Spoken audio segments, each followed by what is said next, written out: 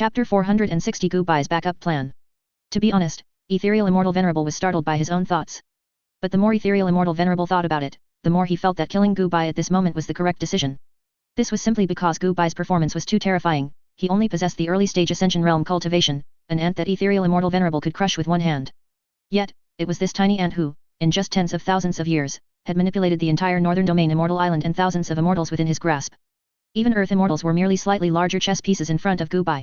Although Ethereal Immortal Venerable and Gubai had an equal cooperative relationship, from Ethereal Immortal Venerable's own perspective, everything was being led by Gubai, and she was, at most, Gubai's enforcer. To put it nicely, it was a cooperative relationship. To put it harshly, Ethereal Immortal Venerable was probably Gubai's sharp blade. The strategies of the person named Gubai were too terrifying, even causing Ethereal Immortal Venerable to feel a sense of fear. She was afraid that when Gubai grew stronger in the future, she might also become Gubai's chess piece. And now was the best time to kill Gubai. First, Gubai's value had largely been utilized. All the frameworks had been completely laid out. Even without Gubai, Ethereal Immortal Venerable could still command the Immortal Island Alliance and the Anti-Immortal Island Alliance. Secondly, now should be Gubai's weakest moment. No matter how clever Gubai was, if Ethereal Immortal Venerable wanted to kill him, Gubai would surely die. Why do you look so pale? Seemingly sensing the abnormality behind him, Gubai turned his head and asked with a slight worry. Ethereal Immortal Venerable did not reply, he just stared intently at Gubai, and the atmosphere in the air instantly dropped to freezing point. Gubai also seemed to sense something, but he did not speak, merely watching Ethereal Immortal Venerable quietly. Ethereal Immortal Venerable's gaze grew colder and colder, and the killing intent in his heart grew stronger and stronger. He did not deny Gubai's personal charm. In fact, Gubai's character was the best among all the cultivators he had ever met. Even in just tens of thousands of years, Ethereal Immortal Venerable and Gubai had become close confidants who could talk about anything. But Ethereal Immortal Venerable had spent millions of years cultivating to his current realm, even experiencing several great calamities. His heart was already incredibly firm, and he naturally would not show mercy to Gubai because of this small friendship. If he were that weak, he would not have been able to cultivate to his current realm. However, just before Ethereal Immortal Venerable made his move, his intuition flickered wildly, as if once he acted, Gubai would not die, but rather he himself would. This also caused Ethereal Immortal Venerable to fall into hesitation again. He also possessed a divine ability that was a type of intuition, and it was by relying on this divine ability that he had escaped death countless times. Therefore, Ethereal Immortal Venerable always chose to follow his intuition. Don't space out. Immortal Venerable Qinglian, Heavenly Mystery Immortal Venerable, and Xixia Immortal Sovereign, they have been waiting for us for a long time. We must drink all night today. Gubai seemed to be unaware of Ethereal Immortal Venerable's killing intent, he just said with a smile. Upon hearing Gubai's words, Ethereal Immortal Venerable finally calmed down. There were a total of 5 true founders of the Immortal Island Alliance. Besides him and Gubai, there were 3 other very strong middle-stage Earth Immortals. These 3 had a very good relationship with Gubai. If Ethereal Immortal Venerable were to suddenly kill Gubai, the entire Immortal Island Alliance, and even the Anti-Immortal Island Alliance, might instantly fall into civil war. Seeing Ethereal Immortal Venerable gradually return to normal, Gubai's lips curved slightly. He had actually anticipated this situation long ago and had a backup plan, but unless absolutely necessary, Gubai would not use the backup plan he had left. As the saying goes, medicine and poison are not separate. As a top physician, Gubai was not only skilled in healing and saving lives but also in poisoning. With such a vast background, Gubai naturally could concoct many astonishingly potent poisons. As early as 10,000 years ago, when the Anti-Immortal Island Alliance had just been established, Gubai proposed that Ethereal Immortal Venerable put on a play. The specific content was to pretend that someone was attacking the Anti-Immortal Island Alliance to facilitate its rapid establishment. For better results, Ethereal Immortal Venerable even took a heavenly lightning pearl directly to the body. As for the result, naturally, the Anti-Immortal Island Alliance was fully established within just a few months. At that time, Ethereal Immortal Venerable, injured by the heavenly lightning pearl, had received treatment from Gubai. And Gubai had already quietly tampered with things. The medicinal pill he fed to Ethereal Immortal Venerable would not produce any negative effects. But as long as he had a thought, the jade pendant he gifted to Ethereal Immortal Venerable would react with the medicinal pill's power within Ethereal Immortal Venerable's body, transforming it into the most potent poison. As for how poisonous it was, let's just say Gubai was confident that he could cause Ethereal Immortal Venerable to die instantly in a very short amount of time. Of course, as he said before, unless absolutely necessary, Gubai would not consider using poison. Because this would damage his reputation, although the Immortal Realm knew that physicians were very skilled at poisoning, most physicians never displayed their poisoning skills, in order to reassure the cultivators of the Immortal Realm. Or rather, only physicians who couldn't make a living would go on to become poison masters. Moreover, if Ethereal Immortal Venerable were killed now, the Anti-Immortal Island Alliance and even the true Immortal Island Alliance would fall into chaos, which was something Gubai did not want to see. Fortunately, at the last moment, Ethereal Immortal Venerable calmed down and did not make any outrageous moves. Gubai and Ethereal Immortal Venerable then took a teleportation formation and arrived at the highest point of the Ethereal Immortal Palace. At this moment, within the Ethereal Immortal Palace, 3 powerful cultivators had already been waiting for a long time. My apologies for keeping you waiting. Gu Bai walked forward with a smile and chatted with the three immortals. Not at all, not at all. We don't have to do anything, unlike physician Gu who has to worry about this and that. Xixia, immortal sovereign, dressed in a purple robe and looking very charming, waved her hand with a smile. She pulled Gu Bai's hand and dragged him to her side, then put her left arm around Gu Bai, raised her right hand with a wine cup, and smiled as she drank with everyone. Although Gu Bai was a bit helpless, he had long been accustomed to it. Although immortal Venerable Ziwei seemed like an elegant older sister type of immortal, in reality, her personality was quite bold, and she didn't treat herself as a woman at all. Under Gu Bai's deliberate maintenance, the atmosphere on site was exceptionally harmonious, with everyone talking and laughing. This was one of Gu Bai's plans, binding them together with both profit and friendship. As long as the original plan was maintained, they would surely be the winners. And they would also gain a few friends of similar strength, unless one was insane, they would not think of betraying the Immortal Island Alliance. Chapter 461 The catastrophe begins. In the extremely harmonious atmosphere at the scene, Ethereal Immortal Venerable seemed so out of place. He sat on the bench, somewhat guilty, not knowing what to do. Come, drink one. Gu Bai suddenly raised his cup towards Ethereal Immortal Venerable. Looking at the smiling Gu Bai in front of him, Ethereal Immortal Venerable was stunned for a moment, then smiled and raised his wine cup. After clinking it with Gu Bai's cup, he drank the fine wine in his cup in one gulp. Everyone drank for a whole night. In the early morning, after handling all affairs of the Anti-Immortal Island Alliance, Gu Bai returned to Purple Micro Immortal Island. At this moment, the entire Purple Micro Immortal Island had entered a state of war preparedness, with a light purple barrier enveloping the entire Purple Micro Immortal Island.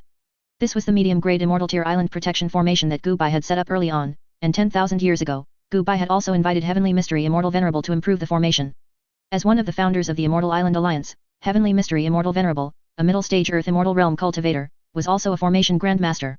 With Heavenly Mystery Immortal's improvements, the 10,000 Thunder Formation's quality was elevated to between medium-grade and high-grade Immortal Tier, and its overall function increased by nearly a fold. And with the 3 layers of connections from the Immortal Island Alliance, the Anti-Immortal Island Alliance, and even the Pseudo-Immortal Island Alliance, Gu Bai could almost purchase any spiritual item in the Northern Domain Immortal Island. After tens of thousands of years of accumulation, Gu Bai's ancestors had stored tens of millions of Immortal Tier Spirit Stones. One Immortal Tier Spirit Stone could sustain the 10,000 Thunder Island Protection Formation for a whole day. Even if an Earth Immortal Realm cultivator truly attacked Purple Micro Immortal Island, with the pre-stored Immortal Tier Spirit Stones, Purple Micro Immortal Island could resist for at least several years. Standing atop the highest peak of Purple Micro Immortal Island, Gu Bai stood with his hands behind his back, looking at the starry sky before him. Today was the day Gu Bai had calculated for the cataclysm to erupt, and it was already very close to midnight. Returning Ruins Immortal Venerable, Heavenly Thunder Immortal Venerable, and almost all immortals of Purple Micro Immortal Island stood behind Gu Bai, fully prepared. 3, 2, 1. Gu Bai continuously chanted in his heart. When the countdown ended, the originally brilliant starry sky instantly turned blood red. The silver-white bright moon seemed to be polluted, instantly turning blood red. The moment he was enveloped by this blood-red moonlight, Gu Bai only felt a surge of irritability in his heart. Kill. Kill. Kill. Gu Bai's body trembled slightly. He suddenly had a strong urge to kill. Fortunately, Gu Bai reacted in time. He quickly recited a heart-clearing incantation, which suppressed the killing intent in his heart. Gu Bai cultivated his self-created wood element life cultivation technique. After his improvements, this cultivation technique had become incomparably peaceful. Although this made his combat power far lower than cultivators of the same realm, it ensured that Gu Bai would almost never suffer chi deviation, and his magical power was full of vitality, allowing him to heal others very well. But even so, Gu Bai was still affected by this blood-red moonlight, let alone others. Ye Fan, Su Wuji, Gu Chongchun, these Sword Dao Grandmasters were fine. Every Sword Dao Grandmaster had an incredibly strong heart. Even if they became exceptionally bloodthirsty, they could still barely maintain their sanity. But cultivators like Returning Ruins Immortal Venerable, Gu Bai, and Heavenly Thunder Immortal Venerable, whose cultivation techniques were extremely violent, were in a bad state. Looking at Gu Bai and the others, whose eyes were bloodshot, bodies radiating dense killing intent, and slightly trembling, Gu Bai's mouth twitched. No wonder almost 90% of immortals in the Immortal Realm died every time a cataclysm erupted. Go, attack Blazing Sun Immortal Island. Gu Bai did not hesitate. With a wave of his hand, he immediately activated the pre-prepared super-large teleportation formation. Almost all cultivators of Purple Micro Immortal Island boarded the super-large teleportation formation and were teleported to Blazing Sun Immortal Island, which was not far from them. Only Ziobai, Gu Qingyu, and other immortals who, despite being ascended Immortal Realm cultivators, practiced relatively peaceful cultivation techniques and were not skilled in combat, were left on Purple Micro Immortal Island. Gu Qingyu and the others, if they could endure, would be able to control their bloodthirsty desires, making them very suitable for guarding the home. Although Gu Bai himself could remain clear-headed, attacking Blazing Sun Immortal Island required a calm person to preside over the overall situation. And this calm person must have sufficiently high prestige, otherwise, they would not be able to command the Purple Micro Immortal Island cultivators who were gradually becoming somewhat crazy. And in the entire Purple Micro Immortal Island, there was no more suitable candidate than Gu Bai. Originally, all cross-island teleportation formations in the northern domain Immortal Island had been destroyed 100 years ago, but this cross-island teleportation formation on Blazing Sun Immortal Island was secretly built by Gu Bai's people. At an extremely secluded location on Blazing Sun Immortal Island, with a flash of light, Gu Bai and his group appeared. Leading them were naturally Gu Bai and other immortals, and behind Gu Bai were super large flying boats, one after another. On each flying boat, there were several half-immortal realm cultivators, hundreds of soul transformation realm cultivators, and tens of thousands of nascent soul realm cultivators. As for golden core cultivators of lower realms, they didn't even qualify as cannon fodder. Purple Micro Immortal Island had thousands of such flying boats, meaning almost all cultivators of Purple Micro Immortal Island had come for this battle. As for the original golden core and lower realm cultivators of Purple Micro Immortal Island, they could only slaughter each other. Fortunately, these cultivators had relatively low cultivation, so even if they fought among themselves, it would not cause too severe damage to Purple Micro Immortal Island. Without any concealment or strategy, Gu Bai and his group appeared conspicuously in the sight of Blazing Sun Immortal Island. Seeking death.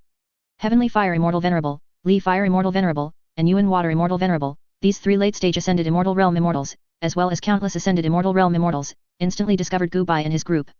Boom. Boom. Boom. Boom. Boom. Boom. Without any unnecessary words, both sides were now affected by the cataclysm, becoming extremely bloodthirsty, and desperately needed a battle to release the killing intent in their hearts. Even if Gu Bai and his group hadn't appeared before them, the cultivators of Blazing Sun Immortal Island would have left the Immortal Island to slaughter on other Immortal Islands. The two sides immediately engaged in the most brutal battle. All the flying boats simultaneously activated their main cannons at the bow. With a flash of energy waves, large swathes of Blazing Sun Immortal Island's land were destroyed, and countless living beings perished. The cultivators of Blazing Sun Immortal Island also reacted quickly, unleashing their strongest moves to attack these flying boats. Countless fire dragons, fire phoenix, giant fireballs, and fiery tornadoes appeared in the sky. Of course, Gu Bai and his group from Purple Micro Immortal Island were not to be trifled with. Returning Ruins Immortal Venerable and others also launched their attacks. Boom. Boom. Boom. Boom. Boom. Boom. With continuous loud bangs, flying boats were constantly shot down, and cultivators from both sides in the sky fell like rain. Because too many cultivators died, blood rain even fell from the sky, mixed with dismembered limbs of cultivators and shattered various magic treasures and magical artifacts. Now, the cataclysm officially begins. Chapter 462, 9 Nether Ice Spring, The Ancient History of the Immortal Realm. Even with such heavy casualties, neither side had any intention of stopping. Most cultivators were fighting in a life-for-life manner. Returning Ruins Immortal Venerable conjured countless spear phantoms, each capable of accurately piercing through the body of a half-immortal realm cultivator. Heavenly Thunder Immortal Venerable, 9 Swords Immortal Venerable, and Profound Sky Immortal Venerable also unleashed their respective ultimate moves, frantically attacking the cultivators of Blazing Sun Immortal Island. On the Blazing Sun Immortal Island's side, it was the same. Countless immortals unleashed top-tier flame immortal arts, furiously attacking Gu Bai and his group. During the battle, Gu Bai kept his merit light active the entire time, but the effect was not as obvious as imagined. After all, the number of people this time was too large. Even if Gu Bai had infinite mana, he couldn't heal so many cultivators simultaneously. Therefore, each cultivator only received a small amount of merit light, which, while capable of fully restoring them, was not as heaven-defying as imagined. Furthermore, due to the influence of the calamity, all cultivators were affected by a wisdom-reducing halo. In short, even if they were severely injured, they wouldn't retreat to the rear for healing, but instead continued to charge to the front lines of the battlefield. Gu Bai also kept his eyes and ears open, constantly paying attention to the movements of everyone on the battlefield. Once his acquaintances, such as Ye Fan, Longevity Limitless Method Immortal Venerable, and others, encountered danger, Gu Bai would immediately activate their formation and teleport them to his side. With a flash of light, Ye Fan, covered in flames and with bloodshot eyes, appeared before Gu Bai. Seeing Ye Fan's miserable state, Gu Bai frowned. He immediately took out a large mass of 9 Serenity Ice Spring from his storage pouch. Then, this large mass of 9 Serenity Ice Spring, under his control, suddenly fell upon Ye Fan. Sizzle, sizzle, sizzle. With a sizzling sound, the inextinguishable flames burning on Ye Fan's body were finally extinguished. Ye Fan was about to turn and leave to continue fighting when he found his right hand held by Gu Bai. Heal your injuries before you go.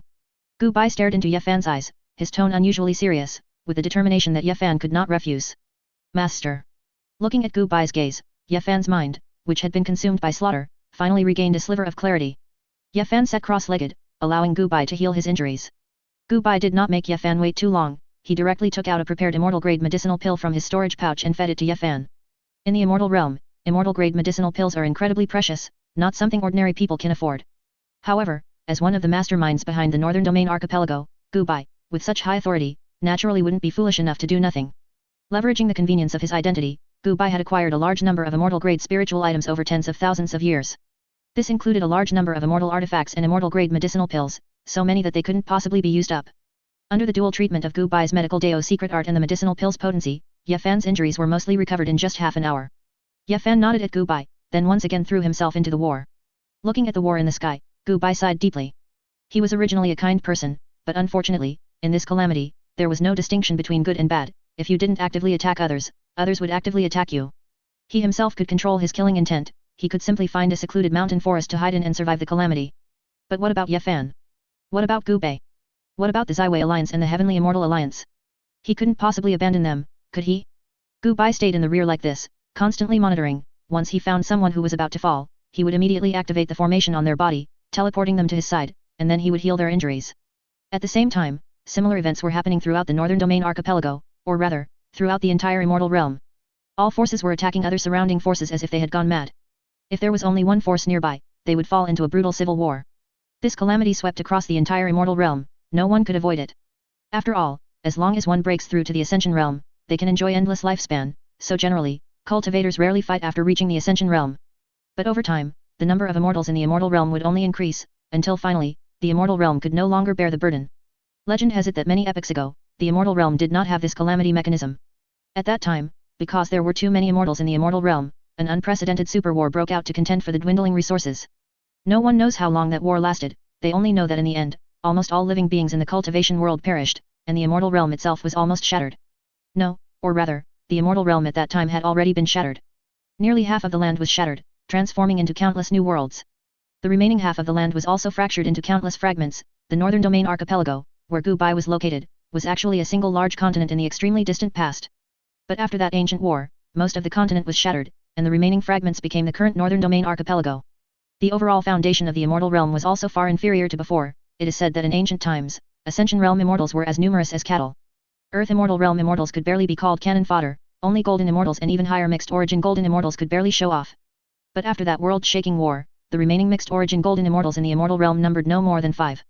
Since then, the Immortal Realm began to experience a calamity once every million years, and the difficulty of breakthrough was infinitely raised. And because nearly half of the Immortal Realm was destroyed, the spiritual chi became thinner, making cultivating increasingly difficult. If the original spiritual chi concentration of the Immortal Realm was 1, it is now 1.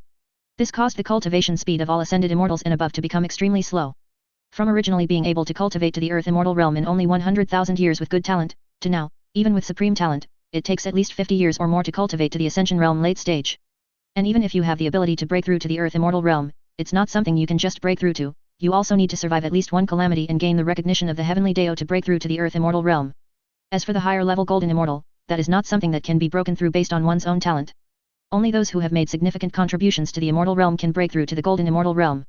As for the pinnacle Mixed Origin Golden Immortal, it has almost become a legend, at least in this recent epoch, no immortal has successfully broken through to Mixed Origin Golden Immortal. It is precisely because of this that even in this era, the number of Mixed Origin Golden Immortals still does not exceed 5, and they usually do not appear in the Immortal Realm at all.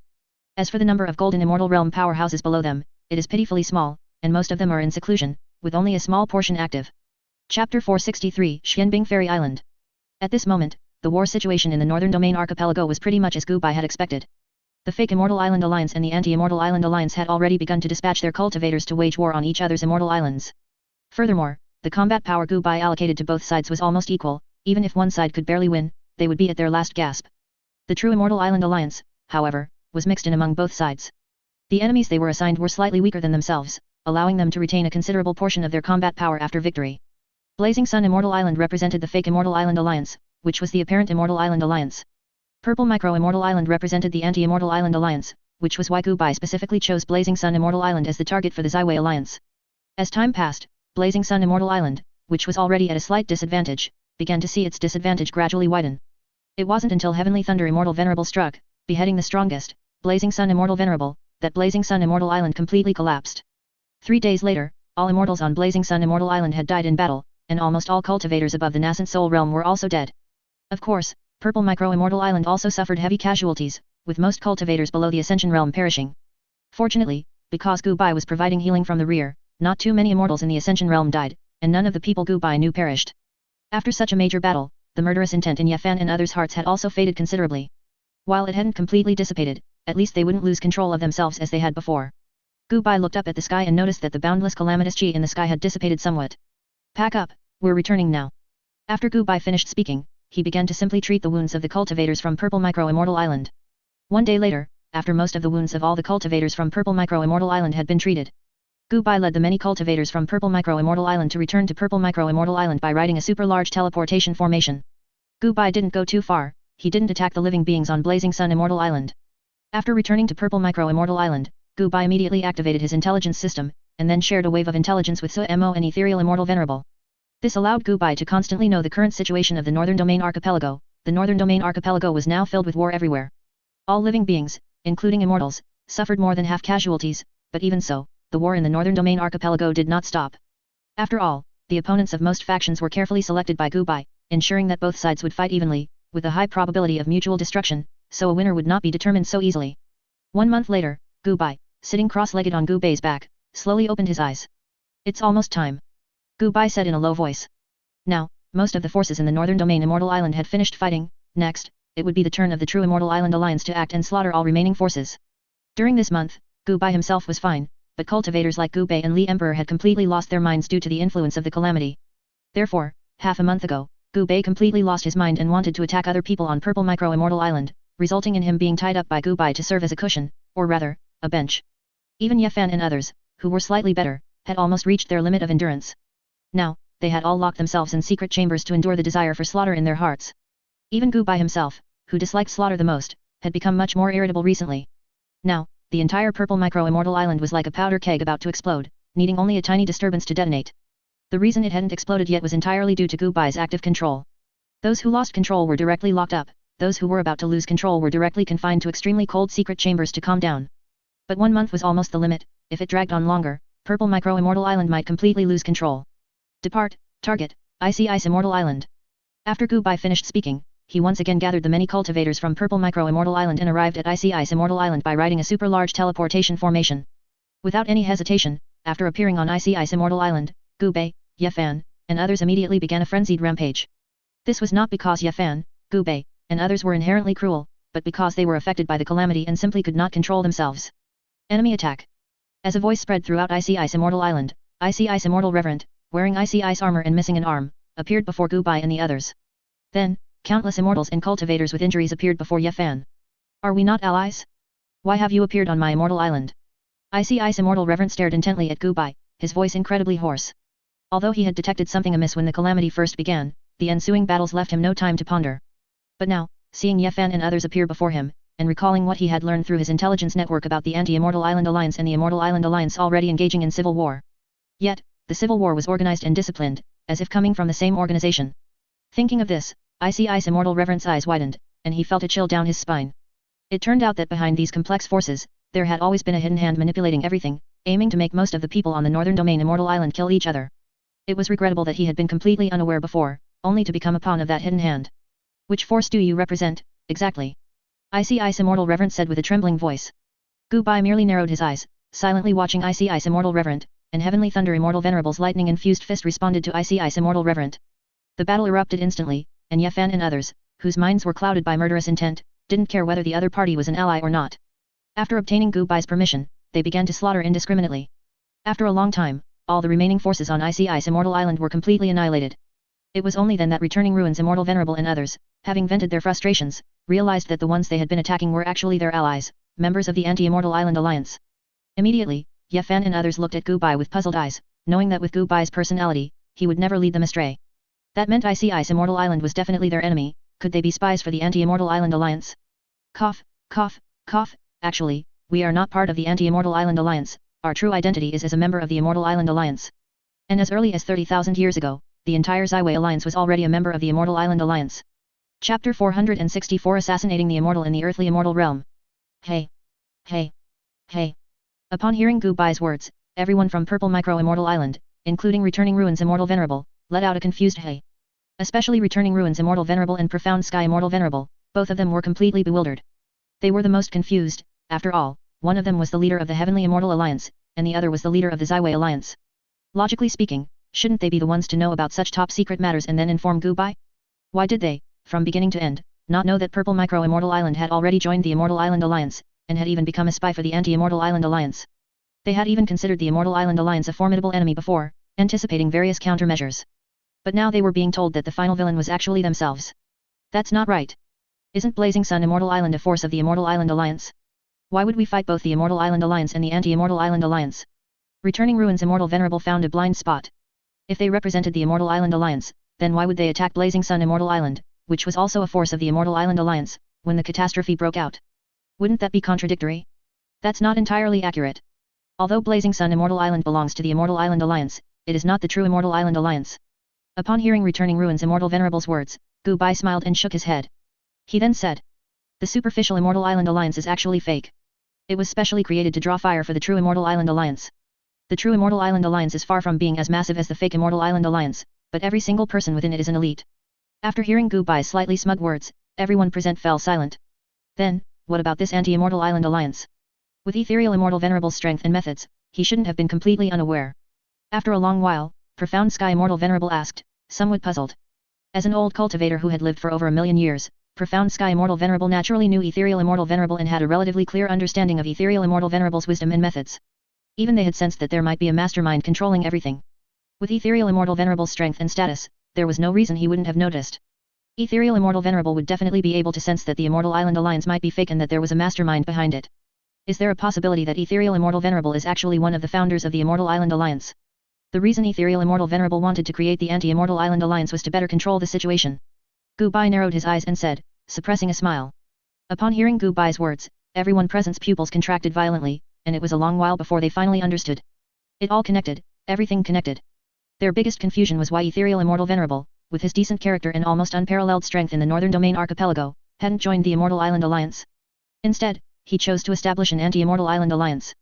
If they were the leaders of the Immortal Island Alliance, the first person they would try to win over would definitely be Ethereal Immortal Venerable. And now they understood, Ethereal Immortal Venerable was indeed a member of the Immortal Island Alliance, and even one of its founders. After understanding everything, everyone felt a chill down their spines. They never expected that the seemingly ordinary Northern Domain Archipelago harbored so many hidden schemes and calculations. If it weren't for Gu Bai's words, they might have died without ever knowing how they died. So, what should we do next? Returning Ruins Immortal Venerable thought for a moment, then asked. Rest for 3 days in place, then go eliminate the other remaining forces. Gu Bai thought for a moment, then said in a low voice.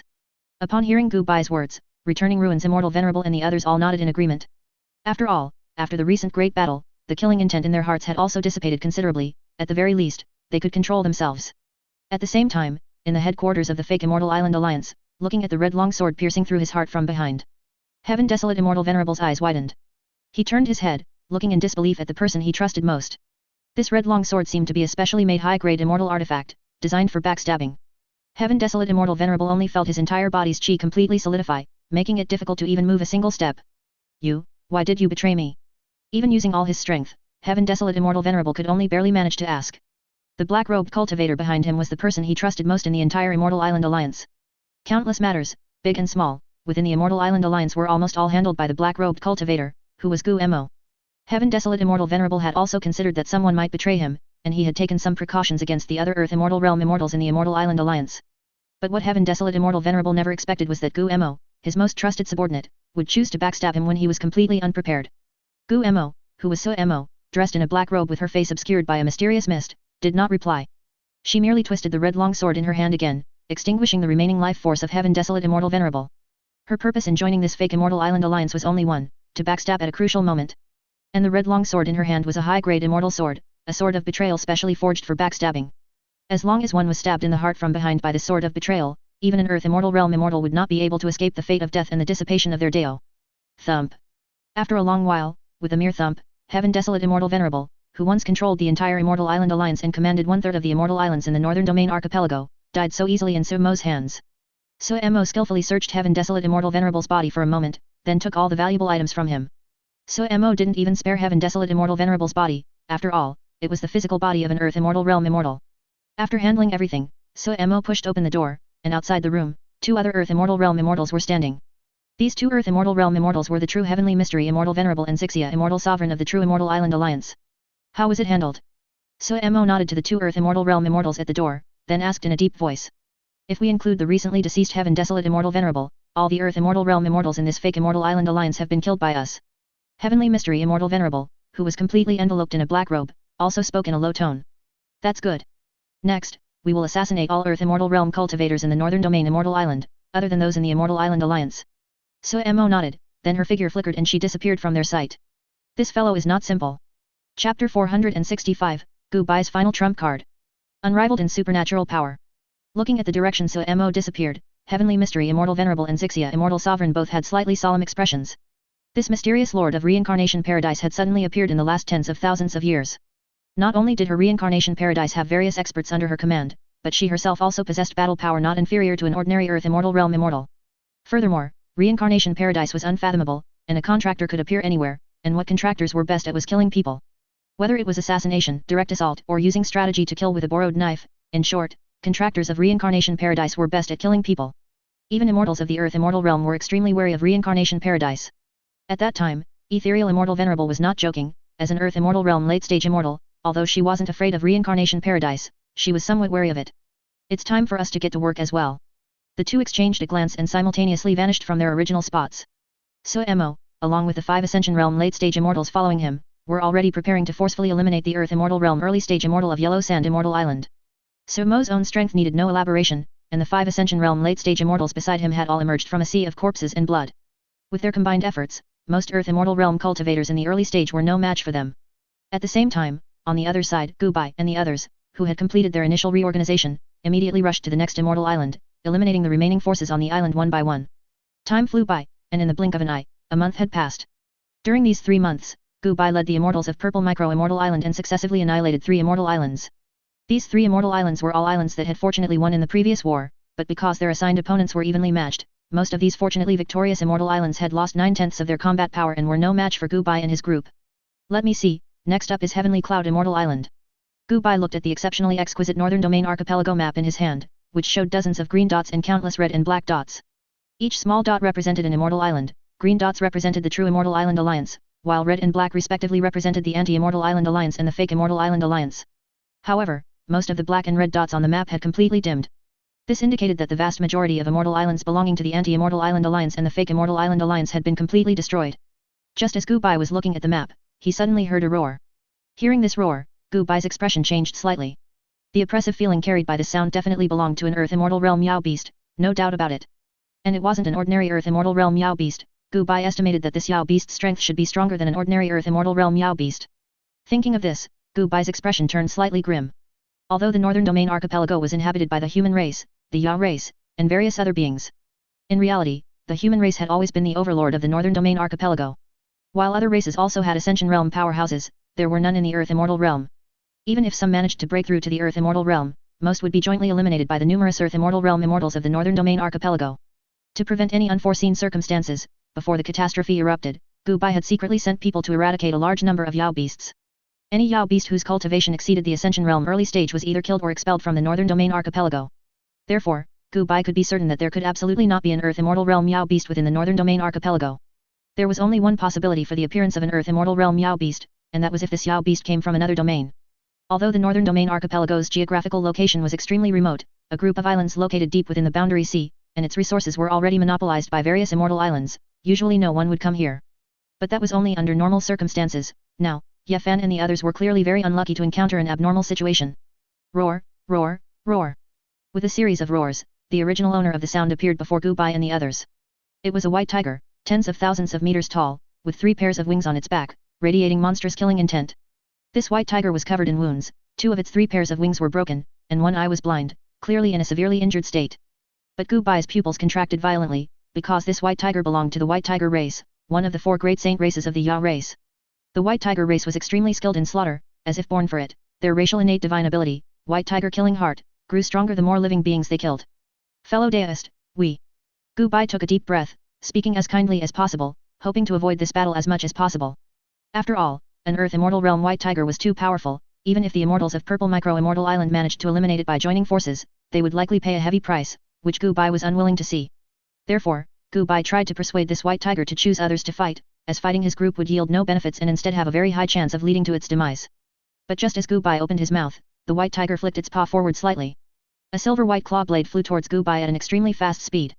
It was clear that this white tiger had completely lost its rationality. Clang! This approaching claw blade was lightly blocked by a burly man, who was Heavenly Thunder Immortal Venerable. That really hurt. Looking at the deep claw mark on his arm, Heavenly Thunder Immortal Venerable said with a solemn expression. His body had been tempered to its limit, and he possessed multiple defensive divine abilities and secret techniques. But a casual blow from this white tiger was able to break through his physical body and leave a very deep wound. Of course, the moment the white tiger attacked, Returning Ruins Immortal Venerable, Nine Swords Immortal Venerable, Profound Sky Immortal Venerable, and other Immortal Venerables also launched their attacks towards the white tiger. Rumble, rumble, rumble.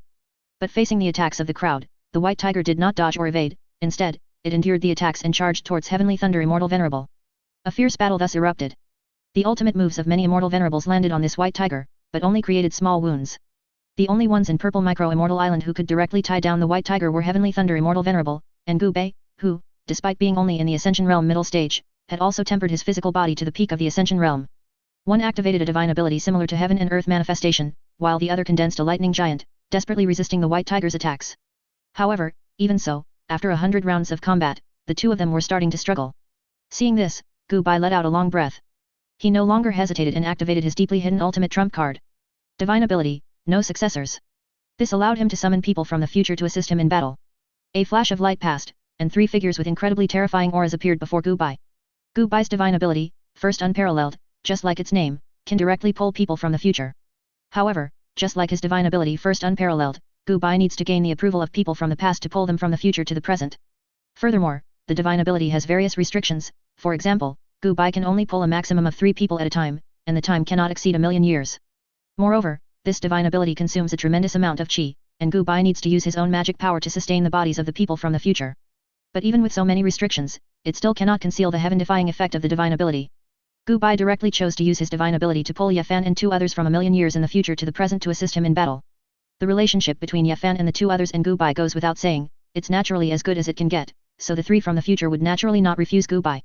And Yefan and the 2 others from 1,000,000 years later, their strength is even more incredible, all of them have broken through to the Earth Immortal Realm. As for how strong their combat power is, according to the future Yefan, it's like fighting ordinary Earth Immortal Realm immortals as if they were grandchildren. However, due to the limitations of Gu Bai's own strength, even though the future Yefan and the 2 others possess Earth Immortal Realm cultivation, they can only mobilize the magic power and physique of the late stage of the ordinary Earth Immortal Realm at most. Tisk, who dares to bully my big brother? Gu Bai's somewhat unrestrained voice rang out. The future Gu Bai's appearance had not changed much from the present, but his body exuded an incredibly terrifying aura, as if he were an upgraded version of Heavenly Thunder Immortal Venerable. Even if Gu Bai and Heavenly Thunder Immortal Venerable had the same cultivation, just by looking at their appearance, one would feel that Gu Bai was a bit more formidable. As for Yefan and Suwuji, they also hadn't changed much, merely exuding incredibly terrifying auras. Go, help me kill that white tiger. Gu Bai pointed at the white tiger not far away and then said loudly. Although Gu Bai tried his best to appear quite calm, everyone could hear a sense of triumph in his voice. After all, this meant that even after 1,000,000 years, his relationship with Gu Bai and the other 2 was still very good. Just thinking about this made Gu Bai happy. However, while Gu Bai was happy, Gu Bai and the other 2, who were completely unaware, as well as others who had a good relationship with Gu Bai and the other 2, were completely bewildered. No, if you're Gu Bai, then who am I? And Gu Bai, who was currently fighting the white tiger, looked at himself who had suddenly appeared beside him, his face full of question marks. Ha ha ha ha ha ha ha, I am the future you. The future Gu Bai laughed heartily, and while laughing, he waved his hand, instantly generating 10 lightning shields to block the white tiger's attack. These lightning shields were not the usual golden or purple, but a strange black. Boom. Boom. Boom. Boom. Boom. The white tiger fully unleashed a claw blade, although the white claw blade was incredibly sharp and could easily pierce through the lightning shields.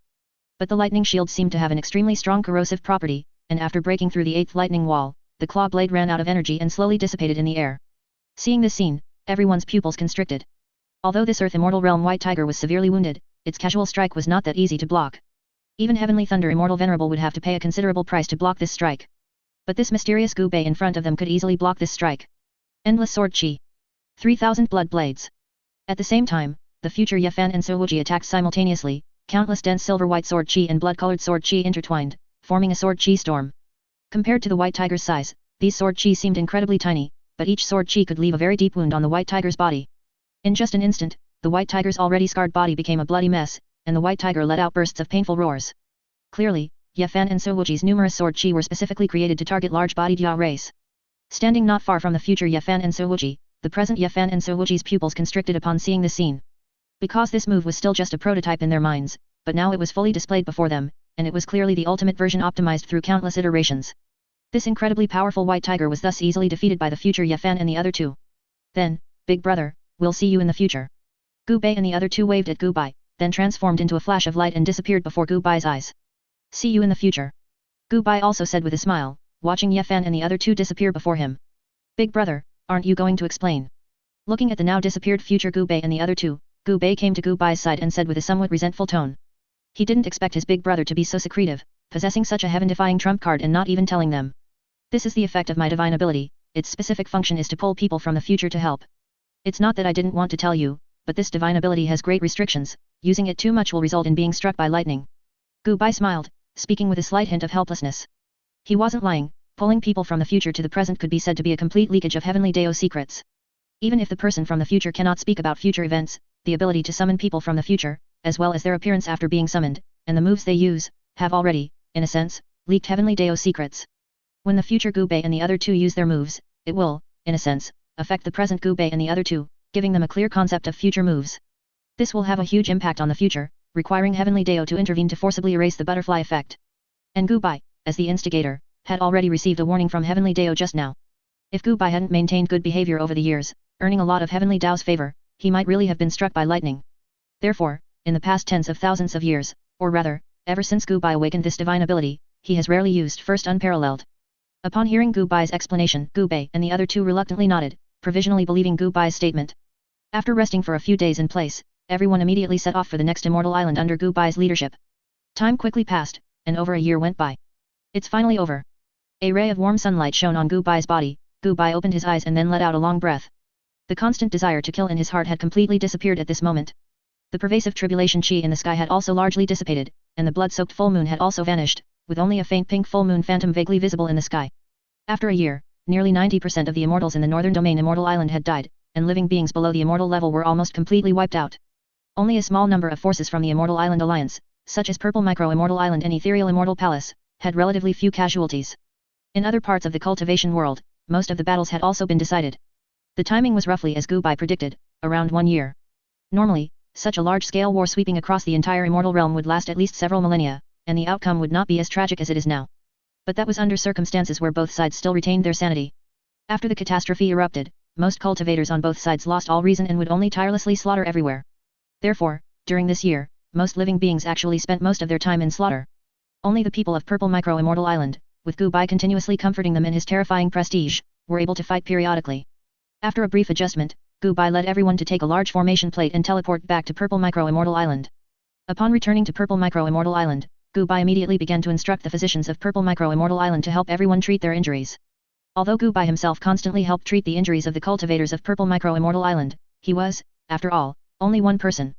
Moreover, Purple Micro Immortal Island had been engaged in continuous battles for over a year, and they might just stabilize their original injuries only to suffer more severe ones from subsequent battles. Therefore, Gu Bai could only ensure that the cultivators of Purple Micro Immortal Island did not die, but he could not completely cure them. Fortunately, the catastrophe had ended, and everyone had returned to Purple Micro Immortal Island. Over these tens of thousands of years, Gu Bai had cultivated a large number of physicians for Purple Micro Immortal Island. And there were also Gu Qingyu and Oriental Yuch, these two immortal rank physicians. It could even be said that Purple Micro Immortal Island had become the most renowned medical Dao Holy Land in the Northern Domain Archipelago. If you suffered an incurable injury in the Northern Domain Archipelago, then go to Purple Micro Immortal Island. As long as you have enough spiritual items, there is a high possibility that your injury can be completely cured. Things like limb regeneration, severed meridians, or severe poisoning are considered minor injuries in Purple Micro Immortal Island. To cope with this catastrophe, Gu Bai had already stored an incredibly vast amount of immortal pills and immortal plants in the Heavenly Immortal Alliance. After nearly half a year, with the efforts of many physicians, most of the cultivators of Purple Micro Immortal Island, including immortals, had recovered more than half of their injuries. Ha ha ha ha ha ha ha, I feel like my overall cultivation has increased significantly. Come, Ye Fan, let's spar later, you and I. Gu Bai, who had fully recovered, laughed heartily with great vigor. Alright, I'd like to see whether your body is tougher or my sword chi is superior. Ye Fan also drew the long sword from his waist, revealing an excited smile. Oh, you big dummy, haven't you had enough after fighting intensely for a year? What you two need to do now is rest well and talk about it after your injuries are fully recovered. Upon hearing this, Gu Bai's mouth twitched. He walked up to Gu Bai and Ye Fan and punched both of their heads. Hiss. Only two muffled thuds were heard, and then Gu Bai's face stiffened. The physical strength of these two guys was truly high, it could even rival immortal artifacts. His own physique was only average, and punching their heads was equivalent to hitting an immortal artifact with his bare flesh. That sensation was quite exhilarating. Ye Fan and Gu Bai were stunned, then they reacted. They suddenly clutched their heads, pretending to be in great pain, then quietly took a step back. Master, we were just joking. Ye Fan scratched his head and said with a smile. As the catastrophe ended, everyone's personalities returned to normal. Gu Bai nodded. If he didn't manage these two, Ye Fan and Gu Bai, they would probably really find a random place to spar. Seeing that most people had been cured, Gu Bai took out a formation plate. This was the formation compass of the 10,000 Thunder Island Protection Formation. Holding the formation compass allowed one to control the entire 10,000 Thunder Island Protection Formation. As Gu Bai injected his magical power, the formation compass began to rotate rapidly. At the same time, the barrier covering the entire 10,000 Thunder Island Protection Formation finally dissipated. With the defensive barrier closed, Purple Micro Immortal Island's formation shielding device also lost its effect, meaning that other leading islands could finally use the teleportation formation to directly teleport to Purple Micro Immortal Island. 3, 2, 1. Gu Bai stood still, secretly counting in his mind. When Gu Bai counted to 1, the Heavenly Immortal Alliance's teleportation formation suddenly glowed with bursts of light. Physician Gu, quickly, quickly save me. I can't suppress my injuries anymore. An immortal, covered in wounds, suddenly shouted loudly upon seeing Gu Bai. However, this cultivator, covered in injuries, hadn't even flown in front of Gu Bai before he was slapped aside by a giant golden palm. Get out of the way. My master only has one breath left, relying entirely on me to sustain his life. My master should be saved first. A relatively young Ascension Realm middle stage immortal, carrying a severely injured and unconscious Ascension Realm late stage immortal whose aura was extremely weak, arrived in front of Gu Bai at an extremely fast speed. Physician Gu, my master is severely injured. I have consulted several physicians, but they were all helpless. In the entire Northern Domain Archipelago, only you can save my master. As long as you can save my master, then my Yuking Immortal Palace will promise Physician Gu 2 low-grade immortal artifacts, several immortal rank spiritual items, and a favor from Yuking Immortal Palace. The person in front of Gu Bai placed the old man from his back in front of him and then spoke solemnly. And me, and me. These two were relatively quick to arrive. Behind them followed a large group of old, weak, sick, and disabled. Every one of these people was extremely severely injured, missing arms or legs were the lightest injuries. Some were as severely injured as the old man in front of them. They were barely clinging to life thanks to others, if not for others sustaining them, they would have died instantly. Of course, while they were called old, weak, sick, and disabled, in reality, these people were the elite of the elite. After all, over 90% of the immortals in the Northern Domain Archipelago had died within a year. Anyone who could survive the catastrophe was not simple. Of course, strong strength was one aspect, but after such a long period of high-intensity combat, almost all the surviving immortals had injuries. The best-case scenarios were severe injuries, and those slightly more serious could not be treated by ordinary means. And they did not have a top-tier physician like Gu Bai overseeing them, so even though the catastrophe had ended, their injuries had still not recovered. If they wanted to recover on their own, it would take tens of thousands of years at the shortest, and some might never recover in their lifetime. In this Northern Domain Archipelago, only Physician Gu of Purple Micro Immortal Island, who is Gu Bai, could easily treat their injuries.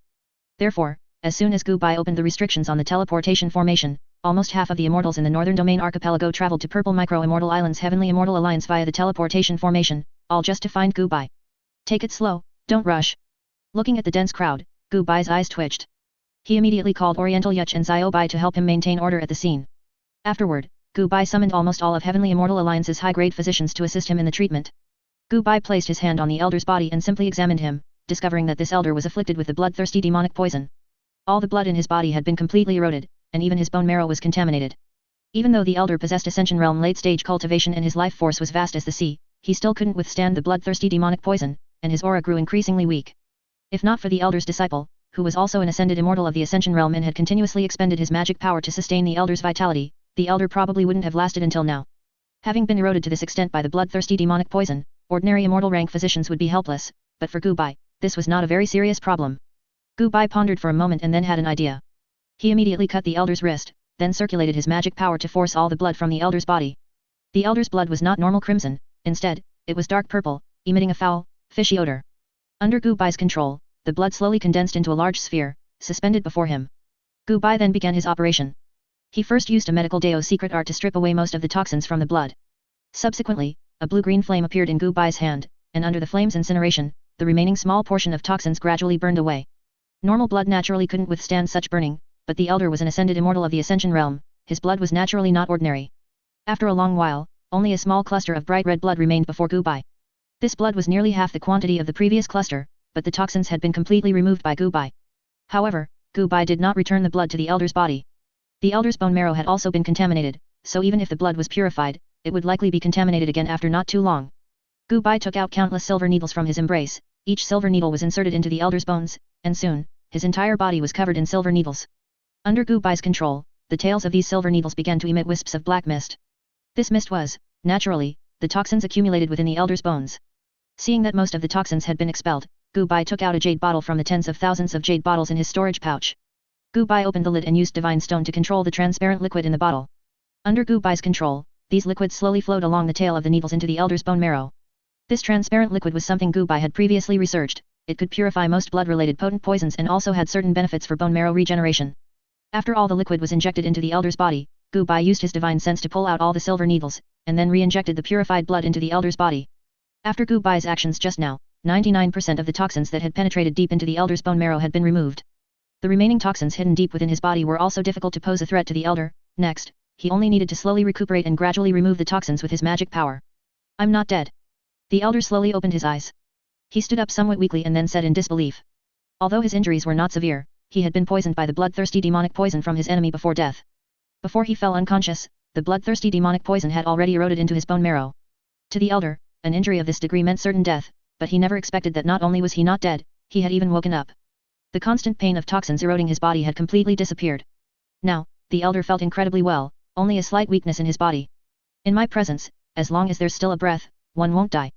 Looking at the elder who had already woken up, Gu Bai said with a smile. The elder was not a fool. Upon seeing his surroundings and Gu Bai, he instantly realized that it was because Gu Bai had intervened to save him that he had not died but had instead woken up. Many thanks to Physician Gu for your timely intervention. Besides the original remuneration, I, Lord Yuking Immortal, owe Physician Gu a favor. The elder, who was Lord Yuking Immortal, bowed respectfully to Gu Bai and then said very solemnly. His words were serious. In the future, even if Gu Bai were to ask him to lead the Yuking Immortal Palace to kill powerful enemies for him, Lord Yuking Immortal would not hesitate. After all, having cultivated to this current realm, every immortal possesses their own pride. In the immortal realm, immortals who go back on their word are extremely rare. In a certain sense, Lord Yuking Immortal's favor was worth more than a medium-grade immortal artifact. Physician Gu, this is the agreed-upon remuneration. The young immortal who had been guarding the elder's side, seeing the elder wake up, respectfully handed Gu Bai a storage pouch. Gu Bai extended his divine sense into it and found that the storage pouch contained 3 low-grade immortal artifacts, several immortal-rank medicinal pills, and quite a few immortal-rank spiritual items. The remuneration was even more than what was initially agreed upon, likely because Gu Bai's treatment methods were much better than expected. Gu Bai nodded and did not refuse. Although he did not lack these things, the Heavenly Immortal Alliance and the Zaiwei Alliance stood behind him. Even if he didn't need them, it didn't mean Yafan and the others didn't. And even if Yafan and the others didn't need them, they could be sold and converted into cultivation resources.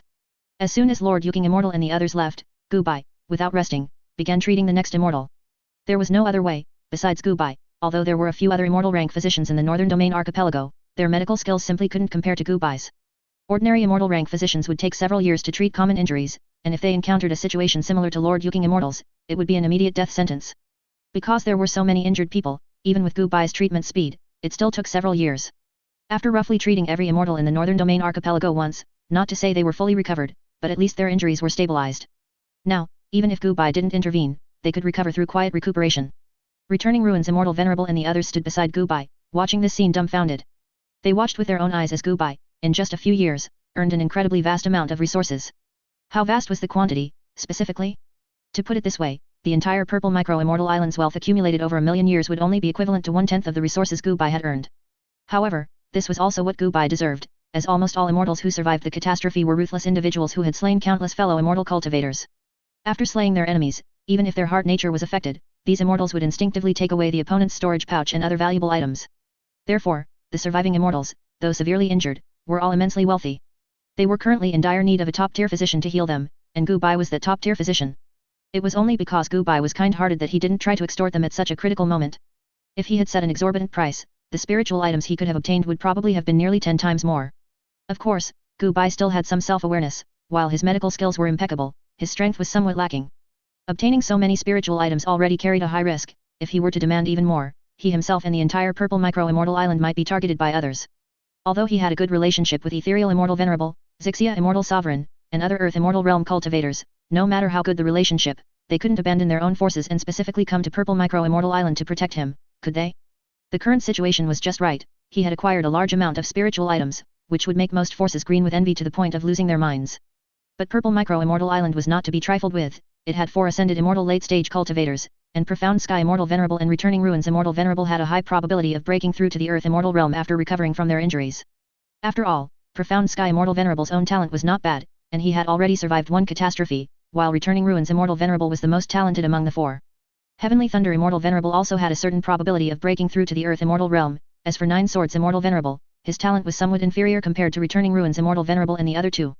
By then, Purple Micro-Immortal Island would have at least 2 Earth Immortal Immortals guarding it. Even within the vast Northern Domain archipelago, it could be considered one of the overlords. The only ones capable of forcibly breaching Purple Micro-Immortal Island's defenses were Ethereal Immortal Venerable and the other 3 still living Earth Immortal Realm Immortals, as well as the forces they represented. But even if they could breach Purple Micro-Immortal Island, they would have to pay an extremely heavy price. Although the Heavenly Immortal Alliance had disbanded immediately after the catastrophe, Ethereal Immortal Venerable and other Earth Immortal Realm cultivators had a decent relationship with Gubai and would certainly not impulsively attack the Immortal Island Alliance. Furthermore, even without the relationship with Gubai, attacking Purple Micro-Immortal Island had no meaning whatsoever. Now that the catastrophe had just ended, over 90% of all living beings had died, but resources were still abundant, so for the current stage, there was no shortage of resources. Large forces like Ethereal Immortal Palace had expanded their territories by more than double and were busy expanding their influence, so they simply had no time to attack Purple Micro-Immortal Island. Then I'll take my leave first. Once I've handled everything, we'll gather again for a drink. Ethereal Immortal Venerable smiled at Gubai. Naturally, members of his Ethereal Immortal Palace were also severely injured and needed Gubai's medical treatment. Alright, then let's have a drink at Purple Micro-Immortal Island 1,000 years from now. Gubai nodded upon hearing this, then agreed with Ethereal Immortal Venerable to meet again 1,000 years later. Gubai didn't dislike Ethereal Immortal Venerable, he had both strength and ambition, and his heart nature wasn't too bad. Although Ethereal Immortal Venerable had previously revealed a hint of killing intent towards him, that was merely Ethereal Immortal Venerable's inner thoughts, and in the end, Ethereal Immortal Venerable did not make a move. Gubai? What should we do next? Standing beside Gubai, Returning Ruins Immortal Venerable asked in a deep voice. Although he was the alliance leader of the Heavenly Immortal Alliance, in reality, the true leader of the Heavenly Immortal Alliance had long been Gubai. Returning Ruins Immortal Venerable had long wanted to pass on the position of alliance leader to Gubai, but Gubai didn't want to be a workhorse, so he directly refused. Profound Sky Immortal Venerable also looked at Gubai, hoping he could offer some advice. After all, although Gubai's strength wasn't great, his strategy was indeed impeccable. What we need to do next is send people to occupy the other 3 immortal islands nearby and become their overseers, Gubai said with a smile after some thought. This was a plan he had thought of a long time ago, although Purple Micro-Immortal Island was very large, even larger than most immortal islands in the Northern Domain archipelago. It could accommodate 4 ascended immortal late-stage immortals like Returning Ruins Immortal Venerable, as well as hundreds of immortals and countless large and small forces for cultivation.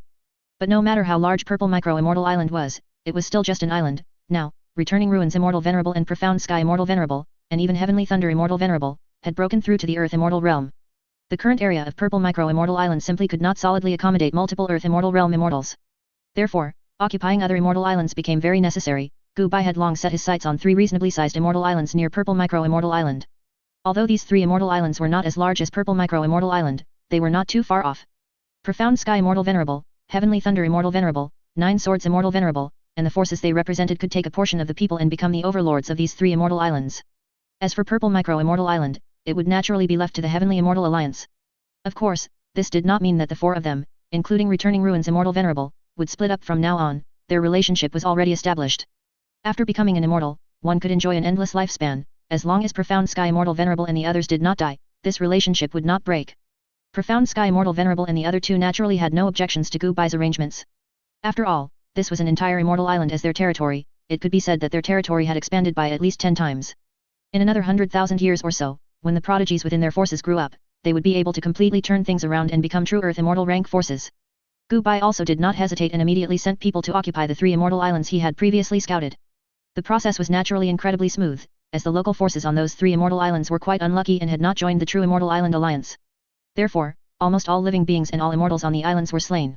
Only one ascended immortal realm cultivator was needed to directly occupy an immortal island. Only when he completely relaxed did Gubai realize that the karma on his body had not decreased due to everything he had done. Instead, it had increased significantly compared to before. This surprised Gubai. He had schemed so much before, causing the deaths of countless living beings, so logically, his karma should have been completely depleted. Even if he saved many injured people afterward, it couldn't compensate for everything he had done before, so why did his karma not decrease but increase, even becoming nearly twice as much as before the catastrophe erupted? Gubai frowned in thought, and a moment later, he understood. He slaughtered numerous beings during the outbreak of the catastrophe, and the reason his karma was not damaged was because he was conforming to the Heavenly Dao. From the Heavenly Dao's perspective, having too many beings in the immortal realm was not a good thing, which is why it brought down the catastrophe to eliminate more and more beings. Therefore, Gubai's actions were in line with the Heavenly Dao. During the outbreak of the catastrophe, killing people would not only not deduct karma but would even slightly increase it. Although Gubai did not personally kill anyone during the outbreak of the catastrophe, if one were to trace the karma back, Gubai was undoubtedly the one with the greatest karma. After all, if Gubai had not been stirring up trouble behind the scenes, the Northern Domain Archipelago's casualties, though still tragic, would absolutely not have been as heavy as they are now. Of the dozen or so Earth Immortal Realm cultivators, only 4 remained alive. Of the hundreds of immortal islands of varying sizes, only a few dozen Immortal Island Alliance's own immortal islands remained after the slaughter. Furthermore, the Immortal Island Alliance itself suffered heavy casualties, not to mention low-realm cultivators. More than half of the cultivators above the Ascension realm died. The Northern Domain Archipelago originally had nearly 10,000 immortals, but by the end of the catastrophe, only a few hundred immortals remained. This casualty ratio was simply terrifying. In the past, even if a catastrophe broke out in the Northern Domain Archipelago, Earth Immortal Realm immortals would most likely not die. Even if many Ascension Realm immortals died, at most, only 90% would perish. This also added a large wave of karma for Gubai. Afterward, Gubai actively rescued people at the end of the catastrophe, which again added a large wave of karma for him. Looking at the merit light on his body, which was so dense it was almost materializing, Gubai was momentarily speechless, caught between laughter and tears. He actually didn't want to be so high profile. In the eyes of cultivators with ocular techniques, he was no different from a giant light bulb. But there was nothing he could do. This thing was forcibly given to him by the heavenly Deo, and he couldn't hide it. Fortunately, the merit light also had a deterrent effect. Even immortals with hostility towards Gubai would refrain from attacking him out of respect for the merit light. Just 100 years after the catastrophe ended, Profound Sky Immortal Venerable began to attempt to break through to the Earth Immortal Realm. This process was also without major incident. After enduring countless lightning tribulations, Profound Sky Immortal Venerable successfully broke through to the Earth Immortal Realm. Afterward, Profound Sky Immortal Venerable shared his experience of breaking through to the Earth Immortal Realm with Returning Ruins Immortal Venerable. That's how it is. You need to calm your mind, and then. The somewhat aged Profound Sky Immortal Venerable continuously waved his hands, earnestly recounting his breakthrough experience to Returning Ruins Immortal Venerable. Returning Ruins Immortal Venerable listened intently to Profound Sky Immortal Venerable's words. Returning Ruins Immortal Venerable was not worried that the other party would trick him. After all, the few of them were now completely bound together, and Profound Sky Immortal Venerable had no reason whatsoever to trick him. Gubai also stood by, diligently taking notes. He wasn't particularly eager for this experience, but Gubai simply enjoyed learning new knowledge. As long as he deemed the knowledge useful, Gubai would diligently study it. Knowledge and knowledge are actually interconnected, although the experience of breaking through to Earth Immortal may not be very useful now. However, this kind of life-level transformation is a rare and valuable experience that will always be useful in the future. Furthermore, Gubai plans to write down his lifelong learning after he cultivates to a certain realm, to pass it on to future generations. Therefore, the more knowledge he possesses now, the thicker the book he writes in the future will be, and the more experience he will leave for future generations. After listening to Profound Sky Immortal Venerable's experience, Returning Ruins Immortal Venerable did not rush to break through but instead opened another book and began to read it. These were all borrowed by Gubai from the Ethereal Immortal Palace and other forces where Earth Immortal Realm cultivators had emerged. What was recorded in the books was the experience of how to break through to the Earth Immortal Realm. The reason Profound Sky Immortal Venerable's breakthrough was so smooth was because he had read these books before breaking through. These books are quite important, because normally, after cultivating to the Ascension Realm late stage limit, ordinary immortals only have about a 10% chance of breaking through to the Ascension Realm, and once they fail, they will die and their Deo will vanish. This probability can be said to be pitifully low, but every time a million-year catastrophe is overcome, the heavenly Deo will bestow rewards. The probability of successful breakthrough will increase by about 20%, meaning there will be a 30% chance of breakthrough. So, ordinary immortals usually overcome 2 or 3 catastrophes before they can break through to the Earth Immortal Realm. But if one reads these books, understands how to properly break through, and then attempts the breakthrough, it will increase the chance by about 10%. Do not underestimate this abnormal probability. Under normal circumstances, to increase this 10% probability, one would need to consume extremely precious immortal-grade medicinal pills. Even if medicinal pills are consumed, and there is a 40% chance of breakthrough, large forces can also consume medicinal pills, and even medicinal pills with better effects. This is the difference between small forces and large forces. Although Purple Micro Immortal Island is not a large force, who made Gubai's relationship with other large forces better. Normally, secret manuals that would absolutely not be shown to other forces could be borrowed in large quantities with just a word from Gubai. Whoosh. Slowly closing the book in his hand, Returning Ruins Immortal Venerable let out a long breath. How is it? Do you have confidence? Gubai looked at Returning Ruins Immortal Venerable and said with a smile. Originally, I had 50% certainty, now it's 60 to 70%. Returning Ruins Immortal Venerable thought for a moment, then revealed a confident smile. This was Returning Ruins Immortal Venerable's own profound foundation. Normal immortals only had a 10% chance, he had 30%, and if the reward for overcoming the catastrophe was added, he would have a 50% chance. And after all, people are still somewhat different. After normal immortals read books on how to break through to the Earth Immortal Realm, they can generally increase their chances by about 10%. But Returning Ruins Immortal Venerable was different. Because of his profound foundation, after reading books on how to increase the breakthrough probability, he could increase it by nearly 20%. Therefore, Returning Ruins Immortal Venerable's success rate soared to nearly 70%. What if we add this? After Gubai finished speaking, he handed a medicinal pill emitting a faint, soft light to Returning Ruins Immortal Venerable. This is the Grand Beginning Profound Clear Pill I refined. It can increase the probability by 20%. A normal Grand Beginning Profound Clear Pill can only increase the probability by 15%, but the one in his hand was a premium Grand Beginning Profound Clear Pill, which could directly increase the probability by 20%. Then I will have nearly 90% chance of successfully breaking through. Looking at the immortal pill emitting a faint, soft light in his hand, Returning Ruin's immortal venerable smile couldn't be suppressed. Medicinal pills that can increase the probability of breaking through to the Earth Immortal Realm are rare even in the Immortal Realm. Even forces with Earth Immortal Realm immortals guarding them would find it difficult to obtain one. Returning Ruin's immortal venerable had originally given up hope, but he didn't expect Gubai to be able to refine such a difficult medicinal pill. Then you should adjust your state first. Don't rush the breakthrough. It's not too late to brain through age after you've adjusted your state to its best, Gubai said with a smile, patting Returning Ruin's immortal venerable's shoulder. Returning Ruin's immortal venerable nodded and then sat down in the secret chamber specially used for breakthroughs. Gubai and Profound Sky Immortal Venerable stood guard outside the secret chamber, acting as protectors for Returning Ruin's immortal venerable. Returning Ruin's immortal venerable didn't adjust for too long.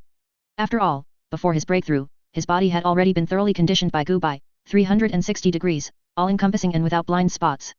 Whether it was his physical body, soul, or spirit, Gubai had already adjusted them to their optimal state. The only thing Returning Ruin's immortal venerable needed to adjust was his inner state. Inside the secret chamber, Returning Ruin's immortal venerable suddenly opened his eyes. He now felt his mind was incredibly at perfection and incredibly clear. Returning Ruin's immortal venerable seemed to have a premonition that this was the most suitable time for a breakthrough. As long as he proceeded with the breakthrough, he would succeed.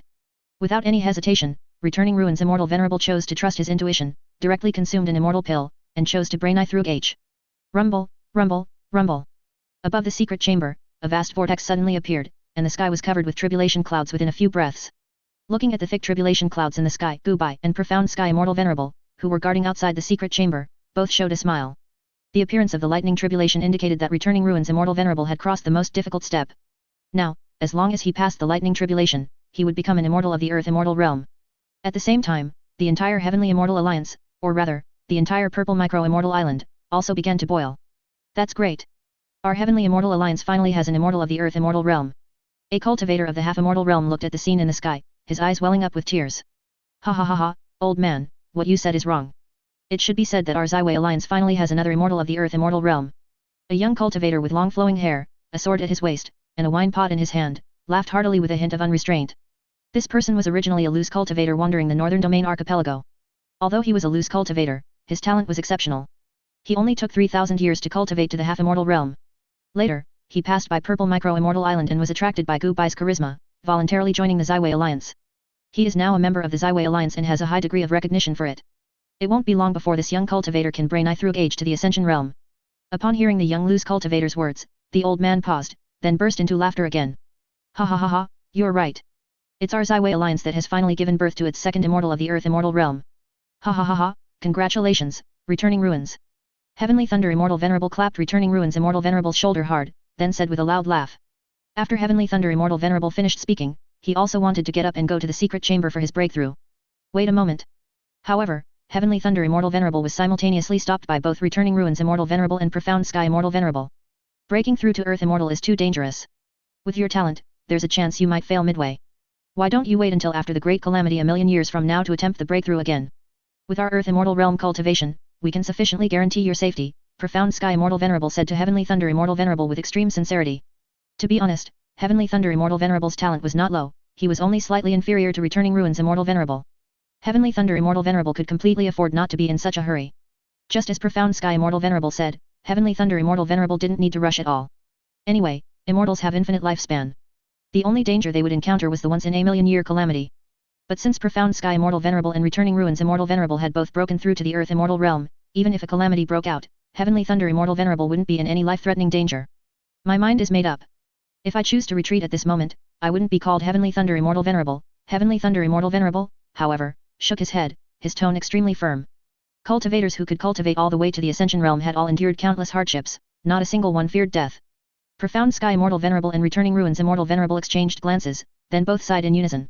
They had been old acquaintances with Heavenly Thunder Immortal Venerable for tens of thousands of years, so they naturally understood Heavenly Thunder Immortal Venerable's character. Although he was usually carefree and straightforward, seeming to never get angry no matter what he did, if they were to stop him at a time like this, they wouldn't even be friends anymore. Looking at Heavenly Thunder Immortal Venerable entering the secret chamber, Returning Ruins Immortal Venerable and Profound Sky Immortal Venerable could only silently wish their old friend well in their hearts.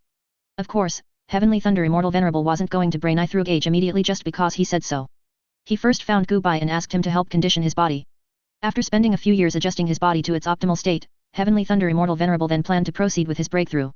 Before Heavenly Thunder Immortal Venerable's breakthrough, Gubai also gave Heavenly Thunder Immortal Venerable a medicinal pill that aided in breakthroughs. Although its quality was not as good as the medicinal pill given to returning Ruins Immortal Venerable earlier, it could still increase the breakthrough success rate by nearly 20%. After Heavenly Thunder Immortal Venerable solemnly thanked him, he formally entered the secret chamber. Outside the secret chamber, Gu Bai stood with Returning Ruins Immortal Venerable and Profound Sky Immortal Venerable, acting as protectors for Heavenly Thunder Immortal Venerable. Perceiving Heavenly Thunder Immortal Venerable steadily rising chi within the secret chamber, Gu Bai's expression did not relax. Because even he didn't know whether Heavenly Thunder Immortal Venerable could successfully brain I through H. So, although he could divine the future, divining whether a person could successfully brain I through H was something Gu Bai still couldn't do. The Heavenly Dao would not allow such a powerful figure to exist, otherwise, the entire immortal realm would be in chaos. With Gu Bai's divining methods, if he were to forcibly divine the future without regard for lifespan loss, he might indeed glimpse it. But if he truly dared to forcibly glimpse such a future, even if he was deeply favored by the Heavenly Dao, he would still be struck by lightning. Although it wouldn't kill him, it would truly hurt. Just as Gu Bai was thinking this, Heavenly Thunder Immortal Venerable steadily rising chi suddenly paused, then became somewhat chaotic. Breakthrough for me. Inside the secret chamber, Heavenly Thunder Immortal Venerable suddenly spat out a large mouthful of fresh blood, but he did not stop his breakthrough. Instead, he circulated all his magical power, wanting to make one last desperate attempt. However, Heavenly Thunder Immortal Venerable was ultimately a bit too hasty. He again spat out a large mouthful of fresh blood, and finally, his chi became somewhat weak. Sensing the weakening chi in the secret chamber, Gu Bai's expression changed. He immediately opened the secret chamber door and instantly appeared before Heavenly Thunder Immortal Venerable. At this moment, Heavenly Thunder Immortal Lord's face was pale, his chi growing weaker, and a massive amount of life chi was gushing out from his 7 orifices. This was the price of a failed breakthrough, death and the dissipation of the Dao. However, just as Gu Bai himself said, as long as there was still a breath left in someone before him, they would absolutely not die. Gu Bai took out a set of silver needles from his storage pouch, then used his divine sense to control the needles, swiftly inserting them into Heavenly Thunder Immortal Venerable's body. These silver needles were half-immortal artifacts refined by Gu Bai, possessing the ability to seal life force. 108 silver needles were inserted into Returning Ruins Immortal Venerable's meridians at their intersection points, and then the silver needles glowed with light. The 108 silver needles intertwined, forming a small formation, which completely locked Heavenly Thunder Immortal Venerable's life force within his body. Only then did Gu Bai slightly relax. The reason why failure in a breakthrough to the Earth Immortal Realm meant certain death was because a failed breakthrough would cause the Celestial Path Foundation to shatter, and life force would flow out through the 7 orifices. Often, it would only take a dozen breaths for the life force to completely drain, and the divine soul would fly to the underworld. At that point, even Gu Bai would be utterly helpless. Fortunately, after Heavenly Thunder Immortal Venerable's breakthrough failed, he acted in time, sealing most of Heavenly Thunder Immortal Venerable's life force, barely keeping Heavenly Thunder Immortal Venerable alive. Don't just stand there, quickly help me stabilize his life force, I need to free my hands to treat Heavenly Thunder Immortal Venerable's shattered foundation. Gu Bai turned to shout at Profound Sky Immortal Venerable and Returning Ruins Immortal Venerable. Upon hearing this, the two exchanged glances, then stepped forward in unison, continuously injecting life force into Heavenly Thunder Immortal Venerable's body. Seeing Heavenly Thunder Immortal Venerable's originally pale complexion gradually turn rosy, Gu Bai finally released his grip. Heavenly Thunder Immortal Venerable's injury was both difficult and simple to treat. The simple part was that Heavenly Thunder Immortal Venerable's overall body hadn't suffered any severe injuries, it was merely a damaged Celestial Path Foundation, which just needed its Celestial Path Origin Foundation to be repaired. But the difficulty lay precisely here, the Celestial Path Foundation was not something that could be repaired just by saying so, even top-tier physicians were helpless in this regard. Even Earth Immortal Realm physicians would likely be at a loss. However, fortunately, Gu Bai was no ordinary physician, he actually had some ideas on how to treat the Celestial Path Foundation.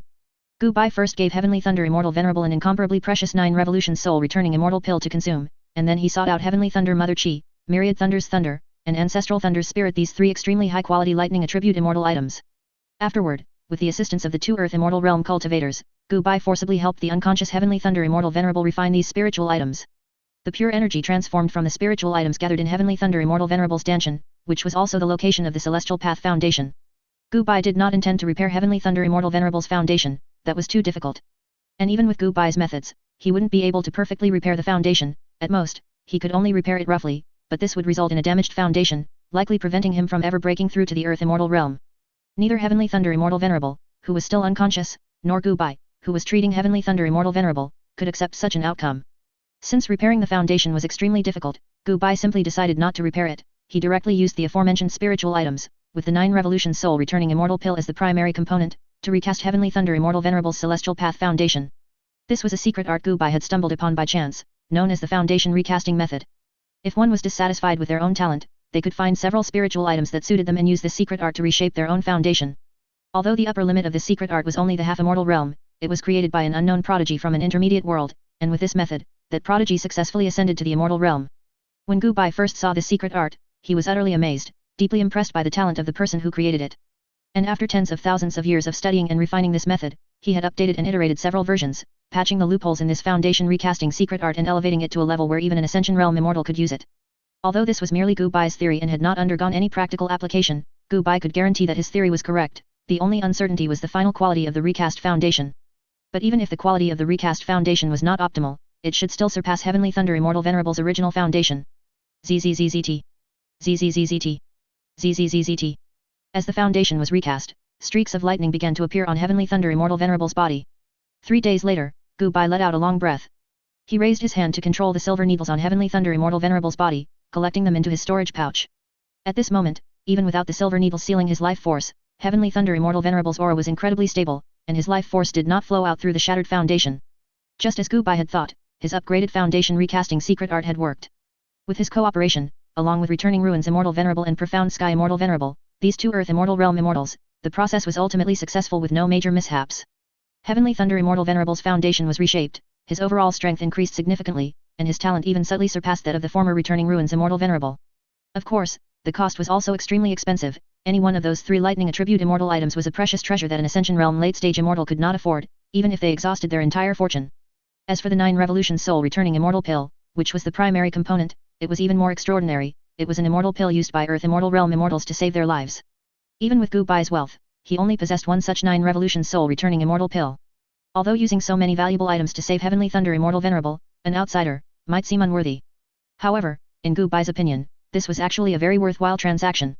After all, while Heavenly Thunder Immortal Venerable was an outsider, the Zaiwei Alliance had been established for so long, and the position of Alliance leader would inevitably be his in the future. In a sense, Heavenly Thunder Immortal Venerable could be considered half his own person. Furthermore, he privately had a good relationship with Heavenly Thunder Immortal Venerable, and now Heavenly Thunder Immortal Venerable's foundation had been recast. Soon, Heavenly Thunder Immortal Venerable would definitely be able to break through to the Earth Immortal Realm. This time should not exceed 1,000 years. This was equivalent to finding himself an Earth Immortal Realm bodyguard, which was a relatively cost-effective deal. After the foundation was recast, Heavenly Thunder Immortal Venerable slowly opened his eyes. Upon sensing that his Celestial Path foundation was not only undamaged but had become even more profound, Heavenly Thunder Immortal Venerable instantly understood. Many thanks, Dao friend Gu, for saving me. He clasped his hands across his chest and bowed deeply to Gu Bai, his tone so sincere that anyone could hear it. As the saying goes, the enmity of obstructing one's Dao is irreconcilable. Once formed, it is a fight to the death. And for him, Gu Bai's act was the grace of assisting his Dao, an immense kindness for any cultivator, one that could never be repaid in a lifetime. If Gu Bai also had a favorability system, he would find that Heavenly Thunder Immortal Venerable's favorability towards him had already reached 90 points. This meant that in most situations, Heavenly Thunder Immortal Venerable would not betray Gu Bai, even if Gu Bai lost all his cultivation and abilities. We are brothers, it is my duty to help a brother through difficulties. Compared to the solemn and serious Heavenly Thunder Immortal Venerable, Gu Bai appeared incredibly relaxed. He waved his hand and said carelessly. Gu Bai is a person who values relationships. Even if Heavenly Thunder Immortal Venerable offered him no benefits, Gu Bai would still choose to treat Heavenly Thunder Immortal Venerable out of consideration for their tens of thousands of years of friendship. This is the personal charm that radiates from Gu Bai. From the inside out, following him truly means never worrying about food or drink. Even if you are weak and of no help to Gu Bai, as long as you have some connection with him, Gu Bai will be willing to lend you a hand. As the saying goes, sincerity for sincerity, it is precisely with this personal charm that Gu Bai was able to gain the friendship of the Heavenly Immortal Alliance, the Zaiwei Alliance, and even most of the immortals in the entire Northern Domain Archipelago in a short period.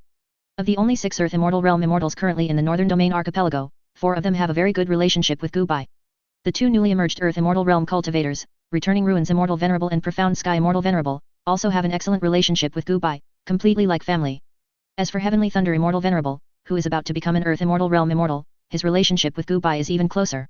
In addition, Suemo has recently been preparing for her breakthrough to the Earth Immortal Realm. With Suemo's talent, a breakthrough to the Earth Immortal Realm is almost certain, with virtually no possibility of failure. And Suemo's relationship with him is even closer, a fellow countryman and beloved disciple, practically a living family member. With 3 Earth Immortal Realm immortals overseeing it, the Zaiwei Alliance, after a period of development, should be able to become one of the hegemons of the Northern Domain Archipelago.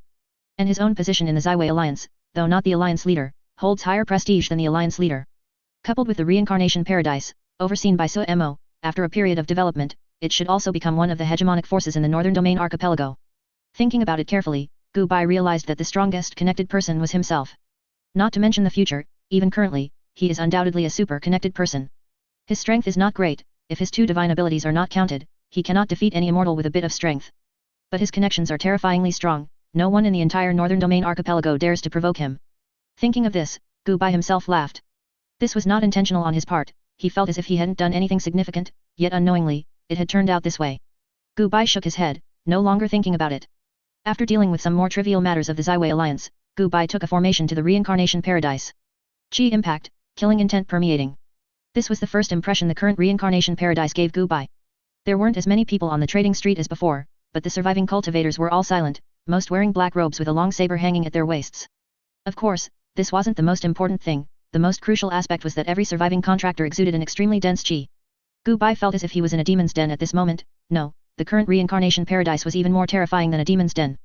The contractors of reincarnation paradise all climbed out of a mountain of corpses in a sea of blood. After the catastrophe, more than 90% of reincarnation paradise's contractors died. The remaining less than 10% of contractors had experienced battles beyond ordinary imagination.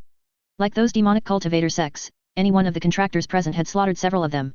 Infamous great demonic cultivators were merely junior brothers in the reincarnation paradise. Facing this overwhelming killing intent, Gu Bai remained as usual, showing no abnormality, as he was not someone who had never seen the world. Physician Gu, hello. All contractors, upon seeing Gu Bai, respectfully bowed to him. Every contractor knew that the items in reincarnation paradise were jointly invented and created by the person in front of them and the Lord of reincarnation paradise. Furthermore, the slightly humane rules of reincarnation paradise were actually set by the person in front of them. Therefore, all contractors respected Gu Bai from the bottom of their hearts. To some extent, in reincarnation paradise, Gu Bai's prestige even surpassed Su Mo's. If Gu Bai were to shout, "I want to establish a new reincarnation paradise, who wants to come?" At least 90% of reincarnation paradise's contractors would leave reincarnation paradise and choose to join the new reincarnation paradise created by Gu Bai. After all, who wouldn't want to have a superior as gentle and considerate as Gu Bai? Gu Bai smiled and nodded at the many contractors, then with a flash, he arrived at the core of reincarnation paradise. At this moment, Su Mo was sitting cross-legged in a vibrant pool, absorbing the vitality from the pool at an extremely fast rate. As if sensing Gu Bai's arrival, Su Mo slowly opened her eyes. "Are you all right?" Looking at Su Mo's slightly pale face, Gu Bai frowned and asked with a hint of worry. When the catastrophe erupted, Su Mo, in addition to backstabbing Heaven Desolate Immortal Venerable, also led many experts from reincarnation paradise to besiege and kill 2 Earth Immortal Realm immortals. Although successful in killing them, Su Mo herself suffered extremely severe injuries. Just a fatal injury. Su Mo shook her head and said with a smile. Upon hearing Su Mo's words, Gu Bai's mouth twitched. Wasn't that his line? How is it really? Do you need my help? Gu Bai took a deep breath and asked somewhat seriously. Injuries caused by Earth Immortal Realm immortals are not simple and are generally very difficult to recover from. If not treated early, they can even damage the Immortal Deo Foundation. Ha ha ha ha, don't worry, what could happen to me? Don't forget that I have the system and have learned a part of your medical Deo skills, Master. Although it's only a part of your Master's skills, treating such minor injuries is no problem. Master, if you don't believe me, do you not believe in your own medical skills? Su Mo stood up from the pool and then said in a relaxed tone. Upon hearing Su Mo's words, Gu Bai's mouth twitched, but for a moment, he didn't know how to refute her. What Su Mo said was indeed correct. He himself possessed extremely high medical Deo talent, and since he successfully graduated as a master until now, Gu Bai had never encountered an injury he couldn't cure. Now, Gu Bai himself is unsure how far his medical skills have advanced. However, what Su Mo said was also true. Even if it was only a part of his medical Deo skills, injuries caused by Earth Immortal Realm cultivators could indeed be easily recovered from. When do you plan to break through to the Earth Immortal Realm? I happen to have a few precious immortal medicines here. Before your breakthrough, if we two work together, we should be able to refine a high-grade immortal medicinal pill. After you take it, it should increase your breakthrough probability by more than 20%. Gu Bai didn't waste words, he went straight to the point and asked. Ha ha ha ha ha, there's no need for that, as long as I want to break through, the path is right under my feet. Su Mo said earnestly. Gu Bai's mouth twitched. Speak like a normal person. Actually, with my foundation, even without medicinal pills, I have over 90% probability of being able to break through. Are you sure? Gu Bai asked with a slight hesitation, looking at Su Mo's expression, which, though a bit proud, didn't seem to be a joke. Absolutely. I don't need any external objects at all to break through to the Earth Immortal Realm. Su Mo nodded, her tone extremely serious this time. Alright, then I'll wait for your good news. Gu Bai smiled and nodded after hearing this. He wasn't a very strict elder. Although Su Mo's idea sounded a bit rebellious, Gu Bai still supported her. After all, everyone has their own Deo. He himself believed that a breakthrough should be more stable, and it was correct to break through only when there was a 100% probability. But Su Mo believed that over 90% was already enough and there was no need for additional medicinal pills, so Gu Bai naturally supported her. Afterward, Gu Bai and Su Mo had a detailed discussion about reincarnation paradise, its future development, the Northern Domain Archipelago, and the future structure of the entire immortal realm. It could only be said that she was indeed his disciple. Although it was a bit difficult, Su Mo was actually able to vaguely keep up with his thoughts. Master, come have a drink. After they had chatted enough, Su Mo took out a jar of fine wine from her storage pouch and poured a cup for both Gu Bai and herself. Gu Bai smiled and nodded. As the fine wine entered his stomach, Gu Bai felt a surge of comfort. Do you still miss home? After a while, Gu Bai suddenly asked. The home he referred to here was not Su Mo's family in the Immortal Realm, but her home on Blue Star before her transmigration. Su Mo's situation was somewhat different from his own. He was an orphan before his transmigration, with no parents, so transmigration was just transmigration, and he had no burdens. But Su Mo's parents were still alive before her transmigration, and she also had a brother who was very good to her, and a younger sister who, though a bit mischievous, was very endearing. This was a very happy and complete family, so even after Su Mo transmigrated to the Immortal Realm, even though she could embark on the cultivation journey and had a cheat, she was still in pain. Although she hadn't explicitly told Gu Bai, he could sense that Su Mo's heart was actually somewhat closed off. Apart from himself and Ye Fan's group of 3 who had subdued Su Mo, her heart had never opened to anyone else. Even Ye Fan's group of 3 had never truly seen through Su Mo. Therefore, after Su Mo breakthrough to the Ascension Realm, she began to research different space and spatial teleportation formation, wanting to return to her familiar Blue Star. However, Su Mo did not find a way back to Blue Star. Instead, she accidentally created a strange space and a spatial teleportation secret method with extremely low consumption. Thus, Reincarnation Paradise was born. Now, tens of thousands of years have passed. Under the erosion of long time, Gu Bai had already discovered that Su Mo had long since lost the obsession to return to Blue Star, which was why he asked the question just now. Su Mo was silent for a moment, then she looked at Gu Bai. After seeing Gu Bai's concerned gaze, Su Mo suddenly smiled. She smiled incomparably happily. I have completely let go of the past. Now, as long as Master is with me, that's enough. Su Mo said softly. Looking at Su Mo in front of him, Gu Bai was stunned, because he found that the gloomy aura on Su Mo had mostly dissipated, replaced by a quiet and peaceful aura. It seemed that her state of mind had achieved a breakthrough. Su Mo's aura began to climb steadily, quickly reaching a peak. Seeing this scene, Gu Bai was somewhat dumbfounded. Su Mo clearly breakthrough because she had resolved her inner knot and achieved inner clarity. Of course, Su Mo's breakthrough couldn't happen in Reincarnation Paradise, that would be too dangerous. The two simultaneously flashed and appeared above the boundary sea. At this time, the sky was already covered with thick tribulation clouds, whose scale far exceeded that of the previous returning ruins Immortal Venerable or Profound Sky Immortal Venerable. Rumble rumble rumble. Countless bolts of lightning, several meters in diameter and containing the Dao of Destruction, struck Su Mo. Su Mo also used various abilities to resist the attacks of the lightning tribulation. Although the process was incredibly perilous, fortunately, in the end, Su Mo successfully break through to the Earth Immortal Realm, becoming an immortal of the Earth Immortal Realm. Congratulations! Looking at Su Mo, whose aura was already unfathomable, and who stood with her arms crossed, a posture that clearly indicated extreme power, Gu Bai was genuinely happy for Su Mo. Time slowly flowed. After the great catastrophe ended, everyone was busy restoring their foundations, so naturally, they had no time for any mischief. Although Gu Bai was still managing the Heavenly Immortal Alliance and the Zaiwei Alliance, he now only managed them broadly. Most of the tedious work was handed over to his several disciples. Most of the time, Gu Bai stayed in his small courtyard, reading books and accompanying Xing, living a peaceful and warm daily life. After Su Mo breakthrough to the Earth Immortal Realm, she continued to focus on developing her Reincarnation Paradise, but this time, the main targets of Su Mo's wreaking havoc were no longer the Northern Domain Archipelago. Her main targets had shifted to other regions of the Immortal Realm, such as the Southern Domain Archipelago, Eastern Domain Archipelago, and Western Domain Archipelago, or rather, the central continent of the Immortal Realm. After all, if the ever-expanding Reincarnation Paradise only wreaked havoc on the Northern Domain Archipelago, the Northern Domain Archipelago simply couldn't withstand it. In addition, Heavenly Thunder Immortal Venerable breakthrough to the Earth Immortal Realm about half a year after that.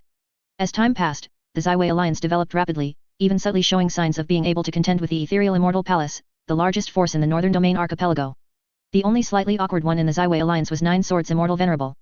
After all, among the 4 brothers, the other 3 had become Earth Immortal Realm Immortals, while he himself was still lingering in the Ascension Realm, which was indeed a bit awkward. Nine Swords Immortal Venerable wasn't that he didn't want to break through, but although his talent was very good, it wasn't exceptionally good.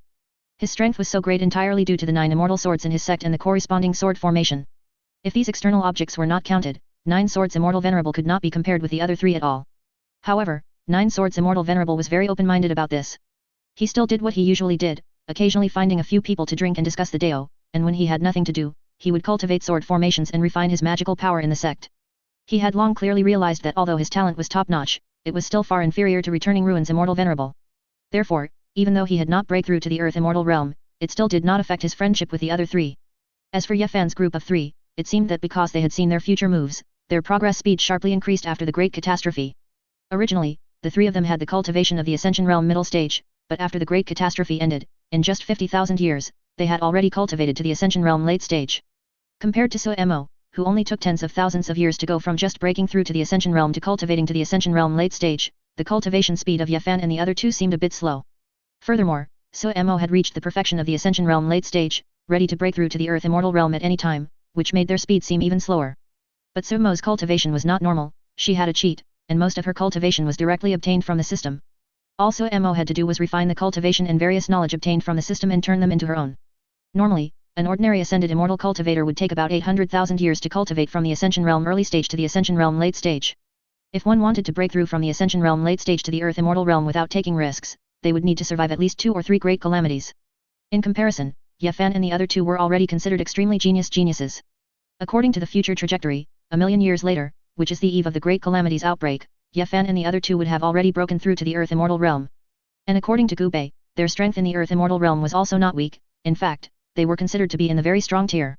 Otherwise, it would have been impossible for them to fight on equal terms with the White Tiger Vicious Beast of the Earth Immortal Realm with their Ascension Realm late stage base stats.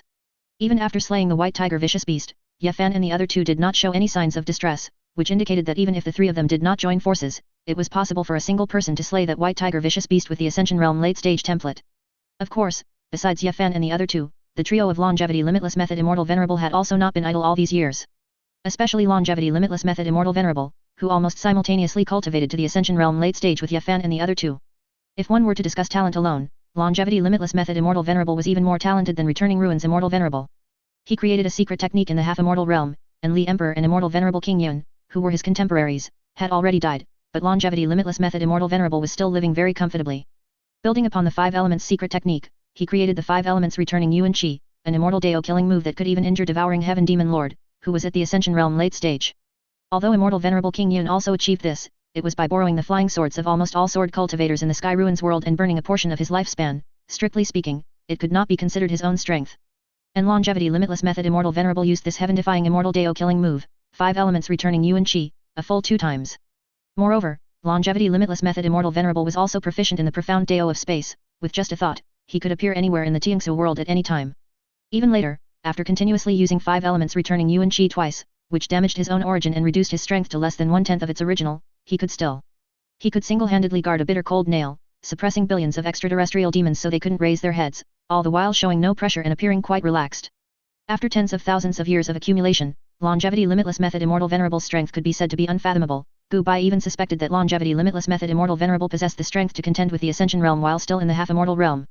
Furthermore, Longevity Limitless Method Immortal Venerable could even forcefully ascend without the world origin, but he had chosen not to ascend in order to deal with Devouring Heaven Demon Lord. As for after his ascension, Longevity Limitless Method Immortal Venerable hardly made any moves. But at the beginning of the Great Calamity, Longevity Limitless Method Immortal Venerable, by himself, relatively easily slew an Ascension Realm Immortal in the late stage. Perhaps because he had been invincible in the Tiangsu world for too long, Longevity Limitless Method Immortal Venerable became very lazy after ascending to the Immortal Realm. He would spend all day cultivating in his Immortal Cave or coming to him for a meal. Inside the Immortal Cave, Gu Bai slowly opened his eyes. Now, approximately 100,000 years had passed since the end of the Great Calamity. After 100,000 years of cultivation, he had finally cultivated to the limit of the Ascension Realm middle stage, only lacking a catalyst to break through to the Ascension Realm late stage. Although his speed still couldn't compare to Ye Fan and the other two, compared to ordinary ascended immortal cultivators, this speed was already very fast. Although Gu Bai's talent was quite ordinary, after breaking through to the Ascension Realm, talent was no longer very important. Or rather, at lower realms, breaking through Golden Core, Nascent Soul, and even Soul Transformation would all boost one's talent. So Wuji was able to reach his current level step by step precisely by relying on these enhancements, transforming from a cultivator with relatively good talent. Therefore, in the later stages, even those with the worst talent were not too far behind those with top-tier talent. Especially after reaching the Ascension Realm, talent became the most useless, a person's comprehension ability and state of mind were the most important. Or, to put it simply, it can be called a person's talent or a person's courage. For example, Ye Fan and the other two, knowing that battles were very dangerous, still enjoyed fighting tirelessly to improve their strength. Gu Bai also often felt bored and even tedious when learning various knowledge, but he persevered, which led to his current achievements. However, most importantly, after so many years, Xing had finally met the qualifications to break through to the Ascension Realm. To be honest, with Xing talent, it was truly not easy for her to reach this point. Or rather, with Xing talent, the Nascent Soul Realm was basically her limit. Being able to reach this point was entirely due to the promotion by various precious resources. And now, after more than 100,000 years of research, Gu Bai and So Mo, through their combined efforts, have finally developed a reinforcement device that can forcibly raise one's cultivation to the Ascension Realm. Although this reinforcement device has significant flaws, namely, that those who break through with external force are far weaker than normal Ascension Realm Immortals and even lack the unique Immortal Dao divine abilities of Ascension Realm Immortals. Rather than calling them Immortals with heaven-defying techniques, it would be more accurate to call them pseudo-immortals. However, no matter how flawed, an immortal is still an immortal, capable of enjoying endless lifespan. To ensure safety, Gubai and Mo had experimented several times, all successfully without exception. Gubai, then I'm going in.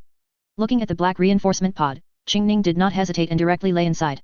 Don't worry, you just need to sleep, and when you wake up again, you'll be able to break through to the Ascension Realm.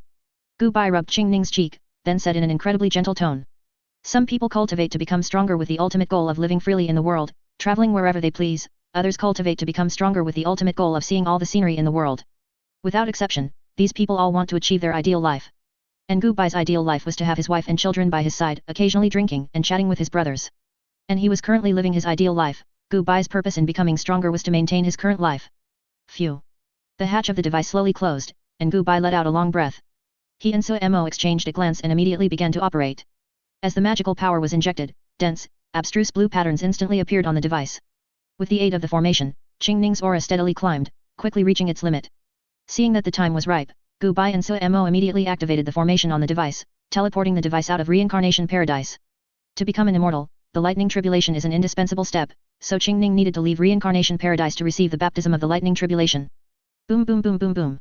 One thick lightning tribulation after another struck the device, but the lightning tribulation did not destroy the device. The device was like a black hole, all lightning tribulations were completely absorbed by the formation on the device the moment they touched it. For the lightning tribulation baptism, Gubai and Mo naturally had a countermeasure. Although the device was incredibly precise, it was not fragile, in fact, quite the opposite, the outer shell of the device was a high-grade immortal artifact. Even a full-force strike from an Earth Immortal Realm immortal could not damage the device in the slightest. Furthermore, the device was equipped with a special formation that could absorb the power of the lightning tribulation, filtering out the destructive power within the lightning tribulation, leaving only the most essential life-creating power. In this way, even if Mo's physique was not strong and her willpower not too firm, she could still perfectly absorb the power of the lightning. Xing's aura instantly climbed to its limit, only one final step remained for Xing to break through to the Ascension Realm. Of course, this last step was not so easy to cross. Gubai, who was fully operating the device, was suddenly struck by a bolt of lightning. The meaning was clear, Gubai's actions went against the Heavenly Dao, and the Heavenly Dao wanted Gubai to stop immediately. Gubai had conducted many experiments before, but there was a difference between experiments and formal promotion. Gubai used soulless puppets for his experiments. These puppets were created by him and Mo, possessing half immortal realm cultivation but lacking any sentience. Therefore, the Heavenly Dao would not intervene. But now that Gubai was serious, the Heavenly Dao would naturally intervene.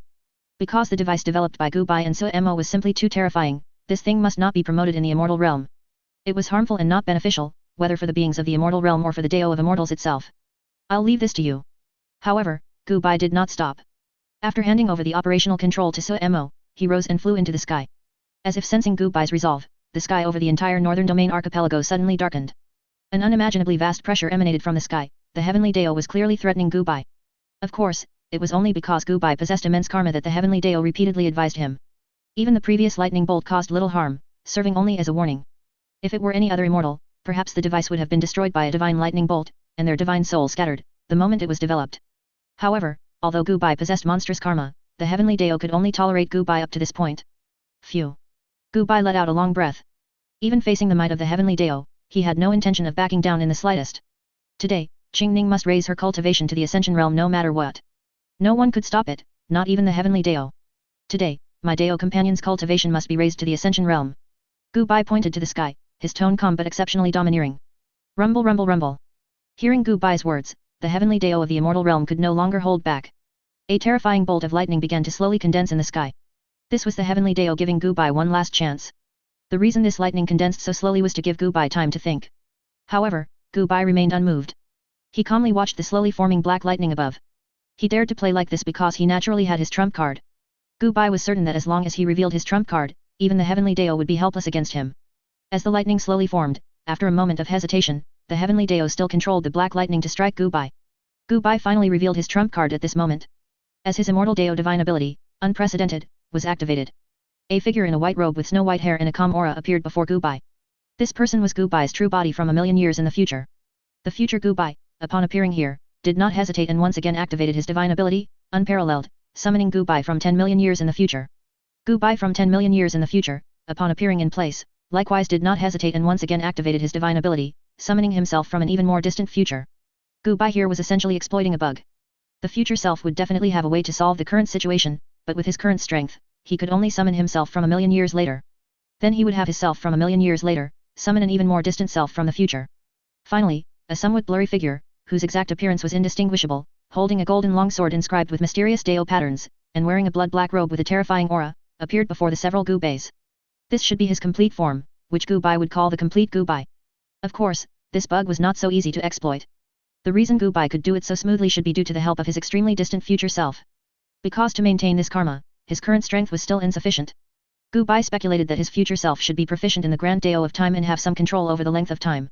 Only then could his divine ability unparalleled serve as a medium, allowing a wisp of his consciousness to transmigration from the extremely distant future to the present. The lightning, just as it was about to touch the future Gubai, suddenly changed direction and struck in the opposite direction. Slaying Heaven's Sword, how do you have this thing? A emotionless voice echoed in Gubai's ears.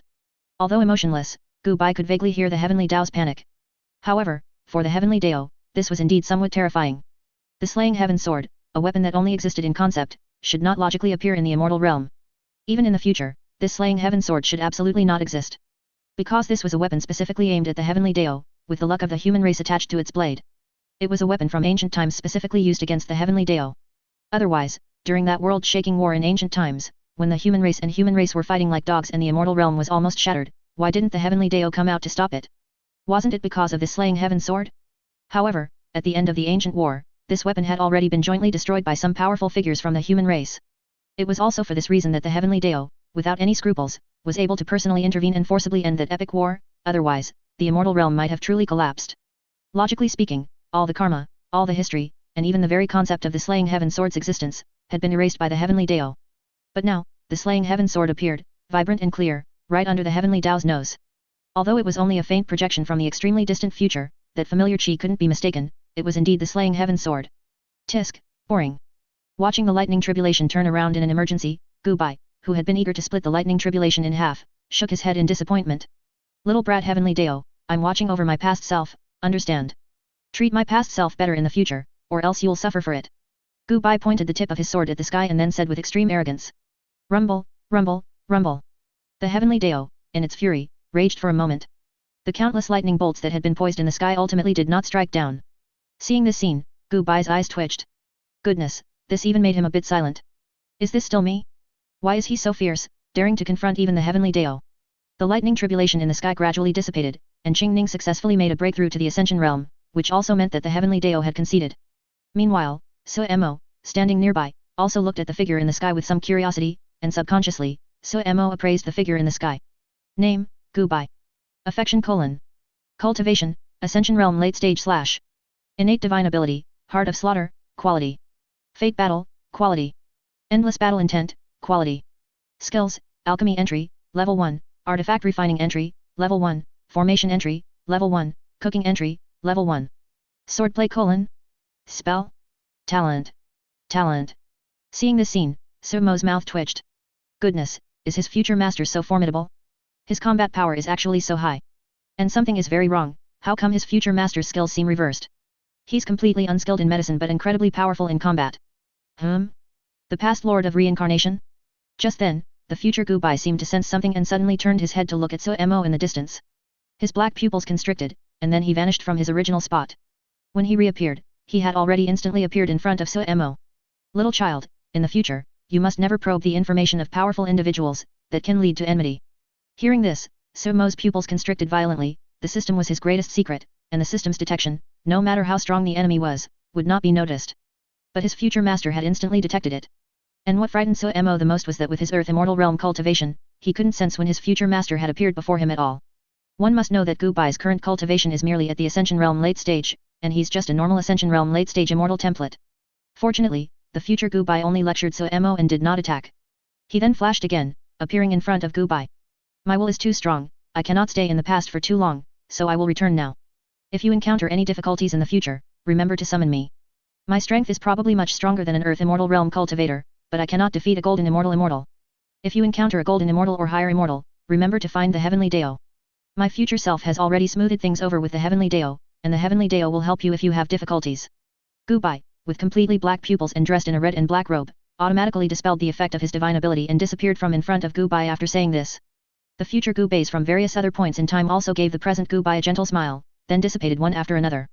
Seeing this scene, Gubai paused for a moment, then also gave his future self a gentle smile. Gubai had been somewhat puzzled earlier, wondering if his life was perhaps too smooth. He had hardly encountered any difficulties, and even if there were, he could perfectly resolve them. Almost everyone he knew had a perfect ending. Elder Zhang, Elder Qian, died without regrets, and elders like Alchemist Lu also died of old age, without any regrets when they passed. Although Qingning, Gu Bei and Ye Fan would also encounter dangers, most of them would come through unscathed. Moreover, most of the people he knew were very gentle, including Ye Fan, Su Wuji, and Alchemist Lu. He also had the immense happiness of having 2 children and Xiaobai, a nearly perfect daughter-in-law. The only thing that displeased Gu Bai was his son-in-law, Lin Yuhan. Actually, before this, Gu Bai had still felt a faint unease in his heart because things were simply too smooth. Only at this moment did Gu Bai finally begin to understand that his nearly perfect life wasn't because he was so lucky, or that he was so infallible in his calculations. It was simply because his future self, or rather, countless similar future selves, whenever a future self cultivated to the point where they could change past scenarios. His future self would use various methods to alter a past tragedy. Because he was immortal and indestructible, no matter what difficulties he encountered, he would eventually reach the peak. Changing the past would cause the future timeline to change, meaning his future self might cease to exist, but his future self still did so. This continued for an unknown period, the past was changed an unknown number of times, and only then did Gu Bai's current timeline come into being.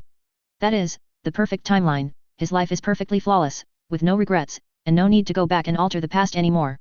Recalling earlier, when he first performed a divination, he encountered his future self. His future self said that he couldn't alter the timeline, not because his future self couldn't alter it, but because there was no need to alter it. And the only request his future self had for his present self was for him to live earnestly. This was what all future Gu Bais hoped to see. It is well known that Gu Bai is a person who values affection and is gentle. He is gentle to everyone, of course, including himself. His endless future selves, working together, spent an unknown amount of effort to arrange this happy and fulfilling life for him. And their only request for him was that he could live a happy and fulfilling life. It's likely that every event he experienced and every step he took after entering the cultivation world was gently watched over by his endless future selves with various outcomes. And when he encountered difficulties now, the strongest among his endless future selves, without any hesitation, chose to come and help him. In a sense, he is probably the favored one among all his future selves. Gu Bai looked up at the sky, suddenly feeling an urge to cry. He had always been the one gently caring for others, but Gu Bai never expected that one day, he would be treated this way. As for his arranged life, Gu Bai didn't dislike it, not at all. Gu Bai stood there quietly, his eyes a little moist, not from sadness, but from overwhelming joy. He suddenly found motivation for his future cultivation journey. He was determined to become an Earth Immortal, a Golden Immortal, and even a mixed origin Golden Immortal. That way, he could use his great divine power to summon all versions of himself from the endless future to this timeline. At that time, he wanted to have a good drink and chat with those countless possible versions of himself. He also wanted to hear more about what his different timeline selves had experienced and how they differed from his current self. Gu Bai, why are you crying? Just then, a somewhat ethereal voice came from beside Gu Bai. Qingning opened the lid of the enhancement device, blinking her eyes as she looked at Gu Bai in the sky, saying with some concern. It's nothing, I'm just feeling a bit complex. Gu Bai gently shook his head, saying with a smile. Plop. However, before Gu Bai could say anything more, Qingning had already pounced into his arms. He, now I finally had a breakthrough to the Ascension realm, so we can continue to be together from now on. Qingning said, overjoyed. We'll be together forever from now on. Gu Bai softly hummed in agreement and hugged Qingning tightly. His relationship with Qingning had always been very good, even after tens of thousands of years of constant companionship. The feelings between Gu Bai and Qingning had not faded, but instead grew deeper. Su Mo quietly watched the scene from a distance, not coming forward to disturb them. Her relationship with her master was pure friendship, understand? They were also like-minded confidants. But it was definitely not that kind of relationship between a man and a woman. Although her master was very handsome and very heartwarming, Su Mo was not that kind of person. Seeing Gu Bai happy, Su Mo was genuinely happy for Gu Bai from the bottom of her heart and felt no envy or similar emotions. Of course, besides Su Mo's own open-mindedness, the most important factor was Gu Bai's emotional intelligence. It was precisely because Gu Bai had high emotional intelligence that he could manage all relationships, clearly defining his relationship with everyone. He made everyone feel that they were one of the most important people to Gu Bai, and they wouldn't feel any negative emotions because others had a good relationship with Gu Bai. In a hot spring behind the Heavenly Immortal Alliance mountain. Ha, Gu Bai, after breaking through to the Ascension realm, hasn't my skin gotten even better? In the hot spring, Qingning swam and frolicked in the water, speaking joyfully. Stop messing around, hurry up and wash off the grime on your body. With fair and smooth skin, long flowing hair, and 2 large mountains on his chest, Gu Bai helplessly held down Qingning and began to scrub her body. Ha, that tickles. When Gu Bai touched Qingning's armpit, Qingning began to struggle with splashes. Sigma. This was also a daily routine for Gu Bai and Qingning. When they had nothing to do, they would come to this hot spring in the back mountain to soak and bathe. This wasn't to say that they had dirt on them, it was simply very comfortable to wash and soak like this. And the reason Gu Bai maintained this state was simply due to Qingning's strong insistence. Gu Bai was indifferent to it. After all, in his opinion, Changing gender merely meant 2 more lumps of flesh on the chest, and there was no other difference apart from that. I pounce. However, Xing, who was being held down and scrubbed in the pond by Gubai, suddenly pounced on Gubai in the hot spring. He. Following that, Xing extended her mischievous little hand and began to frantically tickle Gubai's stomach.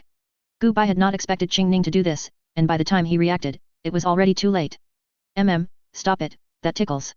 This was the downside of being a woman. Once parts like the stomach were tickled, it would be extremely itchy. Even at the Ascension realm, it was unavoidable.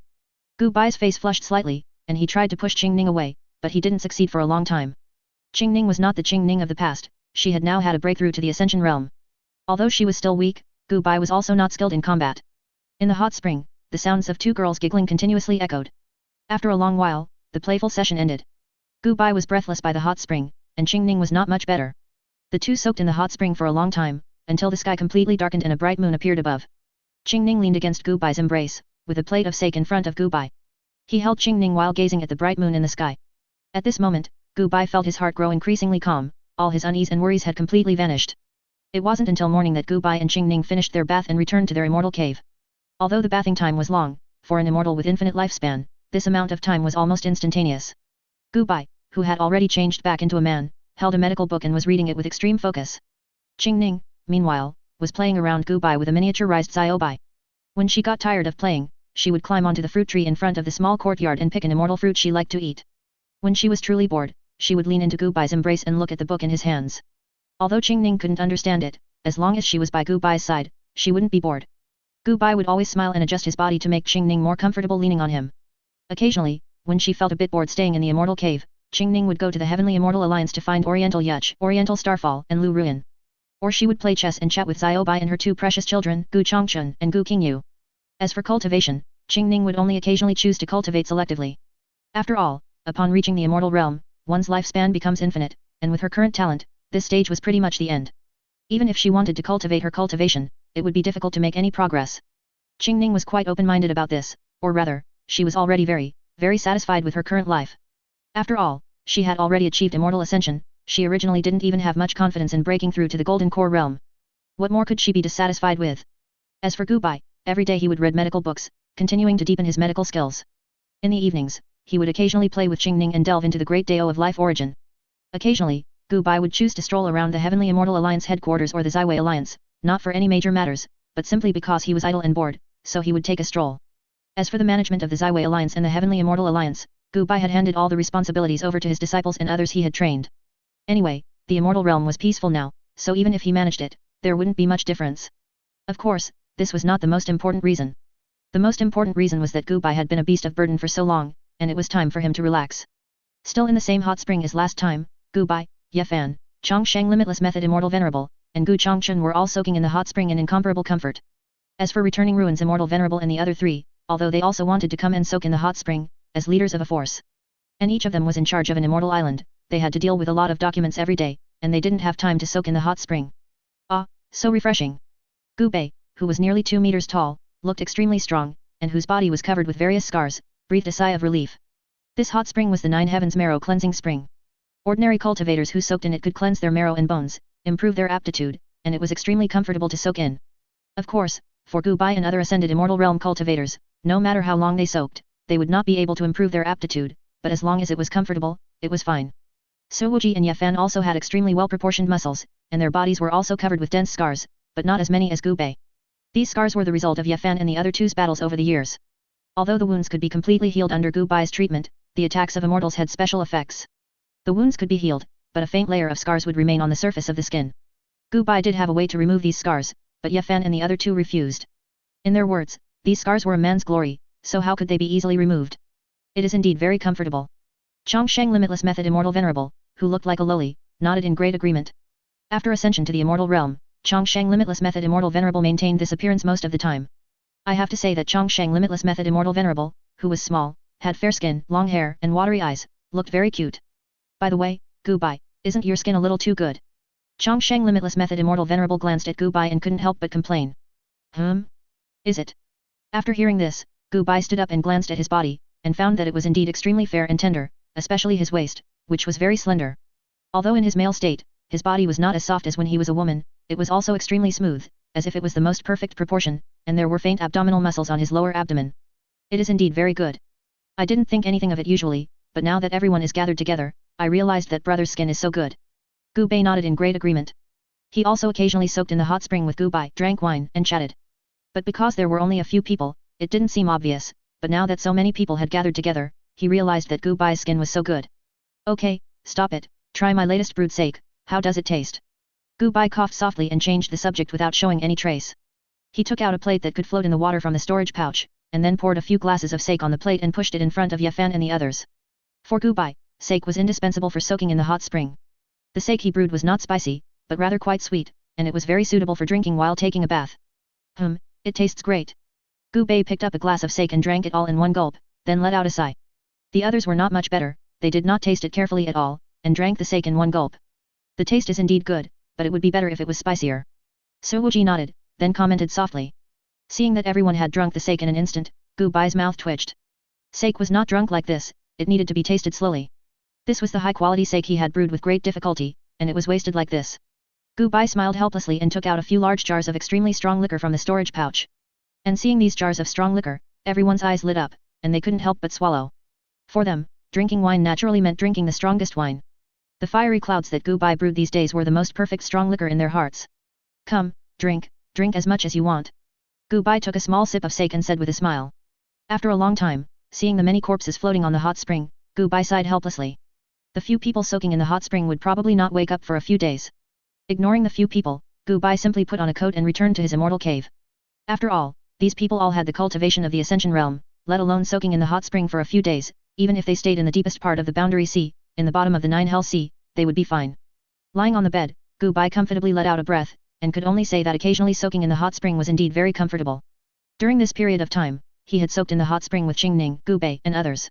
As for Su Mo, Oriental Yuch, and these disciples, although they often proposed to take a bath with him.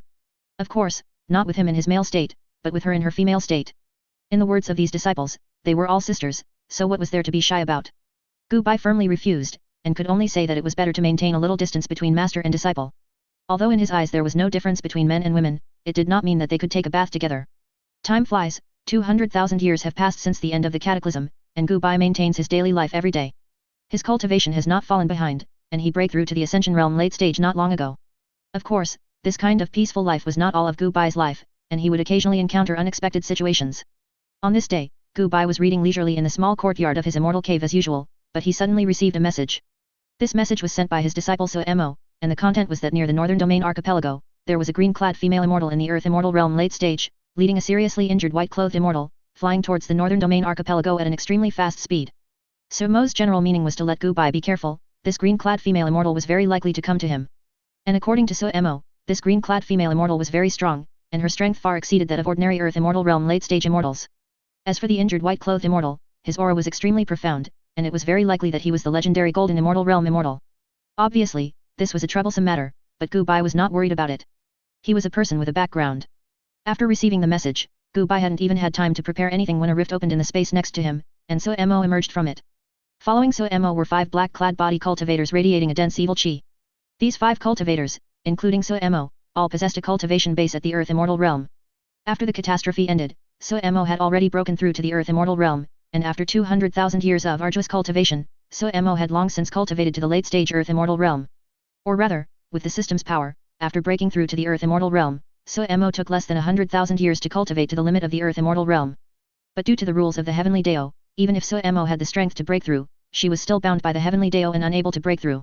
As long as Su Mo had enough karma, which meant helping the Heavenly Dao of the immortal realm, anything beneficial to the immortal realm could earn karma.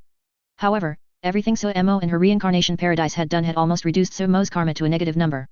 In the last 100,000 years, the reincarnation paradise, which had become somewhat infamous throughout the immortal realm, underwent a major change in style, and its contractors suddenly began to do good deeds.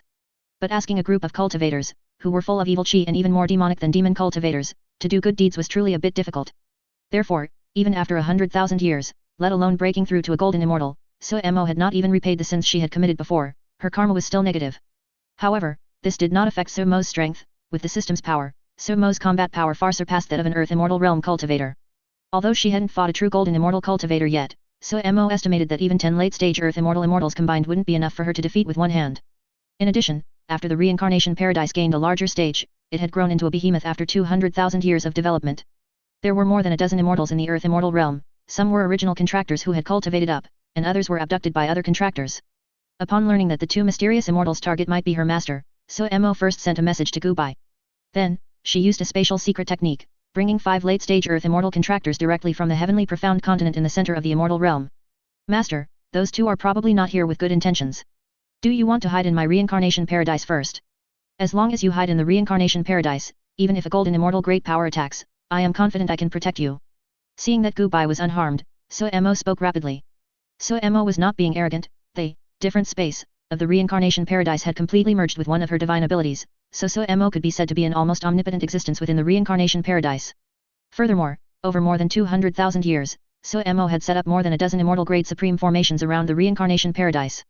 Coupled with the many contractors within the reincarnation paradise and its characteristic as a different space, Mo was not exaggerating, it was indeed very difficult for an ordinary golden immortal to attack the reincarnation paradise. Calm down, those two should be here to heal me. Seeing Mo's anxious look, Gubai smiled faintly, feeling warmth in his heart. It must be said that daughters are like warm cotton jackets. Although Mo was not his daughter, as a disciple, she was not much different. After Mo fully matured, she would send him various immortal pills and immortal artifacts every now and then. Upon discovering that something was amiss, she wanted to take Gubai to hide in the reincarnation paradise, which was quite a risk. Because the reincarnation paradise was Mo's foundation, if something went wrong, Mo might gain a golden immortal enemy. But even so, Mo did not hesitate at all and wanted to pull Gubai into the reincarnation paradise. However, Gubai knew that the heavily injured white-clad immortal, who was suspected to be a golden immortal great power, should not be an enemy, instead, it was an opportunity for him. After all, in a sense, his current time river was the most perfect one among all Gubais, meaning there were no regrets, only a happy time river. In other words, although he would encounter some setbacks, that was the extent of it. Therefore, the two mysterious immortals were most likely here to heal him, not to cause him trouble, right? It's not that Gubai was arrogant, it was simply the truth. He possessed the innate ability of eternal life, no matter how many hardships he encountered, he would not die. With the blessing of endless time, he would eventually cultivate to the limit.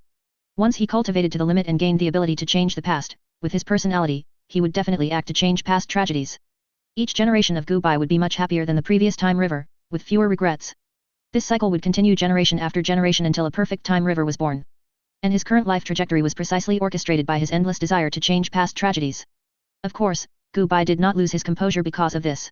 He closed his eyes and activated his divine ability, no successors. However, this time, Gubai did not choose to summon his future self, he merely wandered in the time river.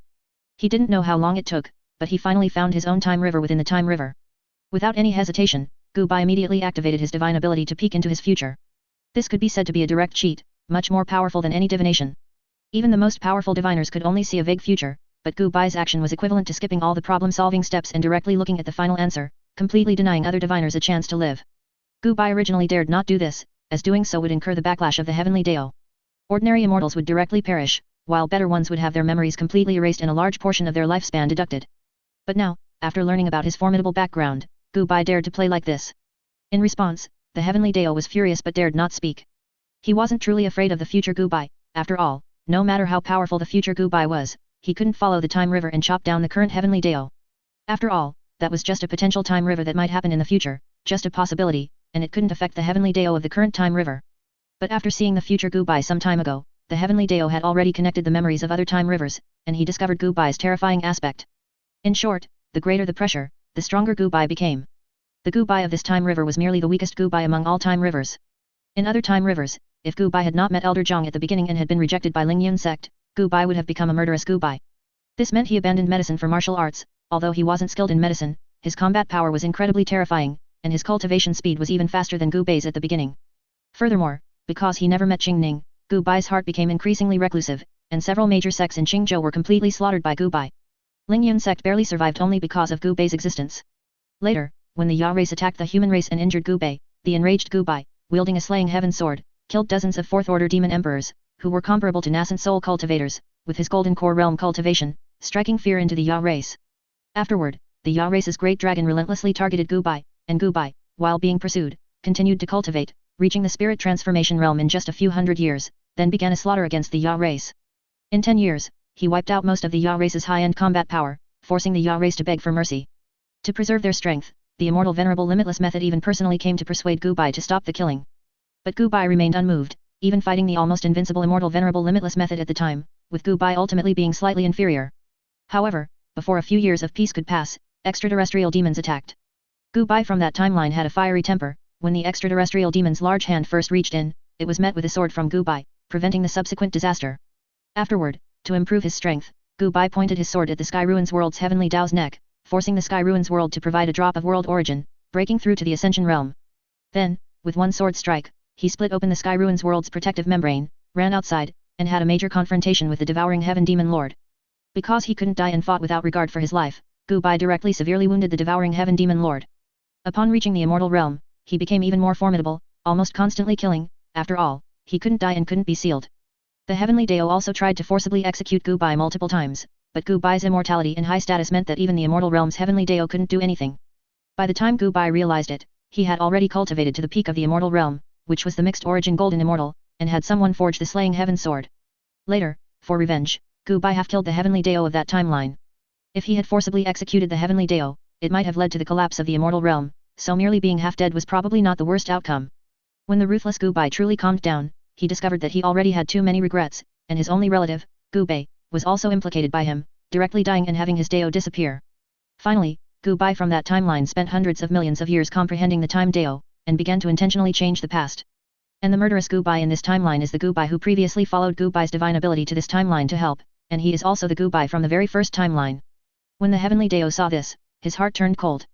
Was that Gu Bai, who almost half-killed him with a blade, still his own somewhat rebellious but incredibly adorable baby? The Heavenly Dao no longer put on any airs, he was truly terrified. Afterward, the Heavenly Dao followed the Time River and observed many other timelines of Gu Bai. After observing dozens of timelines of Gu Bai, the Heavenly Dao was astonished to find that the murderous Gu Bai from the first timeline was actually not a particularly powerful Gu Bai. In countless timelines, many other types of Gu Bai would also be born, such as the calm Gu Bai who operated with absolute rationality throughout, like a precise machine. Or for example, strategist Gu Bai, who was extremely skilled in schemes and intrigues, pushing his strategies to the limit. That Gu Bai's strategies made the Heavenly Dao break out in a cold sweat. Not long after ascending to the Immortal Realm, Gu Bai's manipulations almost triggered another world-shaking war in the Immortal Realm. If the Heavenly Dao hadn't personally intervened in the end, that world-shaking war might have truly erupted. The crucial point was that many of the Immortal Realm's great powers, even at the end of their battle, didn't realize they were actually Gu Bai's pawns. Everyone believed that everything they did was the result of their own thoughts. This was the terrifying aspect of strategist Gu Bai. By only using extremely small pivot points, he could trigger a chain reaction, thereby manipulating the entire Immortal Realm. The methods Gu Bai used before, such as establishing multiple Immortal Island alliances, would appear incredibly naive in front of strategist Gu Bai. Of course, the Gu Bai that the Heavenly Dao found most terrifying was from a certain timeline where Xing died unexpectedly, causing Gu Bai's temperament to change drastically. As for what happened after Xing's death, even the Heavenly Dao couldn't peer into it. That timeline had already shattered, leaving behind only an incredibly lonely figure, with his back to the Heavenly Dao. Therefore, in the current Heavenly Dao's view, the current Gu Bai, with his gentle personality, kindness to others, and occasional help in transforming the Immortal Realm's environment, is simply the most obedient of all the Gu Bais compared to the others. This is also why the future Gu Bai said that the Heavenly Dao would help Gu Bai. Because the Heavenly Dao cannot guarantee whether this Gu Bai would directly become evil if those around him were to suffer any harm. So now, whoever dares to harm Gu Bai is an enemy of the Heavenly Dao. Therefore, facing Gu Bai's attempt to peek into the future, the Heavenly Dao not only did not stop him, but actually secretly helped Gu Bai. After all, Gu Bai was only peeking into the future, compared to the Gu Bais in other timelines who used the Slaying Heaven Sword to strike him or tormented him with various methods. This Gu Bai in front of him really only had a tiny bit of rebelliousness. With the Heavenly Dao's secret help, Gu Bai finally managed to glimpse the future scene. He saw that the two mysterious immortals indeed came to him to treat their injuries, and they had no ill intentions towards him. Afterward, Gu Bai barely managed to save the life of the white-robed immortal, who was a golden immortal great power. Only after seeing his future self drinking and discussing the Dao with that golden immortal great power did Gu Bai relax a little. Exiting the divine ability state, Gu Bai was slightly puzzled. The entire process of him casting this divine ability was incredibly smooth, as if a heaven-defying powerful figure was secretly helping him. Gu Bai shook his head, dispelling the thought in his mind, if such a great power truly existed, they would at least be of the mixed origin golden immortal realm to secretly help him without him noticing. But how was that possible? The number of mixed origin golden immortals in the cultivation world did not exceed 10, and Gu Bai was certain he didn't know any of them. I have already calculated the future, the other party is only coming to me to treat their injuries and has no ill intentions whatsoever. Looking at Suemo beside him, Gu Bai said with a smile. That's good. Upon hearing Gu Bai's words, Suemo, who had been somewhat anxious, instantly calmed down and was no longer anxious about the events to come. However, although Suemo was no longer worried, she still didn't leave. She brought those few Reincarnation Paradise contractors and stayed by Gu Bai's side to protect his safety. These Earth Immortals from Reincarnation Paradise were also elites among elites, with the weakest having a middle stage Earth Immortal Realm cultivation. With him and these contractors by her side, even if she wasn't in reincarnation paradise, Suemo was confident she could protect her master's safety. After all, that mysterious immortal, though a golden immortal realm great power, was severely injured and likely couldn't exert much of his strength. Gu Bai, on the other hand, appeared quite calm. He sat at the tea table, unhurriedly brewing 2 cups of tea, then silently counted in his mind. 3, 2, 1. As Gu Bai counted to 1, the space in front of him was torn open again. A green-clad female immortal with an alluring figure, carrying a mysterious male immortal with long, flowing white hair, appeared before Gu Bai. The female immortal seemed very anxious. She looked around and quickly fixed her gaze on Gu Bai. You must be physician Gu, who is said to be able to heal all injuries in the world. Please, you must save my young master. The green-clad female immortal carefully placed the man behind her in front of Gu Bai, then took out a token from her embrace and handed it to Gu Bai. Since you've given me this token, I will certainly do my best to treat your young master. Gu Bai took the token and immediately went before the mysterious golden immortal, beginning to examine his injuries. The token in the green-clad female immortal's hand was specially made by Gu Bai. He would give out 10 such tokens every 10,000 years, exchanging them for various resources with major powers. As long as one held this token, he would provide free treatment for their injuries. Of course, if he encountered injuries that were too difficult, he would charge a fee, but it would be very cheap, roughly equivalent to the cost price. Moreover, Gu Bai's reputation was no longer limited to the Northern Domain Archipelago. All 4 major archipelagos now knew of Physician Gu, the top-tier physician. After all, Gu Bai had just cultivated to the Earth Immortal Realm a while ago. Originally, at his cultivation speed, he might have needed to wait tens of thousands of years more. However, now Heavenly Dao opened a back door for Gu Bai. As long as Gu Bai cultivated to the limit of the Ascension Realm late stage and attempted a breakthrough, there would be no possibility of failure. Therefore, Gu Bai, in the previous period, simply attempted a breakthrough and inexplicably broke through to the Earth Immortal Realm. And the lightning tribulation didn't cause him any harm. Today, there was only some green lightning tribulation to enhance his origin. Thus, Gu Bai broke through to the Earth Immortal Realm and became an Earth Immortal Realm physician. Due to Gu Bai's exquisite medical skills, the price of the tokens he issued also soared, and now, the price of 1 token is equivalent to a top-grade immortal artifact. Gu Bai did not expect that the person in front of him would actually possess his token. After all, while his reputation spread widely, most of his tokens were only held by local powers in the Northern Domain Archipelago. The Eastern, Southern, and Western Domain Archipelagos also had a small number of tokens, but they were incredibly rare. The two clearly arrived in an extreme hurry, with no time to acquire a token. However, recalling that just yesterday, a large power in the Western Domain Archipelago was robbed by a mysterious female immortal, and nothing was missing from the treasury except 1 of his tokens. Thinking of this, Gu Bai's mouth twitched. Gu Bai shook his head and began to focus on examining the mysterious golden immortal great power in front of him. A moment later, Gu Bai frowned. The person's injury was more troublesome than he had imagined. Or rather, it wasn't an injury, the person in front of him had a severe depletion, reaching the point of exhaustion. Whether it was their life origin, the chi within their body, or even the mental energy within their divine sense, all had been completely consumed. What made Gu Bai most difficult to comprehend was that there was also a mysterious power constantly extracting the vitality of this golden immortal great power. If it weren't for his companion desperately supplying him with vitality just now, this golden immortal great power probably wouldn't have lasted this long. Gu Bai touched his storage pouch and took out a transparent glass bottle from it. The glass bottle was filled with a faintly glowing green liquid. Gently prying open the golden immortal great power's mouth, Gu Bai poured and fed this bottle of green liquid to the golden immortal great power. After drinking the liquid, the person's complexion was no longer pale but became rosy. His depleted life origin was also recovering at an extremely fast rate. After a long time, seeing that the person's aura finally returned to calm, Gu Bai also breathed a sigh of relief. Life origin depletion, wanting to solve it, is actually not difficult. The difficulty lies in that there is no skill involved, only spiritual objects containing rich life aura can restore it. And Gu Bai just happens to possess this spiritual object containing rich life aura. Although this thing is incredibly rare even in the immortal realm, Gu Bai exploited a bug. He himself is immortal and undying, so Gu Bai can use his own life origin as materials to refine various spiritual objects. This bottle of green liquid he took out was refined from his own life origin. It was a concentrated aggregate of life origin. Just a small bottle consumed his life origin more than 10 times, and precisely because of this, 1 bottle completely restored the life of the person in front of him. Many thanks, Physician Gu, for your help. The green-clad female immortal immediately bowed respectfully to Gu Bai. Then, she reached into her storage pouch and rummaged through it, but after searching for a long time, the green-clad female immortal didn't take out anything good. After hesitating for a moment, she handed the Azure Sky Sword, which was tucked at her waist, to Gu Bai. This is my top-grade immortal artifact, Azure Sky Sword, which I have used for many years. Consider it the reward for this trip. After all, although Gu Bai's identity token was precious, the green liquid he just took out was clearly even more precious, even capable of treating a golden immortal great power's injuries. An identity token was clearly a loss. No hurry. This thing should be very important to you, right? Give it to me when you have money later, the fee won't be late either. Gu Bai did not take the top-grade immortal sword. He smiled and waved his hand, then asked with some curiosity. If it's convenient, can you tell me the specific situation?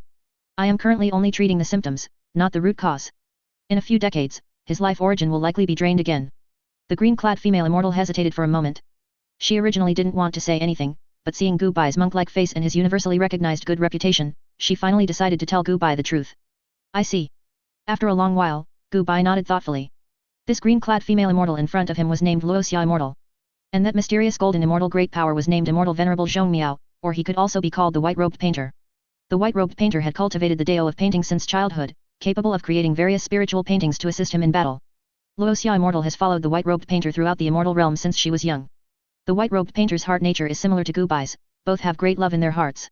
However, after the catastrophe 20,000 years ago, the White-Robed Painter was afflicted with a strange poison that continuously devoured his vitality. Over the past 20,000 years, the White-Robed Painter traveled the immortal realm, trying various methods, exhausting all his resources, but still could not find a solution.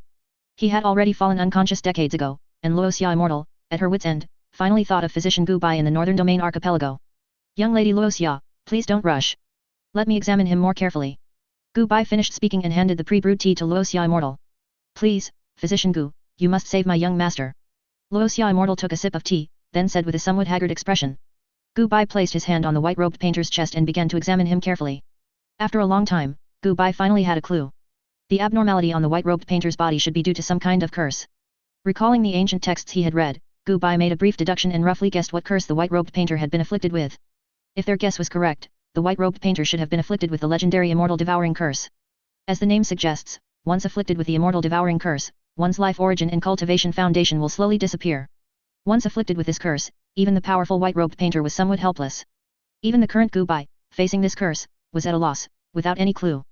Because this was not an injury, but an intangible thing, Gu Bai had just thoroughly examined the white-robed painter's body, spirit, and even soul, but still could not find the problem. This is difficult. Gu Bai frowned, speaking in a low voice. Still no good. Hearing Gu Bai's words, Luoxia Immortal said with a somewhat crestfallen expression. However, she was somewhat accustomed to this, as so many physicians before had been helpless. She came to Gu Bai only hoping that Gu Bai could prolong the white-robed painter's life. Don't worry, difficult doesn't mean impossible, it just means it's a bit tricky. Gu Bai finished speaking and immediately cast his divine ability, no successors after me with a flash of light, so Wuji from 10 million years in the future appeared before Gu Bai. After all, Gu Bai had now achieved a breakthrough to the Earth Immortal Realm, and his divine ability had undergone a transformation, naturally strengthening its effect significantly. The limit for summoning the future had not only increased to 10 million years, but Gu Bai could also fabricate a body at the peak of the Earth Immortal Realm. So Wuji from 10 million years in the future seemed to have already achieved a breakthrough to the Golden Immortal Realm, and his sword Dao had also undergone a transformation. Why have you called me this time? Don't tell me it's just to drink with you again. So Wuji, with his arms crossed in a somewhat cold expression, said helplessly. Ever since Gu Bai learned about his identity and background, he had become increasingly bold, and no successors after me, which he normally dared not use, began to be used frequently. Of course, Gu Bai's purpose in summoning people from the future was not to learn about future intelligence, Gu Bai had no interest in that. Gu Bai's purpose in summoning people from the future was simply to have them drink and chat with him. Therefore, the future Gu Bai, the future Changchun, and even Immortal Venerable Limitless Method, and so on anyone who had a good relationship with Gu Bai had been summoned by Gu Bai. I summoned you this time for an urgent matter. Didn't you boast last time while drinking that your invisible sword chi could sever everything in the world, even conceptual things? This white-robed painter is afflicted with the Immortal Devouring Curse, which is very troublesome for me. See if you can act and sever the connection between him and the Immortal Devouring Curse. Gu Bai pointed to the unconscious white-robed painter. The future So Wuji nodded. So, it's already this time, hey. So Wuji's eyes suddenly turned pale gold. He scanned the white-robed painter up and down, then drew the long saber from his waist and slashed forward fiercely. The expected sword chi did not materialize, but Gu Bai could hear incredibly clearly that something seemed to have been severed. Immediately after, a faint layer of black chi emerged from the white-robed painter's body. All right, his connection with that curse has been severed by me. The future So Wuji said with his arms crossed in an incredibly calm voice. Ah? Is it that simple? Gu Bai looked at the white-robed painter, then at the future So Wuji, asking with some disbelief. Yes, it's that simple. So Wuji's lips curled slightly, revealing a very obvious smile. I always thought everything you said was boasting, but I didn't expect it to be true. After a moment of silence, Gu Bai finally spoke. Hearing this, So Wuji's mouth twitched. What did he mean? Always thought he was boasting. That was clearly his true strength. Before So Wuji could make his next move, Gu Bai decisively deactivated the divine ability's effect. You. So Wuji only managed to utter one word before his figure disappeared from before Gu Bai. Clearly, So Wuji had returned to the extremely distant future. As for whether So Wuji would cause trouble for his future self, Gu Bai stated that those were matters for the future, to be handled by his future self. Meanwhile, Luoxia Immortal watched the entire scene dumbfounded. The most difficult part has been handled. The rest is simple, you just need to recuperate his severely depleted body, and your young master will naturally awaken. As for the payment, let's discuss it after the white-robed painter awakens. Gu Bai smiled, then said with a hint of pride. Thank you, Physician Gu. Luoxia Immortal said dazedly. Looking at the still unconscious white-robed painter, Gu Bai decided to administer a powerful remedy. The white-robed painter had been afflicted with the immortal devouring curse for far too long, and more than half of his cultivation had been depleted. If it weren't for cultivators undergoing a transformation once they achieve a breakthrough in life essence, preventing them from falling to a lower realm, the white-robed painter's condition would likely be even worse. However, the white-robed painter was not in a good state now either, he was completely depleted in all aspects. Even after drinking the life origin polymer earlier, it only barely preserved his life. But it was only barely preserving his life. The white-robed painter's body was too severely depleted. He could slowly recuperate, but that would take at least 10,000 years. Gu Bai did not want to wait that long, so it was better to directly give him a strong dose now, making the white-robed painter drink the potent medicine he had concocted. Gu Bai was confident that even with the white-robed painter's severe physical depletion, as long as he drank his potent medicine, he would recover most of it. Let me see. Physician Gu murmured softly, rummaging through his storage pouch as he spoke. Soul-severing flower, sun-breaking grass, ghost-howling wolf fruit, 7-day-inch breaking mushroom, essence of 9 nether ghost, life origin coagulate, Xianming ice poison, white tiger killing intent concentrate, spirit of dark resentful soul. Physician Gu spoke as he placed one terrifying item after another into the medicine pot. Physician Gu, are you sure you are concocting spirit medicine to replenish the body's deficiencies? Watching Physician Gu pull out one poison after another from his storage pouch, Luoxia Immortal suddenly felt a cold sweat break out. Any one of these items, an ascended immortal would die from poisoning just by touching it, and an earth immortal realm immortal would not feel well after touching it, let alone consuming the entire thing. Although her young master was a golden immortal great power, he was currently in a weakened state, and even if he wasn't, the white-robed painter in his prime would surely die from consuming so many poisons, wouldn't he? Don't worry, from a certain perspective, extreme poisons are also a type of spirit medicine, and their medicinal effects are even far better than ordinary spirit medicine, they just come with some extreme poison. I can use my exquisite medical skills to make poisons cancel each other out, thus refining them into the most potent tonics. There will be no harm after drinking them. The only drawback is that it will be a little bitter. Physician Gu narrowed his eyes and said with an extremely benevolent expression. This method of refining powerful medicine was an inspiration he had come up with some time ago. Normally, refining medicine that could restore injuries required many precious spirit medicine. And these items were all priceless and rare in the world, even in the immortal realm, they were rare treasures. Once they appeared, they would be fiercely contended for by large forces. Although Physician Gu had considerable prestige in the Northern Domain Archipelago, he didn't have many precious spirit medicine that could treat a golden immortal great power. After hundreds of thousands of years of accumulation, Physician Gu only had a few stocks. But poisons were different, especially potent ones. The price of such spirit medicine was much lower. Under the same quality, spirit medicine that could treat the body were dozens of times more expensive than poisons. After all, there were very few people who used poison in the cultivation world, and even if there were, not many. Moreover, most poisons could not be used for poisoning. The truly expensive poisons were those that were colorless and odorless, and appeared to be radiant golden. The poisons in Physician Gu's hands naturally looked inedible, and their appearance was similar to their nature, which was extremely poisonous. Such poisons in the immortal realm were somewhat regrettable to consume and tasteless to discard, hence their price was quite low. And Physician Gu was confident that with his superb medical skills, he could achieve a balance between poisons. This way, he could concoct a pot of very effective powerful medicine at an acceptable price. Of course, only Physician Gu dared to play like this. Any other physician, even those of the earth immortal realm, would not dare to play like this, because once a mistake was made, the great medicine that nourished the body would turn into an extreme poison. One by one, the spirit medicine were thrown into the pot by Physician Gu. After all the spirit medicine were placed, Physician Gu then formed hand seals and began to stir. Gurgle gurgle gurgle gurgle. After a long time, a pot of extremely foul-smelling, red, unknown viscous liquid, resembling rotten meat, appeared in the pot.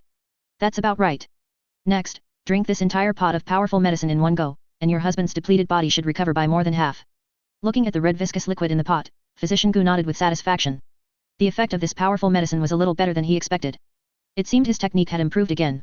Hearing Physician Gu's words, Luoxia Immortal was just about to get up when the red viscous liquid in the pot slowly fused together, eventually transforming into a red, viscous, human-like creature. Quick, close the door, don't let this thing escape. Physician Gu seemed unsurprised by this. He rolled up his sleeves and firmly pressed down on the red creature. This red liquid was an extremely concentrated essence of life. It was very normal for it to aggregate and form an unknown creature. This was even a good thing, because it meant that the powerful medicine he had concocted was potent enough.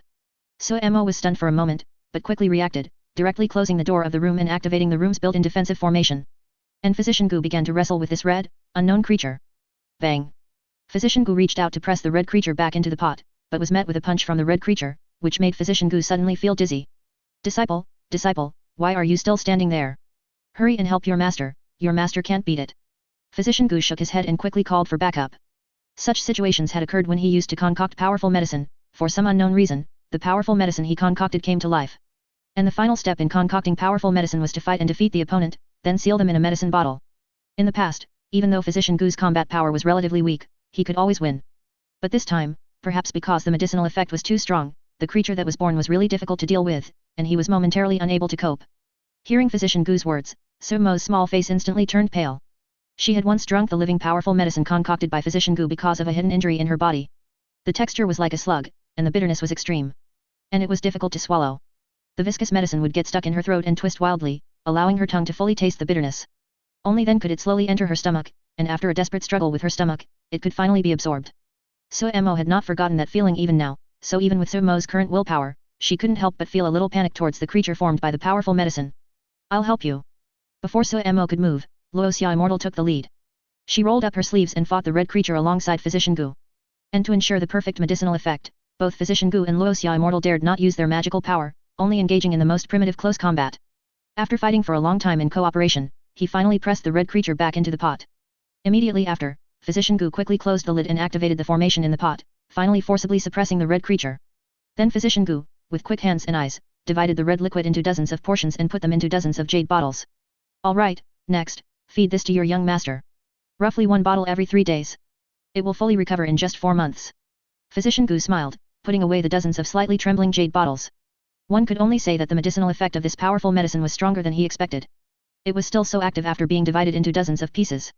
Thankfully, the bottles he used to hold the medicine were enhanced versions he had refined beforehand, so their hardness was beyond reproach. No matter how active the great medicine was, it would absolutely not be able to break free from the bottle's restraint.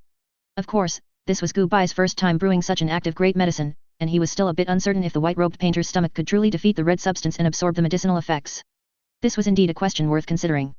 Gu Bai thought for a moment and finally decided there was no problem. After all, the white-robed painter was a golden immortal bigshot, whose cultivation was almost at the peak of the cultivation world. No matter how weak he was, he should still be able to absorb this unknown substance, right? He should be able to, right?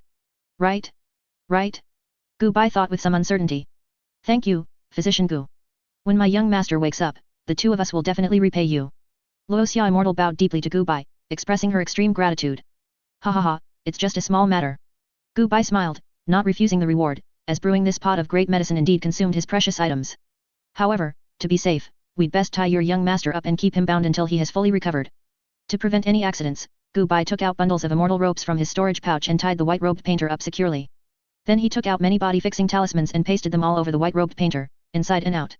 Finally, Gu Bai still felt it was a bit unsafe, so he put chains on the white-robed painter's hands and feet, with the 4 chains deeply nailed into the ground, connected to the Great Earth's main pulse. This way, even if the white-robed painter woke up, it would be difficult for him to break free from the restraints, unless he recovered to his peak state. Once the white-robed painter recovered to his peak state, he naturally wouldn't need to be tied up anymore. Everything was perfect, the only drawback was that the white-robed painter might have to endure a tiny bit of hardship during this period. Just a tiny bit, after all, compared to everything the white-robed painter had experienced before, drinking dozens of bottles of bitter-tasting great medicine shouldn't be much for him, right? Gu Bai walked smilingly to the white-robed painter, gently pried open his mouth, then took out the bottle containing the great medicine from his storage pouch and brought it to the white-robed painter's lips. At this moment, the white-robed painter, who was in a deep coma and normally would never wake up, suddenly began to tremble slightly, and then he abruptly opened his eyes. Woo. The white-robed painter had just tried to say something when he found his mouth was already blocked, and his whole body was unable to move. Looking at the smiling Gu Bai in front of him, and the unknown red liquid that was brought to his mouth, which made his instincts scream in alarm, the white-robed painter felt that everything was ruined, completely ruined. He had clearly been ambushed, and the enemy, unable to kill him, intended to poison him to death. It was not surprising that the white-robed painter would think this way. After all, who, upon awakening, would find himself tied up and then have a very kind person holding a bottle of what was clearly poison, trying to feed it to him? Don't move. Just drink this medicine. You might feel a lot of pain at first, but it will quickly stop hurting. Gu Bai said with an extremely benevolent expression. However, upon hearing Gu Bai's words, the white-robed painter felt as if he had fallen into an ice cave. If he drank this medicine, he might feel a lot of pain at first, but why would the pain stop after a while? He didn't need to think hard to know that it meant he would be dead, which was why he wouldn't feel pain anymore. The white-robed painter turned his head with all his might, looking at Luoxia Immortal with pleading eyes, hoping Luoxia Immortal could save him. Although Luoxia Immortal stood among the enemy, the white-robed painter did not believe she would betray him. However, what responded to the white-robed painter was Luoxia Immortal's encouraging gaze. Before the white-robed painter could react, Gu Bai forcibly pried open his mouth and fed the red liquid to him. MMM. MMM. MMM. MMM. MMM. MMM. The moment the red liquid entered his mouth, the white-robed painter felt an unparalleled bitterness. How bitter was it, specifically? Let's put it this way, the white-robed painter was a super big shot who had lived for tens of millions of years, with an incredibly strong willpower. In the past, he could face any situation without changing his expression, maintaining his elegant demeanor. But now, the white-robed painter could no longer maintain his composure. His expression at this moment was as contorted and painful as could be, as if he had put on a mask of agony. The white-robed painter opened his mouth, wanting to spit out this unknown viscous substance. But he tried for a long time without spitting out the liquid, because it was incredibly viscous, filling all the gaps in his mouth the moment it entered, and clinging firmly to his oral cavity like an octopus. And the liquid seemed to be alive, constantly wriggling frantically. The white-robed painter felt as if his tongue was going to be useless. It was only because the white-robed painter had firm willpower, any other person would probably have fainted long ago. Swallow it, quickly swallow it. Gu Bai stood beside the white-robed painter and said loudly. Hearing Gu Bai's words, the white-robed painter subconsciously swallowed, wanting to gulp down the liquid, but after trying for a long time, he couldn't swallow it. I'm sorry. Gu Bai hesitated for a moment, then took out a soft stick from his storage pouch and poked it into the white-robed painter's throat. Ignoring the white-robed painter's struggles, Gu Bai continued poking, one after another, finally pushing the mucus from the white-robed painter's mouth into his stomach. The white-robed painter lay on the bed, devoid of any will to live. There was no light in his eyes. The white-robed painter felt like he was finished, his whole life was over. Quick, now is not the time to relax. Quickly use your stomach to fight it. However, at this moment, Gu Bai shook the white-robed painter's shoulder and then said loudly. Hearing Gu Bai's words, and sensing that the mucus in his stomach seemed to be struggling violently, as if trying to crawl back up his throat into his mouth. Thinking of the unpalatable taste of that mucus, the white-robed painter had no choice but to quickly perk up. He immediately manipulated his magic power and began to use his stomach to fight the liquid. Time flew by, and 3 days passed in a blink of an eye. The white-robed painter slowly opened his eyes, and at some unknown point, a line of clear tears had fallen from the corner of his eyes. He didn't know how he had endured these 3 days. The unknown mucus in his stomach had almost crawled back into his throat several times. Fortunately, all of it was over. Relying on his tenacious willpower, he finally defeated the unknown mucus and absorbed its power, allowing his depleted body to recover somewhat.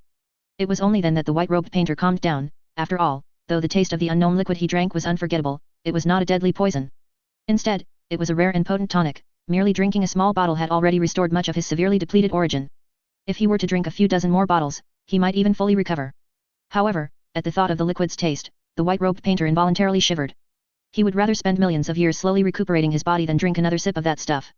That thing must be very precious. This person couldn't possibly have a second bottle, right? The white-robed painter thought this and let out a huge sigh of relief. Luoxia, you can untie me now, right? Looking at Luoxia Immortal, who had been guarding him, the white-robed painter's gaze was somewhat resentful. Not yet, your body isn't fully recovered, you must finish these dozens of bottles of potent medicine. You need to drink it once every 3 days, and it just so happens that 3 days have passed. Luoxia Immortal said, pulling out a new bottle of viscous medicinal liquid from her storage pouch. Cough, cough, cough, Luoxia, I feel like I'm already well now, incredibly well. There's never been a time when I felt better than I do now, so let's not waste such precious stuff. The white-robed painter coughed slightly in a panic, then said seriously. Although recovering his body in a short time was tempting, at the thought of the incredibly awful taste of that potent medicine, the white-robed painter only felt his body resisting. It was the first time the white-robed painter's willpower wavered. If he continued to drink it, he feared he would turn into a babbling idiot. So, not that kind of thing. No, Physician Gu said this is a complete process, it must all be drunk. Luoxia Immortal shook her head. She forcefully pried open the white-robed painter's mouth and then forcibly poured a bottle of potent medicine down his throat. As the bitter medicine entered his mouth, the white-robed painter's eyes widened. The bitterness, as if from his soul, rushed directly to his brain. The white-robed painter, with a distorted expression, shed another line of clear tears from the corner of his eyes.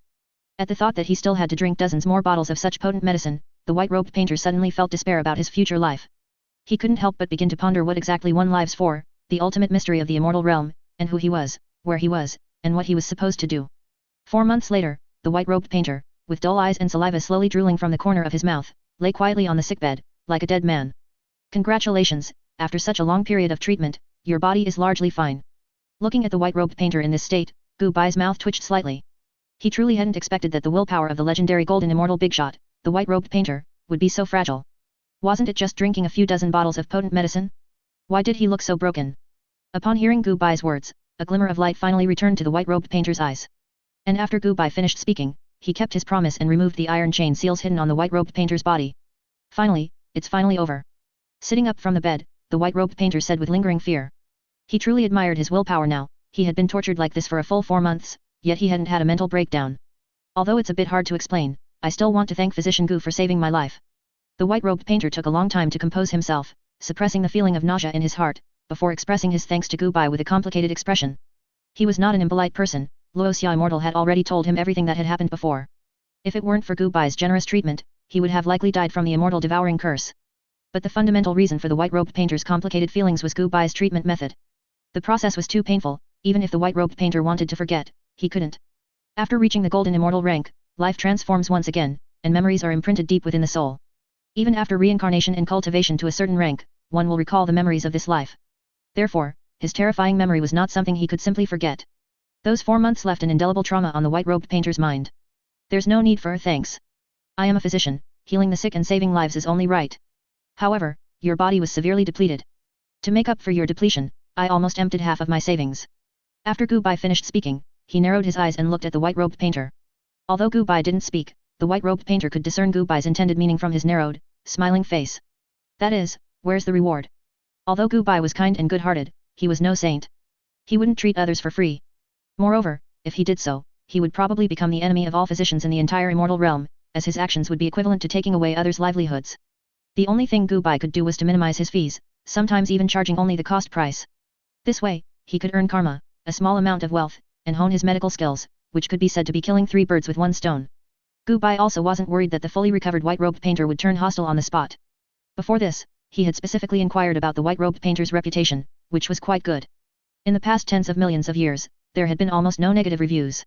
The only negative reviews were from the past few 100,000 years, when the white-robed painter borrowed many spiritual items from his friends but had not yet returned them. Gu Bai also had some guesses about this. The white-robed painter had to borrow spiritual items capable of restoring vitality from his friends to save his life. Please wait a moment. The white-robed painter awkwardly began rummaging through his storage pouch, but after rummaging for a long time, besides a pile of junk, he found nothing else. It wasn't surprising that he, a golden immortal big shot, was so poor. It was similar to what Gu Bai had thought. After being afflicted with the immortal devouring curse, his body was like an hourglass, constantly losing life chi. And to save his life, the white-robed painter had already sold all his valuable possessions earlier and exchanged them for spiritual items and medicinal pills that could restore vitality. It was precisely by relying on these things that the white-robed painter managed to endure for 200,000 years. However, precisely because of this, the white-robed painter could now be said to be completely broke. Aside from the white robes he wore and his fundamental asset, a low-grade acquired spirit treasure, the glazed painting brush, he had no other valuable items. Luoxia Immortal, who had been following the white-robed painter, was also in a similar situation. Apart from her constantly used natal spirit sword, she had nothing valuable. Cough, cough, cough, well, about that. The white-robed painter looked at Gu Bai somewhat awkwardly, still holding 2 medium-grade immortal stones in his hand, seemingly wanting to hand them to Gu Bai. But feeling that 2 medium-grade immortal stones were a bit too shabby, the white-robed painter wanted to retract them, yet he also thought it would be impolite to do so. His hand froze in mid-air, unable to advance or retreat. Seeing this, Gu Bai's mouth twitched. Immortal-grade spirit stones contain rich immortal chi, which can aid in cultivation and also serve as energy to directly activate formations, making them a versatile resource. Therefore, immortals usually use immortal-grade spirit stones for transactions among themselves. Immortal-grade spirit stones are divided into high-grade, medium-grade, low-grade, and peak-grade, corresponding to the Ascended Immortal, Earth Immortal, Golden Immortal, and Mixed Origin Golden Immortal realms, respectively. Generally, a well-off immortal in any realm would have about 100 immortal-grade spirit stones corresponding to their realm, excluding those who are even better off. For example, Gu Bai, though he had only recently made a breakthrough to the Earth Immortal realm, possessed thousands of medium-grade immortal-grade spirit stones, and even more than 10 high-grade immortal-grade spirit stones. Of course, these were just the most basic. Besides immortal-grade spirit stones, Gu Bai also owned immortal pills of various grades, immortal artifacts, and various immortal plants, making his net worth comparable to a golden immortal big shot. After all, being a physician is truly profitable, especially for an extremely efficient physician like Gu Bai. If it weren't for Gu Bai's extremely low fees for treatment, some even at cost price, his current net worth would probably be several times higher. After all, other physicians might take nearly 1,000 years to treat one patient, while Gu Bai only needed less than a year. Gu Bai originally thought that a top-tier big shot like the white-robed painter, no matter how down and out, could at least produce dozens of high-grade immortal-grade spirit stones, right? But the white-robed painter, a dignified golden immortal big shot, after fumbling for a long time, only pulled out 2 medium-grade immortal-grade spirit stones. Even the poorest sword cultivator would shake their head at this. Forget it, you keep these 2 medium-grade immortal-grade spirit stones. As for the fee, it's not too late to pay me back when you have money later. Gu Bai shook his head, saying with some sympathy. How about this? I'll give you my secret, the profound mystery's secret art. Oh? Tell me about it. Gu Bai's eyes lit up upon hearing this. He was more interested in various knowledge than material things. Cough, cough, cough, my profound mystery's secret art is not simple. It is the peak of the painting Dao, and its origin is said to be the legacy of the legendary painter of all wonders from ancient times. The profound mystery's secret art allows the things one paints to possess a soul. When cultivated to its most extreme state, it can even turn the illusory into reality. It is a rather versatile secret art. Whether its offensive or auxiliary capabilities, it is first-rate in the immortal realm. However, generally speaking, this ability to turn the illusory into reality is actually quite useless. I've cultivated this art for so many years, and I've only just gotten started, barely able to turn some inanimate objects from illusion to reality. As for living beings, I've tried before. But it consumes a great deal, and can only condense a body, unable to truly create living people. This is not a flaw in me or in this secret art, but a limitation imposed by the heavenly Dao. The white-robed painter said with his hands clasped, a hint of pride in his voice. And upon hearing the white-robed painter's words, Gu Bai's eyes widened. He, of course, knew the painter of all wonders. That person was one of the strongest individuals in that epic ancient war. During the ancient war, he created many species through his painting art. There is clear evidence that the elementals was created by the painter of all wonders. The elementals, as the name suggests, is a race that can only be born within extreme single elements. For example, the water spirit clan lives deep in the Sea of Realms, and the earth spirit clan lives among the land creatures. Before the ancient war began, there were no records of any elementals in the immortal realm. It was only after the white-robed painter was born and the ancient war began that the elementals started appearing in the immortal realm. And when the elementals first appeared, they used the full strength of their entire race to assist the painter of all wonders. Of course, this was just one of the great feats accomplished by the big shot, the painter of all wonders. In the current immortal realm, there is even a saying that the immortal realm's great enemies, the demon realm and the extraterrestrial demons, were created by the painter of all wonders. Although this theory is very abstract, upon closer thought, it actually has some validity. Because the demon realm also came into existence after that epic war. The mainstream theory is that the extraterrestrial demons were born by absorbing the grievances of various immortal venerables after their deaths. But this is just the mainstream theory. To this day, no evidence has been found to prove that the extraterrestrial demons were not a race created by the painter of all wonders. Until now, all races or peculiar species born after that epic war, or rather, after the appearance of the painter of all wonders, are attributed to the painter of all wonders. The painter of all wonders himself did not deny this absurd claim, because he had already died in that ancient war, and even if he wanted to explain, he couldn't. However, although it is said he died in that ancient war, anyone with a little knowledge knows that the painter of all wonders did not truly die. Because once one cultivates to the mixed origin golden immortal realm, they become undying and unkillable by any means. Or rather, reaching the golden immortal realm already implies a certain degree of immortality. For example, the white-robed painter, even if he dies accidentally, his soul will not lose its memories after reincarnation. His memories will only be hidden deep within his soul. As the strength of his reincarnated self increases, the white-robed painter will gradually recover the memories of this life, until he cultivates to the earth immortal realm, at which point the white-robed painter can be resurrected again. However, that introduces many uncertainties, as no one can guarantee whether their reincarnated self will be able to grow to the earth immortal realm. It's possible that even after tens of millions of years, or even longer, the white-robed painter might not recover his memories. As for the mixed origin golden immortal, that's even more abnormal. A mixed origin golden immortal is already undying and unkillable in terms of karma, and has even, to a certain extent, broken free from the limitations of the time river. This means that even if you transmigration back to the past and kill a mixed origin golden immortal before he has grown, the future mixed origin golden immortal will not disappear.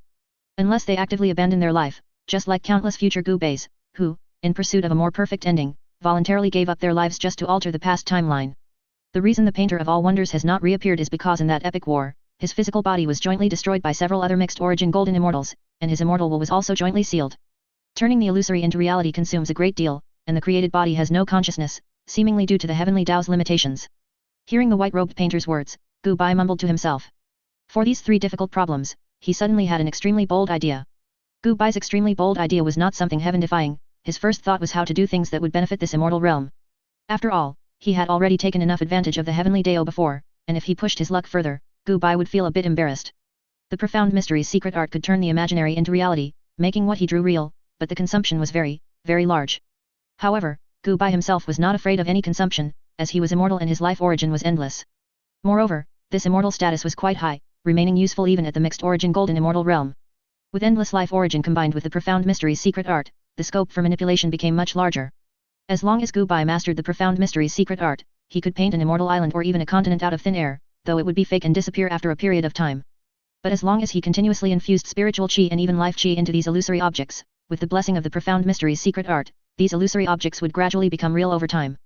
There was a precedent for this. In ancient times, the painter of all wonders, besides creating various races, also created many new continents. Although most of those continents were destroyed in the ancient wars, a few continents have remained to this day, having completely fused with the immortal realm, their area roughly 1/50th of the immortal realm. According to the white-robed painter, he once used the profound mystery's secret art to create dozens of immortal islands out of thin air, which took a considerable amount of time, but he succeeded. It was also by creating those dozens of immortal islands that the white-robed painter accumulated enough karma to break through to the golden immortal realm. Everything indicated that Gu Bai's thinking was correct. As long as he learned the profound mystery's secret art, he could fully rely on his endless life origin to frantically create various immortal islands and make up for the missing continents of the immortal realm. In addition, Gu Bai could also transform the harsh environments of the immortal realm into suitable environments for cultivators. Originally, with Gu Bai's own knowledge, transforming an area with a harsh environment into a cultivation treasure land would take at least 1,000 years. But with this secret art, Gu Bai estimated that he could successfully transform it in just a few years. Of course, Gu Bai was merely trying to be polite first, what he intended to do next would be quite heaven-defying. However, he estimated that the heavenly Dao, seeing how hardworking and capable he was, should not mind. But there was a prerequisite for exploiting this loophole. Gu Bai must learn the profound mystery's secret art and achieve minor achievement in it to comprehend the profound mystery of turning the imaginary into reality. This was incredibly difficult. The profound mystery's secret art was recognized as one of the most difficult secret arts to learn in the immortal realm, and throughout the history of the immortal realm, besides the painter of all wonders who created this method, only the white-robed painter had cultivated it to minor achievement. As for others, very few even managed to get started. Gu Bai didn't have much confidence in himself, but he could certainly give it a try. After all, he was idle anyway, so he might as well find something to do. Alright, but I need you to personally teach me, for at least hundreds of thousands of years, or until I achieve a basic understanding of this method. Gu Bai thought for a moment, then said in a low voice. Although the profound mystery's secret art was incredibly precious, there were several legacies of it in the immortal realm. Obtaining this method, while somewhat difficult for Gu Bai, was only somewhat difficult. After all, in the immortal realm, obtaining a divine ability secret manual did not immediately make one stronger. The prerequisite for becoming stronger was being able to learn it. The profound mystery's secret art was the most difficult secret art to learn, even to the point of being nearly lost. In comparison, the profound mystery's secret art was valuable, but it was far less valuable than the life of a golden immortal great power.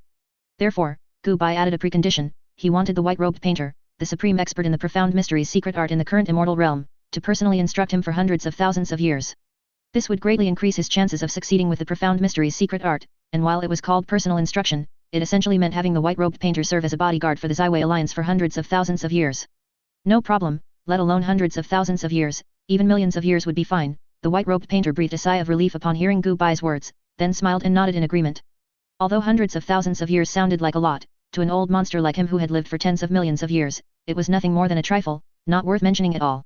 Alright, I'll prepare your residence now. Gu Bai nodded and led the white-robed painter to the center of the Heavenly Immortal Alliance, to a courtyard with exceptionally beautiful scenery. How is it here? Although it's a bit simple, the scenery is great, and the spiritual qi is abundant, it should barely be enough to support your cultivation, Gu Bai said with a hint of pride, looking at the beautiful small courtyard before him. His hundreds of thousands of years were not wasted. After the catastrophe ended, Gu Bai would use his divine ability, Merit Light, in his spare time to continuously improve the environment of Purple Micro Immortal Island and several nearby immortal islands. Furthermore, Gu Bai also arranged for a large number of cultivators to continuously improve the environment of Purple Micro Immortal Island. They planted trees, dug lakes, cultivated spirit medicine and spiritual plants, and managed spiritual veins. Purple Micro Immortal Island even saw the emergence of landscape designers, who specifically designed beautiful scenery based on the local terrain. As time went on, the spiritual qi on Purple Micro Immortal Island became increasingly dense, and the environment became more and more beautiful. Initially, there might have been some artificial traces that looked a bit uncoordinated. But after hundreds of thousands of years of refinement, all artificial traces had disappeared, leaving behind only one stunning landscape after another. In addition to Purple Micro Immortal Island, the other three immortal islands of the Zaiwei Alliance were also being transformed little by little. Gu Bai and the members of the Zaiwei Alliance, bit by bit, transformed Purple Micro Immortal Island, which was originally an unremarkable immortal island, into a paradise. Even now, in certain areas within the Heavenly Immortal Alliance headquarters, the center of the Zaiwei Alliance, the spiritual qi concentration is barely enough to support the daily cultivation of a golden immortal great power. Besides this, the entire northern domain archipelago was also influenced by Gu Bai, and they all followed Gu Bai's example, spontaneously transforming the environment of their own immortal islands. Gu Bai was also very generous in sharing his experience, and he would occasionally visit other immortal islands to offer guidance. It was because of Gu Bai that the environment of the entire northern domain archipelago, and even several nearby archipelagos, had largely recovered not long after the catastrophe erupted. Even now, the overall spiritual qi concentration and environment are much better than before the catastrophe erupted. It was precisely because of this that Gu Bai was so beloved by the Heavenly Dao, and the Heavenly Dao's tolerance for Gu Bai was exceptionally high. The white-robed painter looked at the small courtyard before him with some surprise. He truly hadn't expected the unremarkable Purple Micro Immortal Island to possess such a blessed land with rich spiritual qi. Immediately after, the white-robed painter closed his eyes, and his divine sense instantly expanded to cover the entire Purple Micro Immortal Island, and even the entire northern domain archipelago. After a long while, the white-robed painter slowly opened his eyes. The scenery of this immortal island is unlike anything I've ever seen in my life. If I have nothing to do in the future, I'll probably come here to retire. The white-robed painter said with some emotion. My purple micro-immortal island always welcomes you. As long as the white-robed painter wishes to come, he can become a distinguished guest of my purple micro-immortal island at any time. Hearing the white-robed painter's words, Gu Bai said with a smile. He was not surprised by this at all. The purple micro-immortal island's spiritual chi density might be far inferior to other places in the immortal realm. However, in terms of its scenery alone, and the hospitality of its residents, it would be very difficult to find a similar place in the entire immortal realm. Influenced by Gu Bai, all the cultivators on purple micro-immortal island are very kind-natured, and coupled with the highly developed medical system here, it can almost be considered a well-known holy land for retirement throughout the immortal realm. If you have a little extra money, then come to purple micro-immortal island.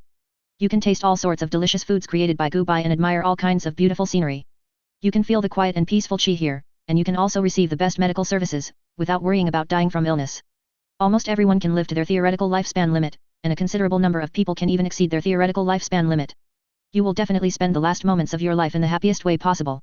And in this process, you will absolutely not die from illness, because if you randomly pull someone off the street, they will know a little about medicine.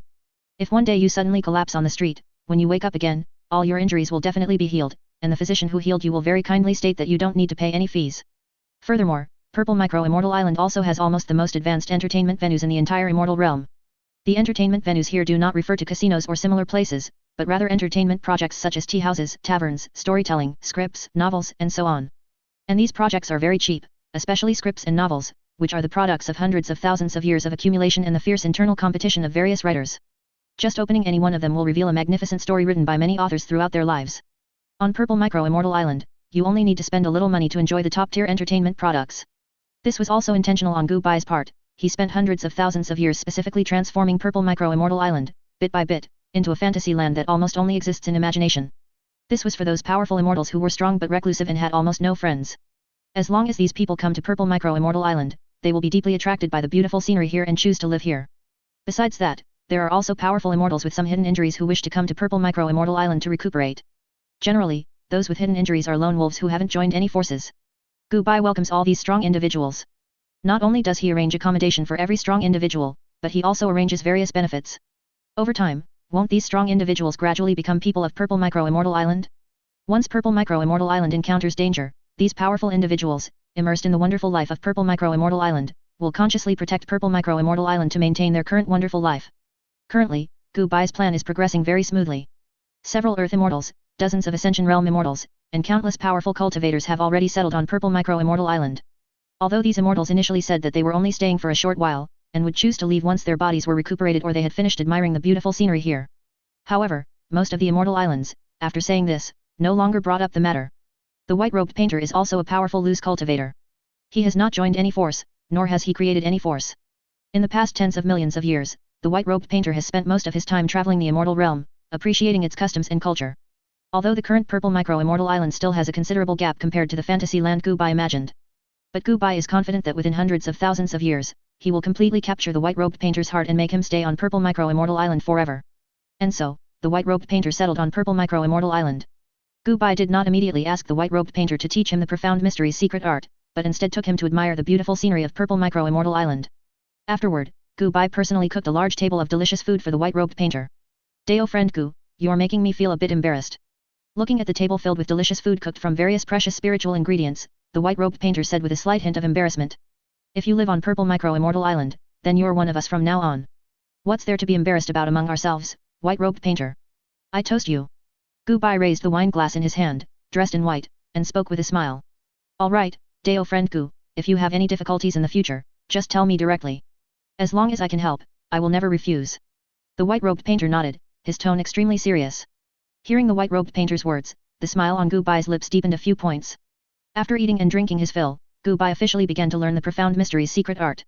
Contrary to Gu Bai's imagination, the profound mystery's secret art was not an extremely profound painting technique, but rather an understanding of the Dao. Painting skill is only one of the basic conditions. To bring what is painted to life, one must have an essential understanding of that thing, making it very difficult to learn. However, fortunately, Gu Bai learned a wide variety of things and understood a little bit of everything, so the initial learning process was relatively easy. 10 years later, on a scenic peak on Purple Micro-Immortal Island. It was already late at night. Gu Bai stood on the peak, holding a brush. There was no canvas in front of him, but Gu Bai still waved the brush and began to paint. The brush left traces in the space before Gu Bai. Gu Bai, with smooth and flowing movements, drew a lifelike blue butterfly. As Gu Bai infused his magical power, this butterfly, located in space, suddenly transformed from two-dimensional to three-dimensional. The blue butterfly flapped its wings and slowly flew to Gu Bai's side. The butterfly emitted a faint blue light, appearing incredibly beautiful. Gu Bai chuckled softly, then he waved his brush again, quickly drawing one blue butterfly after another.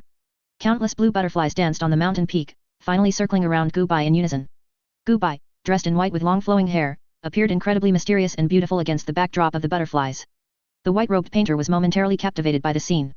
The white-robed painter had to admit, seeing this scene, he was truly a bit mesmerized.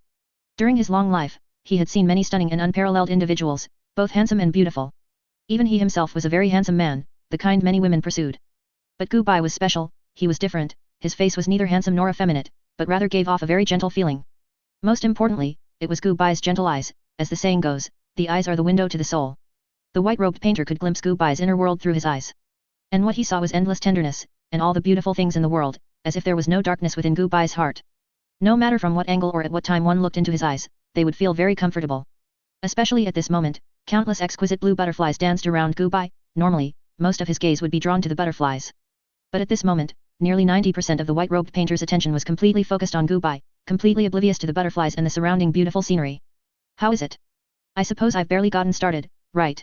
Gu Bai looked at the white-robed painter, tilting his head slightly and smiling as he spoke.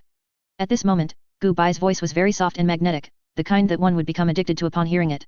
The white-robed painter suddenly felt a bit hungry. After swallowing, he forcefully turned his head away, relying on his strong willpower. Very impressive, even more talented than me. The white-robed painter let out a long breath, then said with a smile. That's good then, it seems I'm even more amazing than I thought. Upon hearing the white-robed painter's words, Gu Bai narrowed his eyes, put his hands on his hips, and said with a hint of pride. After speaking, Gu Bai walked over to the white-robed painter and subconsciously put his arm around the white-robed painter's neck. Come on, it's not easy to get started, we must celebrate today. Gu Bai simply rested his right hand on the white-robed painter's shoulder, looking at the full moon in the sky, feeling a sense of ease. This profound mystery's secret art was a bit more difficult than he had imagined, but thankfully his own talent was still decent. Under the guidance of the white-robed painter, this big shot, it took him 10 years to finally get started. Although Gu Bai could currently only barely draw small items like butterflies, flowers, and plants, his skill would definitely improve over time. Gu Bai, in a wonderful mood, naturally wanted to find a good friend to celebrate with. And the white-robed painter was the good friend in Gu Bai's mind. The white-robed painter's personality was similar to his, both belonging to the more amiable type, so they got along very well. In just 10 short years, the two had become very close fellow deists, and Gu Bai genuinely regarded the white-robed painter as his friend from the bottom of his heart. And between friends, there was naturally no need to care so much, wasn't it just putting a hand on the other person's shoulder? They were both men, what was the big deal? However, that was what Gu Bai thought, but it was a torment for the white-robed painter. At this moment, the white-robed painter felt his body stiffen, not daring to move an inch. Feeling the touch of Gu Bai's soft hair against his body, and the pleasant, faint fragrance from Gu Bai. The white-robed painter didn't know why, but he just felt very nervous, as if he was about to fall into an abyss. There's no need to celebrate, I suddenly remembered I haven't hung out my clothes at home, so I'll head back first. The white-robed painter casually came up with a clumsy excuse, then his body flickered, and he disappeared from in front of Gu Bai. Strange, am I that scary? Gu Bai tilted his head, looking in the direction where the white-robed painter disappeared, thinking with a slight sense of confusion. This wasn't the first time he had encountered such a scene. In the past, his friends would always flee as if escaping in similar situations. Even Gu Bai, Ye Fan, and others, who were closest to him, were the same. In the late stage, they even became unwilling to be alone with him. This greatly puzzled Gu Bai. Logically speaking, shouldn't his personality and charm make him very popular? Forget it, don't think so much. Gu Bai shook his head, deciding not to waste any more brain cells. He wasn't someone without friends, he had so many friends he couldn't even count them himself, so since the white-robed painter wouldn't celebrate with him, he would go find someone else. Of course, while he said that, Gu Bai ultimately only managed to find Xing. Heavenly Immortal Alliance, atop a beautiful mountain peak, there was a natural hot spring halfway up the mountain. Soaking in the hot spring, one could clearly see the full moon in the sky. This mountain peak was personally built by Gu Bai, with beautiful scenery, very suitable for bathing here on a full moon night. Gu Bai, did you call me here for something? Of course, I wanted to give you a surprise. Standing atop the mountain peak, Gu Bai smiled and pulled out his brush, then skillfully began to paint on the space before him. Soon, one exquisite blue butterfly after another was drawn by Gu Bai. As Gu Bai performed the profound mystery's secret art, these blue butterflies instantly came to life, and the butterflies, emitting a faint blue mysterious light, began to circle around Gu Bai and Xing. How is it? Isn't it beautiful? Standing amidst the butterflies, Gu Bai gave Xing an incomparably gentle smile. Seeing this scene, Xing was stunned. Drip, drip. Tears, crystal clear, streamed down Xingning's cheeks. These were tears of happiness, shed because she was so overjoyed. At this moment, Xingning felt as if she was the luckiest person in the immortal realm, and even in all worlds. If she wasn't lucky, how could she have met Gubai? Gubai, who had cared for her entire life, and even now, was constantly thinking of ways to make her happy. Don't cry, is there something I didn't do well enough? Seeing Xingning suddenly burst into tears, Gubai's expression was no longer as calm as before. He reached out his hand and asked somewhat nervously. Plop. What responded to Gubai was Xingning's embrace. Xingning held Gubai tightly. No, Gubai is the best person in the world, I'm just a little too happy. Xingning held Gubai firmly, then whispered. Don't cry, don't cry. Gubai's lips curved slightly, he gently patted Xingning's back, then said in an incredibly soft tone. It would have been better if Gubai hadn't done that. With his pat, Xingning cried even harder. And so, what was originally a romantic date turned into Gubai constantly comforting Xingning, but Gubai also greatly enjoyed this feeling. Afterward, Gubai's life returned to peace. Every day, he devoted himself to studying painting techniques, occasionally chatting and drinking with friends, or taking time to act as a mastermind, slowly transforming the entire Northern Domain archipelago. Although Purple Micro-Immortal Island had already been transformed quite well and was almost a well-known vacation holy land in the Immortal Realm, Purple Micro-Immortal Island was still a bit too small for the vast Immortal Realm. In the future, as more and more people came from the Immortal Realm, Purple Micro-Immortal Island would quickly be unable to bear so many people. Not to mention the future, just now, even though the spiritual chi of Purple Micro-Immortal Island had been steadily increasing, it was still somewhat unable to support the increasing number of cultivators. Therefore, Gubai planned to gradually transform the entire Northern Domain archipelago into his ideal fantasy land. For example, Purple Micro-Immortal Island's main theme was a quiet and peaceful retirement atmosphere, and other immortal islands could also set their own themes. For instance, a sword cultivator holy land similar to the Sky Ruins world and Tianese Sword Province, where everyone on the entire immortal island was a sword cultivator, competing in the Dao of the sword with each other. Or an immortal island like the Jade Maiden Immortal Island, which had many beautiful women. Those who wanted to find a gentle and considerate Dao companion could go to that immortal island. For Gubai's plan, the controllers of the other leading immortal islands also fully supported it. Of course, Gubai's current plan had just begun and was expected to take hundreds of thousands of years to transform little by little. Only by completely transforming the culture of each immortal island could his plan be fully completed. This process was quite tedious. Even if Gubai only managed the overall situation and didn't have to consider the details himself, it still required countless effort and time. However, for Gubai, what he lacked least was time. Time slowly passed, and gradually, Gubai was finally able to paint larger objects, such as various weapons, or conceptual sword chi, fireballs, and the like. Afterward, under the guidance of the white-robed painter, Gubai gradually comprehended the true profound mystery's secret art. 1,000 years later, above a desert sky, Gubai held the simple paintbrush and began to draw in the air. Soon, endless dark clouds were drawn by Gubai, and the endless phantom of dark clouds also appeared in the sky. As Gubai infused a large amount of magical power again, the phantom of dark clouds in the sky gradually solidified from virtual to real, turning into real dark clouds. Rumble. Rumble. After a series of thunderous sounds, a torrential rain began to fall from the sky. Under the nourishment of the rain, the originally dry and sandy land gradually became moist. The yellow sand, under the nourishment of this rain, slowly turned into black soil rich in nutrients. The originally dry air, devoid of any spiritual chi, also began to show wisps of spiritual chi, and as time passed, the concentration of spiritual chi also became higher and higher. Seeing this scene, Gubai in the air nodded with satisfaction. These dark clouds were not ordinary dark clouds, they were a rare natural phenomenon in the immortal realm, the heavenly dew. The rainwater contained rich nutrients and spiritual chi. This phenomenon generally only existed in the center of the immortal realm, in blessed lands with extremely rich spiritual chi, caused by the excessively high concentration of spiritual chi. The place where Gubai was located was Red Sand Immortal Island, a vast immortal island whose area was no less than that of Purple Micro-Immortal Island. However, countless years ago, two golden immortal dragons fought here, and affected by the aftermath of the battle, the surface of this leading immortal island was completely destroyed, turning into Red Sand Immortal Island, where no spiritual chi existed and yellow sand stretched for hundreds of millions of miles. Even after several million years, the ecology of this immortal island still had not recovered. If there were no accidents, it would take another 10 million years for Red Sand Immortal Island to initially recover its vitality. However, under the nourishment of this special rain, in just over 10 days, Red Sand Immortal Island had already initially recovered its vitality. This was the terrifying aspect of the profound mystery's secret art. As long as there was enough magical power, one could forcibly draw this heavenly dew. Of course, Gubai's consumption was also extremely high. In just over 10 days, his life origin was drained and recovered countless times. Such a level of consumption, even for a golden immortal great master like the white-robed painter, would be unbearable.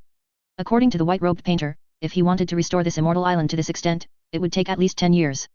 After all, the white-robed painter was not like Gubai, who directly consumed his life origin to forcibly cast spells. He generally only consumed his magical power, but magical power was completely incomparable to life origin. It could be said that this profound mystery's secret art seemed to be tailor-made for Gubai. Looking at the Red Sand Immortal Island, which had initially recovered its vitality, Gubai did not stop his actions, Nearly another year passed. Red Sand Immortal Island had completely recovered its vitality, and the concentration of spiritual chi was almost the same as that of other immortal islands, and due to the long period of rain, there were already many beautiful lakes on the island. Only then did Gu Bai nod with satisfaction. The subsequent work of transforming the immortal island, planting various spiritual plants, flowers, trees, and introducing mortals, would no longer require his effort. Such tedious matters would naturally be handled by the other large forces of the Northern Domain Archipelago. As for the area of the recovered immortal island, the Zaiwei alliance would occupy half, and the remaining half would be divided among the major forces of the Northern Domain Archipelago. As Gu Bai finished allocating all the matters, the already dazzling merit light on his body became even more dazzling. After all, this was a great deed of restoring an entire immortal island, benefiting countless living beings. Although these subsequent tedious tasks were handed over to others, in terms of credit, Gu Bai accounted for at least 70% or more. At the same time, Gu Bai also had an epiphany: to break through to the golden immortal realm, he probably needed to repair a few hundred such immortal islands. And Gu Bai's own karma was already about half. It sounds very simple, but it is very, very difficult to do. Because repairing an immortal island consumed so much time, energy, wealth, and connections that it could drain an ordinary Earth immortal. For an old brown Earth immortal, late-stage immortal like Ethereal Immortal Venerable, who had immense assets and had lived for millions of years, all her assets combined, if she was lucky enough to invite a great master like Gu Bai to help, just counting the cost, Ethereal Immortal Venerable could at most repair more than 20 immortal islands. With the accumulation over a long period, Ethereal Immortal Venerable might be able to accumulate enough karma by spending tens of millions of years. But don't forget, a catastrophe breaks out in the cultivation world every million years, and cultivators below the golden immortal realm find it difficult to save their lives in the catastrophe. Even an old brown Earth immortal like Ethereal Immortal Venerable finds it difficult to guarantee that she can survive the catastrophe 100%. However, for Ethereal Immortal Venerable to accumulate enough karma, she needed to survive at least dozens of catastrophes, and her probability of successful breakthrough was infinitely close to zero. This is also why the number of Earth immortals in the cultivation world is countless, but the number of golden immortals always remains at just over 100. Gu Bai thus leisurely traveled the Northern Domain Archipelago, constantly employing the profound mystery's secret art to repair the broken immortal islands. It wasn't that Gu Bai didn't want to create immortal islands out of thin air, rather, to achieve that level, a very profound understanding of the profound mystery's secret art was required, and Gu Bai had only just begun to cultivate the profound mystery's secret art, which was not enough to do so. However, even so, merely repairing those damaged immortal islands brought Gu Bai a large amount of karma. Gu Bai spent 100 years transforming all the desolate lands or areas unsuitable for living beings on the Northern Domain Immortal Island into treasure lands. Afterward, Gu Bai rode an immortal crane and proceeded to transform the other three archipelagos, the Southern Domain Archipelago, the Eastern Domain Archipelago, and the Western Domain Archipelago. Anyway, it wouldn't take him too much time, and the local powers of those archipelagos wouldn't refuse him, on the contrary, they would owe him a favor. By then, in just 500 years, Gu Bai had accumulated enough karma to break through to the golden immortal realm. Moreover, Gu Bai also had an unexpected gain. Looking at the purple jade brush in his hand, which glowed with golden light and exuded auspicious karma, Gu Bai felt a mix of amusement and helplessness. His brush was just an ordinary high-grade immortal artifact purple jade brush, but because he found it extremely convenient to use, he hadn't replaced it with a higher quality one. However, now, this purple jade brush, infused with countless karma, had directly transformed from a high-grade immortal artifact into a low-grade acquired karma supreme treasure. Acquired supreme treasures are generally only used by golden immortal great powers and are incredibly rare. Even a golden immortal great power like the white-robed painter, who possesses a unique skill, only has one low-grade acquired supreme treasure. And the low-grade acquired supreme treasure in Gu Bai's hand also had the word karma added to it, making it even rarer. Acquired karma supreme treasures have far superior overall attributes compared to acquired supreme treasures, but becoming an acquired karma supreme treasure requires infusing a large amount of karma. Generally, no golden immortal great power would be willing to infuse it, which is why acquired karma supreme treasures are incredibly rare in the immortal realm. Gu Bai originally had no intention of infusing it either, but the karma infused into the purple jade brush was not Gu Bai's own karma, but karma freely bestowed by the heavenly Dao. After all, Gu Bai's repairing of the immortal islands benefited a large number of living beings, and the heavenly Dao also gained a benefit, or rather, the heavenly Dao was the biggest beneficiary. Why does the heavenly Dao bring down a great calamity every million years? Isn't it because there is too little land and too many immortals, and the immortal realm simply cannot support so many immortals? After all, the cake is only so big, for every additional person, one's share of the cake decreases. If no great calamity were brought down to reduce the number of immortals, it is feared that another unprecedented war would break out in the immortal realm. And Gu Bai was the one who made the cake. Not only did he not eat the cake, but he could continuously produce cakes. Because of this, the heavenly Dao almost cried tears of joy. Sure enough, his good baby, although a bit rebellious, was still that good baby. However, what made Gu Bai feel helpless was that he could not break through to the golden immortal realm yet. Generally speaking, other Earth immortal realm immortals would immediately break through to the golden immortal realm once they accumulated enough karma. However, Gu Bai did not break through because his situation was special. He had only recently broken through to the Earth immortal realm. If calculated by detailed cultivation, he was currently only at the first rank of the Earth immortal realm. Even if he accumulated enough karma, he couldn't break through. He would have to cultivate to the 9th rank of the Earth Immortal Realm and then hone his magic power to its limit before choosing to break through. No, buddy, you. In the Zaiwei Alliance, the white-robed painter looked at Gu Bai in front of him, somewhat in disbelief. Although Gu Bai looked no different from before, anyone who cultivated pupil techniques could see the dazzling golden light emanating from Gu Bai. This was merit light of extremely high quality, and it was not just simple human karma or other types of karma, this was the highest rank of karma personally bestowed by the heavenly Dao. That dense karma was even comparable to the karma the white-robed painter had accumulated over many years. If Gu Bai had broken through to the golden immortal realm on the spot, the white-robed painter wouldn't have been too surprised. Is it that special ability of yours? After a long while, the white-robed painter asked in a deep voice. Gu Bai had not deliberately concealed his rapid recovery ability, so his ability was actually semi-public in the northern domain archipelago. Any immortal with a bit of connections knew that Gu Bai's situation was special and that he seemed to possess a great fortune that made his magic power almost endless. However, no one would be so tactless as to provoke Gu Bai. After all, Gu Bai was now the heavenly Dao's favorite. From the moment Gu Bai ascended to the immortal realm, the heavenly Dao had been silently watching him. In a sense, the future prosperity and decline of the immortal realm rested on Gu Bai's shoulders, which is why the heavenly Dao had such a high degree of tolerance for him. In fact, when Gu Bai revealed his secret, it wasn't that there weren't powerful figures who wanted to seize the fortune on Gu Bai. However, these people would be warned by the heavenly Dao before they even took action, and there were a few extremely stubborn ones who would ignore the heavenly Dao's warning, to which the heavenly Dao's response was a lightning tribulation that reduced them to ashes. Pretty much. This profound mystery's secret art is very compatible with my special ability. Gu Bai nodded, not denying it. Upon hearing Gu Bai's words, the white-robed painter nodded thoughtfully. He wondered how he had coincidentally learned of Gu Bai's existence just before falling unconscious and how he had coincidentally been near the northern domain archipelago. It seemed that all of this was not an accident, but a deliberate arrangement by the heavenly Dao, the purpose of which was for him to recognize Gu Bai and, after being rescued, to fully impart the profound mystery's secret art to Gu Bai. But it doesn't matter. Come, brother Gu, it's rare for you to return, so we must have a drink. The white-robed painter shook his head. Although this feeling of being arranged made him uncomfortable, he knew that Gu Bai was innocent. Moreover, the bond between him and Gu Bai was real, and that was enough. Between good brothers, there was no need to care about so much. Today, we won't stop until we're drunk. Gu Bai also nodded happily upon hearing this. Cheers. At night, on a beautiful mountain peak, Gu Bai and the white-robed painter clinked their cups and then drank the fine wine in their cups. Immediately after, the two began to talk through the night, mostly about the profound mystery's secret art, with the white-robed painter doing most of the talking and Gu Bai listening, almost entirely discussing advanced techniques of the profound mystery's secret art. Of course, besides that, the two would also chat about some interesting anecdotes and gossip from the immortal realm, and the white-robed painter would also recount his past experiences. However, the general experiences were definitely embellished. Gu Bai also smiled and remained silent about this. He would also tell some touching stories about himself and Gu Bai. Under the moonlight, the two would often burst into hearty laughter. Time flew by, and in the blink of an eye, 100,000 years had passed. At the center of the immortal realm, on the heavenly profound continent, lay the endless scorching sun land. The endless scorching sun land was a notorious forbidden zone in the immortal realm, known far and wide, with an area even larger than the entire northern domain archipelago combined. Logically, this should have been a holy land for cultivation, at least home to sect forces of the earth immortal rank, and several sect forces of the golden immortal rank. However, the endless scorching sun land was perpetually engulfed in an extremely high temperature blazing sun fire, making it almost impossible for anything to grow. Neither the human race nor the Ya race, nor even the fire spirit race, could survive in this place. Because this blazing sun fire could incinerate all things, only an ascension realm immortal flying in the air could barely survive, and even then, they couldn't stay for long periods. Legend has it that this place was originally a beautiful mountain range, but in ancient times, two mixed origin golden immortals engaged in a world-shattering battle here. The ultimate outcome of that battle is unknown, but it completely destroyed the local ecosystem and left behind this blazing sun fire to burn continuously. This vast land was completely abandoned, although some fire-attributed spiritual objects would be born deep within the earth, and some body cultivators would choose to temper their bodies here, the yield was still too small. In the history of the immortal realm, it wasn't as if no one or no large forces had tried to extinguish the blazing sun fire in this place.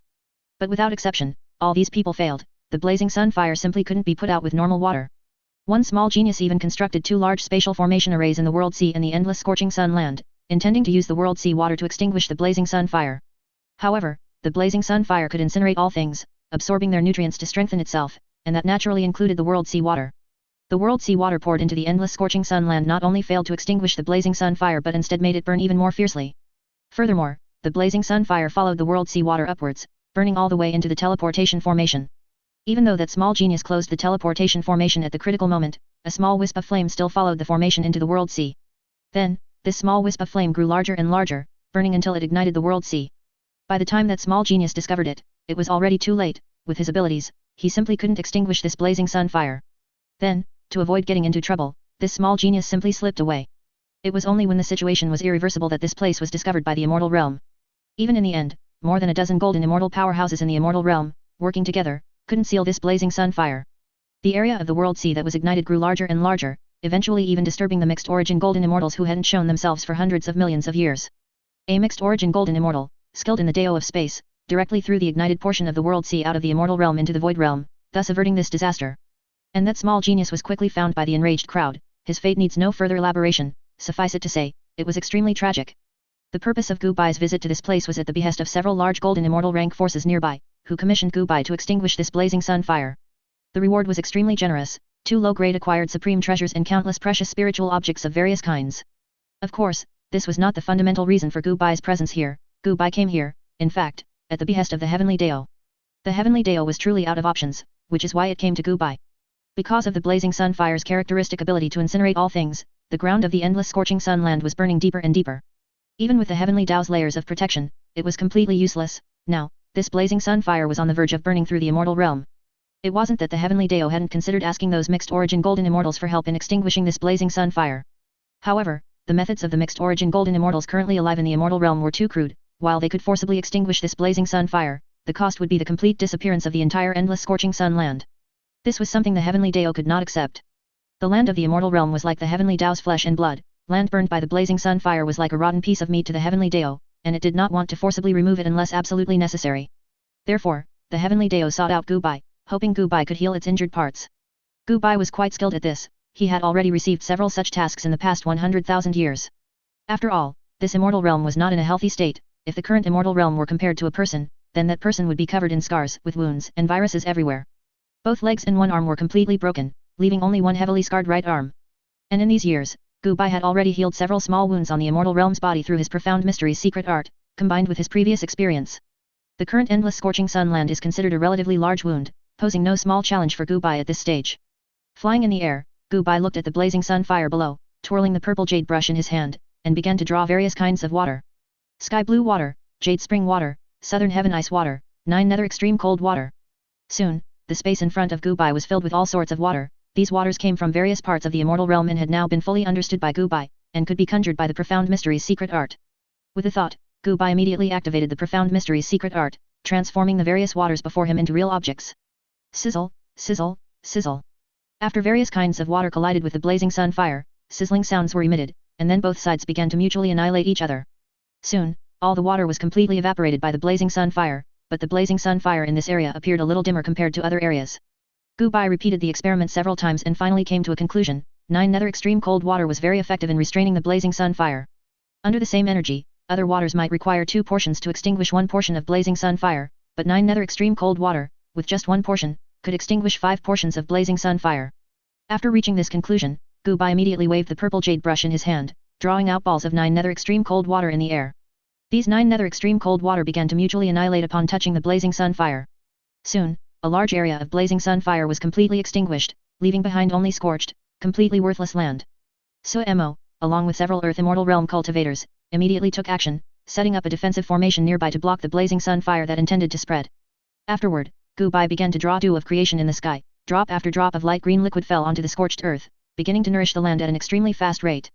A few days later, the completely scorched and nutrient-deficient land gradually transformed into highly fertile black soil under the nourishment of the dew of creation. The group led by Mo, with great familiarity, planted various plants on this land. Soon, the land, which had been desolate for an unknown number of tens of thousands of years, once again burst forth with new vitality.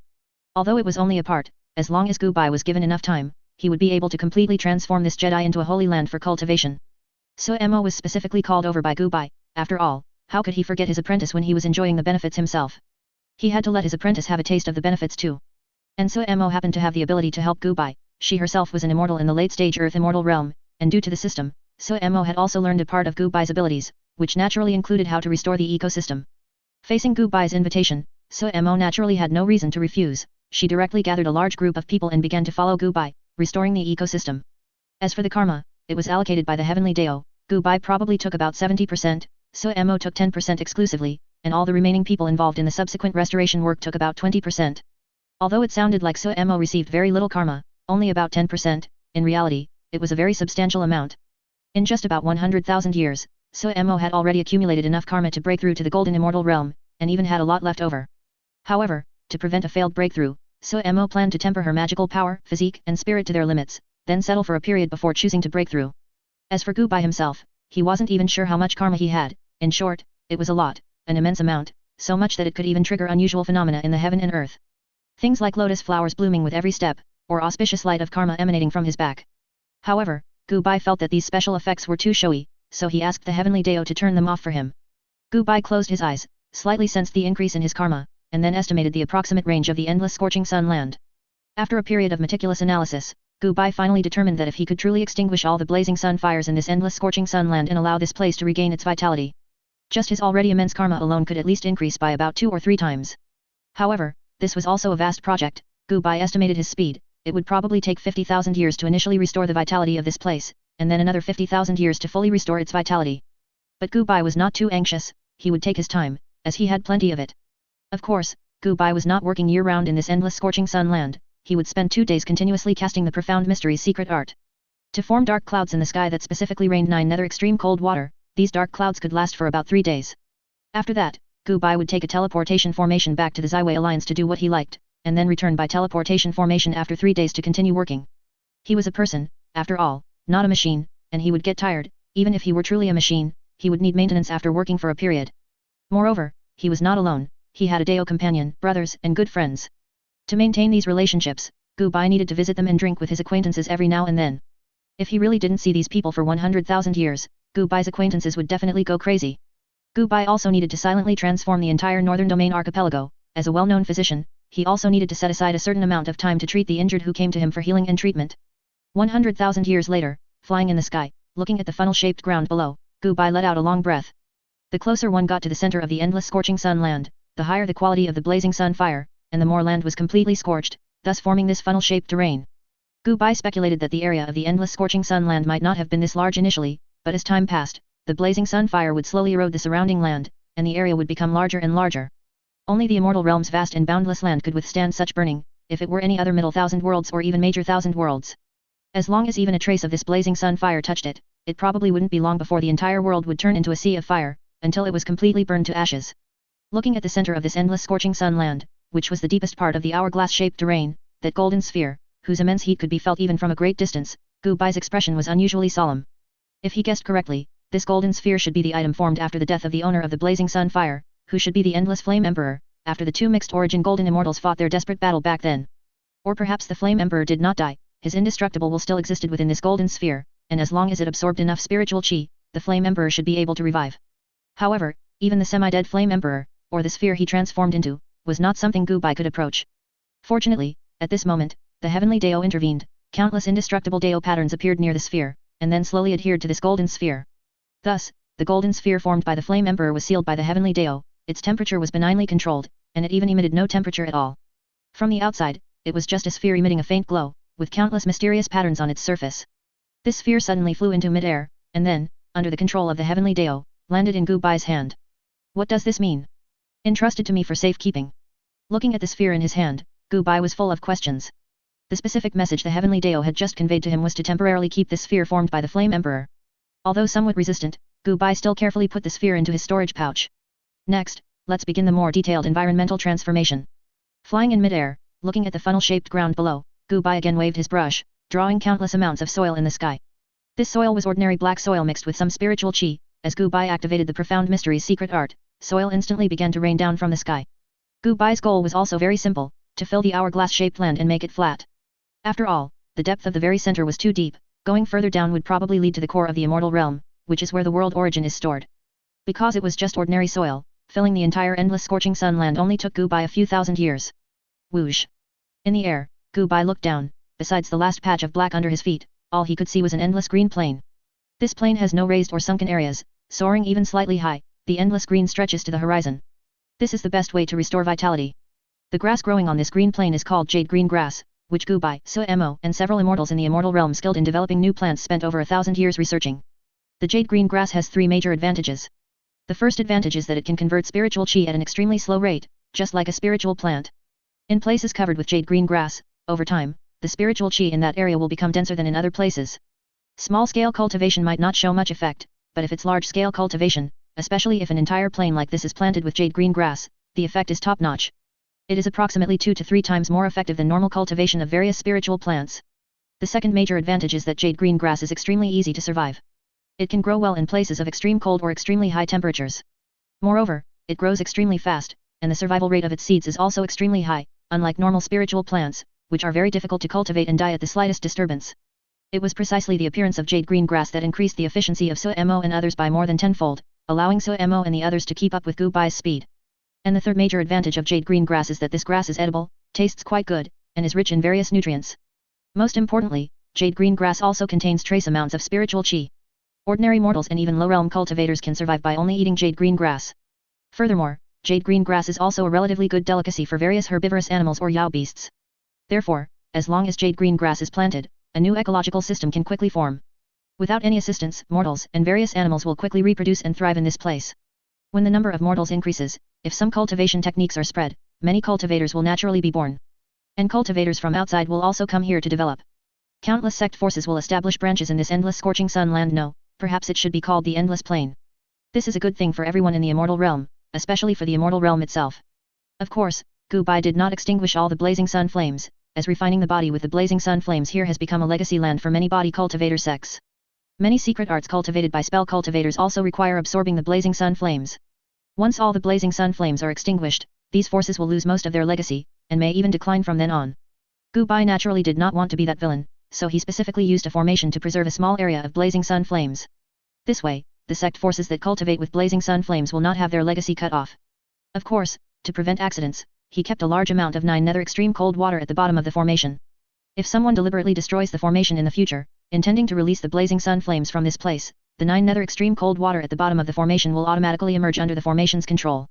It will completely submerge all the land within several million li, and although this might cause collateral damage, it is much better than the blazing sun flames getting out of control.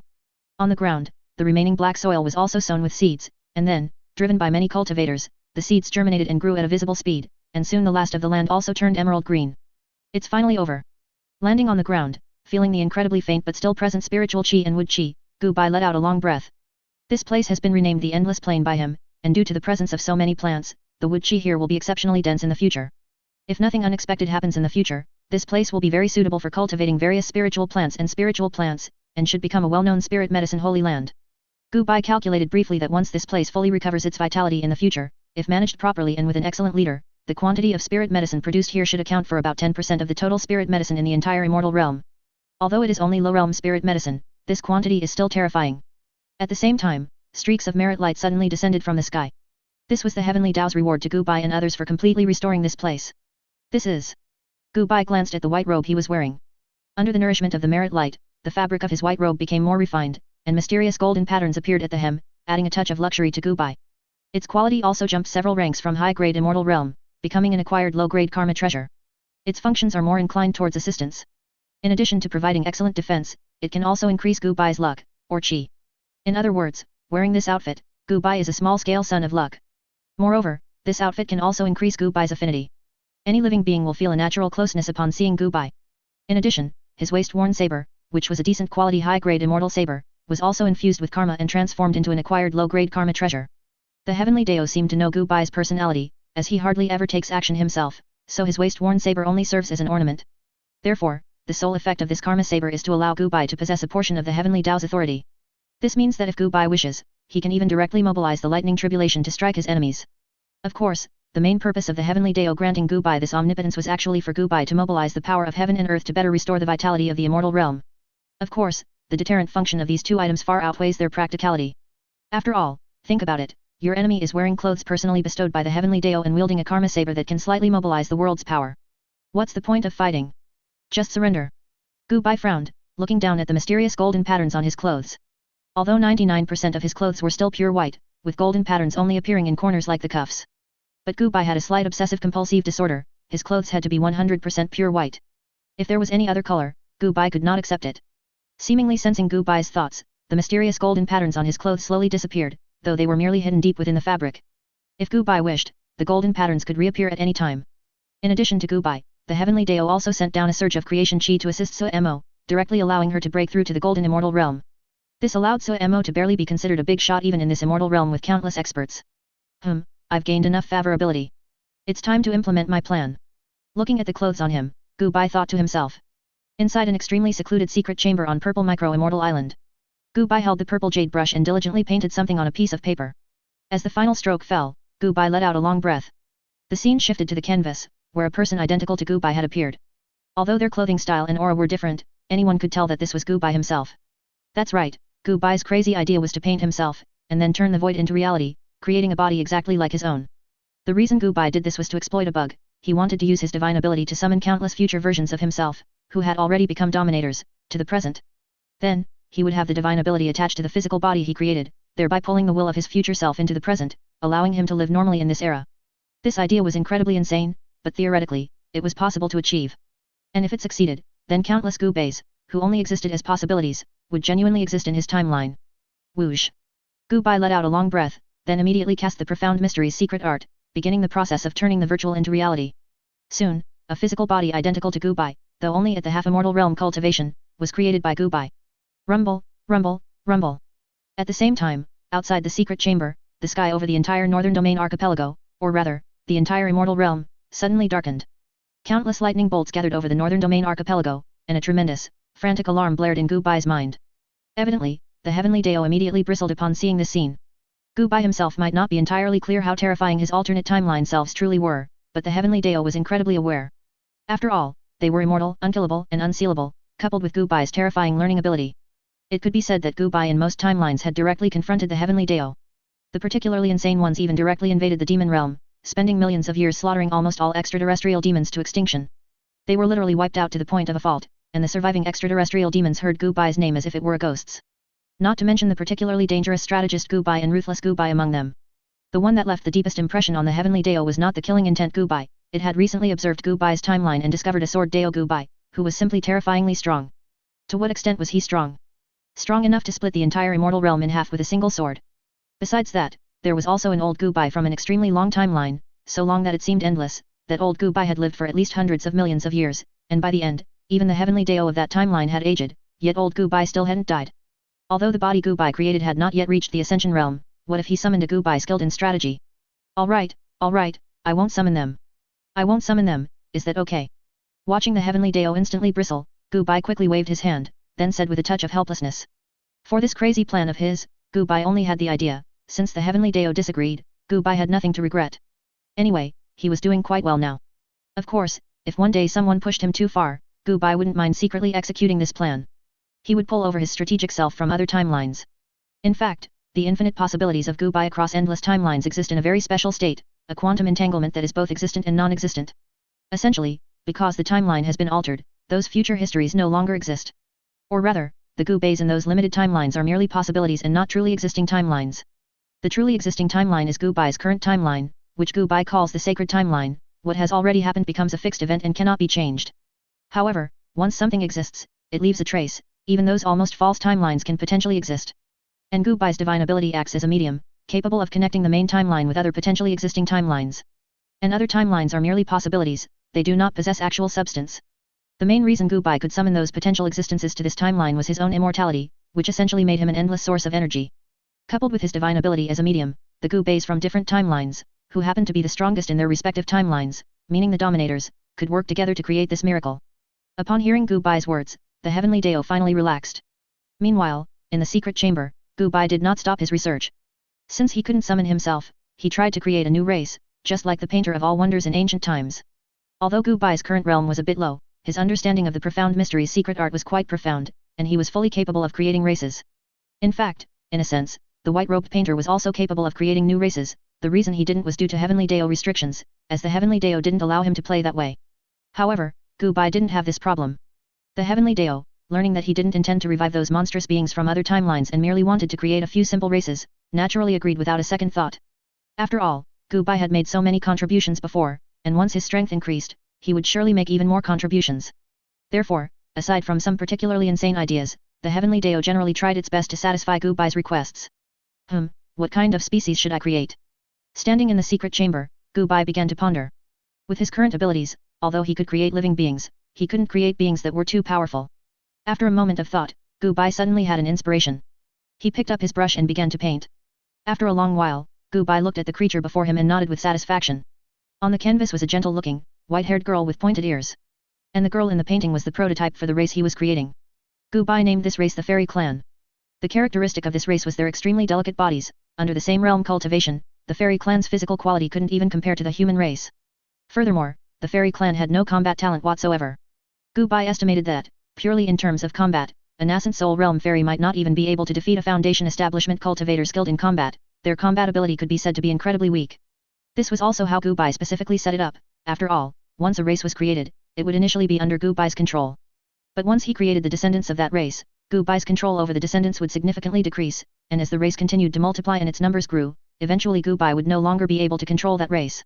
It was just like the painter of all wonders back then. Although the elementals was created by him, over time, the elementals was no longer the painter of all wonders' property. They gradually became a completely new race. And even now, whether the extraterrestrial demons, the great enemy of the immortal realm, were created by the painter of all wonders is still a matter of much debate. Hence, the Fairy Clan had the limitation of being extremely unskilled in combat. However, although the Fairy Clan was not good at combat, they had gentle and kind personalities, and their attributes were mostly biased towards wood and water elements. Furthermore, Gu Bai also imprinted some medical Dao knowledge, as well as knowledge on how to regulate the ecosystem, into the Fairy Clan's genes. This also made the Fairy Clan born as natural physicians, and they were extremely skilled at regulating the ecosystem. As long as they were placed in a forest, the Fairy Clan would automatically manage the environment in the forest, help plant spirit medicine, regulate spiritual veins, improve the forest's environment, and slowly increase the concentration of spiritual qi in the forest. Perhaps after a few hundred or 1,000 years, an ordinary forest would transform into a beautiful place with abundant spiritual qi, filled with various spiritual plants and spirit medicine. It could be said that the Fairy Clan was naturally suited for this line of work. This was extreme logistical capability exchanged for extreme weakness. Simply put, every race has a certain racial talent, and the Fairy Clan essentially transferred all their combat-related talents to logistics. Therefore, every Fairy Clan member, even compared to the human race, was a genius in logistics. And most importantly, the Fairy Clan had gentle and kind personalities, and their appearances were all of the highest caliber, with all of them being female.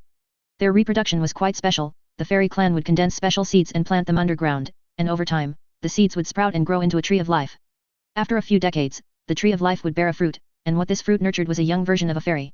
Most importantly, the Fairy Clan could be said to have almost no combat ability and only liked to eat vegetables. They generally only ate fruits they planted themselves, making this race completely beneficial and harmless to the immortal realm. Gu Bai's purpose in creating the Fairy Clan was to have them help him quickly restore the damaged environments. To prevent a few exceptional geniuses, Gu Bai also set the Fairy Clan to be unable to conceive, meaning the Fairy Clan could not get pregnant with any creature. If he hadn't set this restriction, Gu Bai had no doubt that within 10 years, a large number of half-human, half-fairy clan members would be born. After all, in the immortal realm, the number of cultivators with human and Ya race mixed blood was not small. Gu Bai closed his eyes and began to create the Fairy Clan with all his might.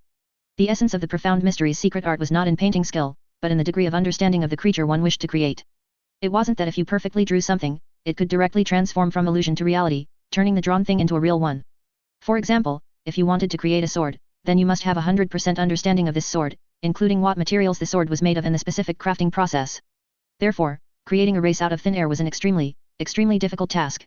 Even the painter of all wonders back then only created relatively simple races like the elementals. However, Gu Bai was no ordinary person. As a physician, his understanding of the human body's structure had reached a terrifying level. Therefore, creating a humanoid race, while very difficult for Gu Bai, was not impossible. However, Gu Bai did not immediately create the Fairy Clan. Since he was going to create a race, he certainly had to put in his utmost effort. But the more he researched, the more Gu Bai felt that the structure of every race was an incredibly precise machine. Even the simplest paramecium was not as simple as it looked.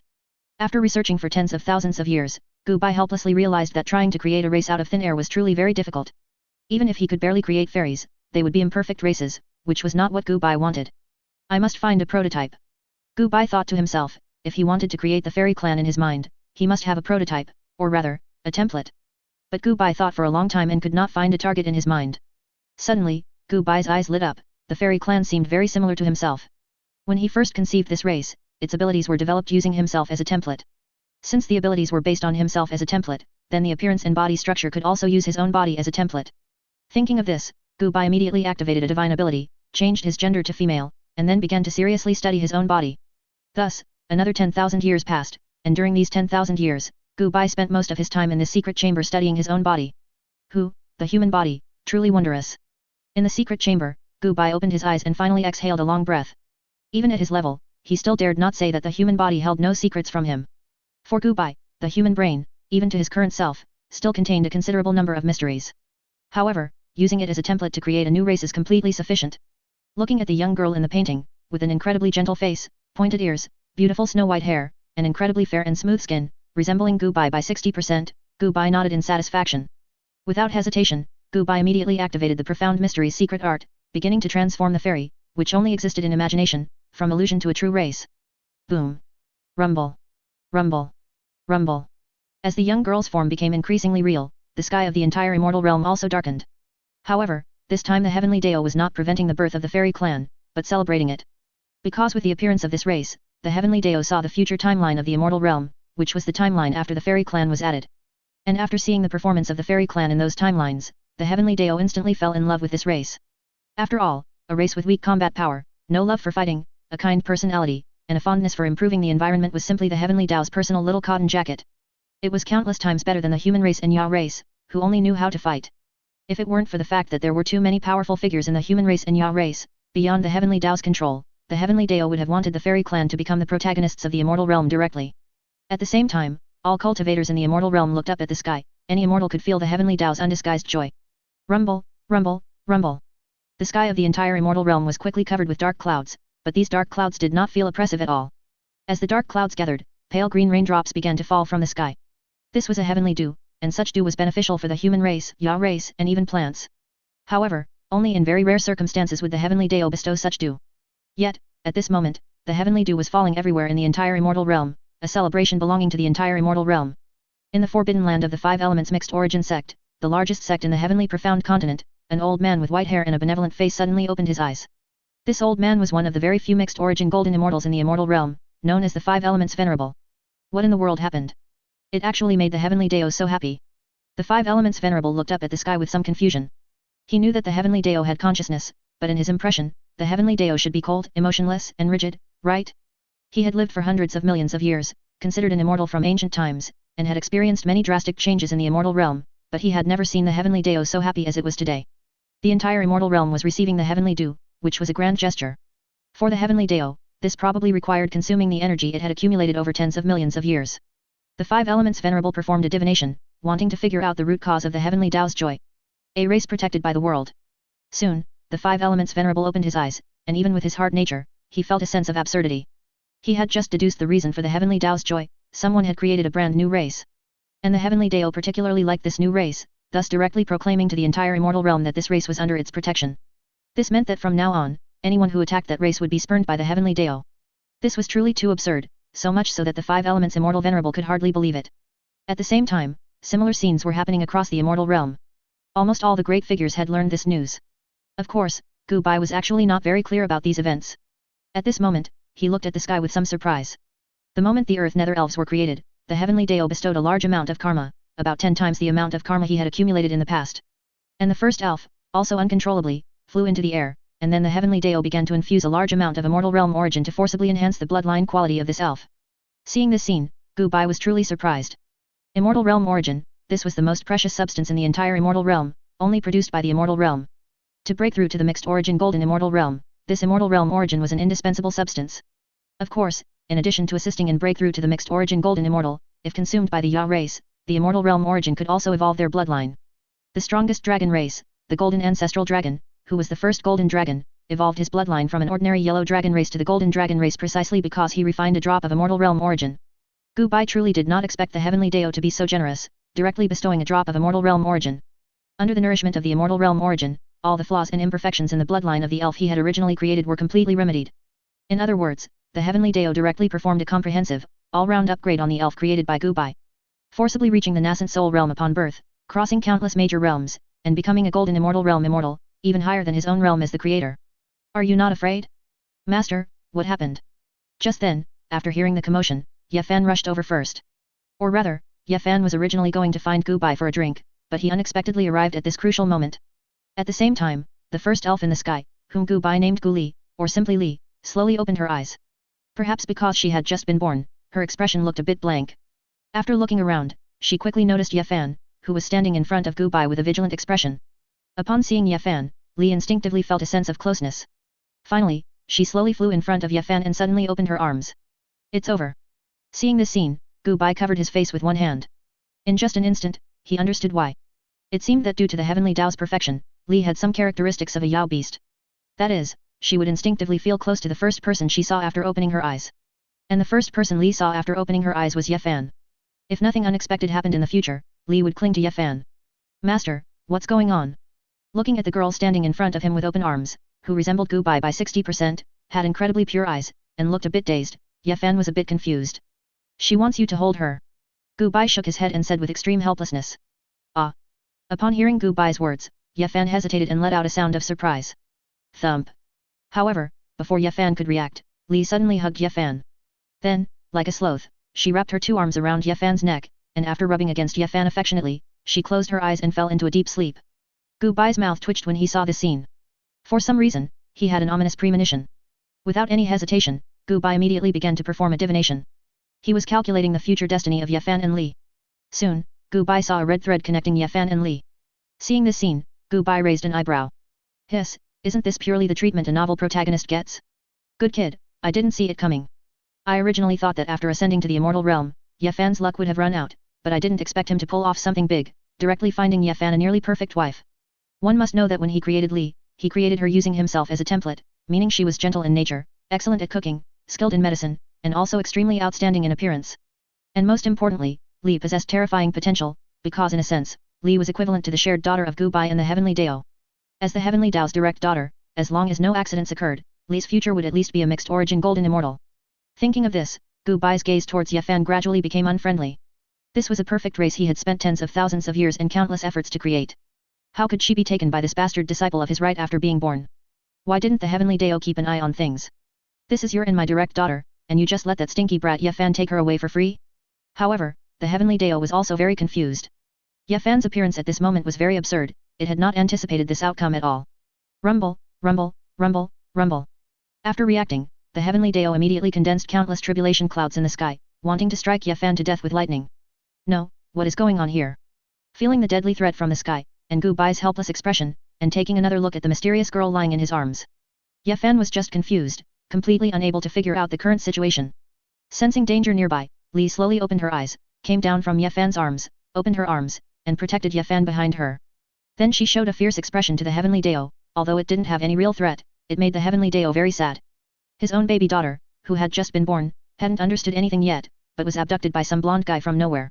The key is that this Ye Fan can't be touched, after all, even excluding Li, Ye Fan has a relationship with Gu Bai. As Gu Bai's most satisfied disciple so far, the Heavenly Dao is sure that if it dares to touch Ye Fan, then Gu Bai will no longer be its close-fitting little cotton-padded jacket. Rumble, rumble. Rumble, rumble. Rumble, rumble. The Heavenly Dao angrily struck a few lightning bolts in the sky out of thin air, and then slowly disappeared. Seeing that the danger in the sky had finally disappeared, Ye Fan looked at Gu Bai with some doubts, hoping that Gu Bai could give him an explanation. Cough cough cough, the thing is like this. Gu Bai coughed lightly, and then explained the cause and effect to Ye Fan with some complexity. Master, are you saying that she is the perfect creature that you have researched for tens of thousands of years and finally created? Looking at Li, who was hugging him again, burying her head deeply into his chest, Ye Fan really couldn't believe it. What's wrong? Is Li not good looking? Or is there something not perfect enough? Hearing Ye Fan's words, Gu Bai instantly became a little unhappy. Well, it's not that there's anything imperfect, it's just that it feels a little unexpected. Ye Fan scratched his head, looked at the girl in his arms, and said with some emotion. It was not until this time that he reacted a little, the girl in his arms was a golden immortal realm expert. Ye Fan felt like he was dreaming, after all, he had only just break through to the earth immortal realm not long ago, and the girl in his arms was a golden immortal expert, a whole realm higher than him. In Gu Bai's small courtyard, Gu Bai tugged at Li's arm, wanting to pull Li off Ye Fan's body, after all, it's not appropriate to always hug him. However, Li hugged Ye Fan tightly like this, no matter how hard Gu Bai tried, he couldn't pull Li off Ye Fan's body. Ye Fan also wanted to push Li off his body, but seeing you looking at him with those pitiful little eyes, making Ye Fan feel like he was going to abandon her, Ye Fan couldn't bring himself to do it. It seems that we can only do this for now. Seeing that Li was unwilling to let go no matter what, Gu Bai shook his head, also feeling a little helpless. But he can also understand, after all, she was just born, and the surrounding environment is so unfamiliar, it's normal for Li to lack a sense of security. As Li's creator, Gu Bai can of course forcibly control Li and make her let go, but unless it's absolutely necessary, Gu Bai generally won't use his omnipotence. After all, Li has been infused with his tens of thousands of years of effort, just like his own child. What kind of parents would forcibly control their own children? Li can do whatever she wants, as long as it's not too outrageous, he can accept it.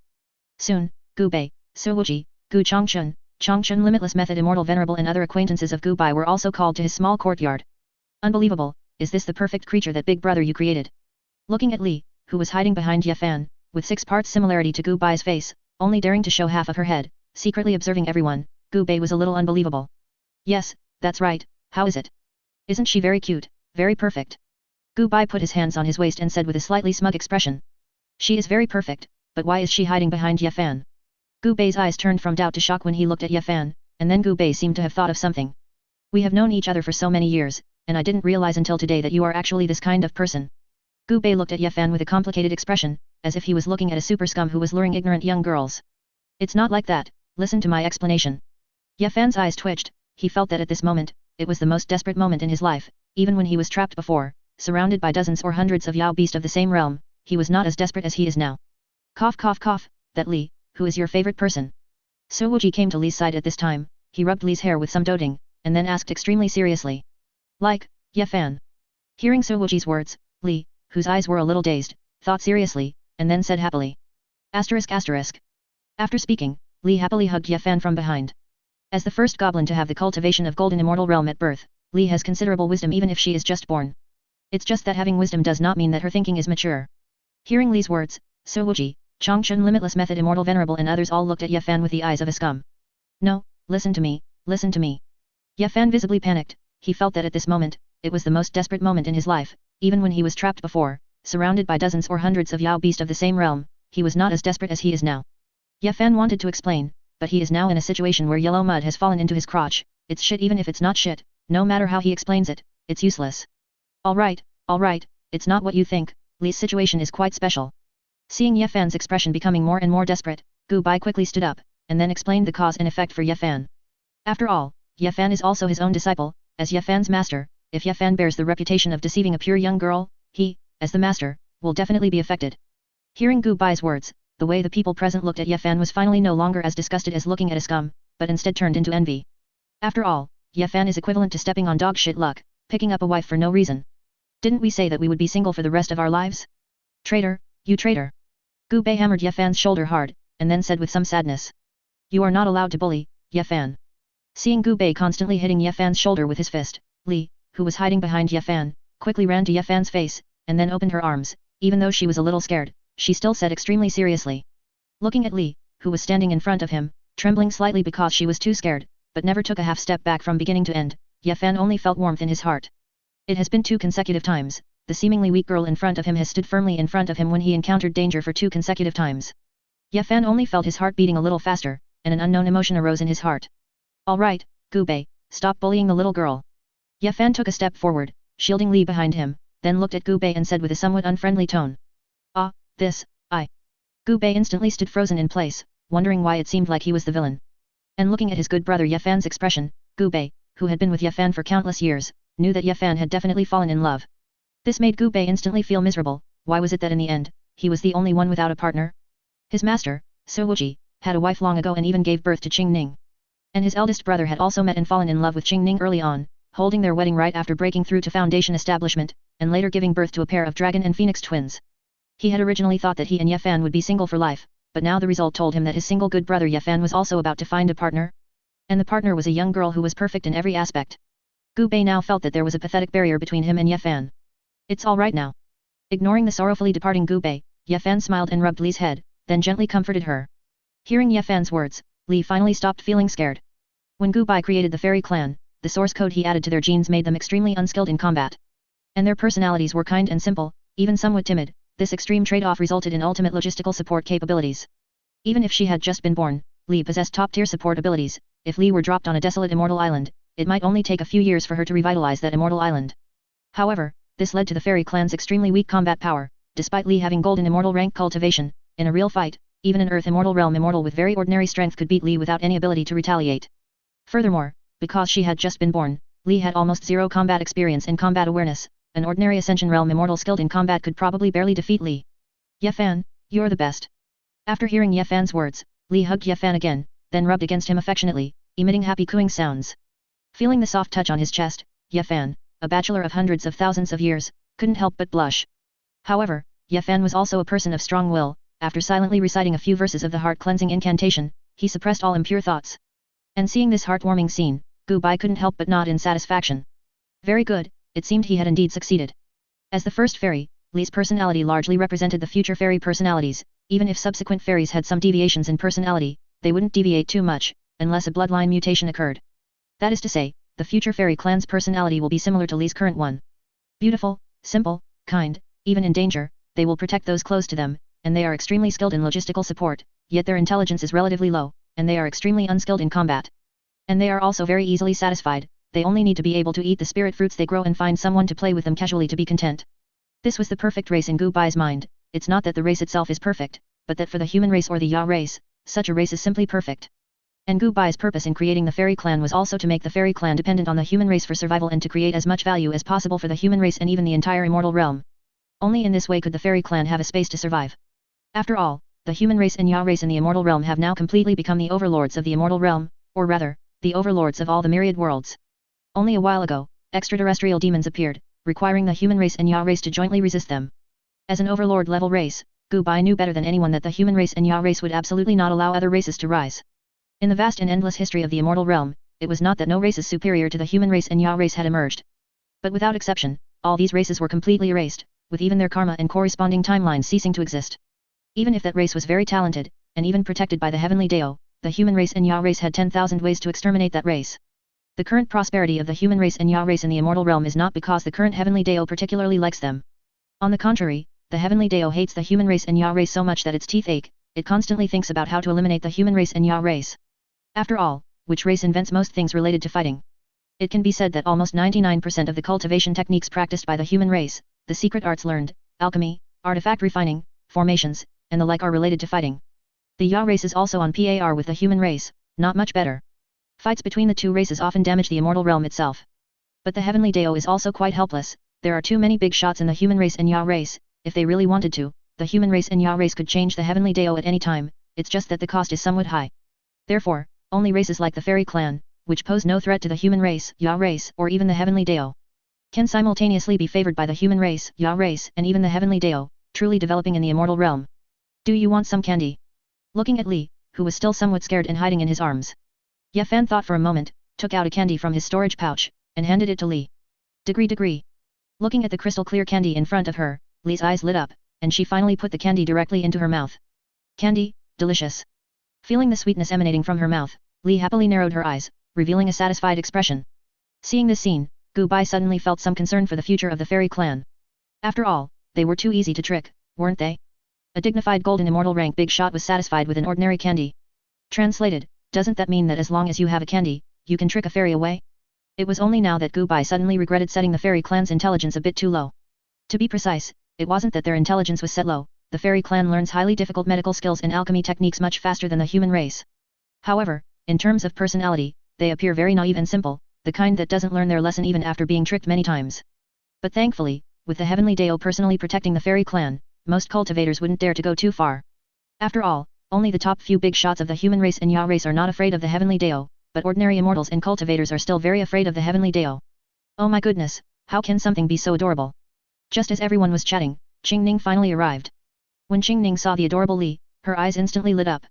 She directly hugged Li and began to affectionately rub her face against Li. Facing Qingning, Li seemed less afraid.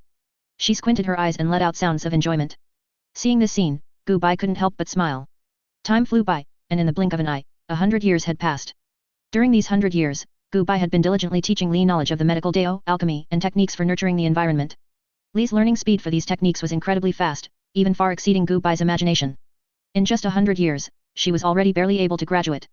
Besides that, the most important point was that the tree of life, planted by Li not long after her birth, was almost mature. On an unknown immortal island, within a forest protected by a formation, Gu Bai stood beneath these verdant trees of life. Looking up slightly, he could see one life fruit after another, each about the height of a person. These fruits emitted a strange green light, and their skins were semi-transparent. Through the light, one could vaguely see the figures of people curled up inside each life fruit, hugging their knees. These were the yet-to-be-born fairies. Once the life fruit matured, it would automatically fall to the ground, and a new fairy would be born. When Gu Bai created the fairy clan, his original setting was that a fairy would need to expend most of her cultivation to condense a seed for a tree of life. Then, the tree of life would need to grow for anywhere from 100 to 1,000 years before it could condense a life fruit. Furthermore, one tree of life could only bear one life fruit, and the life fruit would need over 100 years to nurture a fairy. And after a fairy was nurtured, the tree of life would immediately wither. From a biological perspective, this was undoubtedly a failure. It wasn't that Gu Bai didn't want to do better, but given his abilities, this was his limit. However, later, the Heavenly Dao personally intervened, bestowing Li with a drop of Immortal Realm origin, making Li's imperfect aspects perfect and her outstanding aspects even more prominent. The enhanced Li no longer needed to expend most of her cultivation to condense Tree of Life seeds, she only needed to consume a large amount of qi to do so. Moreover, the growth speed of the Tree of Life also increased significantly. In places with abundant spiritual qi, it only took 50 years to bear life fruits. Then, in about 50 years, the life fruit could nurture even more perfect fairies. Of course, these were not the most significant changes. The most important thing was that, because she only needed to consume qi, Li could condense a Tree of Life seed every so often. Furthermore, a single Tree of Life could produce dozens of life fruits at once. And most importantly, after the life fruits fell, the Tree of Life would not wither, instead, it would continue to grow robustly and slowly produce more and more life fruits. The trees of life condensed by the fairies born afterward, while not as abnormal, were not far off. This was quite terrifying.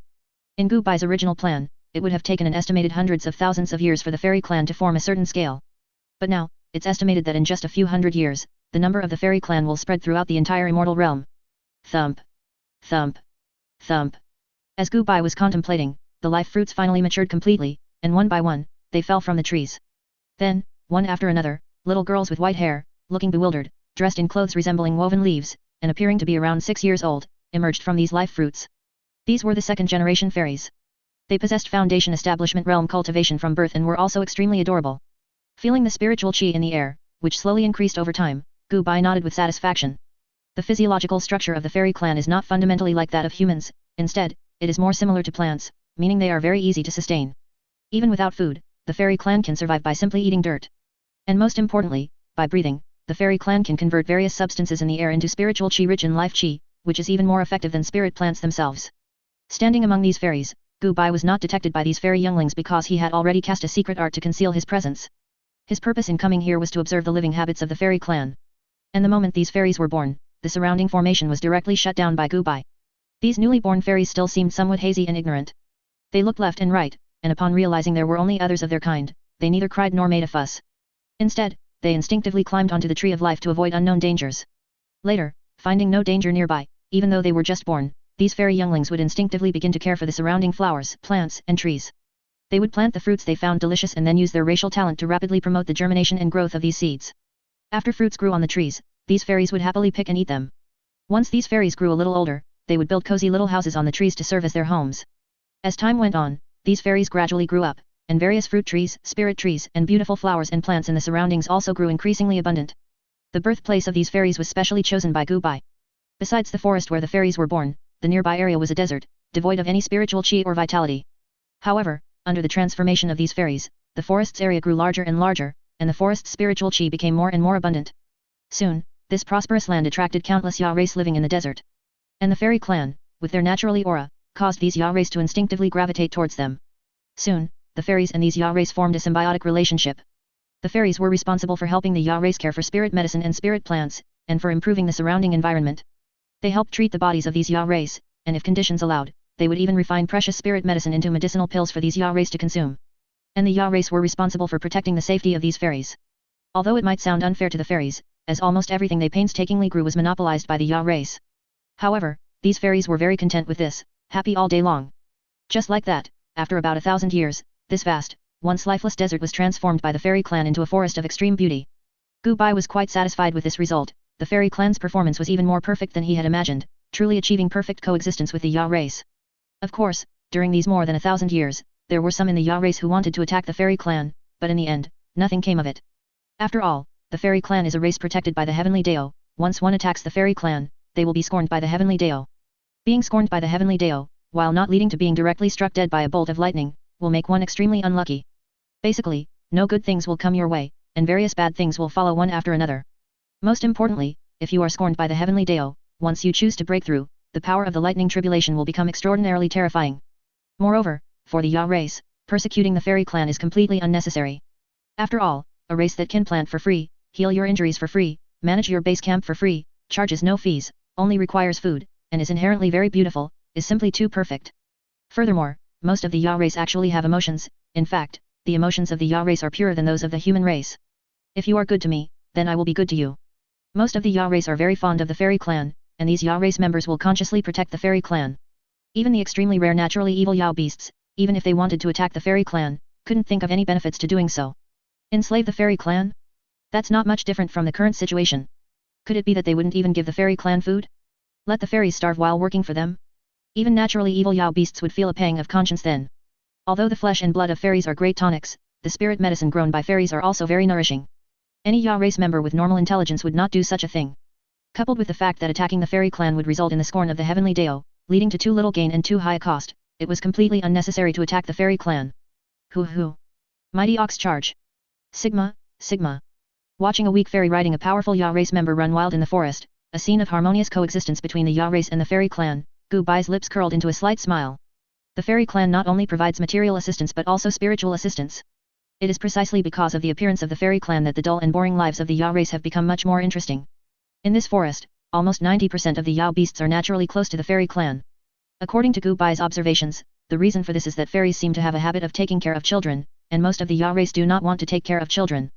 So many Yao race members would directly hand over their young to the fairy clan, letting the fairy clan help take care of them. Some of the more straightforward ones would simply give their children directly to the fairy clan and go off to live a carefree life as a single Yao. Anyway, the fairy clan is naturally kind and very good at taking care of others.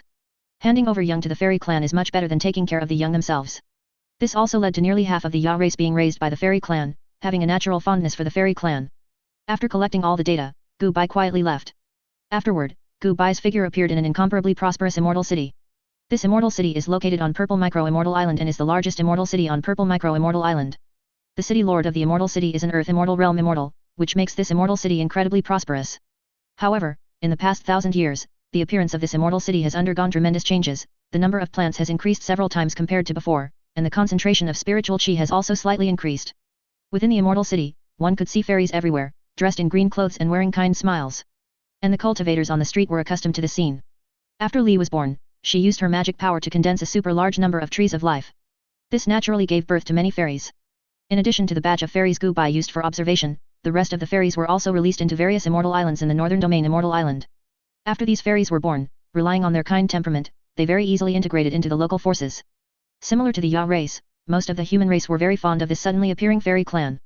They even spontaneously formed fairy associations and voluntarily protected the safety of the fairies. Even the extremely rare naturally evil humans, even if they wanted to attack the fairy clan, there was completely no need. Gu Bai casually walked into a tea house and ordered a cup of tea. Soon, a fairy, dressed in the tea house's unique dark green work uniform, walked up to Gu Bai and began to skillfully prepare tea for him. Your clear heart tea is ready. Soon, a steaming cup of clear heart tea was placed in front of Gu Bai. Gu Bai was not surprised by the scene. He smiled as he took the hot tea, then slowly sipped it, beginning to process the data he had observed. And this fairy, very consciously, sat beside Gu Bai, waiting for him to finish his tea before pouring him another cup. By the time dusk fell, Gu Bai had finally finished processing all the data. After paying the tea house 5 spirit stones, Gu Bai walked out. Although the price of 5 spirit stones sounded expensive, the clear heart tea Gu Bai drank was the highest grade tea in the tea house. 1,000 years ago, Gu Bai wouldn't have been able to leave this tea house without paying 500 spirit stones. However, due to the appearance of the fairy clan, the costs in various industries plummeted. Especially in the tea industry, because of the fairy clan's appearance, except for the top-tier immortal tea, the prices of all other teas dropped by 10 to even 100 times. Of course, even with such a significant drop in cost, Gu Bai should still have paid hundreds of spirit stones for the tea brewing service. Because brewing tea is also a skilled task, requiring precise control of the heat and the use of wood attribute spiritual chi to nourish the tea leaves, making the brewed tea more delicious. The tea Gu Bai drank today could only be made by a great master in tea brewing, capable of bringing out the inherent flavor of the tea leaves to its fullest. However, 1,000 years ago, the fees charged by such a rank of tea brewing great master were often very expensive. Helping to brew tea for an afternoon would cost at least 100 spirit stones. However, the appearance of the fairy clan changed this situation. Gu Bai's setting for the fairy clan was that they were not proficient in anything combat related, but extremely proficient in logistical support. Brewing tea is incredibly simple for fairies.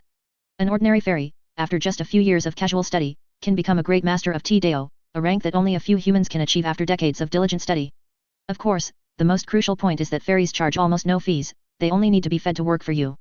This tea house is in a cooperative relationship with dozens of fairy clan members skilled in brewing tea. This also reduced the tea house's costs to the extreme. Only one person, along with a large group of fairy clan members, is needed to maintain the operation of a tea house.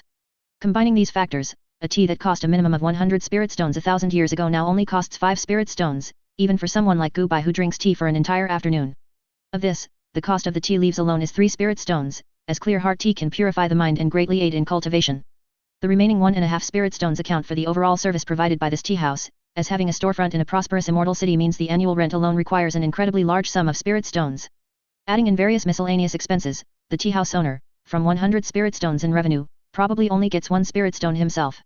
At first glance, it seems profitable, as once a tea house is open, you just wait to collect money. However, the enormous cost required to open a tea house, and the risks to be faced afterward, made the tea house industry extremely competitive. Compared to the comfortable life 1,000 years ago, the current tea house industry can be said to be at its most miserable. However, the biggest beneficiaries are the ordinary cultivators, as prices have been driven down.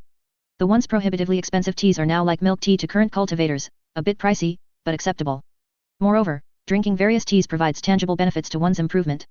Therefore, drinking tea, which was a service almost exclusively enjoyed by wealthy cultivators 1,000 years ago, has now become an industry similar to street food. Even the poorest cultivator can afford it if they wish.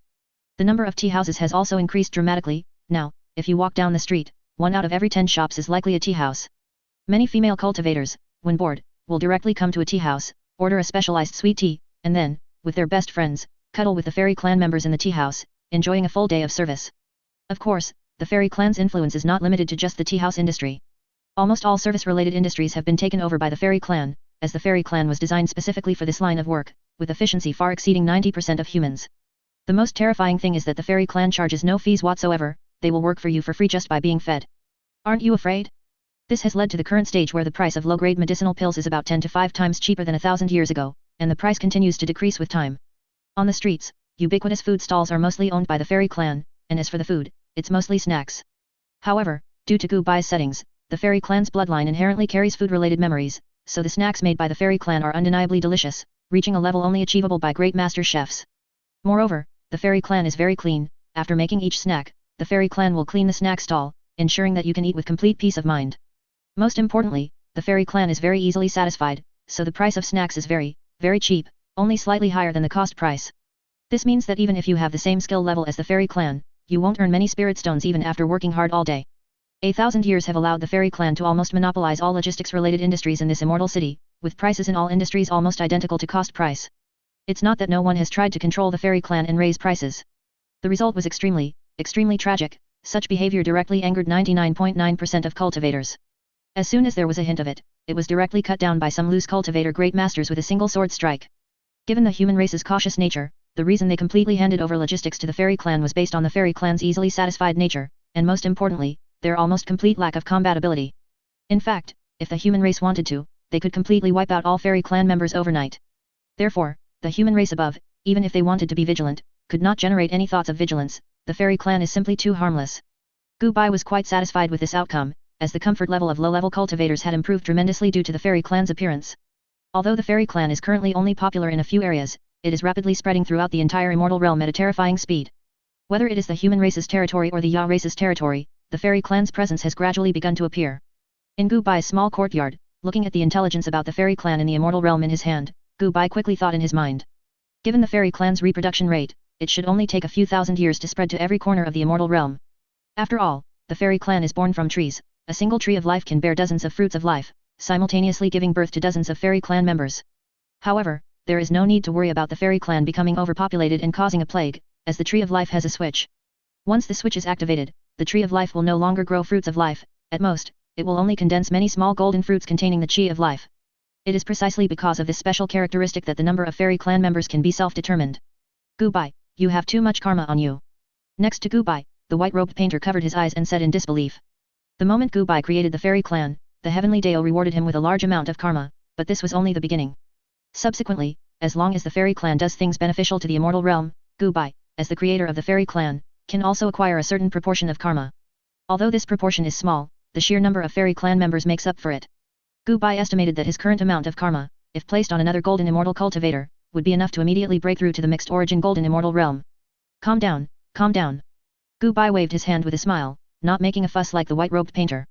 He plans to now lead the fairy clan to transform the absolute lands in the immortal realm, like the endless scorching sun land, which cannot be eliminated by time, into cultivation holy lands suitable for cultivator survival. After all, there are still about 400,000 years until a calamity descends upon the immortal realm again. Gubai himself and those around him should be fine, but Gubai still doesn't want to see the calamity descend. Therefore, he intends to restore the vitality of the immortal realm as much as possible during these 400,000 years and implement a planned birth program to control the number of cultivators, so that the heavenly Deo does not send down a calamity. The outbreak of calamity, where all living beings slaughter each other, in Gu Bai's view, is completely out of desperation. With Gu Bai's current strength and methods, he might not yet be able to influence the entire immortal realm. Gu Bai's plan is to first restore the vitality of the immortal realm as much as possible at this stage, which means making the cake bigger and more abundant. The main reason for the outbreak of the catastrophe was that there were more and more cultivators, but the cake was only that small amount. To avoid starving to death, the top forces of the immortal realm, even if they didn't want to fight, had no choice but to engage in a life and death struggle with other forces. Because of this, that world-shattering war broke out in ancient times. After the war ended, out of more than a dozen mixed-origin golden immortals, only a few remained alive. Others, such as Emperor Yan or the Painter of All Wonders, had their divine souls completely destroyed, leaving only a trace of an undying will. The vast and boundless land of the entire immortal realm was shattered by nearly half, and after that, the heavenly Dao had no choice but to unleash a catastrophe every million years. Furthermore, it strictly limited the number of golden immortal powerhouses, and as for mixed-origin golden immortals, only 2 or 3 have been born over such a long period. In fact, after that world-shattering war ended, the remaining large forces in the immortal realm also somewhat didn't want to fight anymore. Even if the heavenly Dao didn't unleash a catastrophe, these large forces wanted to control the number of cultivators under them, to avoid a situation where there were too many wolves and too little meat. But the problem was that not long after that world-shattering war ended, the heavenly Dao unleashed a catastrophe without any prior notice. This caused all the top forces in the immortal realm to be unable to develop peacefully, even if they wanted to. After the catastrophe ended, everyone had to desperately develop so that when the catastrophe broke out, they wouldn't be beaten without any power to retaliate. In reality, as long as the heavenly Dao discussed it with these top bigwigs of the immortal realm, and the heavenly Dao didn't unleash a catastrophe, these top bigwigs could control the number of cultivators under them to prevent it from becoming too large, thus maintaining a fragile peace. However, the problem lies in the fact that the relationship between the heavenly Dao of the immortal realm and the bigwigs of the human race and Ya race is truly difficult to describe. In ancient times, the human race would constantly act heaven-defying, ignoring the rules set by the heavenly Dao, and even fighting with the heavenly Dao. The Ya race was not much better. At that time, one should not think that the origin of the immortal realm was given by the heavenly Dao, it was forcibly snatched by the bigwigs of the human race and Ya race. In fact, before that world-shattering war, these rebellious sons of the heavenly Dao, the human race and Ya race, had already erupted in a battle with the heavenly Dao. The fundamental reason was that the heavenly Dao wanted to bestow its immortal realm origin upon other races besides the human race and Ya race. Or rather, the heavenly Dao wanted to cultivate a few more races to contend with the growing human race and Ya race. At that time, the number of mixed-origin golden immortals in the human race and Ya race was very small, totaling only 5 combined. And besides the human race and Ya race, there were many other races in the immortal realm, and these races also had mixed-origin golden immortals. When things became more tense later, the heavenly Dao simply stopped pretending and directly affected the luck of the entire human race and Ya race. This meant that the human race and Ya race would become particularly unlucky, and no benefits would fall to them. The human race and Ya race were somewhat helpless in the face of this situation, as the heavenly Dao, as the will of this world, could only be defeated by completely destroying the immortal realm. But if they didn't resist, the foundation that the human race and Ya race had painstakingly accumulated would be gradually worn away by the heavenly Dao. Thinking of this, the human race and Ya race completely reconciled at that time, putting aside all their deep-seated grudges. The human race and Ya race directly joined forces and completely annihilated all races in the immortal realm besides their 2 races, literally. Forbidden arts like bloodline cursing were developed in that era, capable of completely cursing a race through their bloodline. After all, if the heavenly Dao disdains our human race and Ya race and favors other races, then I will kill all other races. This world will only have these 2 races of mine, and no matter how much you disdain me, it will be useless. After that, the conflict between the human race and Ya race and the heavenly Dao further deepened. The immortal realm origin born from the heavenly Dao, even if it was lost, would not be given to the human race and Ya race. Then the human race and Ya race once again joined forces to create a world-shattering divine artifact, which was the Slaying Heaven Sword, specifically aimed at the heavenly Dao. With the sword directly at the heavenly Dao's neck, the heavenly Dao had no choice but to reluctantly hand over all the immortal realm origin it had accumulated over the years, even if it didn't want to. After that, the human race and Ya race entered the most prosperous era in history, an era also known as the Golden Age. No one knows how long that era lasted, until finally, the resources of the entire immortal realm were completely exhausted. For their survival, the human race and Ya race had no choice but to turn against each other, leading to that world-shattering war that shattered half of the immortal realm and completely damaged the Slaying Heaven Sword. After the world-shattering war ended, the human race and Ya race declined to their limit, and with the sudden emergence of the extraterrestrial demons, the immortal realm could no longer withstand any internal strife. It was only then that the will of the heavenly Dao of the immortal realm suddenly appeared, formulated all the above rules, and once again became the dominator of this world. Of course, the heavenly Dao was truly afraid, so it didn't dare to go too far. Becoming a golden immortal, or even a mixed-origin golden immortal, was difficult, but not entirely without hope. The bigwigs of the human race and Ya race could also grudgingly accept this result, which is why they didn't go for a mutual destruction and directly explode with the heavenly Dao. But although they could barely coexist on the surface, the bigwigs of the human race and Ya race had nothing to say to the heavenly Dao. The heavenly Dao actually didn't want to do this either. After all, unleashing a catastrophe, with countless living beings fighting in the immortal realm, the heavenly Dao also suffered. However, the heavenly Dao kept being unable to humble itself and discuss with the bigwigs of the human race and Ya race. The bigwigs of the human race and Ya race actually didn't want to continue this internal strife either, especially since the extraterrestrial demons were still eyeing them outside the immortal realm. But neither side wanted to be the first to yield, or rather, both sides believed that the other would not be able to sit down and talk properly with them. And Gu Bai plans to be that middleman, representing the heavenly Dao to discuss with the bigwigs of the human race and Ya race. Gu Bai intends to first gain favor with the human race and Ya race, which means leading the fairy clan to restore the land and improve the environment, and after accumulating a certain level of prestige, he will then contact the bigwigs of the human race and Ya race. As for how Gu Bai, this ordinary earth immortal, knows these secrets that most golden immortals don't know? That all depends on Gu Bai's divine ability, which is first unparalleled, a divine ability with the same standing as last unparalleled. As is well known, first unparalleled can rely on a medium to summon living beings from past periods to the present era. After Gu Bai broke through to the earth immortal realm, he would use first unparalleled whenever he had nothing to do, summoning those living beings from ancient times. For instance, in ancient times, Gu Bai particularly enjoyed discussing medical Dao with Gu Bai, a famous golden immortal realm medical Dao expert. Another example is the painter of all wonders, the founder of the profound mysteries secret art, who died many years ago. His temperament was very much to Gu Bai's liking, he wasn't as brutal as rumored, but rather very kind. Gu Bai especially liked chatting and drinking with the painter of all wonders, learning the profound mysteries secret art. The painter of all wonders played a very important role in his ability to successfully create the fairy clan. If not for the painter of all wonders perfecting the ideas in his mind, Gu Bai estimated he would have to wait until he break through to the golden immortal realm to successfully create the fairy clan. These secrets that Gu Bai knew were gleaned from human race or Ya race experts of ancient times. In reality, the painter of all wonders was not completely sealed. According to the painter of all wonders, these mixed origin cultivators of the human race and Ya race who died were not sealed. Because ordinary seals simply couldn't seal a mixed origin golden immortal, these experts all voluntarily chose to fall into slumber. The situation at the time was that the number of mixed origin golden immortals and even golden immortal cultivators of the human race and Ya race was simply too great for the immortal realm to bear. The human race and Ya race were not truly fighting to the death. Before the war, both sides specifically established a rule. That is, mixed origin golden immortal level combatants, once they died, had to voluntarily fall into slumber and could no longer participate in subsequent battles. With the strength of the painter of all wonders, he could have survived until the end, but the painter of all wonders was simply too bored, so he chose to voluntarily fall into slumber, awaiting the arrival of a new era. As for Gu Bai, this junior, and everything Gu Bai did, the painter of all wonders was quite fond of it, even directly stating that if Gu Bai encountered difficulties in the future, he could tell him directly. He would choose to revive on the spot and then come to help Gu Bai, this junior. Although Gu Bai's divine ability ensures that those who return to the past after the divine ability's effect is lifted will not retain modern memories, that does not include experts like mixed origin golden immortals. Mixed origin golden immortals have, in a sense, transcended the limitations of time. Even if the heavenly Dao wanted to erase their memories, it wouldn't dare. Besides the super expert, the painter of all wonders, Gu Bai had also contacted other mixed origin golden immortals, among whom the one with the best relationship with Gu Bai himself was likely Daoist primal origin, the founder of all Dao methods. These super experts all liked Gu Bai quite a bit, and several of them even joked that if Gu Bai needed any help, these old relics wouldn't mind reviving on the spot. Gu Bai only took this as a joke and didn't take it seriously. After all, he still had some self-awareness. At most, he was quite familiar with them, but not to the extent that they would help him. But in reality, what these mixed origin golden immortals said was true, because the future Gu Bai also liked to pull them into chats from time to time, and their favorability was almost maxed out. Of course, Gu Bai doesn't know about this. He still thinks that his relationship with these experts is just a relatively ordinary one. Immortal Realms Center, Heavenly Profound Continents South, 9 Nether Yellow Springs.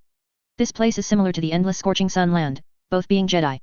The 9 Nether Yellow Springs is a mountain range enveloped by 9 Nether Poison Chi. Legend has it that this was the territory of the 9 Nether Yellow Springs clan in the primeval era.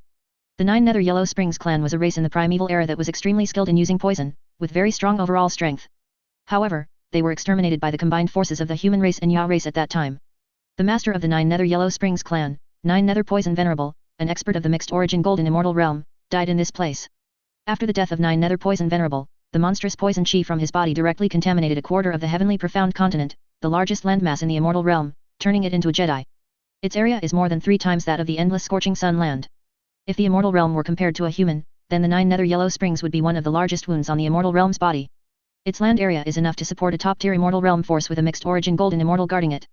However, this land is now enveloped by 9 Nether Poison, making it barren and completely a Jedi. As time passed, this place slowly became the ultimate goal of all physicians in the immortal realm. Every renowned physician has visited this place, attempting to purify the poison chi here. But without exception, all ended in failure. After all, the poison here was left behind by a mixed origin golden immortal. If an immortal rank mixed origin golden immortal level physician were to be born in the immortal realm, it would be possible, but unfortunately, since the immortal realm's birth until now, neither the human race nor the Ya race, nor any other race, has produced a mixed origin golden immortal level physician. Therefore, even after endless years, from the primeval era to the ancient era, and to the present, the 9 nether yellow springs still remains unresolved. Gu Bai's purpose for this trip is to try and purify the 9 nether poison here. This is truly not him being arrogant, but rather there is indeed a certain possibility. With Gu Bai's current medical skills, purifying the poison chi here can be said to be a fantasy, completely impossible. The most ideal state would be for Gu Bai to cultivate to the late-stage golden immortal realm and accumulate a large amount of experience before having a certain chance to achieve it. However, since Gu Bai came, he has already made ample preparations. Standing at the periphery of the 9 nether yellow springs, Gu Bai took a deep breath. My turn, activate divine ability, first unparalleled. Instantly, Gu Bai arrived in the Time River. Gu Bai's purpose for this trip was to summon all physicians from ancient times to the present in the immortal realm to jointly overcome this difficult problem with him. Achieving this step is extremely difficult. Firstly, it requires an extremely vast amount of magical power, and secondly, such a heaven-defying act is not allowed by the heavenly Dao. Of course, even if the above 2 points are resolved, there are still 2 more difficulties to solve. That is, the first unparalleled divine ability requires a medium to summon ancient people to the present. Gu Bai cannot gather the mediums of all physicians from ancient times to the present. In addition, to pull all physicians from ancient times to the present, it also requires obtaining the consent of those physicians. However, these 4 difficulties are actually very easy for Gu Bai to solve. He doesn't lack magical power at all, he has as much as he needs. As for the heavenly Dao not allowing it, Gu Bai stated that it simply doesn't exist. He's not doing anything bad by using first unparalleled. He's summoning all physicians from ancient times to the present, isn't it to solve the problem of the 9 nether yellow springs? If the problem of the 9 nether yellow springs is solved, the greatest beneficiary is the heavenly Dao itself. The heavenly Dao cannot and has no reason to stop Gu Bai. As for the third problem, it's actually also very easy to solve. The purpose of the medium is merely to allow Gu Bai to more accurately find the timeline of people from the past. And his future self is the master of the Time River, so even without a medium, his future self can just help out a bit. As for this last problem, it's also not a problem. After all, solving the 9 nether yellow springs is the ultimate dream of all physicians from ancient times to the present. In a clearing not far from the 9 nether yellow springs, dozens of cultivators, their faces aged and their bodies exuding profound auras, were discussing something in hushed tones. Gu Bai, dressed in a white robe, stood amidst this group, his brows furrowed, occasionally exchanging words with those beside him. These individuals were the most top-tier physicians from throughout the immortal realm's history, totaling 49 people, more than half were from the human race, with a small portion belonging to the Ya race. Only golden immortal rank physicians were qualified to join, which explained the small number of participants. It could be said that this lineup represented the entire foundation of physicians in the immortal realm. Every physician present was an ancestral master of various schools within the medical Dao. For ordinary physicians, the reputations of these individuals were like that of Hua Tuo, existing almost solely in historical records. However, currently, all these legendary physicians were gathered, intensely debating how to resolve the issue of the 9 nether yellow springs. I say, Changchun, it should be done according to my suggestion, use a secret spell to slowly purify the 9 nether poison. An old man with a long white beard and a benevolent face stroked his beard and spoke loudly. This person was Chen Daoxuan, honored by the world as the medical saint, the ancestral master of the medical spell school. More than half of the medical Dao spells currently used in the immortal realm were invented by Chen Daoxuan. In the primordial era, it was precisely because of Chen Daoxuan's appearance that the human race managed to establish a firm foothold among the myriad races and gradually became the overlord of the immortal realm. Nonsense. It should be as I said, cultivate special plants that can absorb the poisonous chi, slowly absorbing this 9 nether poison. Another elder, whose face was equally aged, loudly retorted. This old man was named Zhang Changchun, nicknamed Immortal Venerable Changchun, and revered as Sheneng. He was the ancestral master of the medical Dao of pharmacology. In the primordial era, when the human race had just been born, it was this old man who tasted all the immortal plants in the immortal realm. He also wrote a compendium of 100 herbs, which recorded almost all immortal plants in the immortal realm and their corresponding effects, and he pioneered the medical Dao of pharmacology, completing the final piece of the medical Dao system. It was precisely because of these 2 venerable elders that the human race's medical Dao system was considered top tier, even among the myriad races. Afterward, the 2 elders taught a large number of physicians, which led to a sharp decrease in the human race's casualty rate. During the primordial era, when the human race was embroiled in conflicts with myriad races, it could be said that it was the most prosperous period for the medical Dao. However, in the middle stage of the primordial era, relying on the compendium of 100 herbs, the alchemy system developed and gradually became the mainstream system of the human race. Because of the existence of alchemists, the physician system, which was extremely difficult to enter, was gradually replaced. Furthermore, these 2 venerable elders were ambushed by people from other races, leading to the gradual decline of the medical Dao system, while the alchemy system entered a golden age. Until the ancient era, and even the current era, the medical Dao system has not recovered. Gu Bai even suspected that if these 2 elders had not died back then, they should have been able to resolve the problem of the 9 nether yellow springs. Facing the dispute between these 2 elders, none of the physicians dared to offer an opinion. After all, these were the ancestral masters of their own systems, just like a spell cultivator seeing Daoist primal origin, their lifelong learning was merely something created by the ancestral master's casual whim. I think Grandmaster Changchun is right, improving spirit medicine to slowly absorb the 9 nether poison is indeed a good method. However, If other physicians dared not offer opinions, it didn't mean Gu Bai didn't dare. This wasn't to say that Gu Bai's medical skills were exceptionally superb, it was simply because Gu Bai had a relatively good relationship with these two elders. After all, Gu Bai would often use his divine ability to summon people from the past, although others didn't know, Gu Bai's friends could be said to be spread throughout history. Whether it was people from the past, the future, or the present, as long as they were renowned, there was no one Gu Bai didn't know, it was just that Gu Bai was more low-key and didn't tell others. And as the ancestral masters of a Dao system, there was no reason for Gu Bai not to summon these two elders. Not long after his ascension to the immortal realm, Gu Bai frequently summoned these two elders to answer the difficult problems he encountered. As time passed, Gu Bai's relationship with these two elders naturally grew closer, although it wasn't explicitly stated, the two elders had already begun to train Gu Bai as their successor. After all, the two elders died too suddenly back then, and nearly half of their legacy had not been inherited. And Gu Bai's appearance just happened to make up for the regrets of the two elders, and it must be said that Gu Bai's personality was truly excellent. Intelligent, studious, humble, polite, respectful of teachers and the Dao, almost all the excellent qualities they could think of, Gu Bai possessed, completely outshining all their previous disciples. Ha ha ha ha, you really understand me, Gu Bai. Immortal Venerable Changchun clapped Gu Bai's shoulder forcefully and laughed heartily. Tisk, it just happens to be a domain you're good at. When it comes to treating illnesses and saving lives, you still have to rely on my medical spell Dao. Chen Daoxuan pouted slightly in dissatisfaction upon hearing Gu Bai's words, but ultimately, he didn't deny it. After all, repairing the 9 nether yellow springs was indeed a domain he was not skilled in, while for Zhang Changchun, it was perfectly aligned with his expertise. Thus, the general direction was determined, and the next step was to conduct various experimental studies along this direction.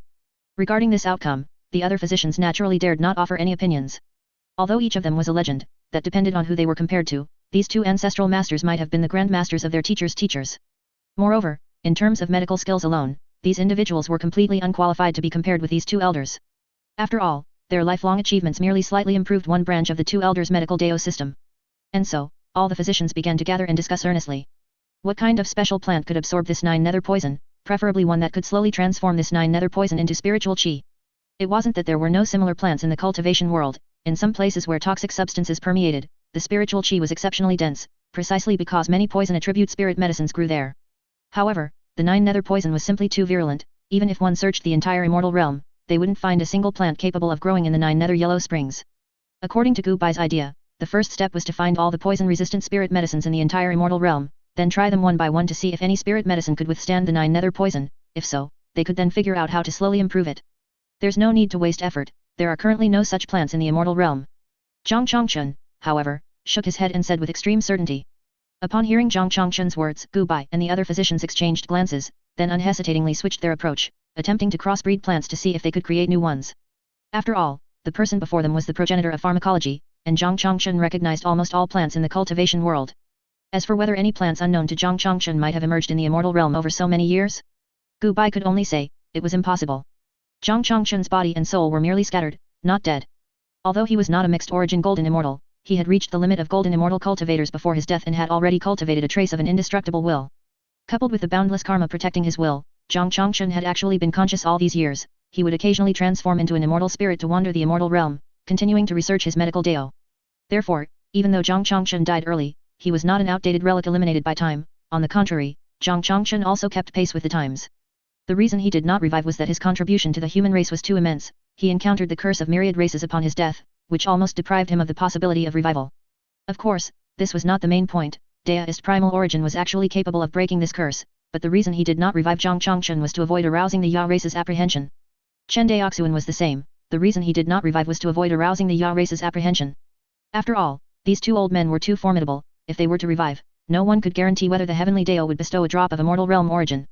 Do not think this is a joke. With the karma of these two old men, once revived, the heavenly Dao would most likely directly elevate them to the mixed origin golden immortal realm. After all, these two old men were too friendly to the heavenly Dao.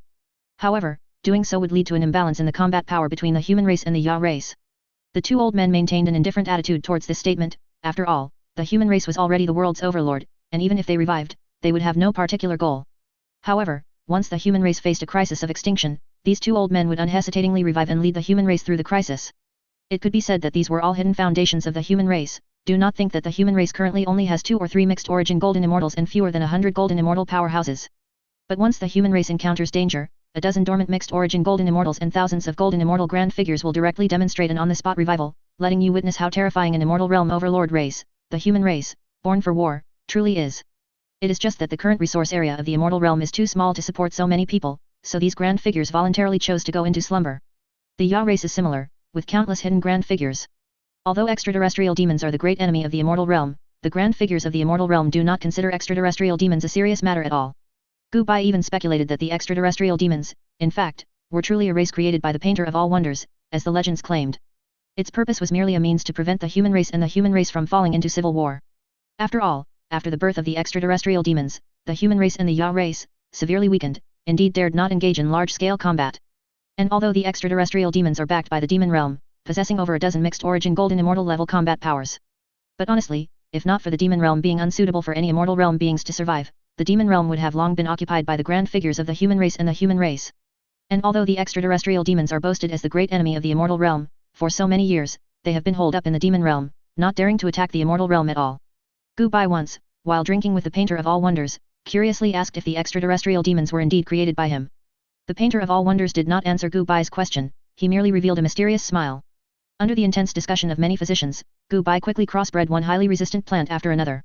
Afterward, the experiment began, allowing these plants to absorb a small amount of 9 nether poison to see which plant lasted the longest. Then, the plants that lasted the longest would be crossbred with each other, extracting the advantages of that plant, and then repeating the cycle. Withered wood meets spring. Standing on a medicinal field, Gu Bai formed a hand seal and performed a secret art. As a green light drifted by, the spirit medicine in the spirit field began to grow at a visible rate. Withered wood meets spring is a secret method invented by Zhang Changchun, which can forcibly ripen spirit medicine using magic power. And the ripened spirit medicine has no side effects, the only drawback of this secret method is that it is extremely mana-consuming. After Zhang Changchun's death, withered wood meets spring became widely circulated in the immortal realm, hailed as a divine skill for spirit planters. However, in reality, this secret method was created by Zhang Changchun specifically for experiments. Under Gu Bai's urging, in just a short while, the plants, originally seedlings, had already grown to maturity. Seeing the plants mature, all the physicians excitedly stepped forward and began to conduct various experiments. Soon, the plants, originally full of vitality, were already on the verge of death, ravaged by the 9 nether poison. Gu Bai and many physicians discussed intensely for a period, then began random crossbreeding, and finally ripened the plants again. This was a time-consuming and skillful task. Gu Bai estimated that even with the help of a super grand figure like Zhang Changchun, it would take at least tens of thousands of years to achieve some results.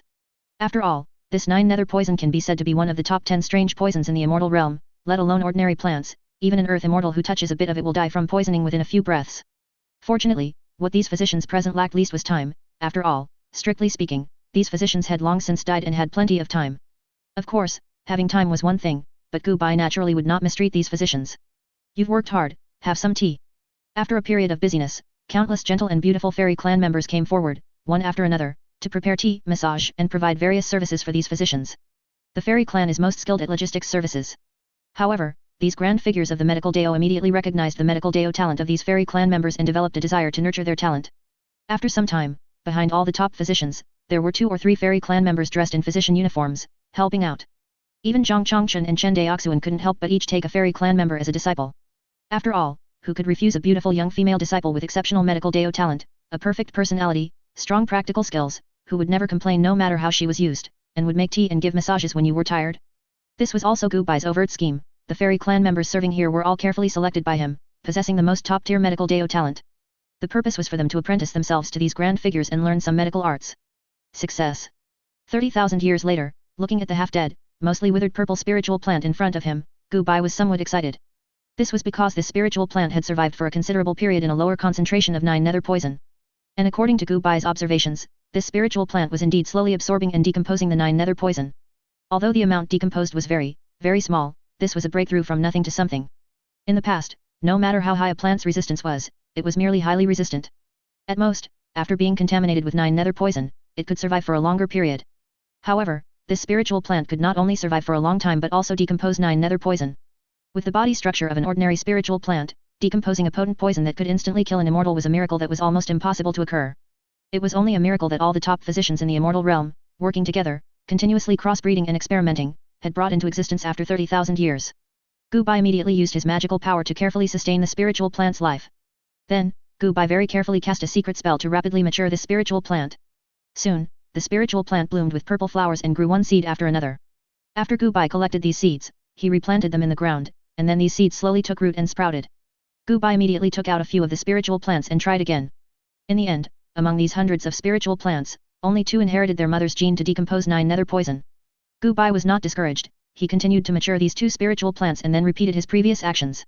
At least now there was some hope. Before this spiritual plant appeared, there was no hope at all.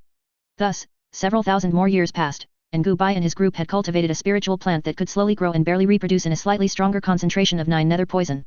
Have we reached the limit? Looking at the unremarkable, slightly purplish spiritual plant in front of him, Gu Bai said helplessly. The prototype of this spiritual plant was the Other Shore Yellow Springs. Just by its name, one knew it was a spirit medicine that could not be more poisonous. The Other Shore Yellow Springs generally grew only in areas full of toxic qi, slowly absorbing potent poisons to serve as its nutrients. After being improved by Gu Bai, the Other Shore Yellow Springs gained higher toxin resistance and could even slowly absorb 9 nether poison. However, the speed was still too slow. At this rate, even if the 9 nether Yellow Springs was filled with the Other Shore Yellow Springs, it would take tens of millions, or even hundreds of millions of years, to absorb all the toxic qi from the 9 nether Yellow Springs.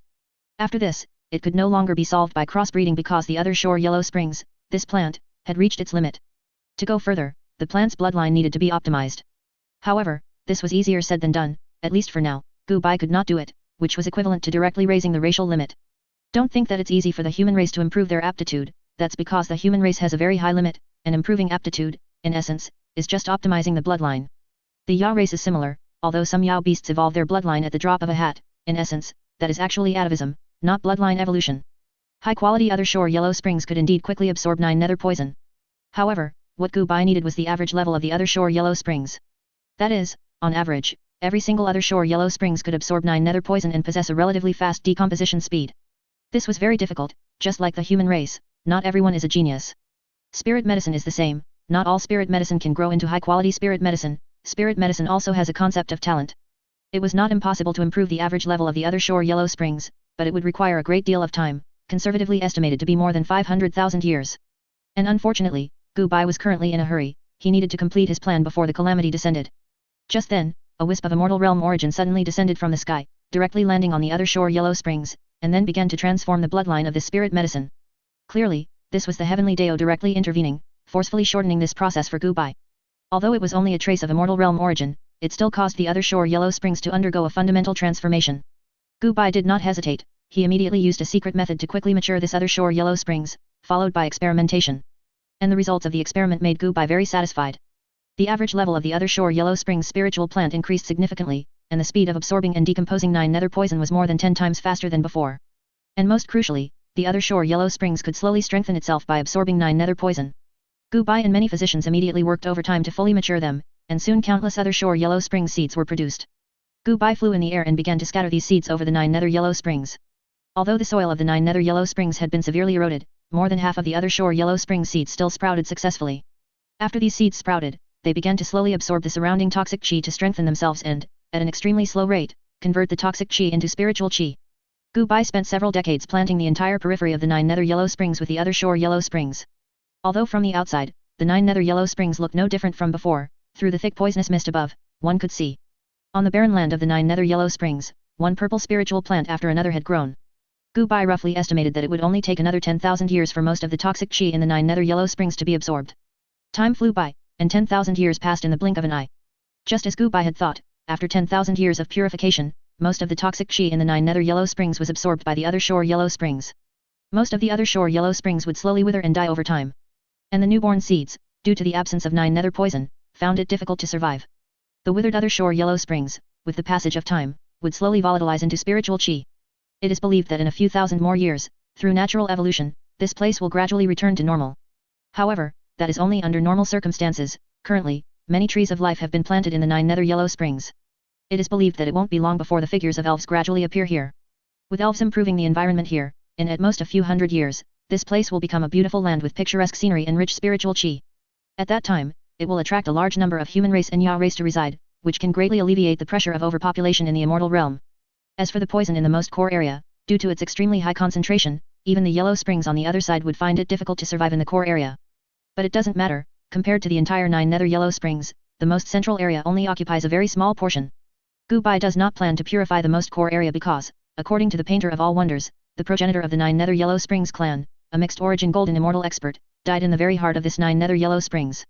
Even after the experts of the human race and human race jointly sealed him, completely sealing that expert, Gu Bai still had some self-awareness. That expert had a blood feud with the human race and Yao race. He did not believe that expert would be completely sealed, and if he rashly approached, he might even be subjected to possession by the other party. However, even so, Gu Bai still reaped an almost terrifying amount of karma. In addition, Gu Bai also gained an almost terrifying reputation among the human race and Ya race. After all, the cake is only so big, and over 90% of the battles that break out in the immortal realm are because there isn't enough cake to go around, and if one doesn't get a piece of cake, one will starve, thus being forced to fight the other party. But Gu Bai is different, he is a chef who makes cakes and has already cooked many delicious cakes. The fairy clan created by Gu Bai, and the many lands he restored, have increased the average happiness index of cultivators in the immortal realm by several times. And the most terrifying thing is that everything Gu Bai did was free, without charging any fees. Gu Bai did not stop there, he successively restored several other desperate lands similar to the endless scorching sun land. It took Gu Bai about 200,000 years in total, although it doesn't seem like much. In reality, Gu Bai expanded the land in the immortal realm capable of sustaining life by almost 1/10. This is very terrifying. In the immortal realm's past history, there were also experts who wanted to restore these desperate lands. But even mixed origin golden immortal had no good way, because all the lands that have remained unrestored until now have almost completely lost their value for restoration. For example, in the endless scorching sun land, even if the blazing sun's fire is completely extinguished, all valuable things in the blazing sun's land have already been burned to ashes by the blazing sun's fire. Even a mixed origin golden immortal, an immortal realm expert, has no way to create land from scratch. However, Gu Bai did not give up, he is immortal and indestructible, like an endless energy source, capable of creating new land out of thin air through the profound mystery's secret art.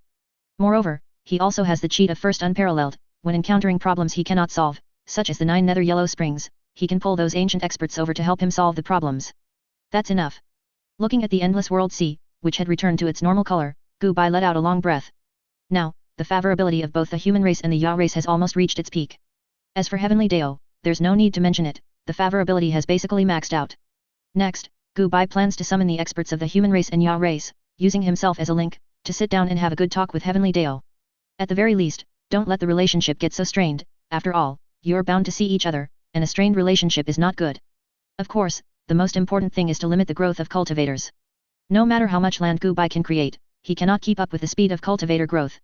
Because of the calamity and the relative hostility between the human race and the Ya race, plus various internal conflicts within the races.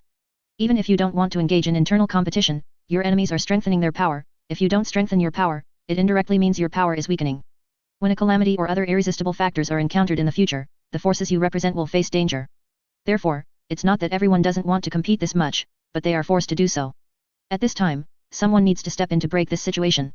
Originally, Heavenly Dao should have stepped in, but due to historical issues, Heavenly Dao not only failed to mediate this complex relationship but directly brought down calamity to intensify the state of internal competition, which made it very difficult to bear. Therefore, even if Gu Bai didn't want to act, he had no choice but to be the one to break the situation.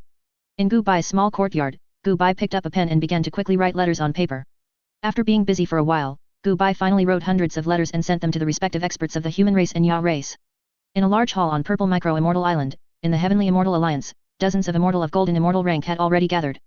There were immortal of the human race and immortal of the Ya race, these golden immortal gathered in groups of 3 or 5, waiting for the arrival of others.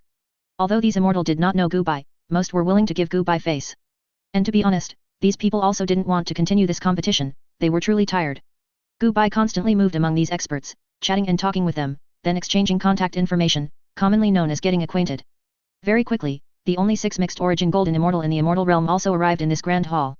These 6 mixed origin golden immortal were the 5 elements venerable of the 5 elements sect, the largest sect in the immortal realm, the Azure Emperor of the Taking Immortal Dynasty, the largest dynasty in the immortal realm, and the immortal execution sword master, whose swordsmanship had reached its peak and was known as the first sword immortal of the immortal realm.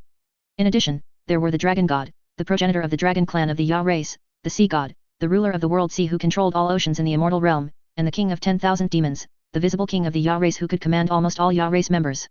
Hey, Xiaobai, long time no see. The king of 10,000 demons, who looked like a young man, brightened up when he saw Gu Bai, then greeted him with a smile. Behind the king of 10,000 demons was the sea god, with long sea blue hair, 2 meters tall, and a voluminous chest. And the dragon god, who was only 1.5 meters tall, had 2 pairs of golden dragon horns on his head, and although he looked very cute, he had a small cat-like face. These 3 were the visible power holders of the Ya race, truly super experts whose strength was unmatched throughout the immortal realm. Hey! However, Gu Bai found a blind spot, he did not know the king of 10,000 demons, but why did the king of 10,000 demons directly call him Xiaobai? And he acted quite familiar, as if they had known each other for many years. But if Gu Bai remembered correctly, he didn't seem to know the king of 10,000 demons. At this moment, the king of 10,000 demons, who looked like a young man, seemed to realize he had said the wrong thing, and he lightly coughed. Hello, fellow deist Gu Bai. This time, the king of 10,000 demons' tone seemed much more normal, as if it were their first meeting. The 5 elements venerable, who looked like an old man, stroked his beard, seemingly not surprised by the scene. Gu Bai narrowed his eyes, looking at the king of 10,000 demons before him. Something was off, very, very off. The king of 10,000 demons gave him the feeling that he had known him for a very long time. King of 10,000 demons, welcome to my purple micro-immortal island. Although he was very confused, Gu Bai did not show it. He bowed to the king of 10,000 demons and then spoke very politely. Even though the human race and the Ya race had a strained relationship, the other party was, after all, a super big shot of the mixed origin golden immortal rank, and also the leader of the entire Ya race. With his identity and status, as long as the human race and the Ya race had not completely fallen out, even a mixed origin golden immortal big shot of the human race would have to give the king of 10,000 demons some face. After bowing to the king of 10,000 demons, Gu Bai once again bowed to the dragon god and sea god, 2 super big shots of the mixed origin golden immortal realm. The king of 10,000 demons nodded faintly, but the expressions of the dragon god and sea god beside him were somewhat strange. Afterward, Gu Bai respectfully bowed to the Azure Emperor, 5 elements venerable, an immortal execution sword master, the 3 mixed origin golden immortal big shots of the human race who were still alive. The human race, a group of people, led by the 5 elements venerable, smiled and nodded. Only then did Gu Bai slightly relax. The situation was much smoother than he had imagined. Neither the mixed origin golden immortal of the human race nor the Ya race, nor the golden immortal rank big shots, had made things difficult for him, and they even seemed quite friendly. Moreover, the fact that the big shots of the human race and the Ya race could stay in this hall without immediately fighting upon meeting was already a significant breakthrough. Not fighting upon meeting meant they could sit down and have a good talk. Thus, under Gu Bai's lead, 6 mixed origin golden immortals sat face to face around a table. King of 10,000 demons, it's only been tens of millions of years, and your strength has actually increased a bit more. Truly, the younger generation is formidable. The 5 elements venerable, who looked like a small old man, stroked his long beard and then said with a smile. The king of 10,000 demons was a rising star of the Ya race in recent times, and it could even be said that he was the youngest mixed origin golden immortal in the immortal realm. As the youngest mixed origin golden immortal, after breaking through to the mixed origin golden immortal realm, the king of 10,000 demons defeated the previous king of 10,000 demons, killing him and becoming the new king of 10,000 demons. Of course, that's how the story goes, but there's a lot of exaggeration involved. According to the gossip Gu Bai heard from the painter of all wonders, it is said that the previous king of 10,000 demons, tired of the life of leading 10,000 demons, happened to see the almost abnormal talent of this generation's king of 10,000 demons. So, in that great battle, he deliberately held back significantly, which allowed the new generation's king of 10,000 demons to defeat him. Although the new generation's king of 10,000 demons was exceptionally talented, anyone who saw him would praise him as formidable. However, talent is talent, no matter how high his talent, it would be impossible for him to defeat the previous king of 10,000 demons immediately after breaking through. The previous king of 10,000 demons was a ruthless character, he was respectfully called Great Prime Demon Revered. Great Prime Demon Revered's talent was not high, he was just an ordinary silver moon wolf. However, he rose step by step, consolidating all the Ya race, making the Ya race completely a unified entity, and was the first king of 10,000 demons. Later, he single-handedly defeated the entire Dragon Clan and the Phoenix Clan, forcibly incorporating these 2 incredibly powerful races into the Ya race ranks. This Great Prime Demon Revered also possessed the strongest physique in the immortal realm. The leader of the Witch race, famous for his physique, personally admitted that his physique was inferior to Great Prime Demon Revered's after fighting him. It was only under the leadership of Great Prime Demon Revered that the Ya race gradually became a dominant race comparable to the human race. Later, Great Prime Demon Revered even had a moment of extreme brilliance, he directly withstood the Heavenly Tao's heavenly punishment with his Silver Moon Greatsword. At that time, the situation of the human race and the Ya race was very dangerous, and the war with the myriad races of the immortal realm had reached its final stage. Then, the Heavenly Tao couldn't handle it and personally intervened. That was when the immortal realm was most complete and the Heavenly Tao's strength was at its peak. The Heavenly Tao's incarnation, empowered by the strength of the entire world, was firmly held back by Great Prime Demon Revered at that time. It was because Great Prime Demon Revered held back the Heavenly Tao that the victory of the human race and the Ya race in the war against the myriad races was secured. Later, when the human race and the Ya race erupted into a great war, Great Prime Demon Revered, by himself, furiously slew 3 mixed origin golden immortals of the human race. The painter of all wonders, one of the human race's top big shots, was forcibly slain by Great Prime Demon Revered. And according to the painter of all wonders' recollection, Great Prime Demon Revered's sword was quite heavy, and getting hit by it was quite painful. Even Deist Primal Origin, the human race's strongest combatant, was heavily injured by Great Prime Demon Revered. This super big shot, who lived from the primordial era to the ancient era and continues to live to the present era, definitely held back. Ha ha ha ha, just kidding. In terms of strength, the strongest in the immortal realm at this stage should still be 5 elements venerable, you, senior. The king of 10,000 demons, who looked like a young man, smiled without any hint of arrogance. Don't make fun of this old man. I can't bear the title of strongest in the immortal realm. Hearing this, the 5 elements venerable smiled and waved his hand. Although on the surface, the 5 elements venerable was the oldest living person in the immortal realm, proficient in the 5 elements profound methods, and his understanding of the 5 elements was close to the Dao. However, this was only on the surface. In reality, the 5 elements venerable was just a relatively strong mixed origin golden immortal of the human race. As for the stronger mixed origin golden immortals, they had all voluntarily fallen into slumber. Humph, old man, at least you have some self-awareness. The strongest in the immortal realm is definitely our Ya race's great prime demon revered. Hearing this, the dragon god, who looked like a loli, nodded and said with extreme pride. Little one, although I am not as good as great prime demon revered, have you forgotten who beat you into this state? Upon hearing this, the 5 elements venerable became a bit displeased. A miniature 5 elements spiritual chi appeared in his palm. The 5 elements spiritual chi rapidly rotated in his hand and then fused into a ball of black substance. Looking at the black substance in the 5 elements venerable's hand, the dragon god involuntarily took a step back. Thinking back to that year, she was an older sister figure similar to the sea god, but because she had fought with the 5 elements venerable. After taking a direct hit from the 5 elements annihilation divine light, the dragon god's indestructible physical body was completely destroyed. Even after tens of millions of years, the dragon god had only recovered to the size of a lily.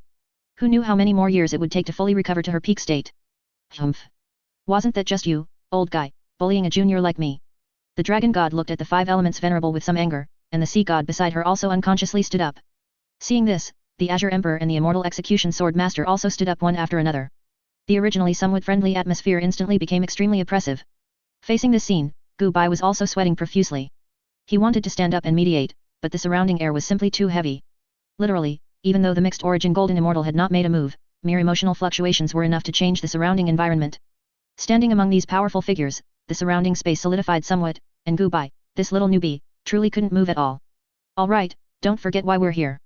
As if noticing Gu Bai's increasingly pale face, the king of 10,000 demons stepped forward, pressing the dragon god and sea god back into their seats. Seeing this, the 5 elements venerable also stopped being aggressive and likewise sat down with a smile. Only then could Gu Bai finally breathe a sigh of relief. Gu Bai took a deep breath and immediately explained his plan and intentions. So, what do you all think? Gu Bai asked, his voice steady, as he looked at the many powerful figures present. Okay, I trust Gu Bai, my Ya race has no objections. The king of 10,000 demons nodded, saying with a smile. I also trust Dao friend Gu, my human race has no objections. The 5 elements venerable stroked his beard, also saying with a smile. Hey? Hearing this, Gu Bai let out a confused sound. He had already prepared for the human race and Ya race to refuse, and then for him to summon the heavenly Dao to prove himself. However, what Gu Bai didn't expect was that there were no subsequent steps. In just the first step, the human race and the Ya race agreed. This left Gu Bai somewhat bewildered, even suspecting if he was still dreaming, because it was too smooth. Looking at Gu Bai, who was dazed and bewildered, the 5 elements venerable and the king of 10,000 demons exchanged glances, then both subtly curved their lips into a smile. Although Gu Bai was meeting them for the first time, they had actually known Gu Bai since he first ascended to the immortal realm. Of course, they didn't know the current Gu Bai, but the future Gu Bai. Just as the current Gu Bai often sought out people from the past to drink and chat with, the future Gu Bai would also often seek out people from the past to drink and chat with. Among these people, naturally, were the 6 mixed origin golden immortals currently existing in the immortal realm. Therefore, these 6 mixed origin golden immortals, although they had never met Gu Bai face to face, were extremely familiar with him. Also because of Gu Bai, these people had actually known each other for a long time, and although there were still some conflicts, it wouldn't escalate to a life or death battle upon meeting. Soon, the specific details were finalized. In short, it was a plan to control the number of cultivators. For the human race, it was fine. To reduce the number of cultivators, they would increase the entry requirements and only accept geniuses. While it was a bit difficult for the Ya race, it was actually manageable as long as the demon kings restrained their subordinates. Thus, this strategy, which concerned the future direction of the immortal realm, was so simply decided. However, the lives of cultivators in the immortal realm didn't change much, it was simply that fewer disciples would be accepted in the future. But this indeed caused some chaos, as those with low aptitude could not join immortal sects, so how could those with cultivation qualifications but not high aptitude accept this? Then the number and scale of loose cultivators expanded more than tenfold within just a few hundred years. Most of these loose cultivators had poor cultivation aptitude, were unable to join immortal sects, and were unwilling to give up their immortal path. At first, it was actually fine, although the number of loose cultivators increased, most of them were merely struggling to survive and did not disrupt the order of the immortal realm. However, without the protection of reputable schools, these loose cultivators simply couldn't get by. Perhaps only 1 out of 100,000 loose cultivators could break through to the foundation establishment realm. After all, the upward channels were completely blocked, and resources were limited, firmly controlled by the major immortal sects. If one had good aptitude, they could forcibly break through without any resources, but loose cultivators were different. Most loose cultivators had very poor aptitude. In the past, these loose cultivators could still earn meager income by working for immortal sects. But now, almost all the work that loose cultivators could do was monopolized by demons, and what made these loose cultivators despair was that demons not only did better work but also did not charge any fees, only needing food. After all, demons are easily content and generally have long lifespans. Most demons don't take life and death too seriously. It's good to break through to a higher realm, but it doesn't matter if they can't. But loose cultivators were different. Without cultivation resources, most loose cultivators would spend their entire lives unable to break through to the foundation establishment realm. To obtain resources, these loose cultivators could only complete tasks that demons couldn't, which was to venture into the Ya race's territory to risk collecting various spiritual items. This was fine in the past, because due to the danger, there were few loose cultivators doing this work, and every trip was guaranteed to yield something, just more or less. But now it was different. There were simply too many loose cultivators, and all the good things on the outskirts of the Ya race's territory had been completely picked clean. Many loose cultivators who truly couldn't get by simply gave up on the spot. Some retreated into the mountains and forests, living a peaceful life, while others became local tyrants among mortals, though most turned into a handful of dust after 100 years. Of course, there were also loose cultivators who were unwilling to be ordinary, so they simply became cultivator robbers, specializing in robbing cultivators from all walks of life. Some simply joined the demonic path and became demonic cultivators. People of the demonic path, however, did not place much importance on aptitude. Even if your aptitude was poor, as long as you had cultivation qualifications, you could join. However, the disciple elimination rate was truly high. Many masters accepted disciples simply because their magic treasure lacked some materials. Therefore, people of the demonic path were the least concerned about the number of cultivator forces. No matter how many disciples there were, only a few would successfully graduate. However, this also led to an increasing number of cultivator robbers, who were originally at the very bottom of the cultivation world, and demonic cultivators, whose numbers were not large, in the immortal realm. Especially demonic cultivator schools, their development speed was getting faster and faster, which also caused the lower levels of the immortal realm to become somewhat chaotic. But the impact was not significant. For some ruthless individuals, cultivator robbers and demonic cultivators were merely experience packs. Thus, the number of cultivators finally stabilized, neither too many nor too few. Although the overall number was still increasing at a slow pace, the rate of increase was very slow. As for those ordinary cultivators who were affected, Gubai could only offer an apology. After all, if one had no aptitude and no talent, it was better to be a low-level cultivator and live a peaceful life. Moreover, it wasn't as if there were no upward channels at all, it was just a little more difficult than before. Thus, time slowly passed, and in the blink of an eye, 100,000 years had gone by. Standing in his small courtyard, Gubai looked up at the sky. Today was a special day. If things had developed normally, then tonight would have seen the outbreak of the catastrophe that occurred once every million years. At that time, the silver moon would turn into a blood moon, and all cultivators would lose their minds, beginning to attack each other indiscriminately. Gubai looked up at the round moon, which was still emitting silver light in the sky, and exhaled a long breath. It seemed the heavenly Dao was true to its word. It said it wouldn't bring down the catastrophe, and it didn't. Gubai, what did I tell you? There was no need to worry at all. Behind Gubai, an incredibly gentle voice rang out. An immortal, dressed in purple, holding a brush, with long hair casually flowing behind him, smiled and spoke. This person was the painter of all wonders, who liked to chat with Gubai whenever he had nothing to do. It was worth mentioning that the painter of all wonders who appeared this time was not a phantom pulled by Gubai from the past or future, but the genuine painter of all wonders. Of course, this was not the complete painter of all wonders, this was merely a clone formed from an indestructible will of the painter of all wonders. I was just afraid of an accident, wasn't I? If something unexpected really happened because of me, I wouldn't be able to bear the responsibility. Gubai looked up at the starry sky, finally completely relaxed. To be honest, such a monumental event that changed the future of the entire immortal realm, having him do it, truly put a lot of pressure on him. He was just an Earth immortal realm immortal, with nothing outstanding in the entire immortal realm. The reason he acted so rashly, besides having a certain degree of confidence and not wanting to see the immortal realm undergo another catastrophe, was because he had super big shots like the painter of all wonders and deist primal origin backing him. These big shots had given their word, go ahead and do it boldly, no need to worry about failure. After all, this was a major plan that, to a certain extent, concerned the future of the human race and the human race. How could there not be top big shots from both the human race and the human race involved? On the surface, this plan was proposed by Gubai alone, and everyone was invited by Gubai alone. But in reality, the reason Gubai's plan went so smoothly was that the super big shots behind him helped a lot. And the reason these big shots let Gubai complete this plan was because Gubai's background was too strong. Not only was he strong on the human race side, but even on the Ya race side, he was equally strong. The big shots of the human race actually wanted to sit down and talk properly with the Ya race and the heavenly Dao.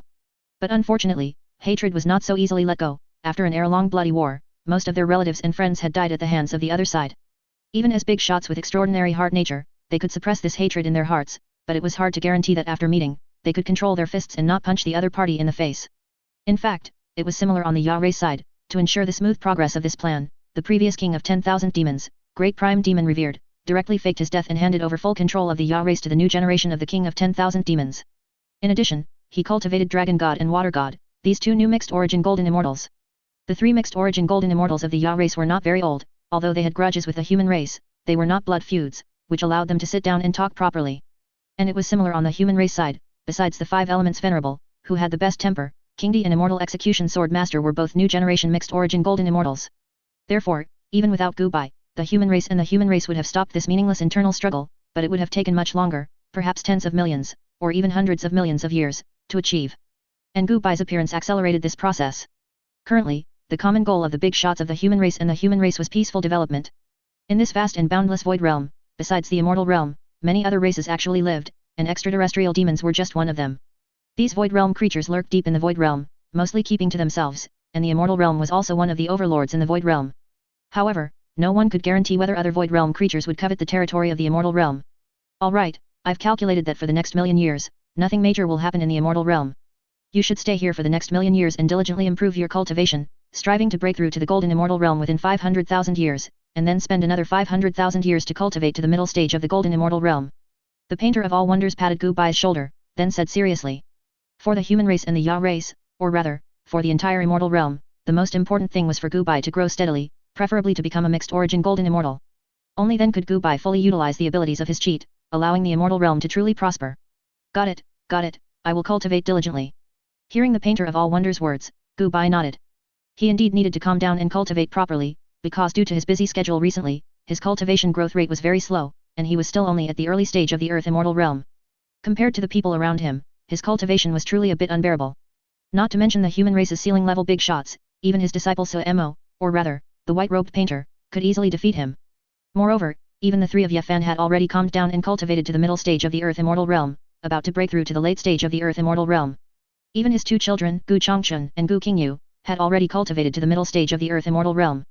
Even his own creation, the first demon Li, possessed the cultivation of the golden immortal realm. And if they really fought, Gubai might not necessarily be Li's opponent. This made Gubai feel deeply humiliated. As the elder of these people, he might be inferior in combat power, but in terms of realm and cultivation, he should at least have the appearance of an elder, right? Just like that, Gubai put down most of his affairs and began to devote most of his time to cultivation. Of course, Gubai was not simply in secluded cultivation, his cultivation, besides realm and cultivation, also included comprehensive aspects such as understanding of Dao. And Gubai didn't need to figure things out by himself. If he wanted to learn medical skills, Gubai would go to Zhang Changchun and Chen Daoxuan, these 2 ceiling level figures in the medical Dao. If he wanted to learn skills like formation and alchemy, he could consult Daoist primal origin. Time flew by, and in the blink of an eye, 500,000 years had passed. Unknowingly, I have already breakthrough to the golden immortal realm. In Gubai's small courtyard, Gubai slowly opened his eyes. In these 500,000 years, Gubai had undergone a super evolution, whether it was medical Dao, cultivation, or knowledge, he had improved by several ranks. Even his cultivation, which had always been his weak point, had broken through to the golden immortal realm. The golden immortal realm was already considered a true powerhouse. At this stage, the entire immortal realm still had just over 100 golden immortal cultivators alive. Gubai even had an unreal feeling. Ever since he broke through to the Earth immortal realm, time seemed to have been pressed with an acceleration button, and he suddenly arrived at the golden immortal realm. During this process, he didn't experience any major events, completely unlike before, where every realm increase required experiencing many things. At this stage, if no accidents occurred, Gubai only needed to stay in the immortal realm, cultivate peacefully for tens of millions of years, and then he would be able to break through to the mixed origin golden immortal realm. However, a somewhat bored Gubai did not intend to keep cultivating like this. Gubai took out a white jade pendant from his storage pouch. He extended his divine sense into it, reading the messages within the jade pendant. A moment later, Gubai smiled and opened his eyes. This jade pendant was his tool for contacting the celestial void continent. Through this white jade pendant, Gubai could contact the celestial void continent. During the long time since his ascension to the immortal realm, Gubai had always maintained contact with the celestial void continent. Over a million years of development had allowed the celestial void continent to grow into a behemoth. The celestial void continent is now led by the 10,000 Immortals Alliance, which has built countless void warships and is constantly plundering resources in the void realm. After such a long time, the 10,000 Immortals Alliance has already conquered hundreds of middle thousand and even major thousand worlds, and it has quite a reputation throughout the void realm. At this stage, the 10,000 Immortals Alliance alone possesses more than a dozen Earth Immortal Immortals, and Ascended Immortal Immortals are countless. The high-ranking officials of most sect forces have already left the Sky Ruins world to conquer the void realm and manage new worlds. Therefore, the current celestial void continent is also called the Ancestral Land by the 10,000 Immortals Alliance, mainly used to train a new generation of disciples. Among the worlds occupied by the Heavenly Immortal Alliance, if talented individuals are discovered, these people will be sent to the Ancestral Land to receive training from a young age. The reason why the 10,000 Immortals Alliance could develop so smoothly, and even devise such a perfect plan, was all thanks to Gubai secretly offering advice behind the scenes. The message Gubai received was not a request for help or assistance, but rather the 10,000 Immortals Alliance, to thank Gubai for his contributions over the years, specifically sent the corpse of a void giant beast to the immortal realm via a teleportation formation. Although this void giant beast only had a late-stage Earth immortal realm cultivation, its entire body was a treasure, and it was considered a token of the 10,000 Immortals Alliance's goodwill. Before Gubai could refuse, a light shone from the teleportation portal, and immediately after, a void giant beast, tens of thousands of feet tall and incredibly massive, was thus teleported to the immortal realm. These brats! Looking at the void giant beast in front of him, Gubai smiled helplessly.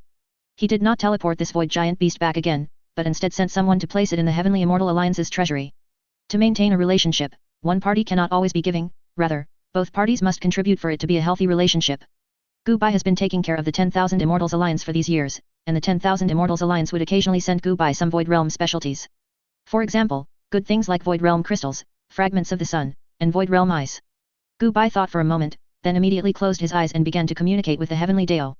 After so many years of ascension to the Immortal Realm, he suddenly wanted to return to the Sky Ruins world to see what changes had occurred on the Celestial Void Continent and what Lingyun sect had become. After all, in a sense, the Celestial Void Continent and Lingyun sect were his true home. However, all immortals who ascend to the Immortal Realm can never leave the Immortal Realm in this life. This is a rule set by the Heavenly Dao since ancient times. The fundamental reason is that the Heavenly Dao is afraid that the immortals of the Immortal Realm will leave the Immortal Realm and develop in other worlds.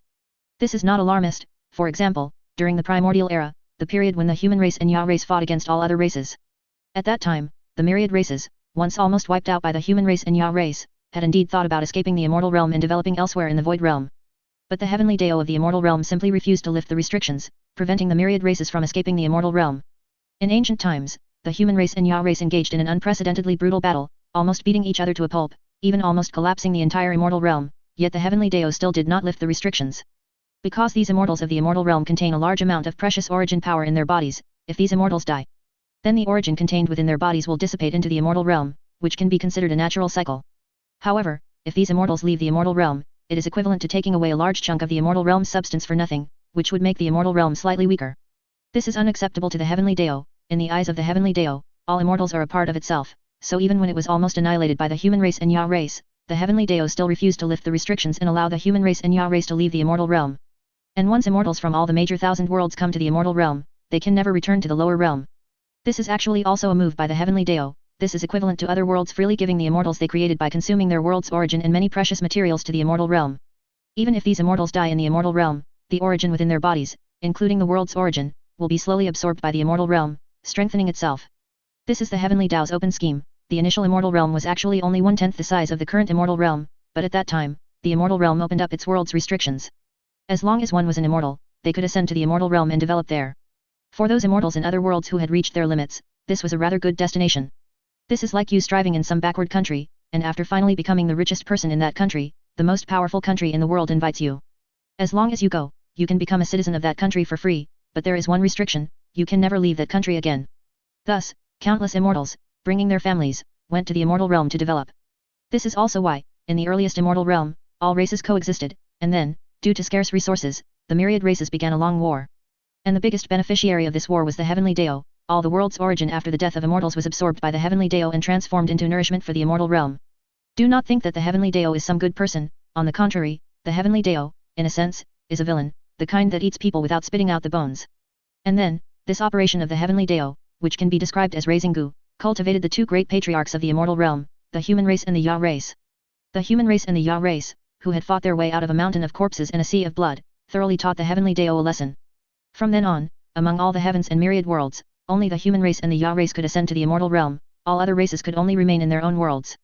However, even so, the Heavenly Dao still did not loosen its restrictions, meaning that anyone from the Immortal Realm could not leave the Immortal Realm. The human race and the Ya race were actually quite helpless. It wasn't that they couldn't defeat the Heavenly Dao, but that the Heavenly Dao was determined and unyielding, locking them within this Immortal Realm, preventing them from going out. The human race and the Ya race were not unable to defeat the Heavenly Dao, but if they forcibly broke through the opening, it would shake the very foundation of the Immortal Realm. This led to the Immortal Realm's resources becoming increasingly scarce, which then triggered the subsequent epic-making war between the human race and the Ya race. In fact, if the Heavenly Dao hadn't been so stubborn, the human race and the Ya race, who had already reached new heights of internal competition, could have completely developed in the Void Realm.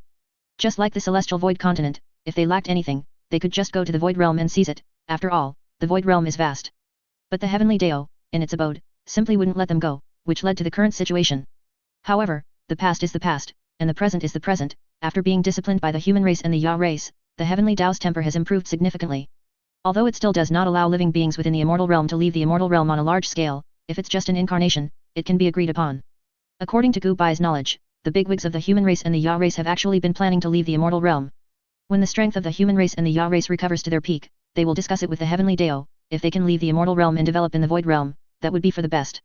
Gu Bai estimated that the heavenly Dao would most likely agree at that time, because if it didn't, the hot-tempered mixed origin golden immortal of the human race and the Ya race would truly shatter the immortal realm. After all, the patience of the bigwigs of the human race and the Ya race has its limits. The extraterrestrial demons, whose overall strength was clearly inferior to theirs, had over a dozen mixed origin golden immortal simply because they could plunder the resources of the heavens and myriad worlds. Xing, do you want to go back to Lingyan sect and take a look? Thinking this, Gu Bai quickly found Xing, who was practicing her sword in the small courtyard. Lingyan sect? Can I really go back? Upon hearing this, Xing's eyes lit up, appearing exceptionally excited. But it's no wonder Xing reacted this way. Xing grew up in Lingyan sect from a young age, and Lingyan sect was already considered her home. Even after living in the immortal realm for such a long time, Xing would still occasionally recall her life in Lingyan sect. Get ready, we're leaving now. Gu Bai smiled and nodded, and just like that, Gu Bai's incarnation took Xing and Xiaobai, using a spatial teleportation formation, to the celestial void continent Qingzhou and into Lingyan sect. In addition, Ye Fan, the mortal, who was idle, also manifested an incarnation and followed Gu Bai to the celestial void continent. Physician Gu, long time no see. As soon as he stepped out of the teleportation formation, Gu Bai heard a somewhat clear and cold voice. He looked up and saw a sword cultivator dressed in green, with a calm expression. Zhou Shuet, long time no see. Looking at this somewhat familiar figure, Gu Bai was in a trance for a moment before saying with a smile. That's right, the person in front of him was Zhou Shuet, the genius sword cultivator who had entered Lingyan sect with Ye Fan back then and later took Su Wuji as her master. Zhou Shuet's talent was actually good, but not top tier. However, after being rigorously trained by Su Wuji, Zhou Shue's mindset had completely changed. Later, when he ascended to the immortal realm, Zhou Shuet did not choose to ascend but remained on the celestial void continent, serving as the backbone of Lingyan sect, and began leading Lingyan sect to explore the void realm. Now, over 1,000,000 years have passed, and Zhou Shuet has experienced countless life and death battles, finally breaking through to the earth immortal realm. Today, Zhou Shuet is already the sect master of Lingyan sect, as well as the alliance leader of the 10,000 Immortals Alliance, the spokesperson for the entire celestial void continent. Zhou Shuet's contributions to the celestial void continent reaching its current state are immeasurable. The late-stage void giant beast of the earth immortal realm that was given to Gu Bai a while ago was slain by Zhou Shuet leading a team.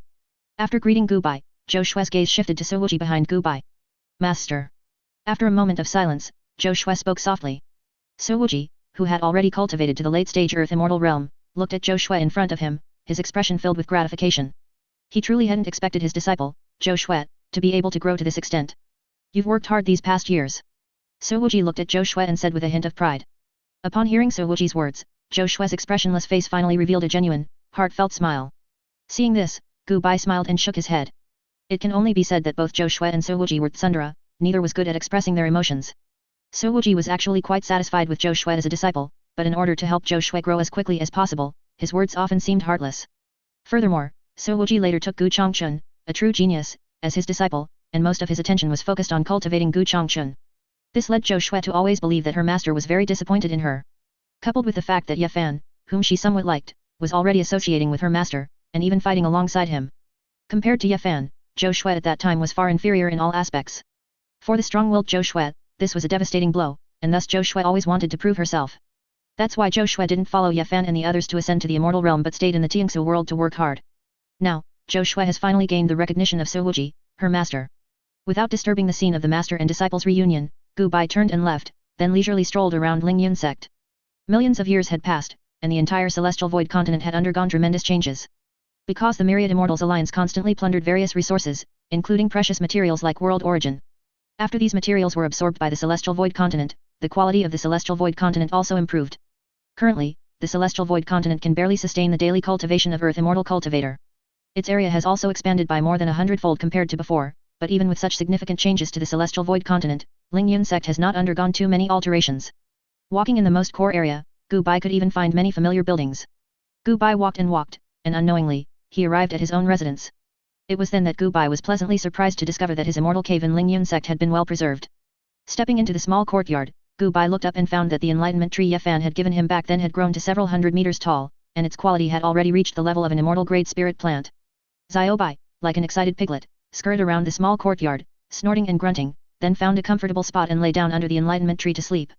This enlightenment tree could be said to have grown up under Xiaobai's watchful eye, and what Xiaobai loved to do most was lie under the enlightenment tree and sleep. It's a pity that when Gu Bai ascended to the immortal realm, he didn't take the enlightenment tree with him. Although Gu Bai replanted an enlightenment tree in the small courtyard of the immortal realm, and the new enlightenment tree was of higher quality and better effect, Xiao Bai didn't like it much. Now, back in the small courtyard, lying under this familiar enlightenment tree, Xiao Bai finally found that familiar feeling. Gently pushing open the door to the small courtyard, Gu Bai's expression was a little dazed as he looked at everything familiar within the courtyard. The layout of the room, and the furniture and other items, still stood quietly in their original places. Gu Bai felt as if he had instantly transcended time and returned to before his ascension. Evidently, a formation had been set up in the room, so that all items within the room, even after millions of years of erosion, were still perfectly preserved. Xing excitedly ran into the room, then, like a husky, began rummaging through everything. In the end, Xing really did find some things. Wow! Gu Bai, look, isn't this the spirit sword I personally forged back then? Xing struggled to crawl out from under the bed, holding a rusty iron box. Opening the box, a tattered long sword was indeed inside. Looking at the tattered sword in Xing hand, Gu Bai also smiled. That was a memory from a long time ago. When he was learning the art of artifact refining and striving to become an artifact refiner, Xing also had a 3-minute burst of enthusiasm and studied with him for a period. This tattered long sword was the finished product of Xing month-long effort. Its quality barely touched the low-grade magical artifact, and its appearance was also tattered, but Gu Bai still praised Xing seriously. After all, this was Xing's hard work no matter what. If I remember correctly, my falling snow should also be in this box. Gu Bai picked up the iron box and, sure enough, at the very bottom of the iron box, he found a magnificent longsword. This longsword was the first magical artifact, falling snow, that Gu Bai had forged. Although its quality was trash, its appearance was top-notch.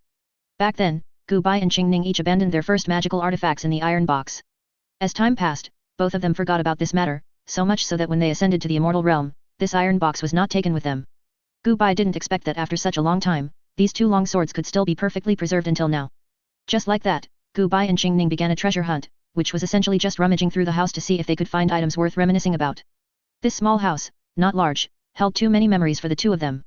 In the cracks of the walls, and in the floorboards, many precious memories were buried. Gu Bai found a considerable number of love letters that Xing had written to him back then in the cracks of the wall. It was obvious that Xing had secretly fallen in love with him not long after they first met. Last time, she had secretly written love letters, but she just hadn't dared to give them to him. Ah, Gu Bai, don't look. Xing's face instantly flushed red as she looked at the love letters in Gu Bai's hand. Alright, I won't look. Gu Bai dodged Xing's pounce sideways, then calmly put the love letters back into the box. Although he said that, Gu Bai still secretly used his divine sense to quickly scan all the contents of the love letters. Pfft. Gu Bai suddenly let out a laugh, for no other reason than the content of the love letters was simply too funny. How to describe it? It was very childish, a bit like a short essay written by an elementary school student. A few of the love letters were even particularly abstract. Even with Gu Bai's state of mind, after seeing the specific content of the love letters, he couldn't help but crack a smile. Gu Bai, you're bad. Forget it quickly, forget it all. Seeing Gu Bai's expression, Xing knew it was over, her lifelong reputation was about to be ruined. Afterward, Gu Bai also found the enlightenment wine he had brewed back then under the enlightenment tree. This pleasantly surprised Gu Bai. After millions of years of fermentation under the enlightenment tree, the taste of this enlightenment wine would definitely be superb. That evening, on the nameless mountain peak, Gu Bai, Xing, Ye Fan, and Zhou Xuet, along with others, gathered together after a long time. Gu Bai took out the bottle of enlightenment wine he had found, and everyone had a good drink together. Isn't this the enlightenment wine Gu Bai brewed back then? Didn't you say you'd only drink it when your daughter got married? Looking at the enlightenment wine in front of him, Gu Bai appeared exceptionally happy. Don't force me to punch you when I'm happiest. Hearing Gu Bai's words, Gu Bai's otherwise pleasant mood was instantly ruined. Ha ha ha ha ha, Gu Bai, you brat, do you understand my pain from back then now? Sir Wuji laughed and patted Gu Bai's shoulder, then said with a hint of schadenfreude. Gu Bai truly had nothing to say this time, he indeed understood Sir Wuji's pain from back then. Afterward, everyone began chatting on the nameless mountain peak, with most of the topics revolving around their past memories in the Sky Ruins world. Back then, you three, when you were still in the Golden Core realm, quietly dared to steal from a fourth-order demon emperor's home. It truly gave me a huge fright. Especially you, Ye Fan, you had just broken through to the Golden Core realm then, and you dared to provoke an even more formidable fourth-order demon emperor. Gu Bai looked at Ye Fan and the other two, speaking with a slight hint of nostalgia. Hearing Gu Bai's words, Ye Fan and the other two exchanged glances, then burst into laughter. Late at night, after everyone had left, Gu Bai sat alone on the nameless mountain peak. After taking a sip of wine, Gu Bai began gazing up at the stars in the sky. Back when Gu Bai was still in the Lingyun sect, he particularly enjoyed looking at the vast and boundless starry sky. It wasn't until he ascended to the immortal realm that this habit slowly changed. But now, Gu Bai still wanted to reminisce about the past, drinking alone while looking at the stars in the sky. Wait, this scenery. Gu Bai, drinking alone, suddenly realized, why did this scene look more and more familiar? Just then, Gu Bai suddenly felt a fluctuation in the timeline of this place. Immediately after, Gu Bai felt a prying gaze, which, due to some extremely coincidental reason, peered into the present future. Are you serious? Sensing this unknown gaze, Gu Bai's mouth twitched.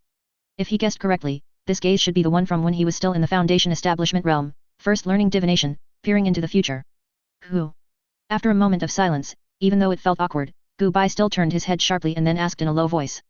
Through the time river, Gu Bai could clearly see himself over 1,000,000 years ago, still in the Foundation establishment realm and appearing exceptionally naive. Interesting, it's my past self. Recalling the memories in his mind, Gu Bai chuckled softly and completely withdrew his dangerous aura. Although it was awkward, he still had to do it. Gu Bai quietly watched his past self.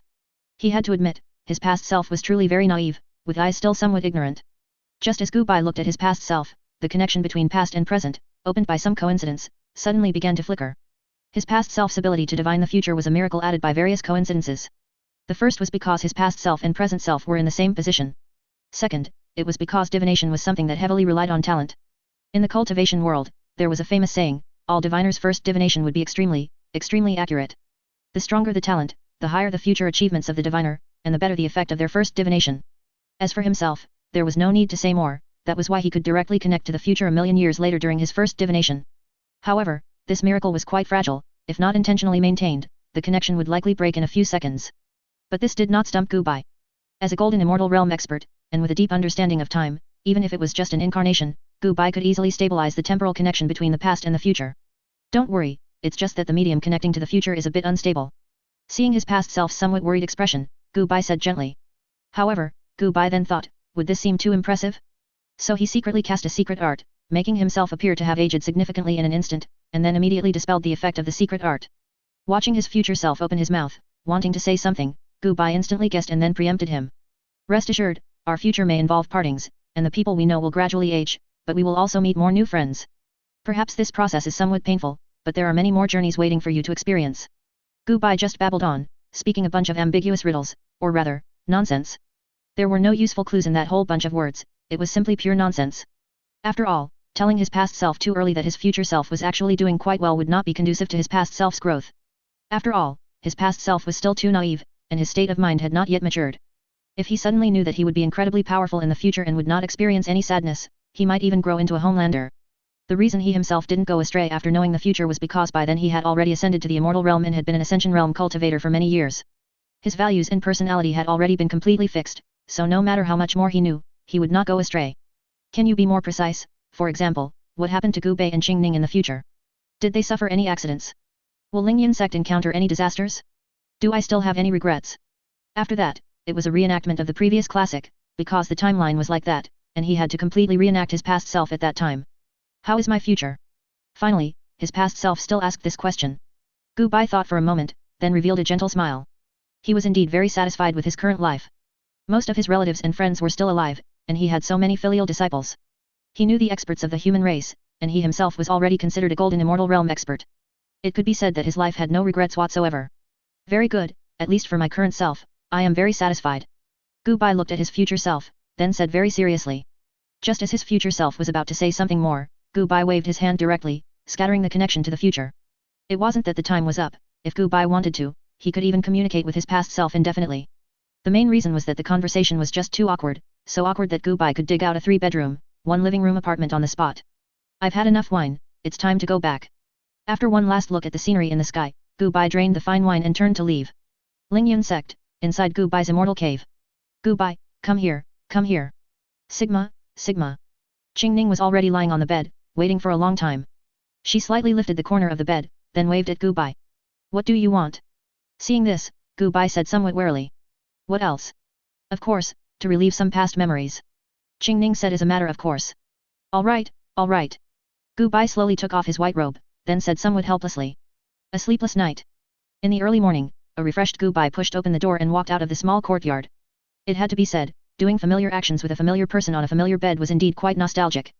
Qingning was as fierce as ever, so much so that Gu Bai could barely handle it. Afterward, Gu Bai stayed in the Sky Ruins world for a few more days, helping to refine the management strategy of the Myriad Immortals Alliance, then prepared to return to the Immortal Realm. Standing on the teleportation formation, Gu Bai waved at Zhou Shui, then activated the teleportation formation. He did not invite Zhou Shui to ascend to the Immortal Realm. After all, the environment of the immortal realm was currently too peaceful and not suitable for a sword cultivator like Zhou Shuet.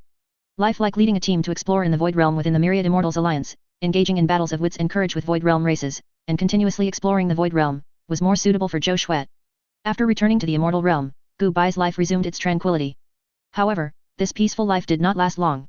One day, a golden figure suddenly appeared in the heavenly profound continent. This person wore golden armor, had golden hair different from those in the immortal realm, blue pupils, and exuded waves of sacred light. The life chi here is so rich. If we could occupy this place, the foundation of our god race would definitely improve significantly.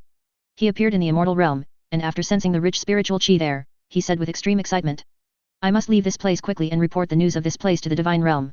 The golden-haired man murmured in a low voice, and then a faint golden light appeared on his body, and a spatial fluctuation surged around him. Clearly, the person in front of him intended to use a formation to return to his original world. Why can't I return to the divine realm? A moment later, the golden-haired man, still in his original position, muttered to himself with some confusion. Forget it, there are so many living beings here. If all of them can be converted into my believers, I will surely be able to ascend from a high-level god to a god king. A moment later, the golden-haired man shook his head, deciding to first increase his own strength. My name is Sanal, a high-level god of the divine realm. As long as you become my believer, you can use my divine arts, and afterward, you can enter the Hall of Heroes to continue serving me. After Sanal finished speaking, endless golden light began to surge from his body. However, what awaited Sanal was a black sword chi. Such pure life chi, without a trace of impurities. If used for alchemy, it would definitely produce a peerless medicinal pill. A demonic cultivator, wearing a black cloak and with a blood-colored long saber hanging from his waist, stared at Sanal in the sky with some greed. In his perception, the figure in the sky clearly had the energy fluctuations of a late-stage Earth Immortal realm, but his intuition told him that the figure in the sky only had the combat power of an early-stage Earth Immortal realm.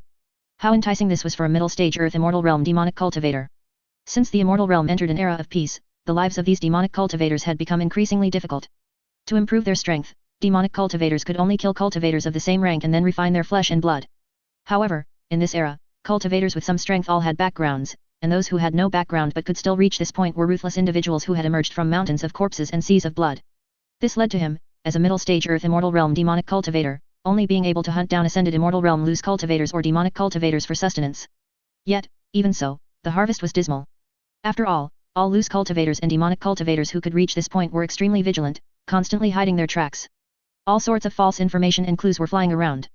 It was hard enough to find one, and even then, it was highly likely to be the other party's incarnation, which wouldn't significantly increase one's strength. Moreover, he himself had to constantly avoid golden immortal realm demonic cultivators, making his life incredibly miserable. And now, he had encountered a fat sheep that clearly had the realm fluctuations of a late-stage Earth Immortal, but only had the strength of an early-stage Earth Immortal realm. As long as he killed this fat sheep and refined it into a medicinal pill, he would have a chance to break through to the late-stage Earth Immortal realm. Just like that, the starving black-robed demonic cultivator, regardless of whether it was a trap, went mad and attacked the golden-haired man. Madman. Sanal suddenly spat out a large mouthful of golden blood, his face looking somewhat grim as he gazed at the black-clad demonic cultivator before him. The opponent's chi fluctuations were clearly so weak, yet his various methods were so varied that he simply couldn't defeat the other party. No, I need to find a way to escape. Feeling his injuries growing heavier and the wounds that wouldn't heal after being struck by the opponent, Sanal had already conceived the idea of retreating. However, what Sanal didn't know was that around this place, 6 or 7 Earth Immortal realm demonic cultivators or cultivator robbers were already secretly lurking. Or rather, the moment Sanal arrived in the Immortal realm, all the major figures of the Immortal realm had already noticed him. The reason they hadn't acted was merely to observe what this mysterious person intended to do. The moment Sanal was defeated, a spatial rift suddenly appeared beside him, sucking him in. Is this a person from the divine realm? Gu Bai frowned as he looked at the golden-haired man who had fallen into a coma. I just probed his memories, and this divine realm doesn't seem to be fake. So Mo also said with a frown. In this secret chamber, besides Gu Bai, many other major figures of the Immortal realm were also present. Sanal's memories had been thoroughly examined by these major figures. Sanal's race was very special, he was a god race, born with the cultivation of the Earth Immortal realm, and possessed terrifying growth potential. Sanal came from the divine realm's bright divine realm, and the divine realm was an extremely aggressive race. Unlike the completely closed-off Immortal realm, which could only develop in isolation, the divine realm continuously occupied various worlds in the void realm and transformed these worlds into its own nourishment. Every god could independently occupy a world and then develop their own power. It was similar to extraterrestrial demons, except the god race was much stronger than extraterrestrial demons. After all, they were naturally born with immortal rank combat power, and their reaction capabilities were not weak. Sanal's combat power was considered relatively strong within the divine realm, belonging to the high-level gods. High-level gods, when translated, are Earth Immortal Realm Immortals. Above them are God Kings, who are on the same rank as Golden Immortals, and Creation Gods, who are on the same rank as Mixed Origin Golden Immortals. The bright divine realm where Sanal was located was created by the creation rank bright goddess. Within the divine realm, there were over 100 gods similar to the bright goddess. This was the terrifying foundation that the divine realm had accumulated over hundreds of millions of years by continuously occupying countless worlds. Thinking of the divine realm's terrifying foundation, Gu Bai felt a wave of worry. Even if the human race and Ya race's powerful beings were strong, their numbers were still too few. The total number of mixed origin golden immortals combined was only a little over 20. In contrast, the god race had over 100 creation gods of the mixed origin golden immortal rank, and the number of god kings below creation gods was countless. Moreover, Sanal was similar to the divine realm's vanguard. His appearance indicated that the divine realm's main force was already on its way. Ha ha ha ha, heaven helps my immortal realm. However, unlike Gu Bai's worry, Five Elements Venerable burst into laughter, his joy uncontainable. Looking at Gu Bai's somewhat confused expression, Five Elements Venerable explained with a smile. Don't compare us mixed origin golden immortals to those weaklings in the divine realm. We relied on our own efforts, cultivating step by step. They merely broke through by forcibly relying on their believers. Moreover, the immortal realm's top combat power is not weak. My master, Deist Primal Origin, has terrifying combat power and can easily defeat 10 of me, and I can easily defeat 10 ordinary mixed origin golden immortals.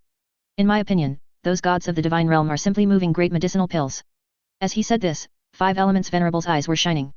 We've had peace and quiet for too long, our bones are practically rusting. It's about time we started a war. The king of 10,000 demons narrowed his eyes and said in a low voice. As soon as he finished speaking, Gu Bai could clearly feel an overwhelming evil chi emanating from the king of 10,000 demons. This was an endless evil chi that could only be generated by slaughtering countless living beings. Don't think that this generation's king of 10,000 demons is a pushover. To be able to stand out from the countless Ya race members and be favored by great prime demon revered, the immortal venerable of 10,000 demons is truly a ruthless individual. Moreover, he was known for being quite hot-tempered, but he had reigned in his personality over the years due to his position as the king of 10,000 demons. I can't wait to go on a killing spree, said the immortal execution sword master, who had his arms crossed, his voice equally low. My great Azure Immortal Dynasty's black armored soldiers have been idle for too long.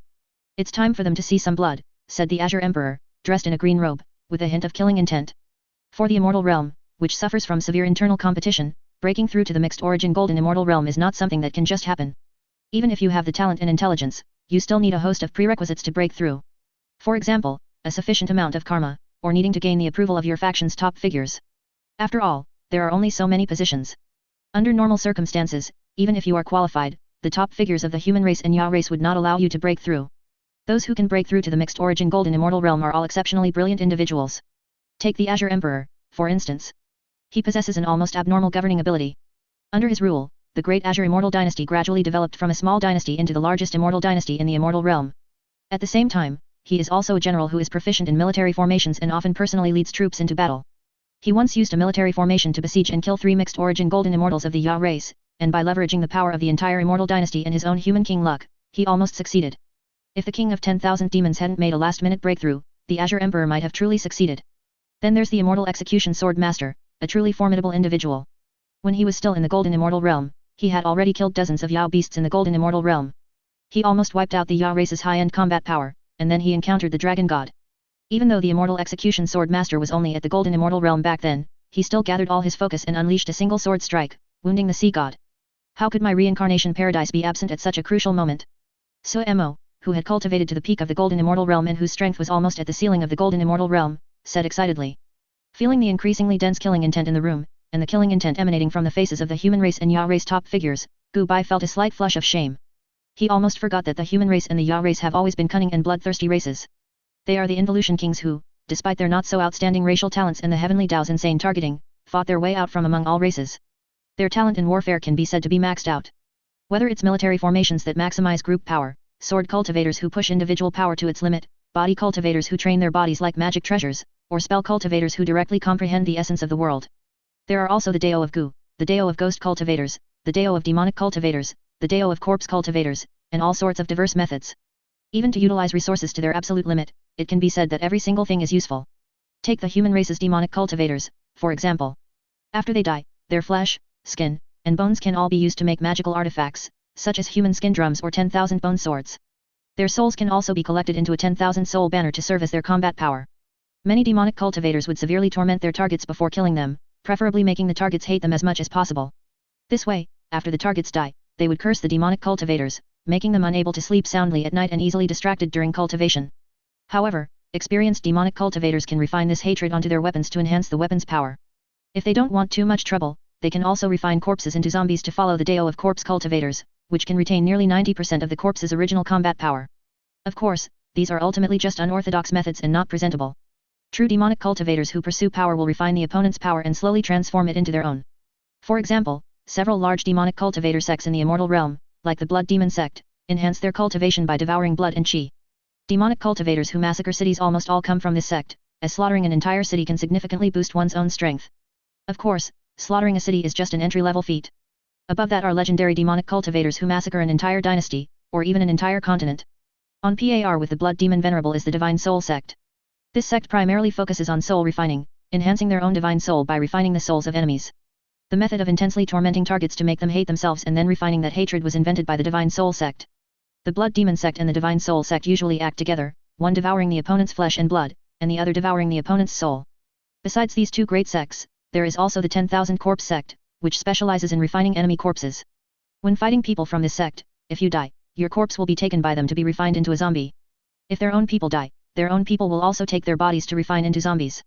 For the people of the 10,000 Corpse sect, being refined into a zombie after death is not a disgrace, but rather an honor. When you are an enemy of this sect, you will find yourself wondering, why does this sect's combat power keep increasing the more we fight? These three great demonic cultivator sects love to stir up trouble. The catastrophe that occurs once every million years is a disaster for other forces, but for these three sects, it is a grand feast. Nearly half of the human race's wars are instigated by these three great demonic cultivator sects. However, thankfully, with Deist primal origin, a super top figure, keeping them in check, these three great demonic cultivator sects cannot cause too much trouble. The reason why these three great sects were not eliminated before was purely because the pressure to survive was too great, and wars needed to erupt from time to time to relieve some of that pressure. The Ya race is pretty much the same. Although they don't have demonic cultivator sects, there are strange Yi beasts, among the Ya race. Don't think that the average level of the Ya race is weak. In reality, those very strong races have been deliberately suppressed by the Ya race's high-ranking officials. For example, the Nether Blood Wolf race has an innate enormous appetite and can grow indefinitely as long as there is enough flesh and blood. Or the 10,000 Worm race, which can parasitize other Ya race members, and even human race members, and inherit all of the host's memories. The human race once discovered that a highly respected top figure had actually been parasitized by the 10,000 Worm race. These exotic beasts are similar to the demon cultivators of the human race, they are extremely aggressive and can rapidly grow stronger by devouring their own kind. However, because of their rapid growth in strength, the upper limit for these races is generally not high. The truly top-tier big shots of the Ya race almost all cultivated step by step, slowly absorbing the essence of the sun and moon. The big shots of the human race and the Ya race are actually the most difficult existences to provoke. What is imprisoned in the immortal realm is not a flock of sheep waiting to be slaughtered, but a pack of hungry wolves that have been starving for countless years. It can be said that if the immortal realm hadn't imprisoned the human race for so long, the human race would have already dominated the void realm. Just now, Gubai and the big shots of the human race conducted a comprehensive and thorough examination of the body of that person from the divine realm. The examination result was that the structure of a god race person is actually similar to that of a human race person, and most importantly, divine power can actually be converted into spiritual chi, and the process is very simple. And the physical body of a god race person, for a cultivator, can be said to be a great tonic. Because the energy contained in the physical body of a god race person is too pure, it only needs to be slightly refined to be converted into one's own power. It must be said that after seeing the specific experimental data, even Gubai was a little tempted. These god race members from the divine realm, in Gubai's eyes, had already turned into moving great medicines. The news from the divine realm can be said to have completely ignited the immortal realm, and countless super big shots who had been dormant for unknown years, awakened one after another. Although these super big shots were only illusory figures, their aura was still incredibly terrifying. Soon, this secret room used for meetings was already filled with big shots from the immortal realm. Among them were a dozen mixed origin golden immortals from both the human race and the Ya race, as well as over 1,000 big shots at the golden immortal realm. Although these people were all just illusory figures and not their true bodies descending, as long as they wished. Mixed origin golden immortals could instantly revive, while golden immortal rank big shots had more trouble reviving, needing to recondense a physical body, but they could also recover to their peak state in a very short time. Leading the human race was a white-haired, immortal-like person with an air of profound mystery emanating around him. This immortal is the human race's strongest combat force, the creator of the Dao, the first mixed origin golden immortal of the human race, and also the human race's recognized strongest mixed origin golden immortal, nicknamed Deist primal origin. At the same time, a middle-aged immortal and a young immortal stood on either side of Deist primal origin.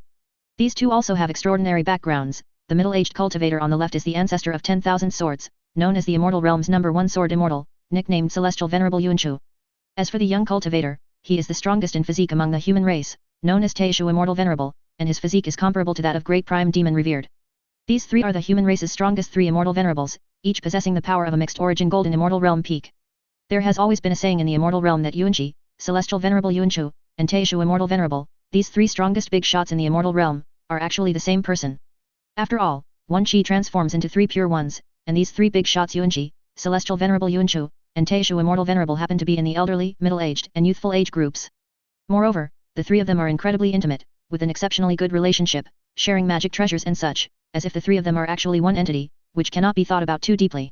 Gu Bai once asked Painter of All Wonders, and the direct answer Painter of All Wonders gave was, those who know, know. And across from the human race stood Great Prime Demon Revered. Great Prime Demon Revered had not fully transformed into a human form, he was in a half-wolf, half-yao state, nearly 3 meters tall, holding a dark moon greatsword over 2 meters long. Do not underestimate Great Prime Demon Revered because of his appearance, this one is a super ruthless character who led the Ya race to directly confront the human race. The Dark Moon Greatsword in Great Prime Demon Revered's hand is the Immortal Realm's famous Dark Moon Greatsword. It is rumored that this sword was forged from the world core of a super large world. Here, a super large world refers to a world that can barely give birth to a mixed origin golden immortal, second only to the Immortal Realm. This also gives the Dark Moon Greatsword the weight of an entire world. Facing Great Prime Demon Revered's attacks, almost no one in the Immortal Realm could stop him, Painter of All Wonders couldn't, and was even cut down and killed. Great Prime Demon Revered even, by himself, gravely wounded Deist Primal Origin, whose combat power seemed to have no upper limit. If Taishu Immortal Venerable hadn't come to help in the end, Deist Primal Origin probably wouldn't have been able to defeat Great Prime Demon Revered. However, even with Taishu Immortal Venerable and Deist Primal Origin joining forces, they could only fight Great Prime Demon Revered to a draw. Only when the three Immortal Venerables joined forces, using the three pure mixed origin Great Array to unleash their power to the limit, could they forcefully suppress Great Prime Demon Revered. Originally, the big shots of the human race had not met for hundreds of millions of years, but the matter of the divine realm caused the big shots of these two races to gather together again after a long time. King of 10,000 demons, like a child, stood obediently behind Great Prime Demon Revered, his demeanor completely devoid of his previous arrogance. And the Sea God and the Dragon God also stood very obediently behind their respective elders. It was similar on the human race side. King Di, an immortal execution sword master, at this moment, stood at the very back of the many big shots like juniors. After all, no matter how amazing and peerless these juniors were, they were ultimately just juniors and could not be compared with those seniors who had experienced the myriad races Great War and the human Yao epical war. Only 5-star Venerable, relying on his slightly older seniority, stood in the middle of the crowd. Neither side spoke, and the atmosphere instantly became extremely oppressive. Standing in the middle of the two sides, Gu Bai also felt immense pressure. Because these seniors present had all fought for a very long time with real swords and spears in the past. In fact, the vast majority of them had even been killed by the other side. Gu Bai wanted to quietly retreat, but he was held back by Deist Primal Origin and Painter of All Wonders. Therefore, Gu Bai could only stand very helplessly at the very front of the human race's team, right next to Deist Primal Origin. Less than 3 meters away from Gu Bai was Great Prime Demon Revered of the Ya race. Even though the other party was just an illusory figure, the Dark Moon Greatsword in his hand was real, and his aura was terrifyingly strong right now. Gu Bai had no doubt that even if it was just an illusory figure with combat power similar to a Golden Immortal Realm Immortal, Great Prime Demon Revered killing a normal mixed origin Golden Immortal would be no different from slaughtering a chicken. However, fortunately, Great Prime Demon Revered seemed to have no ill will towards him. On the contrary, Great Prime Demon Revered's favorability towards him seemed quite high, although neither side spoke, Gu Bai could feel a sense of goodwill from the other party. Yuanqi, long time no see. Your aura seems to have deepened even more. The two groups were silent for a moment, and finally, Great Prime Demon Revered was the first to speak. Looking at Deist Primal Origin in front of him, Great Prime Demon Revered said calmly. Old friend, you're not bad either.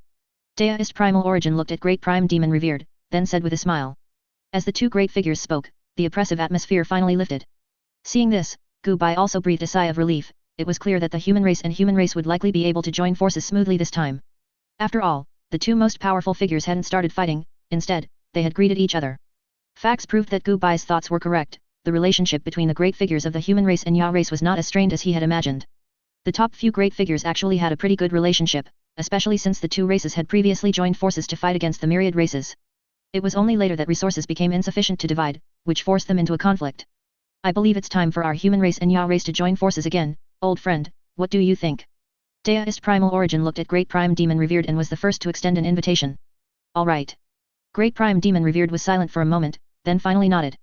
With common interests, the human race and Ya race were not opposed to an alliance. As for the deep-seated grudges from before, they were all caused by the insufficient distribution of resources. Now, with the colossal resource placed before the human race and Ya race, there was no need for the two races to continue their internal strife. However, if Heavenly Dao doesn't let us out, are we just going to take a beating passively? Deist Primal Origin stroked his beard, looking up at the sky with a slightly cold expression. The human race and Ya race confronting the divine realm had a prerequisite. Both races had to be able to leave the immortal realm. Otherwise, no matter how powerful the human race and Ya race were, if they couldn't leave the immortal realm, they could only take a beating passively, which was unacceptable to both the human race and Ya race. Deist Primal Origin also wanted to use this opportunity to make Heavenly Deo release them. Rumble. The moment Deist Primal Origin's words fell, the entire sky of the Immortal Realm darkened, and Gu Bai felt an extremely massive pressure pressing down within the hall. Clearly, this was Heavenly Deo expressing its protest. Even in this situation, the stubborn Heavenly Deo was unwilling to yield first. Fortunately, the pressure came and went quickly. In just an instant, Deist Primal Origin and Great Prime Demon Revered also released their own pressure. Standing beside Deist Primal Origin, Gu Bai did not feel uncomfortable. Deist Primal Origin's pressure was as vast as the sea, unfathomable, yet it made him feel extremely secure. Yuanqi, let's join forces. You use the 3 pure mixed origin Grand Array, and I'll use this Dark Moon Greatsword. Then, with the elites of both races, we'll forcefully shatter this immortal realm. Then each of us will lead our elites and fight our way into the divine realm, directly occupying it. Anyway, the foundation of our human race and Ya race is us old fellows. As long as we old fellows don't die, the human race and Ya race can continue to exist. Great Prime Demon Revered gripped the Dark Moon Greatsword in his hand, looking at the sky with killing intent. All the great figures of the Ya race also pulled out their weapons, looking at the sky with killing intent. Seeing this, Gu Bai broke out in a cold sweat, because he knew that Great Prime Demon Revered was serious. If Heavenly Deo still didn't release them by this point, Great Prime Demon Revered would genuinely not hesitate to unite all the great figures of the human race and Ya race and directly declare war on Heavenly Deo. Even if the human race and Ya race suffered heavy casualties in the end, Great Prime Demon Revered would do so without hesitation. This was Great Prime Demon Revered's courage, and the great figures of the Ya race who had fought alongside Great Prime Demon Revered for many years would also follow Great Prime Demon Revered without hesitation. Even if they perished, these great figures would still do so. Yuanqi, Celestial Venerable Yuanchu, and Taishu Immortal Venerable exchanged glances. This Grand Elder also cannot accept being passively beaten. At worst, we'll just shatter the immortal realm. After a long while, Deist Primal Origin finally spoke. We are willing to follow Deist Primal Origin and shatter this immortal realm. All the great figures of the immortal realm said, somewhat excitedly. For the immortals of the immortal realm was their home, but at the same time, the immortal realm was also a cage that restricted them. Therefore, they were also very displeased with Heavenly Deo. Previously, they had no other place to go if the immortal realm was shattered, so they could only forcibly endure it. But now it was different. The divine realm had appeared so invitingly in their sight. Even if the immortal realm was destroyed, they could go to the divine realm and transform it into an environment suitable for their living. Do not underestimate the courage of the human race and Ya race. If the human race and Ya race had been even a little timid back then, they would not have gone to war with the myriad races, who had roughly 15 mixed origin golden immortals in total, when the two races combined only had 5 mixed origin golden immortals. After Deist Primal Origin and Great Prime Demon Revered finished speaking, their chi began to surge. Clearly, the mixed origin golden immortals of the human race and Ya race were already planning to forcefully revive and directly confront Heavenly Deo. Seeing this, Gu Bai felt his scalp tingle. He hadn't expected the progress to be so fast. Please, Heavenly Deo only protested, it didn't refuse. Can't we discuss it again? Why are they directly going to fight? Gu Bai quietly looked at Su Emo and the white-robed painter, and to his dismay, Gu Bai found that Su Emo and the white-robed painter were equally excited. Especially Su Emo, her eyes were red, clearly excited to the extreme. Only then did Gu Bai clearly realize that the great figures of the human race and Ya race were all battle maniacs, completely unaware of what fear was. However, upon closer thought, it was normal. Among those who could grow to the peak of the immortal realm under such severe internal competition, there wasn't a single weakling. Or rather, a good-tempered person like Gu Bai was almost impossible to exist in the immortal realm. Seeing that the situation was about to spiral out of control, even though Gu Bai felt immense pressure, he took heavy steps and walked between the great figures of the human race and Ya race. Cough, cough, cough, I think things haven't gotten to this point yet, we can talk to Heavenly Deo again. Gu Bai coughed, then said, forcing himself to remain calm. The moment Gu Bai stepped forward, all the great figures of the human race and Ya race, thousands of golden immortal experts, all turned to look at Gu Bai. Although there was no malice in these gazes, they still made Gu Bai feel an immense pressure. Then we'll trouble Gu Bai, unless absolutely necessary, we actually don't want to shatter the immortal realm. Deist Primal Origin said in an incredibly gentle tone. Gu Bai nodded, he sat cross-legged on the spot, then his divine soul emerged and began to communicate with Heavenly Deo. Quick, Gu Bai, quickly help me persuade those old fogies, if the immortal realm is truly shattered, all living beings below the earth immortal realm will not survive. Before Gu Bai could even speak, Heavenly Deo said, slightly flustered. Upon hearing this, Gu Bai's mouth twitched. Then why don't you release them? If you don't release them soon, your immortal realm will be directly shattered. What's the point of persisting any longer? Gu Bai said, quite helplessly. He truly couldn't understand why Heavenly Dao's temper was so stubborn. Although releasing the restrictions would cause him great loss, the immortal realm at least wouldn't be destroyed. But the current situation is, if you don't release them, then the powerhouses of the human race and Ya race truly won't mind a lose-lose situation. Then why didn't you ask? Now the entire hall is covered by the aura of those old fogies, even if I wanted to speak, I couldn't. Upon hearing this, Heavenly Deo said, utterly helpless. Indeed, he had initially refused, but that didn't mean he truly wanted to refuse, he merely wanted to uphold the dignity of Heavenly Deo, which was why he refused at first. Afterward, if the powerhouses of the human race and Ya race had just asked one more question, he would have agreed immediately upon hearing it. However, the powerhouses of the human race and Ya race didn't even ask, and directly fast-forwarded to shattering the immortal realm.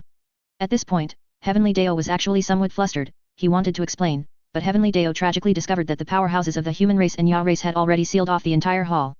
Clearly, the powerhouses of the human race and Ya race all believed that Heavenly Deo had challenged them, and thus directly activated a defensive formation.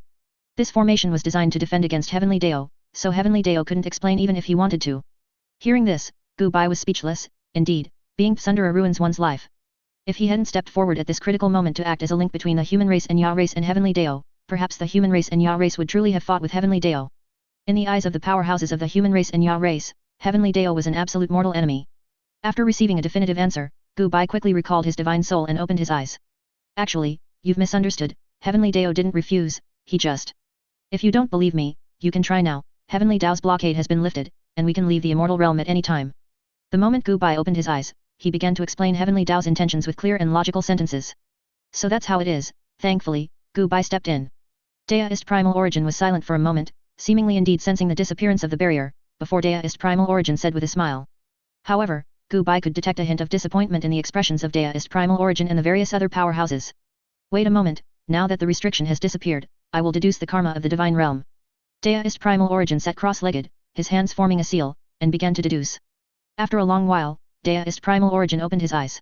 According to my divination, the vanguard of the divine realm will arrive in the immortal realm in approximately 100,000 years, and the main force of the divine realm will arrive in the world in approximately 1 million years. The vanguard consists of 5 mixed origin golden immortals and several hundred golden immortal rank divine beings. The main force will likely consist of 98 mixed origin golden immortals and over 10,000 golden immortal rank divine powers. Deist Primal Origin, whose complexion was slightly pale, said in a gentle tone. Upon hearing this, the others' expressions didn't change much, they merely nodded, indicating that they understood. However, Gu Bai, who was proficient in divination, was dumbfounded and somewhat disbelieving of his own ears.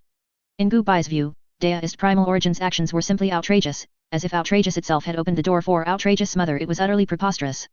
In the immortal realm, no matter how outrageous Deist Primal Origin was, Gu Bai could accept it. However, what Deist Primal Origin had just divined was the future of the entire void realm and the entire divine realm, and he had calculated it so accurately. Divining the future within the world of the immortal realm and divining the future within the entire void realm are vastly different in terms of difficulty. As far as Gu Bai knew, the number of diviners in the void realm was pitifully small to this day, and even if these diviners could divine the future, it was very, very vague, and they had to endure a very strong karma punishment. Deist Primal Origin had previously been trapped in the immortal realm, which prevented him from divining the future of the void realm. But now that the boundary had been opened, Deist Primal Origin, in less than a few hours, had deduced the future of the divine realm, and so clearly at that. Just this ability to divine the future alone was already quite outrageous, and the most outrageous thing was that Deist Primal Origin just told them the result so clearly. This immense karma punishment could instantly kill a mixed origin golden immortal. However, facing such a terrifying punishment, Deist Primal Origin merely had a slightly pale complexion, and after a few breaths of time, Deist Primal Origin had already recovered. Previously, Gu Bai didn't have a clear understanding of the strength of the immortal realm's powerhouses. He only knew that these powerhouses were very strong, but he wasn't very clear on exactly how strong they were. And now, Gu Bai had a clear understanding of the strength of the immortal realm's powerhouses. Deist Primal Origin was definitely not an ordinary mixed origin golden immortal, or rather, an ordinary mixed origin golden immortal simply couldn't compare to this powerhouse. After obtaining a definite timeline, Gu Bai began to discuss countermeasures with the various powerhouses. This process seemed very cumbersome, as it required mobilizing all the forces of the entire immortal realm. Then I'll trouble Gu Bai. I now appoint you as the immortal realm's general supervisor, responsible for managing the logistics of the entire immortal realm. If there are any unsolvable problems, feel free to come find me, this Grand Elder. Deist Primal Origin looked at Gu Bai, then said with a smiling expression. And upon hearing this, Gu Bai's originally relaxed expression instantly became somewhat heavy. Managing the logistics of the entire immortal realm, just thinking about the workload made Gu Bai's scalp tingle. However, facing Deist Primal Origin's encouraging gaze, Gu Bai was unable to refuse. Then Gu Bai, you get busy first. Grand Elder, I'll go wander around the void realm first to gather some intelligence. After Deist Primal Origin finished speaking, he instantly disappeared from in front of Gu Bai. Great Prime Demon Revered and the other mixed origin golden immortals also vanished in a flash from in front of Gu Bai. These powerhouses had been confined in the immortal realm for too long and had long wanted to go out and see what the void realm was like. Now that the restrictions had been lifted, these powerhouses naturally couldn't resist going for a stroll. Gu Bai looked at the tokens in his hand, which represented the identities of Deist Primal Origin and Great Prime Demon Revered, then looked at the thousands of golden immortal rank powerhouses around him, only feeling his vision go black, as if a life of endless toil was beckoning to him. However, although he didn't understand why Deist Primal Origin and Great Prime Demon Revered trusted him so much, Gu Bai still decided to do his best. Gu Bai took a deep breath, he activated a divine ability, instantly conjuring thousands of clones of himself. This was the divine ability he had awakened when he had a breakthrough to Golden Immortal, the myriad manifestations method. In simple terms, Gu Bai could conjure many clones that were exactly like him, only slightly weaker in strength.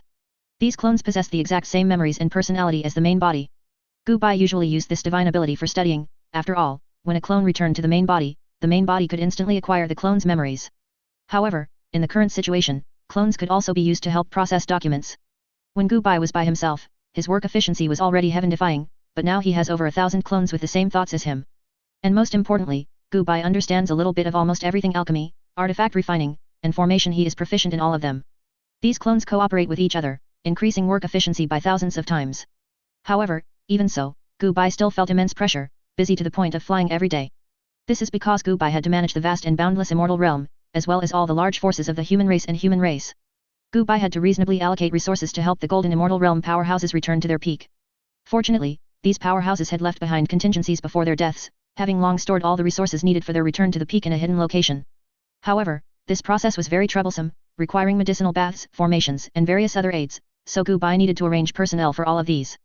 And according to Daoist Primal Origin's intention, Gu Bai was to build the 33 heavens in the outer regions of the immortal realm.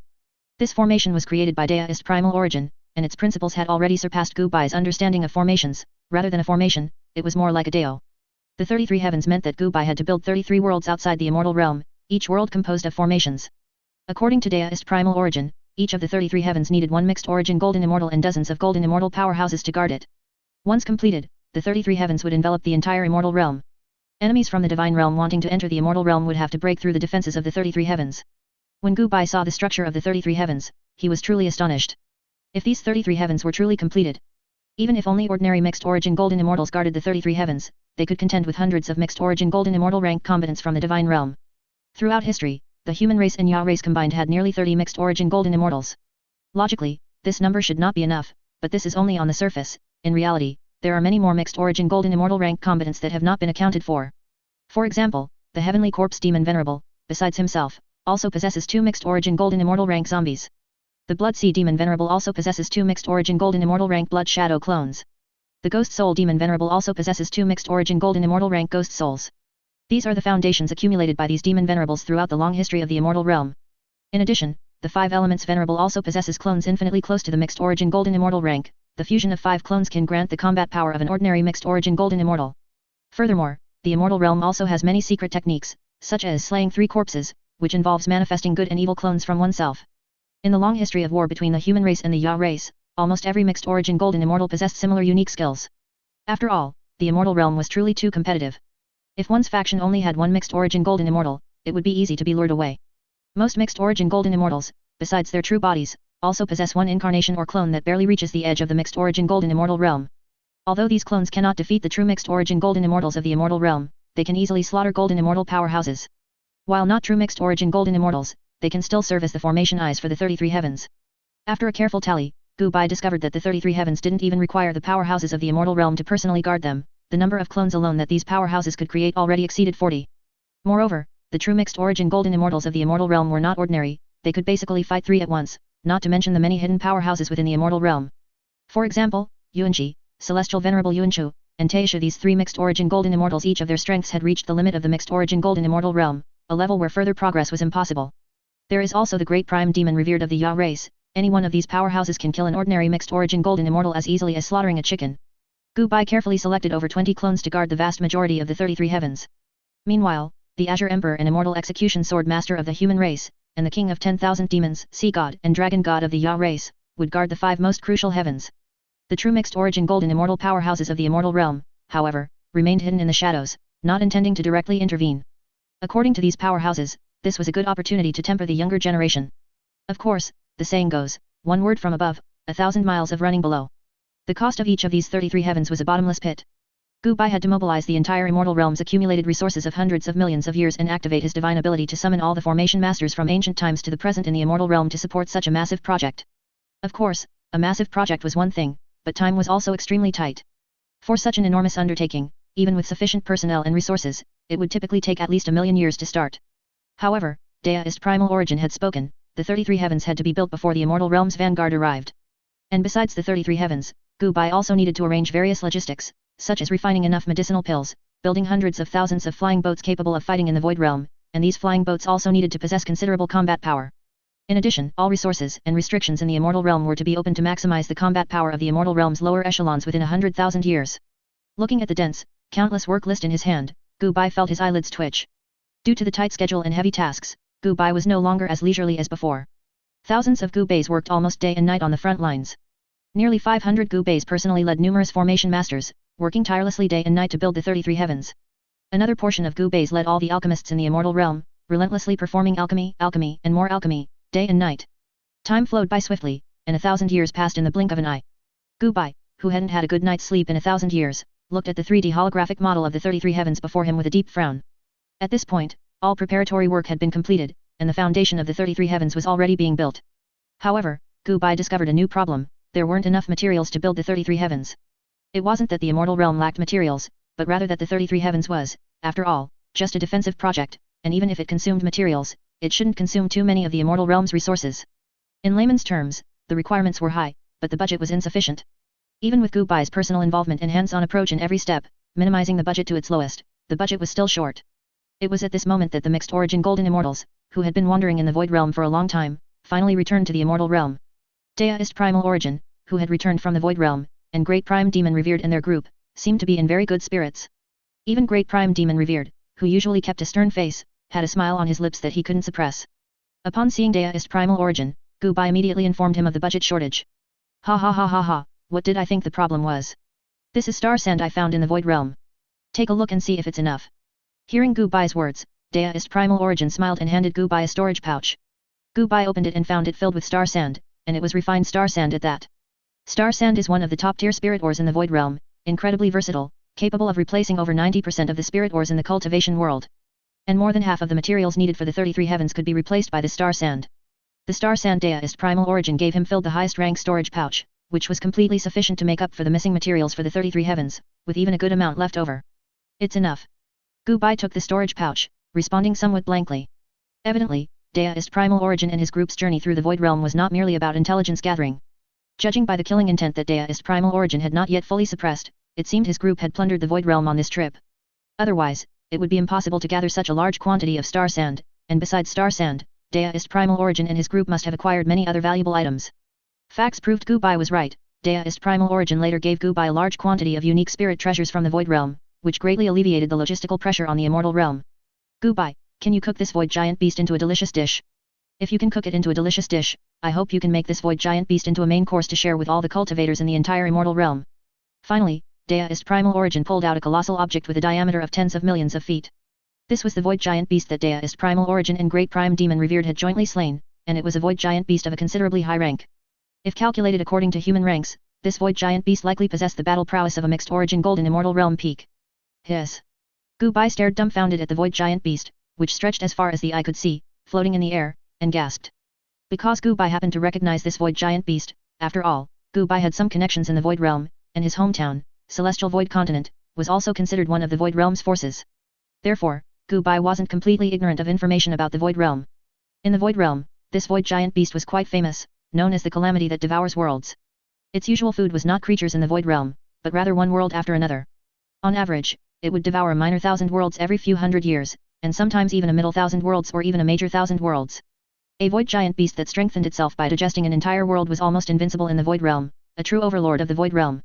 To slay this Void Giant Beast, the major forces in the Void Realm had once joined forces, gathering over 20 mixed origin Golden Immortal rank battle powers. The result was a disastrous defeat for the 20+ mixed origin Golden Immortals, with 10 mixed origin Golden Immortals being devoured by this Void Giant Beast. Yet, such an almost invincible Void Giant Beast lay miserably dead.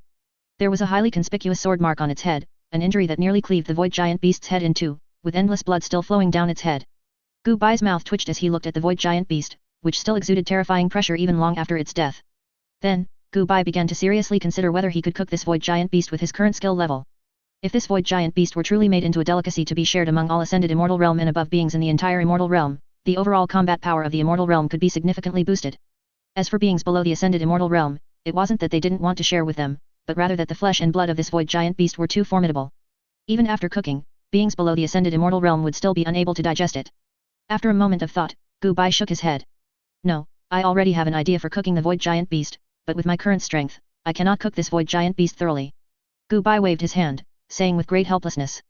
The rank of this void giant beast was simply too high, even after death, its physical defense capabilities significantly decreased, but it was still not something he, a golden immortal realm immortal, could contend with. That's simple. Let my incarnation assist you, old man. After Deist primal origin finished speaking, a figure suddenly appeared before Gu Bai, an old man who bore a 90% resemblance to Deist primal origin. Gu Bai nodded. With help, things would be much simpler. As long as he could break through the void giant beast's defenses and cook the giant beast thoroughly, Gu Bai was confident he could cook it into a delicious meal. Yes, make an opening here at the neck and drain all the void giant beast's blood.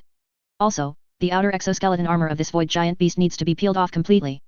Gu Bai immediately began directing this incarnation of Deist primal origin, starting the cooking process.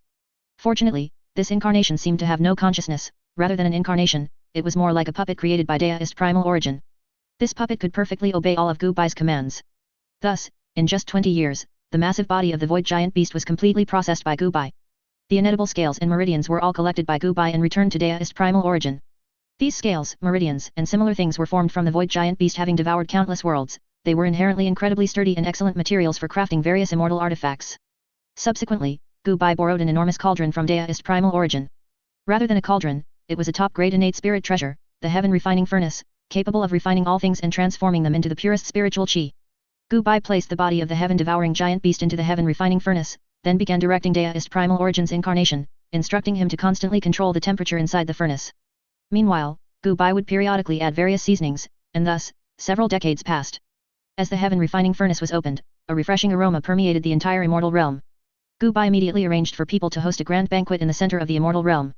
Almost all ascended immortal cultivators in the immortal realm attended. Gu Bai, when it comes to culinary skills, I am not your equal.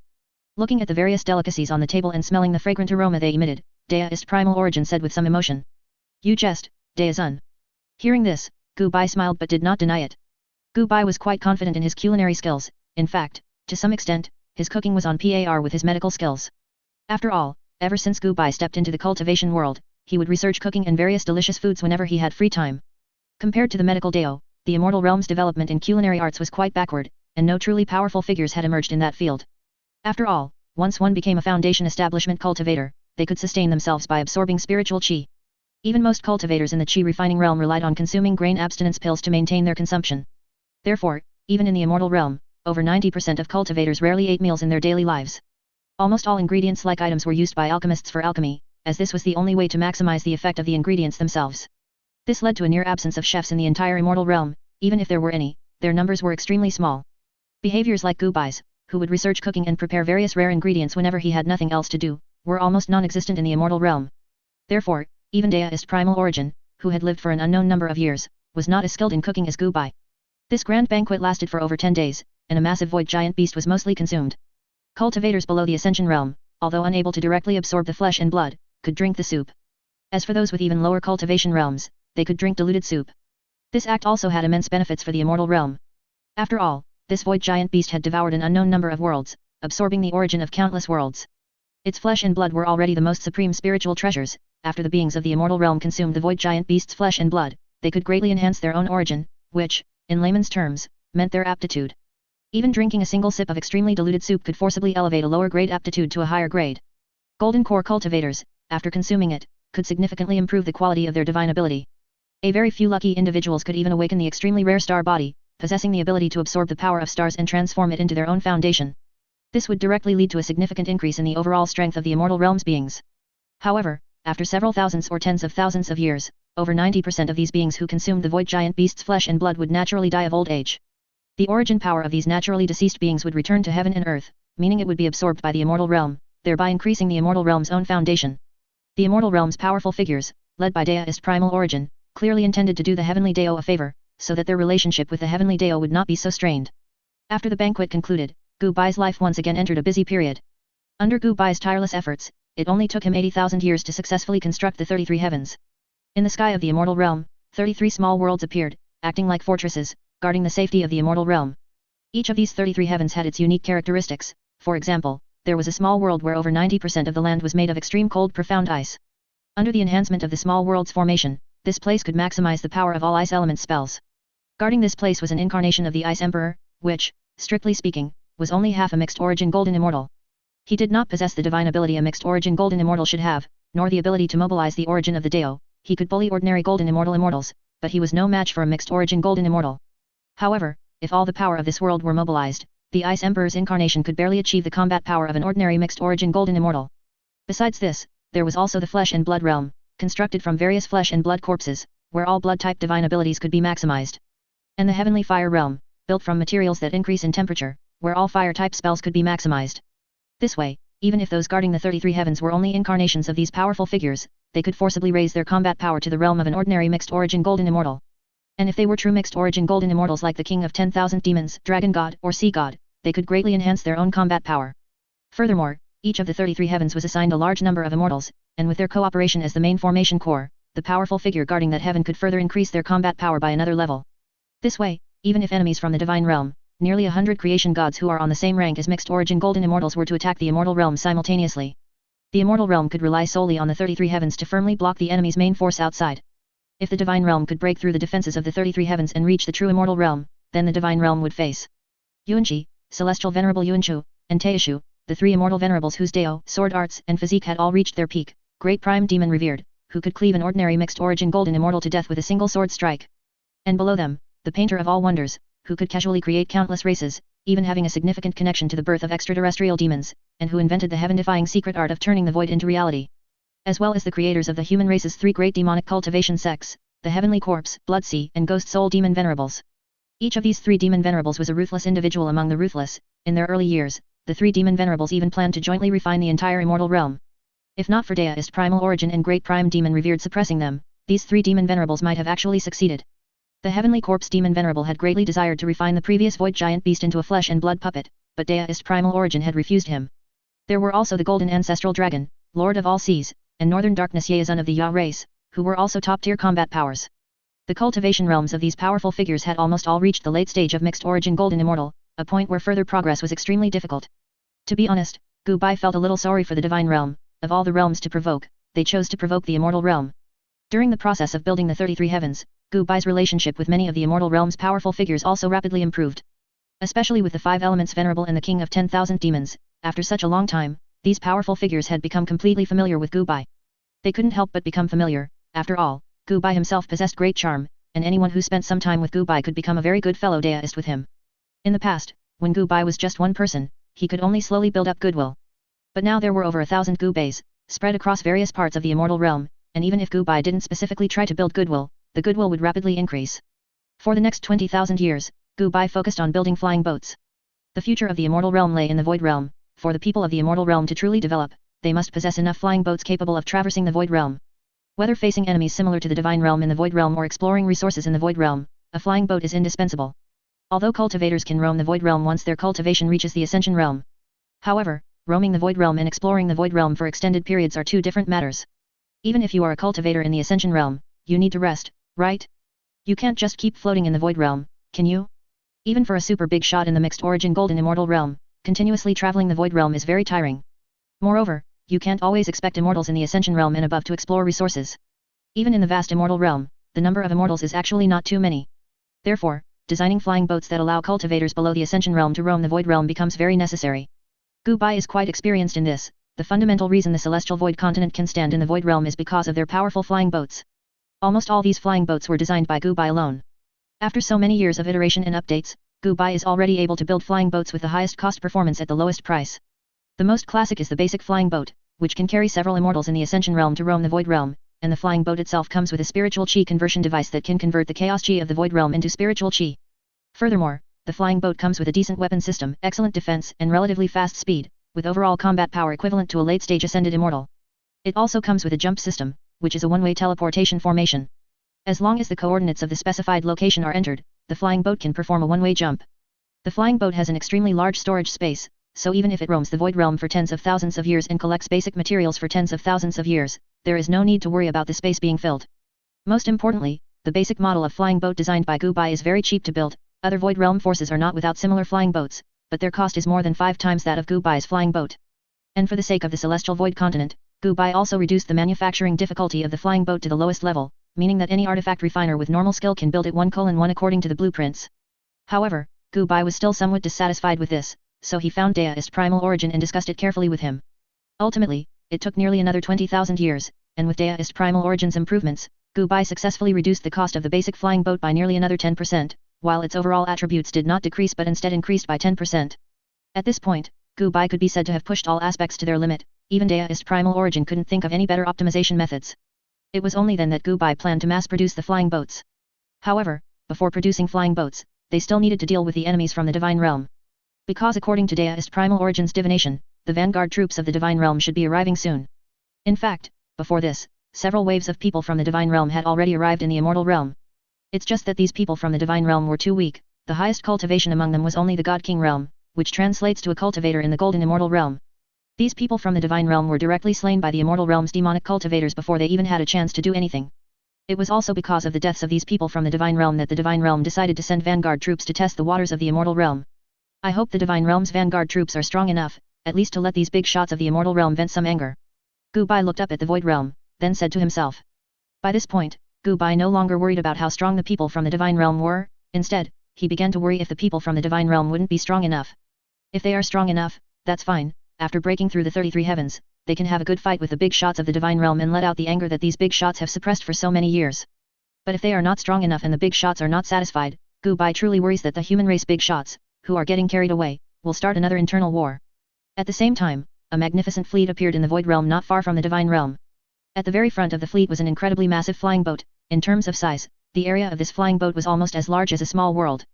The exterior of this colossal flying boat seemed to be made of gold, inlaid with various ornate gems and mysterious patterns. At the very top of the flying boat stood a long-haired man with a bare upper body and many red patterns on his body. This person was one of the creation gods of the Divine Realm, named Sun God, representing the system of the sun.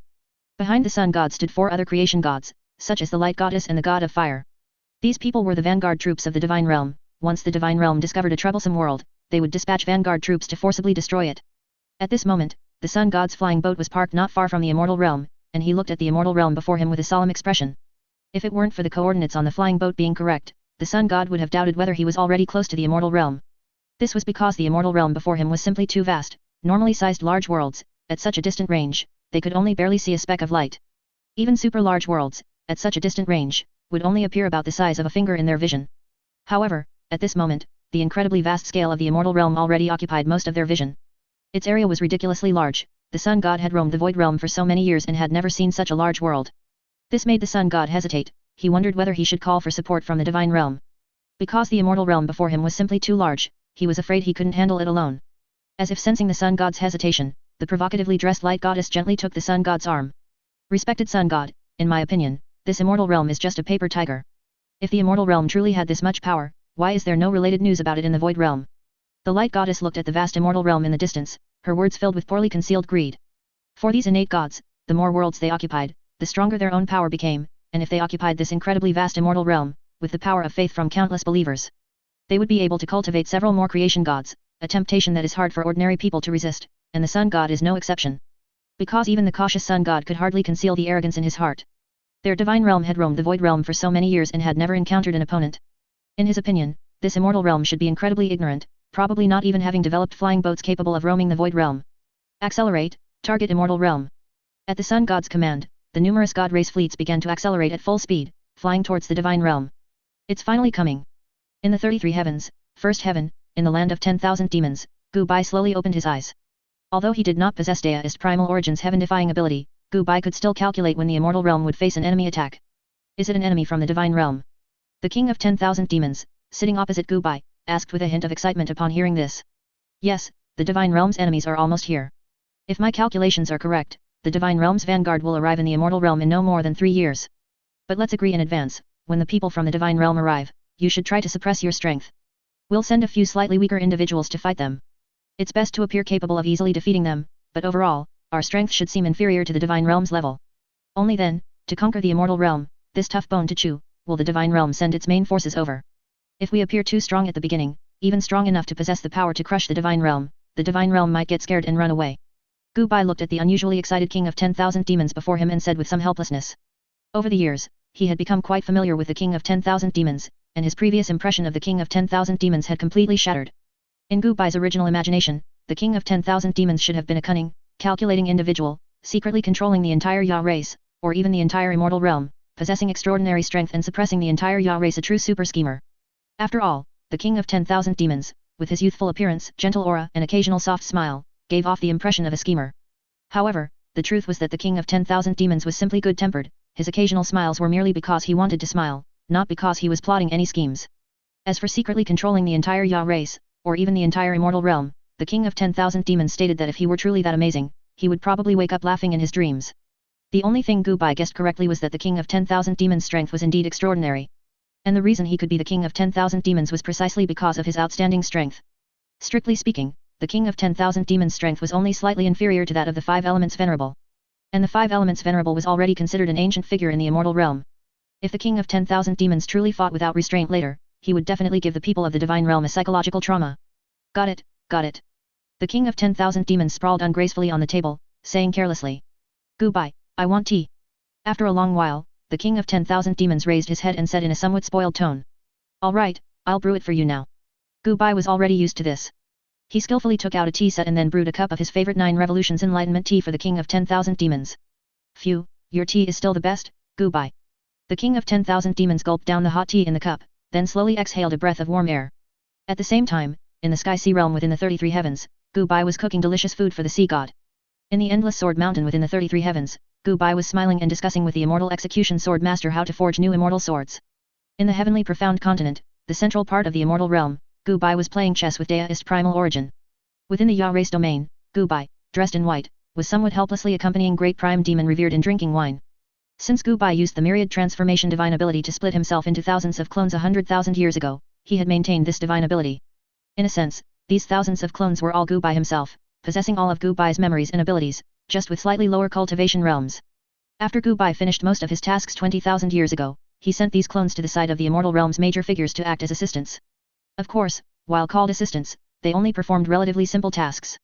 Their main job was to chat and play chess with the major figures, accompanying them to relieve boredom. When the major figures were bored, they would cook delicious food or brew tea for them. This was a fairly simple job. Of course, Gu Bai's main purpose was to use himself as a core to build a bridge, making the overall cohesion of the immortal realm stronger. The facts proved that Gu Bai was very successful. In just 20,000 years, Gu Bai had boosted the favorability of all the immortal realm's major figures.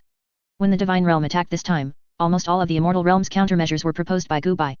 For example, Gu Bai suggested that the king of 10,000 demons hide his strength and that other major figures of the immortal realm should not act first. Because Gu Bai had accumulated enough favorability before, most of the immortal realm's major figures agreed to the opinions he put forward. This caused the entire immortal realm to operate at high speed, like a finely tuned machine. Gu Bai, I want fish soup. At the same time, beside a scenic lake somewhere in the immortal realm, Gu Bai and Xing were leisurely lying on lounge chairs, fishing. Splash. The moment Xing words fell, Gu Bai caught a sky blue fish. The sky blue fish's flesh was incredibly tender, making it one of the most suitable fish for fish soup. Gu Bai seemed unsurprised by this. With a swift motion, he instantly processed the sky blue fish. Immediately, Gu Bai set up a pot on the spot and began to cook fragrant fish soup. In fact, this was Gu Bai's true body. After Gu Bai split into thousands of clones 100,000 years ago, as the core body, Gu Bai did not participate in any work. Instead, he took Xing to travel throughout the immortal realm. Soon, 3 years passed, and the divine realm's vanguard finally arrived at the outer reaches of the immortal realm. And the immortal realm was still the same as it was 3 years ago. After all, although 3 years sounds long, in the context of the immortal realm's time concept, which spans hundreds of thousands or even millions of years, 3 years can be said to pass in a flash. Standing at the outer reaches of the immortal realm and looking at its complete appearance, the sun god was momentarily captivated. This world could be said to be the most vast and perfect world he had ever seen in his divine life. Attack. However, the sun god then said in a low voice, for no matter how perfect the immortal realm was, it was ultimately not his. Only by occupying the immortal realm and enslaving all its living beings would it truly belong to him, even if the process of occupation caused irreversible damage to the immortal realm. The moment the sun god's words fell, the main cannons in front of all the spacecraft, after a brief charge, fired hot light waves towards the immortal realm. However, these dense attacks were blocked by a transparent barrier. Who dares to attack my immortal realm? At the same time, 5 small worlds suddenly appeared on the outskirts of the immortal realm. I am the sun god of the divine realm, and today I will occupy the entire immortal realm. Facing the king of 10,000 demons' question, the sun god said arrogantly. I am the king of 10,000 demons. If you want to occupy the divine realm, you must defeat me. The king of 10,000 demons, who had already transformed into his Kylan true form, roared angrily. The king of 10,000 demons internally rejected such idiotic remarks, finding them too embarrassing, but he had no choice. Gu Bai insisted he say this to lower the divine realm's guard. After the king of 10,000 demons finished speaking, pure energy light waves condensed in his mouth, which he then shot towards the sun god. Boom! Immediately, the vanguard forces of the immortal realm and the divine realm began a fierce battle. With the blessing of an entire world's power, the combat strength of super powerhouses like the King of 10,000 Demons increased significantly, directly suppressing the 5 creation gods, including the Sun God. The two sides fought for nearly 4 years, and in the end, 4 of the 5 creation gods sent by the divine realm were permanently left in the immortal realm. Only the somewhat disheveled Sun God, leading his remaining forces, used spatial teleportation at the last moment to escape the immortal realm. King of 10,000 Demons, I remember you. Tremble, for you will eventually face the divine realm's revenge. Before escaping, the Sun God left only this extremely arrogant remark. It wasn't until the Sun God was confirmed to be truly gone that the many powerhouses of the immortal realm revealed themselves. His use of sun power is so crude, he wasted 5 parts out of 10. Emperor Yan shook his head as he looked at the sun flame that had not extinguished in the void realm for a long time. For Emperor Yan, who had reached the end of the Dao of Fire, the path cultivated by the Sun God was almost identical to his own. Emperor Yan had initially been somewhat expectant, hoping that the Sun God could demonstrate a different way of using the Great Dao of Fire. Because Emperor Yan had already cultivated all aspects of the Great Dao of Fire to perfection, including Sun Flame and endless blazing Sun Flame. His understanding of fire was like a circle, with every aspect having reached its limit. To break through was actually very simple, he only needed to slightly raise one side of this circle, which meant breaking through this limit. Emperor Yan would then naturally comprehend the power beyond the limit, thereby expanding the entire circle along that raised point. The Sun Flame of the Sun God, in Emperor Yan's view, was his opportunity for improvement. After all, the Sun God had been using Sun Flame for so many years, logically speaking, he should have already used Sun Flame to its limit, or even surpassed it. However, the reality left Emperor Yan extremely disappointed. The Sun God's application of Sun Flame was quite superficial, which made Emperor Yan shake his head repeatedly. Emperor Yan also knew how to use Sun Flame, or rather, he knew almost all special flames that existed in this world. Simply in terms of the application of Sun Flame, the Sun God, a deity, was not even as proficient as Emperor Yan himself. On the other side, Deist Primal Origin and Great Prime Demon Revered had already begun discussing the distribution rights of the creation gods' bodies. The 4 creation god bodies, 2 for the human and Ya races each, no objections, right. Deist Primal Origin waved his hand, and the bodies of the 4 creation gods who died in battle from the divine realm appeared before everyone. For the immortal realm, this was an extremely rare and valuable item. The divine origin of a creation god had an effect similar to the immortal realm's origin, meaning that the corpse of one creation god could create one mixed origin golden immortal for the immortal realm. Of course, there was also a possibility of failure. If one's accumulation was not deep enough and their heart nature was not firm, a breakthrough could fail. However, for the current immortal realm, this problem simply did not exist. Among the human and Ya races, thousands of golden immortals, many of whom were super elders who had experienced the primordial era and ancient era, participating in countless large and small wars. These super elders had already reached the limit of the golden immortal realm, and some had even stayed at the limit realm for hundreds of millions or even over a billion years. If foundation were compared to a building's foundation, the foundations of these powerhouses were almost reaching the magma layer. Therefore, as long as they refined the divine origin, these super elders would 100% be able to break through to the mixed origin golden immortal realm, with no possibility of failure. Yes, that's fair. Great Prime Demon Revered nodded. As for who would be arranged to break through to mixed origin golden immortal, the 2 groups of powerhouses naturally had their own plans. Next was the distribution of the divine personalities of the 4 creation gods. Every creation god possessed a divine personality. For example, the Sun God possessed the Sun divine personality, and the Light Goddess possessed the Light divine personality. A divine personality was somewhat similar to an innate spirit treasure in the immortal realm. If you possessed a fire divine personality and refined it, you would essentially gain the effect of the most heaven-defying fire elemental spirit body. After that, your cultivation speed would greatly increase, and your fire elemental spells and their quality would greatly improve. If nothing unexpected happened, you would be able to smoothly cultivate to the golden immortal realm. Of course, a divine personality could not be given to an immortal without a background, because even for a mixed origin golden immortal, the divine personality was extremely useful. Emperor Yan, relying on his own hard strength and making a significant sacrifice, exchanged for the fire god's divine personality. Emperor Yan clearly intended to use the fire god's divine personality to seize the opportunity to break through his own limit. The light goddess's divine personality was given to Venerable Wang. This venerable specialized in various divine lights of the immortal realm, such as 5-colored divine light and 9 nether divine light. As the saying goes, one flash of divine light, and all immortals retreat. Even among the powerhouses of the immortal realm, her strength was considered upper tier. After acquiring the light goddess's divine personality, Venerable Wang's strength sharply increased by a significant margin. And on the Ya race side, 2 other powerful Ya venerables also obtained divine personalities. Of course, the enhancement from a divine personality seemed somewhat redundant for ceiling-level powerhouses like Deist Primal Origin or Great Prime Demon Revered. For example, Deist Primal Origin had hundreds of skills, and each skill was maxed out at level 100. A divine personality could raise one of these skills by an additional level, to 101. There was indeed an improvement to himself, but it was barely better than nothing, limited to that. Gu Bai actually wanted a divine personality as well, not for himself, but for his Dao companion, Xing.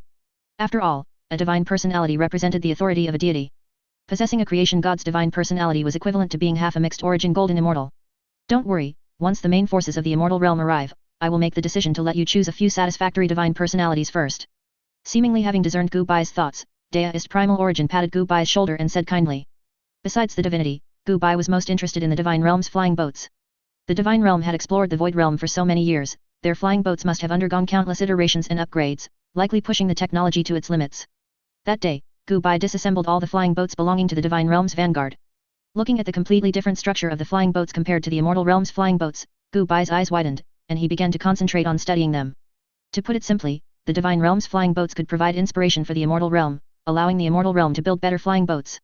To put it grandly, different systems could bring an unprecedented revolution to the immortal realm. Besides Gu Bai himself, many artifact refiners and puppet masters in the immortal realm also developed a strong interest in the divine realm's flying boats. Unlike the immortal realm flying boats formation system, the divine realm flying boat focused more on the divine script system, which is a power system that achieves the same goal through different paths but is entirely distinct from formations. Gu Bai was already a formation master, and since the power systems achieved the same goal through different paths, he quickly understood all the principles of the divine realm's flying boats. The collision of these two systems sparked an endless stream of inspiration in Gu Bai's mind. Extremely excited, Gu Bai directly pulled in many formation masters and puppet masters from the immortal realm and began to talk through the night. I've benefited immensely. After a long while, Gu Bai let out a long breath. He had truly benefited immensely. By integrating the divine realm's divine script system with the immortal realm's formation knowledge, Gu Bai's attainment in formations improved significantly. Not long after, Gu Bai had already developed the second-generation flying boat, an upgraded version based on the first-generation void realm exploration flying boat. Its overall performance improved by about 20%, yet the cost only increased by 10%. At this point, Gu Bai had truly utilized the flying boat's materials to their utmost. However, Gu Bai was still somewhat dissatisfied because most of the big hots in the immortal realm did not want to passively wait for the divine realm to arrive. This did not align with the fierce personalities of the immortal realm's big hots, they were already impatient to fight their way to the divine realm. Therefore, these big hots gave Gu Bai a task, to build flying boats capable of traversing the void realm. And the quantity had to be large, ideally enough to carry most of the immortals in the immortal realm at the ascension realm and above. At that time, they and the main force of the divine realm would engage in an unprecedented battle between the divine realm and the immortal realm. If they passively waited for the divine realm to attack, even with the most thorough preparations, the immortal realm would inevitably be affected by the war. The big hots of the immortal realm were a bit triggered by this, as they had nearly shattered the entire immortal realm due to their internal strife before. Gu Bai also attached great importance to this task, which is why he focused on developing the second-generation flying boat. However, Gu Bai analyzed the situation and found that while the immortal realm indeed had the materials to build so many flying boats, it did not have enough artifact refiners. Building flying boats was a very time-consuming endeavor, even the most basic low-grade immortal tier flying boat required countless top artifact refiners to work together for thousands or even tens of thousands of years. And according to the immortal realm's big hots, the sooner they departed, the better, ideally building so many flying boats within 200,000 years. However, while this sounded simple, it was practically an impossible task. Even if Gu Bai had reduced the cost and difficulty of building the flying boats to the lowest, with all artifact refiners in the entire immortal realm working together, a conservative estimate would still require at least 1,000,000 years to barely build so many flying boats. Fortunately, the big hots of the immortal realm did not put too much pressure on him. If he could do it, fine, and if not, a slight drop in quality was acceptable. This is difficult. Gu Bai frowned and thought, his brain rapidly working, what method could be used to build a large-scale fleet of flying boats in such a short period? The immortal realm was not like Earth in his previous life, it simply did not have Earth's mature industrial system. That's right, an industrial system. As long as a complete industrial system was established in the immortal realm's production speed would increase dramatically. Many people do not understand the terrifying nature of an industrial system. For example, the second-generation flying boat required hundreds of thousands of precision parts. These parts were very difficult to craft individually, and many required special techniques. If industrialization were achieved, then tens of millions or even hundreds of millions of skilled artifact refiners would be responsible for crafting only one part. These artifact refiners would have only one task, how to achieve mass production of parts and reduce the cost of crafting that single, small part to the absolute minimum. It might be difficult for one person, but what if it were tens of millions or even hundreds of millions of people? From the provision and processing of raw materials to the final production, in every process and every detail, hundreds of thousands or even tens of millions of people would devote all their efforts to research and consider how to further reduce costs. Originally, crafting one part might require tens of thousands of spirit stones, but if a mature assembly line were formed, the price of one part might be reduced to 100, or even less than 10 spirit stones. The cost could be reduced by thousands of times, and parts that originally took several months to craft could, after industrialization, be produced at a rate of tens of thousands or even hundreds of thousands of units per day. This is the terrifying aspect of industrialization, the more units produced, the lower the cost. And what the immortal realm lacked least was people. The second-generation flying boat had hundreds of thousands of parts, and each part could have a separate production line. As for the assembly of parts, several qi refining practitioners could be specifically responsible for assembling a very small area. Gu Bai had developed a total of 4 types of flying boats, corresponding to the 4 realms: Ascension, Earth Immortal, Golden Immortal, and Mixed Origin Golden Immortal. He could completely establish a complete industrialized assembly line for the first 3 types of flying boats. As for the flying boats exclusively for the Mixed Origin Golden Immortal Big's Hots, due to their scarcity, they could be crafted by hand. The more Gu Bai thought about it, the more excited he became. If his idea succeeded, the cost of the basic flying boats might drop by several more times. Most importantly, as long as a complete industrial system was established, Gu Bai was confident that he could build the required number of flying boats within 200,000 years, no, 100,000 or even 50,000 years. As for talent cultivation, it was actually quite simple, because the essence of an industrialized assembly line was that each person was only responsible for doing one simple task. This greatly reduced the cost of talent cultivation. To cultivate an artifact refiner capable of crafting immortal realm flying boats would require at least hundreds of thousands of years. However, if hundreds of thousands of artifact refiners were cultivated simultaneously, and these artifact refiners only learned how to craft individual parts, it might only take a few years, or at most a few thousand years, before they could start working. Gu Bai immediately called upon all the artifact refiners and puppet masters in the immortal realm.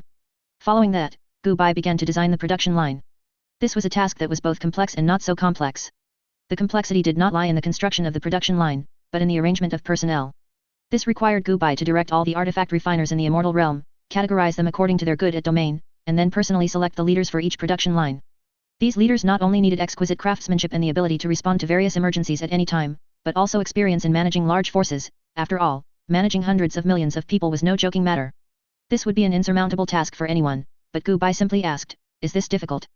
In just 100 years, Gu Bai had meticulously arranged all the artifact refiners, formation masters, and puppet masters in the immortal realm. From scratch, he established a complete industrial assembly line. Immortal Venerable, please see, this is the raw materials processing plant for the flying boat. Over 90% of the basic materials for the flying boat are produced in this processing plant.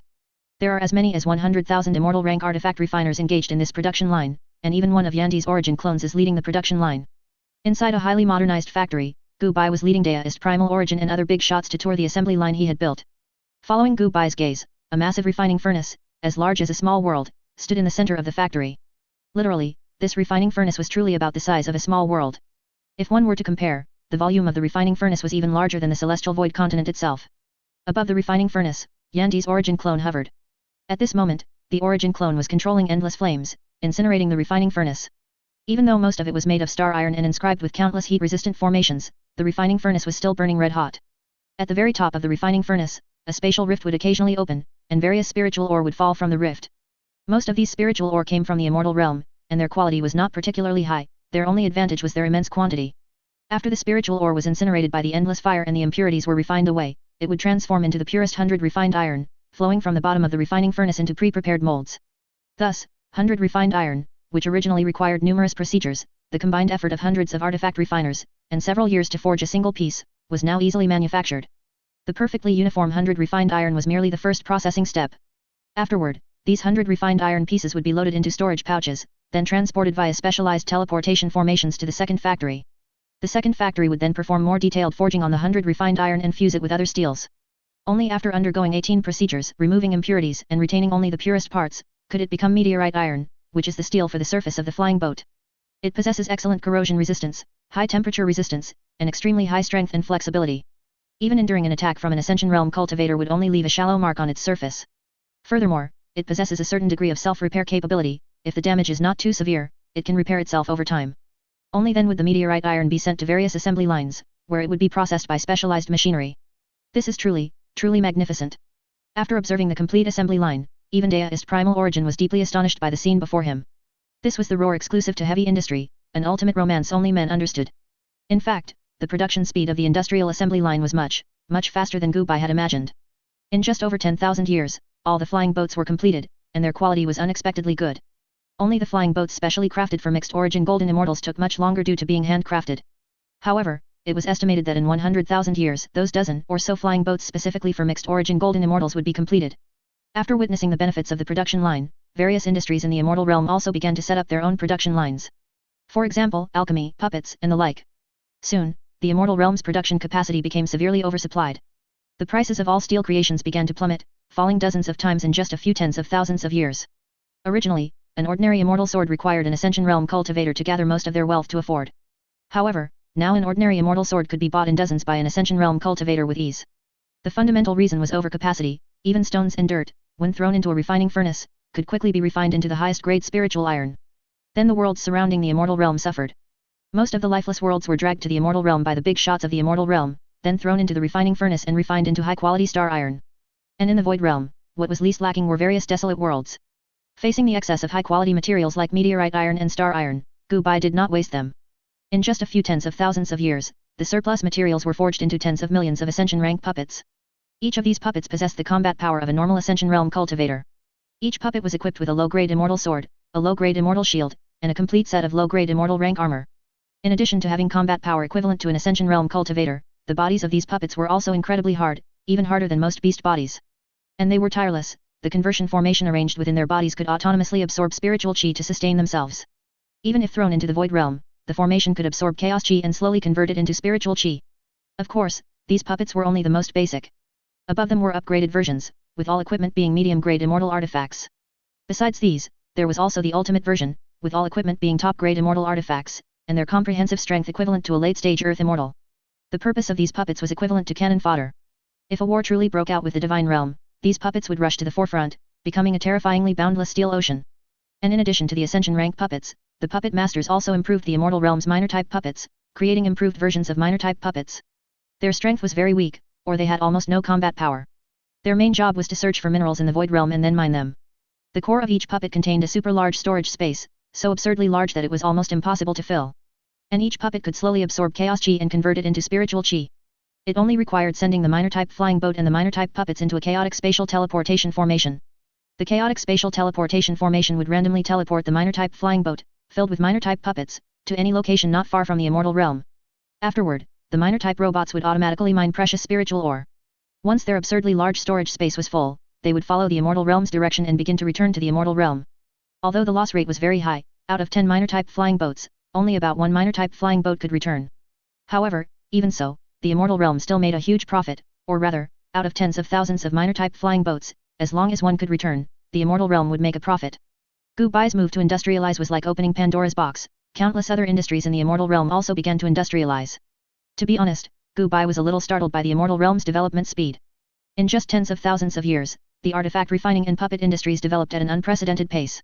There were two main reasons for this. First, the industrialization system established by Gu Bai significantly increased the production speed of everything.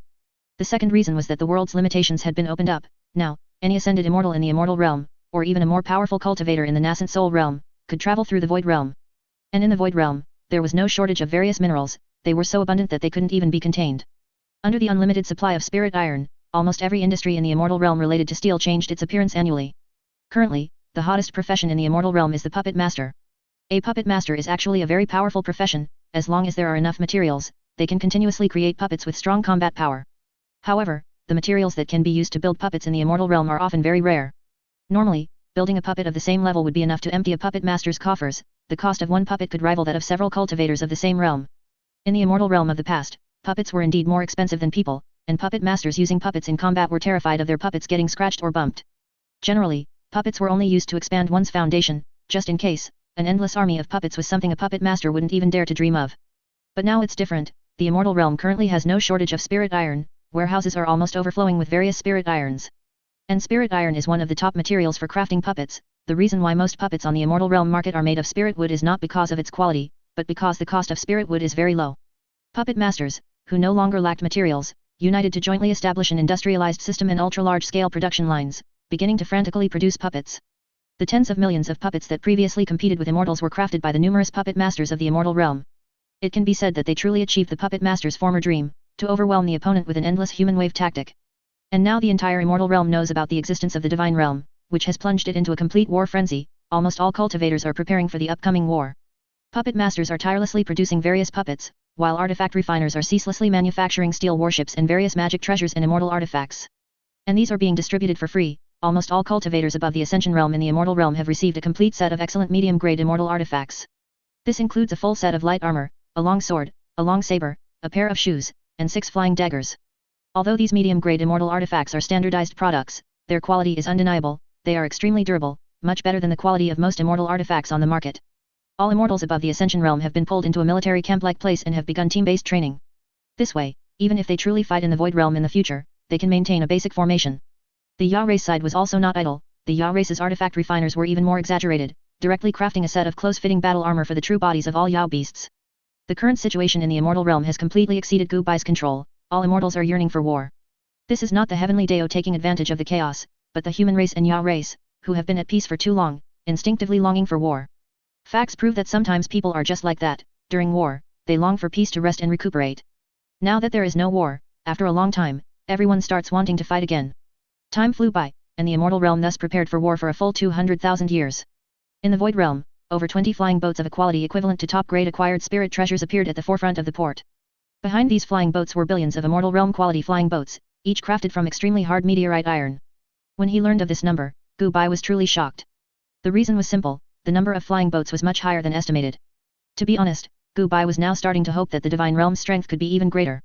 Preferably, there would be over 100 creation gods and tens of thousands of God King level combatants, only then could the Immortal Realm's increasingly high desire for battle be appeased.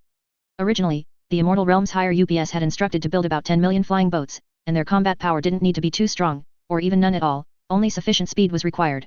However, over 200,000 years, billions of incredibly powerful flying boats, each equivalent to an ascended immortal level combatant, were thus freshly produced. The total number of immortals in the Immortal Realm combined is only a few hundred. On average, 10 immortals can get one flying boat. And the flying boats were designed to carry thousands of immortals each.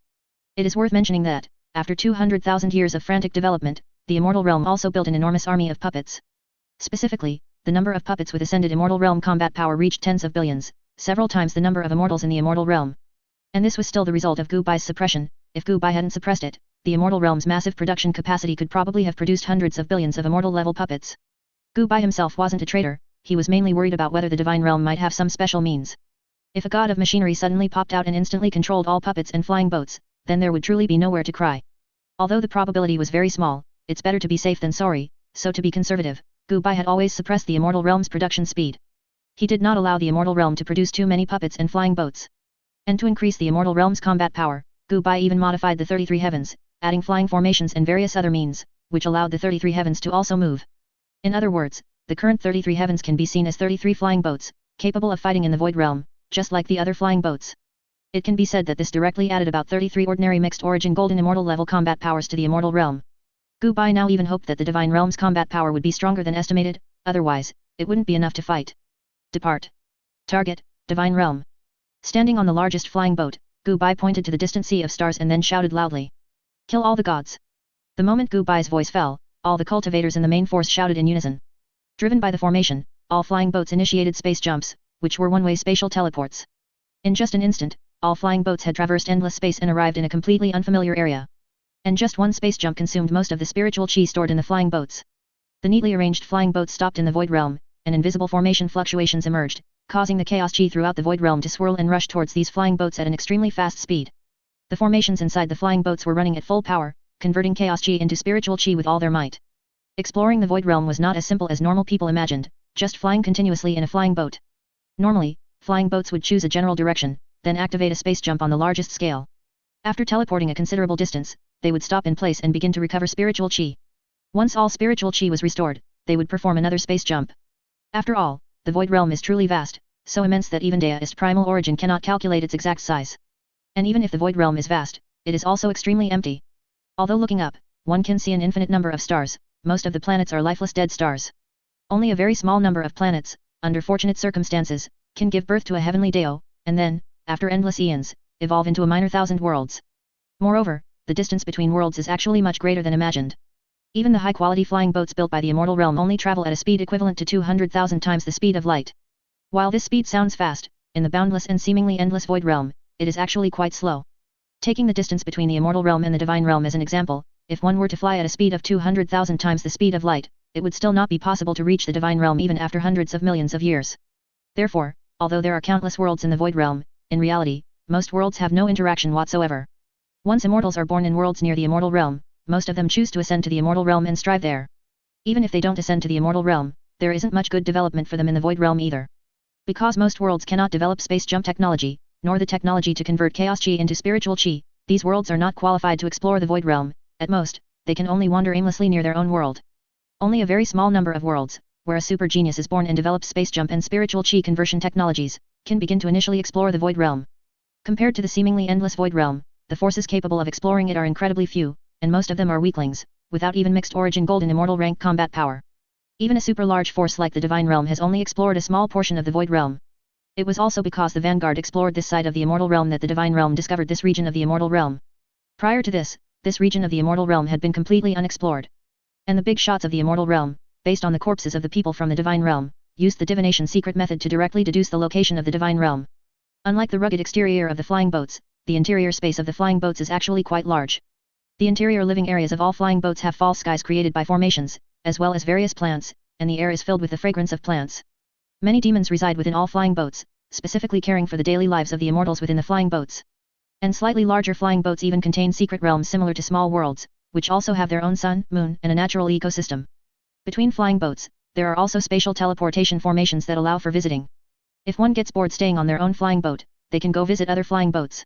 Furthermore, to maximize comfort, all cultivators within the flying boats can use teleportation formations to go to the dining halls and training rooms specially built by Gubai, or even reside within the small worlds. If one is truly idle, they can also go to a specialized academy to learn a skill. Every one of these places is located inside large flying boats, which were specifically built to provide logistics for cultivators. Therefore, traveling through the Immortal Realm is not boring at all, on the contrary, life is incredibly comfortable. Inside a highly modernized dining hall, there were cultivators dressed in classical robes and cultivators in modern attire, leisurely enjoying the buffet provided by the dining hall. The food offered in this dining hall was incredibly diverse, and the air was filled with the fragrance of plants. There were common meats like sweet and sour fish and braised pork, as well as various relatively high-quality spirit fruits, and also various fine wines and roasted meats. In the back kitchen, countless demons in white chef uniforms were busy. The atmosphere in the dining hall was incredibly relaxed and pleasant. Most cultivators were leisurely chatting, occasionally bragging, and bursting into laughter from time to time. As for the food they ate, it was not frozen food, but fresh dishes made on the spot. After all, the logistical capabilities of the demons are truly astonishing. Many of the small worlds within the flying boats have established specialized breeding farms, so they basically have any food they want to eat in the farms. Gubai was sitting at a dining table in the dining hall, leisurely chatting and enjoying food with the king of 10,000 demons, the dragon god, and the sea god. It was no wonder they appeared so relaxed, without any sense of an impending war. Traveling through the Void Realm is actually quite a boring affair. Even with the Immortal Realm's top-tier flying boats, a single space jump requires at least 10 years of charging to recover all consumed spiritual chi. The distance between the Immortal Realm and the Divine Realm is too vast. Even if a single space jump can traverse endless space, it would still take at least 100,000 years to encounter the main forces of the Divine Realm. During these 100,000 years, most of the time is idle. Even if they wanted to find something to do, there wouldn't be much work. As for the extremely dangerous Void Realm creatures wandering in the Void Realm, they also pose no threat to the Immortal Realm's flying boats. Or rather, as long as the Void Realm creatures haven't lost their minds, they wouldn't think of attacking a massive army of billions of flying boats, so vast that its boundaries are seemingly invisible. These Void Realm creatures had already found a hidden place to hide before the Immortal Realm encountered them. And the facts proved that these Void Realm creatures were not wrong. Those who didn't hide far enough, or those who were curious and wanted to glimpse the Immortal Realm's forces, were all slain by the Immortal Realm's restless big shots. Barely acceptable, not as good as what Gubai makes. The king of 10,000 demons picked up a piece of braised pork, put it in his mouth, and after tasting it for a moment, gave a mediocre evaluation. Be content. The demon race responsible for cooking has been learning by my side for decades to reach this level. Gubai also picked up a piece of braised pork, put it in his mouth, and then leisurely said. This dining hall was specially opened for the big shots of the Immortal Realm, both the ingredients and the chefs were top-notch. The decoration style was not opulent, but it was quite cozy, giving people a very comfortable feeling. The demon race busy in the back kitchen were the most skilled cooks among all the demon race in the Immortal Realm. The big shots of the Immortal Realm praised this dining hall endlessly, often coming here to enjoy free delicacies. Even many mixed origin gold and immortal rank super big shots, when idle, would order a cup of tea and then discuss the day while drinking it. It could even be said that this dining hall was where the big shots of the Immortal Realm usually gathered and chatted. The reason the king of 10,000 demons said the food was barely acceptable was that his palate had been spoiled by Gubai. Furthermore, because this dining hall had an extremely high daily consumption and always provided food for free, while the ingredients were high-end, for top-tier big shots like the king of 10,000 demons, they were a bit low-end. However, even after constantly eating the exquisite food made by Gubai, the food in this dining hall could still gain the king of 10,000 demons approval. Compared to the elegantly dining Gubai and the king of 10,000 demons, the dragon god, who had returned to her mature female form, and the sea god, who was already a mature female, were eating the delicacies on the table in large mouthfuls. Gobble gobble gobble gobble. Soon, a full table of delicacies was completely devoured by the two of them. Gubai, come with us to get more food. After finishing the delicacies on the table, the dragon god and the sea god, each grabbing one of Gubai's arms, ran to the food area. I want this, this, this, and this. Standing in front of the menu, the dragon god instantly ordered dozens of dishes. Most of these dishes were meat, such as braised pork and roasted meat. The sea god also ordered dozens of dishes, but most of them were fruits and vegetables. I'm sorry, your daily quota has reached its limit. The Ya race standing at the counter looked at the two of them, revealing a sweet smile, and then said with some helplessness. This was not because the dining hall was stingy. Generally speaking, no matter how much the big shots of the immortal realm ate, the dining hall would not charge or set limits. However, the dragon god and the sea god were pure foodies. After the dining hall opened, they would eat 10 meals a day, and each meal would consist of dozens of dishes filling a large table. One must know that the delicacies provided by this dining hall were extremely high-end and classy, as it was a place that regularly provided food for golden immortal and even mixed origin golden immortal big shots. And generally, big shots cared about their reputation. They usually came to this dining hall just to drink tea, and even when eating, they would only order a small amount, eating and chatting. But the dragon god and the sea god almost stayed in this dining hall all day, and their mouths never stopped. Their daily consumption combined was more than the consumption of all the other big shots in the immortal realm. Therefore, they had no choice but to impose restrictions on the dragon god and the sea god, these two mixed origin golden immortal rank big shots, limiting them to 100 portions of food per day. The dragon god and the sea god were already used to the Ya race's refusal. They were not angry, they just held Gubai in front of them. Look who this is. Gubai is eating with us today, too. Are you going to let your master go hungry? The dragon god and the sea god said with a hint of pride. Hello. Gubai, held in front of the two, said helplessly. It's Lord Gu. Please wait a moment, I will prepare your meals right away. Seeing Gubai, the Ya race at the counter's eyes lit up, and he immediately turned around, went into the kitchen, and began preparing meals for Gubai and the others. Yay! The dragon god and the sea god were extremely happy to hear this. They directly skipped back to the dining table. Looking at the two energetic individuals, Gubai smiled helplessly. After spending a long time with the dragon god and the sea god, Gubai realized that although they usually maintained a serious expression, they were actually quite childish in private. After all, these two could be said to be the young misses of the Ya race, princesses among princesses. One was the golden ancestral dragon's only offspring, who had stayed by the golden ancestral dragon's side since childhood, encountering almost no hardships from birth until now. The other was the former sea god, Kunpeng Yeazun's only offspring. Like the dragon god, she had encountered almost no hardships from birth until now. They relied on their extraordinary talent and powerful background to forcefully break through to the mixed origin golden immortal realm. Afterward, these two followed the king of 10,000 demons, and the king of 10,000 demons was like their older brother, also taking very good care of them. And Gubai did not dislike their gluttonous behavior, instead, he felt like he was raising daughters. So boring, Gubai. How much longer do we have to travel until we reach the divine realm? After the delicacies on the table were once again devoured, the king of 10,000 demons, who was sprawled on the table, said weakly. This is just the beginning. We've only been traveling for 30,000 years since we set off. It will take at least 100,000 years to reach the divine realm. Gubai took a sip of the hot tea in his cup, then narrowed his eyes and said unhurriedly. For someone with his personality, let alone 100,000 years, even a million years, Gubai would not feel bored, as this was his daily life. How has so little time passed? Hearing this, the king of 10,000 demons sighed deeply, feeling hopeless. Sigh, Gubai, should we go roam the void realm and get some snacks? The king of 10,000 demons, who was sprawled on the table, suddenly sat up and said excitedly. For a mixed origin golden immortal big shot like the king of 10,000 demons, roaming the void realm would encounter almost no danger, much like going out for a stroll. There are still 2 years until the fleet makes another spatial jump. The time is a bit too tight. Gubai leaned back in his chair and said with a frown. Roaming the void realm takes a considerable amount of time, usually tens of thousands of years. 2 years would probably just be the beginning. It's fine, we'll just wander around. The king of 10,000 demons said indifferently. Before Gubai could react, the king of 10,000 demons grabbed Gubai's hand, and with a flash, the two had already appeared in the void realm not far from the fleet. The dragon god and the sea god exchanged glances, then also flashed and appeared behind the two of them. Gubai thus passively followed the king of 10,000 demons, embarking on this short journey through the void realm. However, after nearly 2 years of wandering, they had no harvest, only discovering a few minor thousand worlds with extremely low power systems. Finally, before the fleet's warp, the king of 10,000 demons returned to the flying boat with some disappointment. Unlike the king of 10,000 demons' disappointment, Gubai was actually quite satisfied with this trip. After all, for someone like him, who practically stays cooped up in one place all day, even just a casual stroll was interesting enough. Time flew by, and in the blink of an eye, 100,000 years had passed, and the Immortal Realm's warships had already completed more than half of their journey. Not far from the Immortal Realm's warship fleet, the Divine Realm's main warship fleet was also heading towards the Immortal Realm.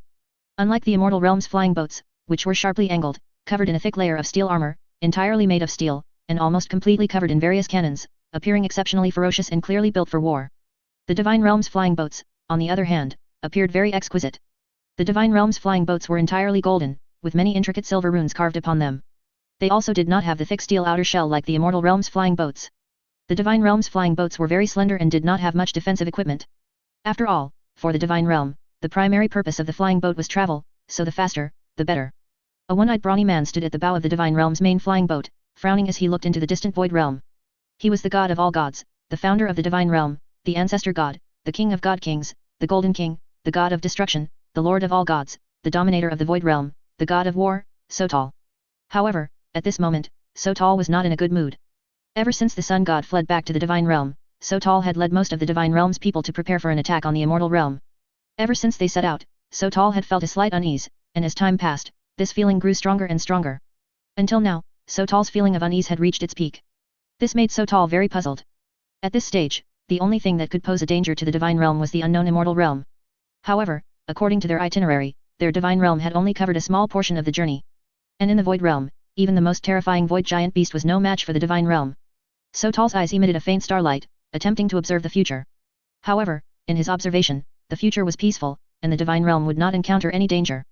Besides himself, even the most skilled at observing the future, the Starry Sky Goddess, as well as the Goddess of Destiny, and the God of Time, had similar observation results.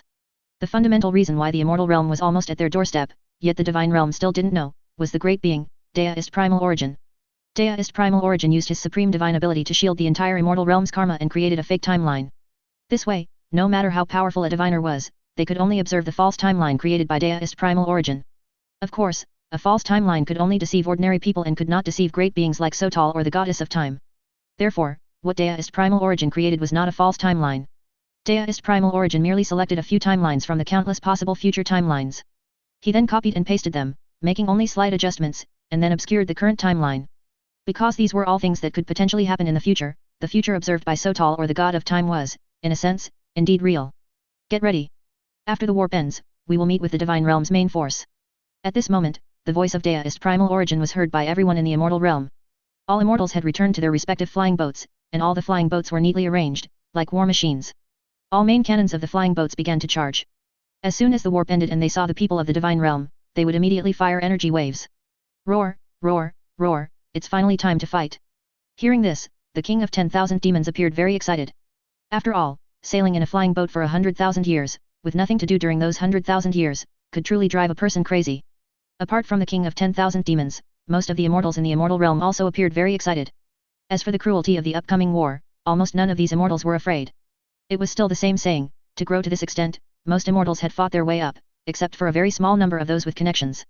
And these connected individuals were not spoiled brats, they were perfectly trained by their elders and would not desert in battle. If such a situation were to occur, their elders would be the first to jump out and then execute those who deserted. And even Gubai himself was somewhat excited at this moment. He wiped the karma sword he carried with him, preparing to go up and cut down a few gods when the fighting started.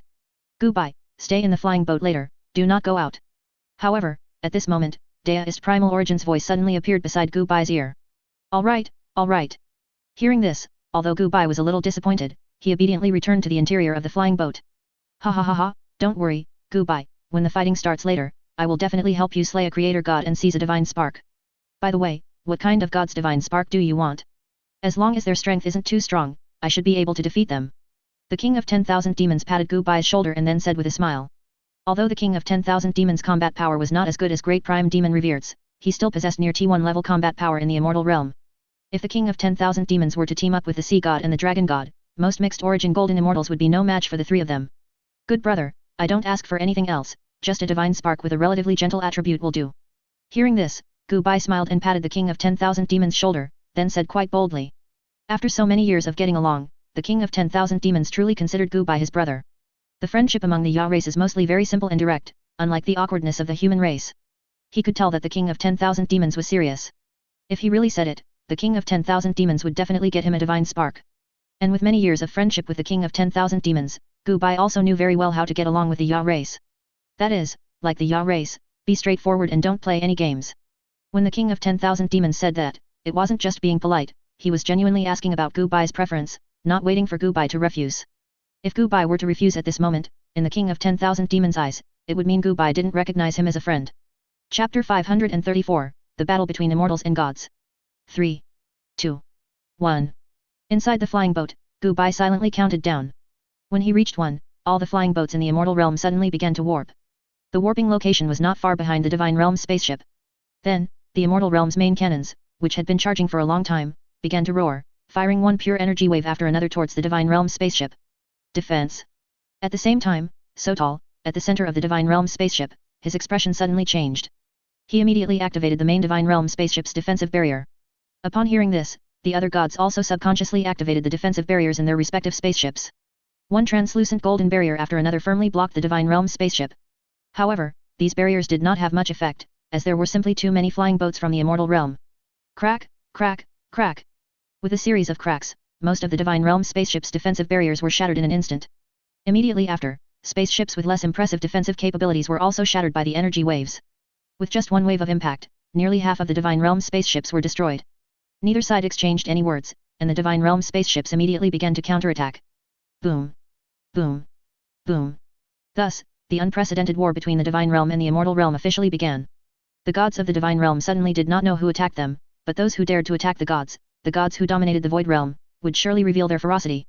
The barriers of the Divine Realm's gods' spaceships automatically linked together, forming an enormous golden giant.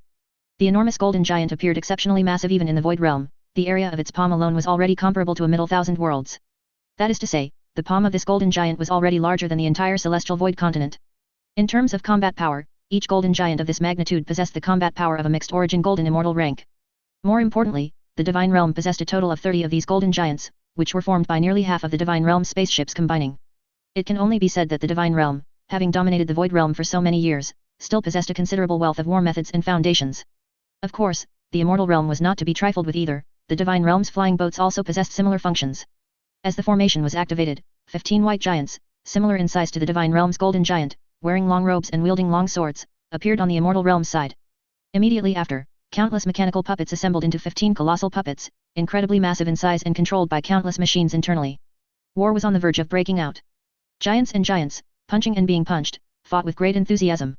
Although close quarters combat might seem weak, these giants' fists actually contained the law of destruction, and the power of each punch was enough to shatter a major thousand worlds. However, when their fists struck the opponent, they were blocked by the opponent's formation. In addition to the giants, the immortals of the Immortal Realm and countless puppets also engaged in a fierce, desperate battle with the gods of the Divine Realm. Although there were many immortals in the Immortal Realm, their numbers were slightly less compared to the accumulated forces of the Divine Realm, which had dominated the Void Realm for so many years. However, fortunately, the overall strength of the Immortal Realm's immortals was generally higher, and they also had the assistance of the puppet army, allowing them to fight the gods of the Divine Realm to a draw. As for the creator gods above that level, although their numbers here were currently few, they were by no means inferior to the Divine Realm. 33 small worlds, also known as the 33 heavens, each heaven was equivalent to a mixed origin golden immortal. Besides that, there were also clones of various big shots. Although most of their combat power was not as good as that of ordinary mixed origin golden immortals, they were still capable of holding back the creator gods of the Divine Realm. Ha ha ha ha ha, this is exhilarating, truly exhilarating. The king of 10,000 demons, shirtless and with a sculpted physique, laughed heartily while wielding a massive longsword. The king of 10,000 demons spoke while enduring enemy attacks, wildly swinging the great sword in his hand. Madman. The enemies of the king of 10,000 demons were the god of vegetation, the god of water, and the god of earth, 3 relatively powerful creator gods. However, at this moment, the expressions of these 3 creator gods were not particularly pleasant, because the king of 10,000 demons' great sword was simply too heavy. The defenses they had constructed, under the king of 10,000 demons' great sword, were like fragile paper, shattering upon impact. And although their attacks could inflict damage on the king of 10,000 demons, they could at most cause only minor injuries, utterly unable to truly harm the king of 10,000 demons. Of course, this was merely a battle between ordinary mixed origin golden immortals. Those big shots had not yet made a move. So tall and many big shots from the Divine Realm stared across the Void Realm at Deist Primal Origin, Great Prime Demon Revered, and many other big shots. People of the Immortal Realm. Looking at several unknown enemies before him, whose strength was not inferior to his own, So Tall frowned, then asked in a low voice. Deist Primal Origin did not speak, merely smiling and nodding. So Tall understood, but these big shots did not immediately engage in battle, merely observing each other. King against king, general against general, soldier against soldier, these big shots would only intervene when the war was not going favorably. This epic battle in the Void Realm continued for a long time, with no clear victor emerging. A millennium later, both the Immortal Realm and the Divine Realm had reached a casualty rate of nearly half. However, even with a casualty rate approaching 50%, the Immortals of the Immortal Realm showed no fear, but rather grew more courageous the longer they fought. After all, the Immortal Realm had experienced far too many battles of this scale. For example, the catastrophe that occurred every million years, just the catastrophe every million years required the death of more than 90% of the population for it to end. Among these deceased beings were most of the Ascended Immortal and Earth Immortal Realm Immortals. Golden Immortal and Mixed Origin Golden Immortal faced the superscale war between the human race. Involving racial conflict, these battles were often extremely cruel. If the strengths were comparable, the war would not end until one side was completely annihilated. Through endless wars, the Immortals of the Immortal Realm had developed extremely high combat discipline. Therefore, let alone a 50% casualty rate, even if it were 90%, or nearly total annihilation, as long as they themselves did not die, the immortals of the immortal realm would continue to fight. However, the gods of the divine realm did not possess the same good combat discipline as the immortals of the immortal realm. After the casualty rate approached half, small-scale routs had already begun to occur among the gods of the divine realm. Although these fleeing gods had been mercilessly slain by the big shots of the divine realm, this situation could not continue. After all, although the gods of the divine realm were elites, a casualty rate of over half already put immense pressure on them, and the enemy was getting more excited the more they fought. Who could endure that? If the battle continued, the divine realm would most likely lose. The dominators of the divine realm began to grow restless, with the god of stars of the divine realm being the first to act. In the void realm, the god of stars was in his element, he simply waved his hand. Under the radiance of endless starlight, over a dozen void realm creatures, whose combat power rivaled mixed origin golden immortals, and hundreds more whose power rivaled golden immortals, were thus summoned by the god of stars. These creatures were all overlords of the void realm, but they had been subdued by the god of stars and kept in the void realm, only to be summoned by him when danger arose to assist him in battle. As soon as these creatures appeared, they instantly shifted the balanced battlefield, tilting victory towards the divine realm. Don't think you are the only one with help. With the dominators of the divine realm acting like adults beating children, the immortal realm naturally wouldn't stand idly by. The painter of all wonders stepped forward, picked up his brush, and began to move swiftly through the void realm. Soon, over a dozen powerful figures from the myriad races era of the immortal realm, whose strength rivaled mixed origin golden immortals, and ancient colossal beasts from the desolate ancient period that once roamed the immortal realm, were thus painted by the painter of all wonders. Manifest. As the painter of all wonders' voice fell, over a dozen mixed origin golden immortals from the myriad races era, and hundreds of ancient colossal beasts from the desolate ancient period, suddenly appeared in the void realm. Thus, the creations of the painter of all wonders and the summoned creatures of the god of stars engaged in battle. And so, the dominators of the divine realm began to enter the fray one after another. After the god of stars came the god of space, the god of time, the god of elements, and the god of destruction, these most supreme creator gods. Meanwhile, the supreme dominators of the immortal realm also swiftly entered the battle. Kunpeng Yaezun confronted the god of space, Dream Butterfly Zhuangzhou confronted the god of time. The five elements venerable confronted the god of elements, and the golden ancestral dragon confronted the god of destruction. Soon, only Sotal remained among the supreme combat powers of the divine realm, while on the immortal realm side, Yuanqi, Taishu, and celestial venerable Yuanchu, along with great prime demon revered of the Ya race, remained. From the perspective of numbers, the divine realm seemed to be at a disadvantage. However, Yuanqi, Taishu, celestial venerable Yuanchu, and great prime demon revered wore serious expressions. I never thought there would be a realm above the mixed origin golden immortal realm. Looking at Sotal before him, Deist primal origin was silent for a moment before speaking with a hint of emotion. Because in his perception, the king of myriad gods before him had a completely different life essence from the other creator gods. Essentially, Sotal had completed a breakthrough, reaching a realm above the creator gods. It's merely a forced breakthrough by relying on the resources accumulated by the divine realm over billions of years, it's nothing significant. However, as for you few, although your realm is not as high as mine, you are not much weaker. Sotal shook his head, his gaze calmly sweeping over Deist primal origin and the other two, then he spoke in a low voice. In terms of absurdity, it still had to be Deist primal origin and great prime demon revered. Deist primal origin had actually realized a long time ago that the mixed origin golden immortal realm was not the limit. Therefore, Deist primal origin divided his origin into three, transforming into the current Yuanqi, celestial venerable Yuanchu, and Taishu, the three immortal venerables. Deist primal origin's original plan was to manifest three pure ones from one chi, once his divided selves cultivated to their limits in the mixed origin golden immortal realm. Then the three pure ones would unite, completely transcending the limits of the mixed origin golden immortal realm, forcing a breakthrough to a higher level, which was the saint realm. In fact, many years ago, Deist primal origin's plan had already succeeded. As long as the three pure ones united, he could break through to the saint realm. However, on the eve of his breakthrough, Deist primal origin realized that even with this method of breakthrough, he would still need to consume an enormous amount of resources.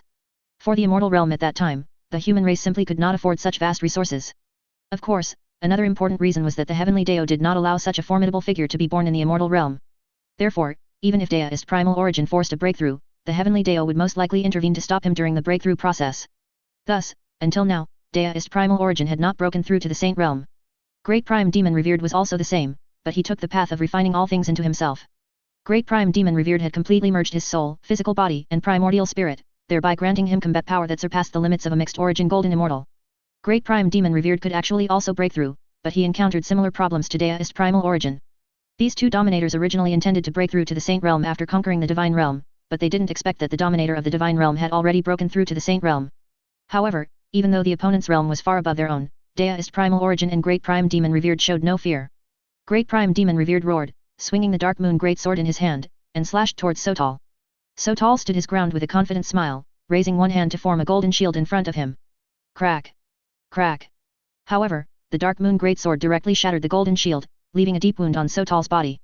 At the same time, Yuanji, Celestial Venerable Yuanshu, and Taishu, the three immortal venerables, also performed a secret technique to temporarily fuse together, briefly raising themselves to the saint realm. Although Sotal was a genuine saint powerhouse, he was, after all, forcibly elevated by almost infinite resources, so his combat power was not too strong. And Great Prime Demon revered, strictly speaking, was already considered half a saint powerhouse. As for Deist primal origin, he was even more exaggerated. The unity of the three pure ones had already made his combat power rival that of an ordinary saint powerhouse. If Deist primal origin wished, he could even maintain this state indefinitely. Rumble. Rumble. Rumble. Both sides simultaneously vanished, then reappeared in an unknown starry void realm, where the true battle began. After all, as saint-level combatants, every attack they made could tear space and affect time, leaving permanent, unrecoverable marks in the void realm. If they chose to fight in the center of the battlefield, it wouldn't be long before all combatants below the mixed origin golden immortal realm would perish under the aftershocks of their battle. This war lasted for a very long time, with the first turning point appearing among the lower-tier combatants on both sides. When only 30% of the divine realm's gods remained, they began to flee en masse due to the insurmountable pressure. This also led to the immortals of the immortal realm, who were now free, beginning to jointly assist their own mixed origin golden immortals. It wasn't until 10,000 years later that the immortal realm, after paying an extremely heavy price, finally annihilated most of the divine realm's creator gods. The remaining few creator gods, seeing that defeat was inevitable, used various means to escape the area. And the numerous mixed origin golden immortals of the immortal realm, finally freed, jointly formed the 10,000 Immortals Grand Formation. This 10,000 Immortals Grand Formation was a truly supreme formation of the immortal realm, not a weakened version. Thus, after gathering all the power of the immortal realm, Deist primal origin and Great Prime Demon revered finally slew Sotal in the void realm. Chapter 536, 10,000 Immortals Formation. During the battle, Sotal, who was at a disadvantage, had thought about escaping. However, by the time he wanted to escape, it was already too late, as he was already trapped by the 10,000 Immortals Grand Formation. The 10,000 Immortals Grand Formation, representing the peak of immortal realm formations, was controlled by the top powerful figures from both the human and human race. The 10,000 Immortals Grand Formation was quite versatile, naturally including trapping enemies. Once trapped by the 10,000 Immortals Grand Formation, even a saint would find it difficult to escape. After all, the most top-tier 10,000 Immortals Grand Formation possessed the most robust defense, even a saint would need to expend considerable effort to break it. Means like spatial teleportation were also useless against the 10,000 Immortals Grand Formation. Even higher-level concepts like time or karma similarly could not escape the 10,000 Immortals Grand Formation. From the moment one was locked by the 10,000 Immortals Grand Formation, time and karma were also locked, making it impossible to alter this predetermined fact by going to the past or future. Even if Sotal possessed a great divine power related to time, capable of reversing time, transmigration to the past, or even escaping from the present to the future, it would still be useless. Because the 10,000 Immortals Grand Formation directly trapped him, even with immense power, it would be useless. To escape the 10,000 Immortals Grand Formation, one could only destroy it with pure personal strength, or wait for the 10,000 Immortals Grand Formation to be voluntarily dispelled. Sotal could indeed forcibly destroy the 10,000 Immortals Grand Formation, but that was only if he was alone. Fighting against two formidable opponents like Deist Primal Origin, who was the three pure ones combined, and Great Prime Demon revered, who refined all things into himself, Sotal simply couldn't spare the effort to forcibly break the 10,000 Immortals Grand Formation. Thus, Sotal, a majestic saint-rank powerhouse and the god of all gods, died indignantly within the 10,000 Immortals Grand Formation. Having traversed the void realm for hundreds of millions of years, I never expected to fall here today. But since I am going to die, none of you will have an easy time either.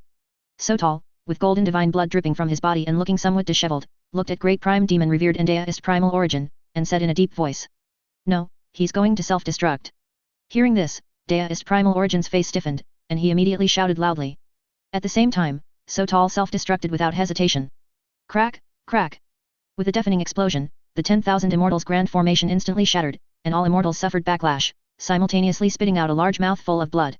Following Sotal's self-destruction, the immensely vast energy generated instantly spread outwards. Immortals below the mixed origin golden immortal rank were completely annihilated upon merely touching this pure energy wave, leaving no trace behind. And mixed origin golden immortal, even if they used various methods to resist, found it difficult to withstand the immense energy generated by a saint's self-destruction. In just an instant, most of the immortals in the immortal realm were annihilated, with only a small fraction of immortals surviving by sheer luck due to being further away from the battlefield. Facing Sotal's self-destruction, these powerful figures weren't unwilling to dodge, but rather, they simply couldn't. Because Sotal's self-destruction already involved karma, it wasn't something one could simply dodge at will. As for predicting it in advance, that was also impossible, the karma involved would be far too immense. Predicting the number of enemies and their attack time in advance was acceptable, but if you were to predict the enemy's ultimate move and when they would use it, that would be a bit too much. What's more, Sotal was a top-tier saint-rank combatant. Even a powerful figure like Deist Primal Origin could only vaguely calculate before the battle that this fight would not be smooth and might encounter a great calamity. As for more details about what the great calamity would be, even Deist Primal Origin couldn't calculate it. Therefore, before the battle, Deist Primal Origin specifically instructed Gu Bai to remain in the flying boat and await orders. Facts proved that Deist Primal Origin's thoughts were correct. If Gu Bai had rushed into the battle, he would have definitely been affected by the self-destruction. Great Prime Demon Revered, who was closest to the self-destruction, was now left with only a skeleton, and his Dark Moon Great Sword in his hand was also badly damaged. Fortunately, even with only a skeleton remaining, Great Prime Demon Revered did not die. As for Deist Primal Origin, he was even more severely injured, blown to the point where only a trace of Indomitable will remained. The only consolation was that powerful figures at the mixed origin Golden Immortal rank were immortal and not so easily killed. Even if their physical body, divine soul, and even proof of existence were completely erased, these powerful figures could actually be resurrected. It would just take a longer time and consume more resources. However, the most tragic part was for the vast majority of immortals below the Golden Immortal rank. These immortals, due to their lower rank, were almost impossible to resurrect. Gu Bai, who had been observing the battle from afar, saw that the war had finally subsided and immediately brought the medical team to the center of the battlefield to begin treating the immortals. The immortal realm was incredibly tragic this time. Less than 20% of the immortals survived, and most of the mixed origin Golden Immortal were left with only a trace of indomitable will. It was unknown when they would be able to resurrect. It could only be said that the overall combat power of the divine realm was much stronger than imagined. However, upon closer thought, it was normal. As a legitimate hegemonic force in the Void Realm, they could exploit Void Realm resources without restraint and plunder all the myriad realms. The divine realm's speed of accumulating resources alone was many times faster than that of the immortal realm. Therefore, while the divine realm might be inferior to the immortal realm in terms of top-tier powerful figures, in terms of foundational combat power, the divine realm was definitely stronger than the immortal realm. It was surprising that the immortal realm was actually able to defeat the main forces of the divine realm head-on in a full-scale battle. However, fortunately, after defeating the great enemy that was the divine realm, the immortal realm had no opponents in the middle of the void realm.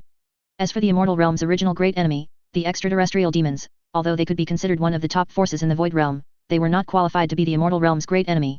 Gu Bai originally wanted to treat Deist Primal Origin, but Deist Primal Origin was left with only a trace of indomitable will. Even with Gu Bai's extraordinary medical skills, he couldn't help with the treatment. The only way to treat him was to find a large amount of resources and then let Deist Primal Origin absorb them to restore his physical body. Great Prime Demon Revered was similar, or rather, at their rank, every inch of muscle in their bodies was estimated to contain more energy than all the energy in an entire world combined. This was not something that Gu Bai, a simple physician, could restore. Of course, Gu Bai could also cheat with his external assistance, but it would take a very long time, tens of thousands of years to heal. The only thing Gu Bai could do was to exert his full effort to save the severely injured immortals in the Golden Immortal Realm. The Immortal Realm merely recuperated for a period of time before immediately setting sail for the Divine Realm, preparing to nip the evil in the bud. It's a good thing that the corpses of the creator gods killed earlier have all been collected, otherwise, they probably wouldn't be found now, Gu Bai said with some emotion, looking at the black sphere not far away inside the flying boat. Chapter 537, Immortal God Battlefield, Eliminate the Roots. This black sphere resembles a black hole, instinctively devouring all surrounding matter, with time completely chaotic within it. The existence of this black sphere seems to be due to the immense energy generated by Sotal's self-detonation. It left a permanent scar in this area, with space directly shattered and the timeline utterly chaotic. This place was named the Land of Chaos, and could also be called the Immortal God Battlefield. If one were sucked into the Land of Chaos, they would fall into a temporal turbulence. One might spend hundreds of thousands of years inside, while only a moment passes in the outside world.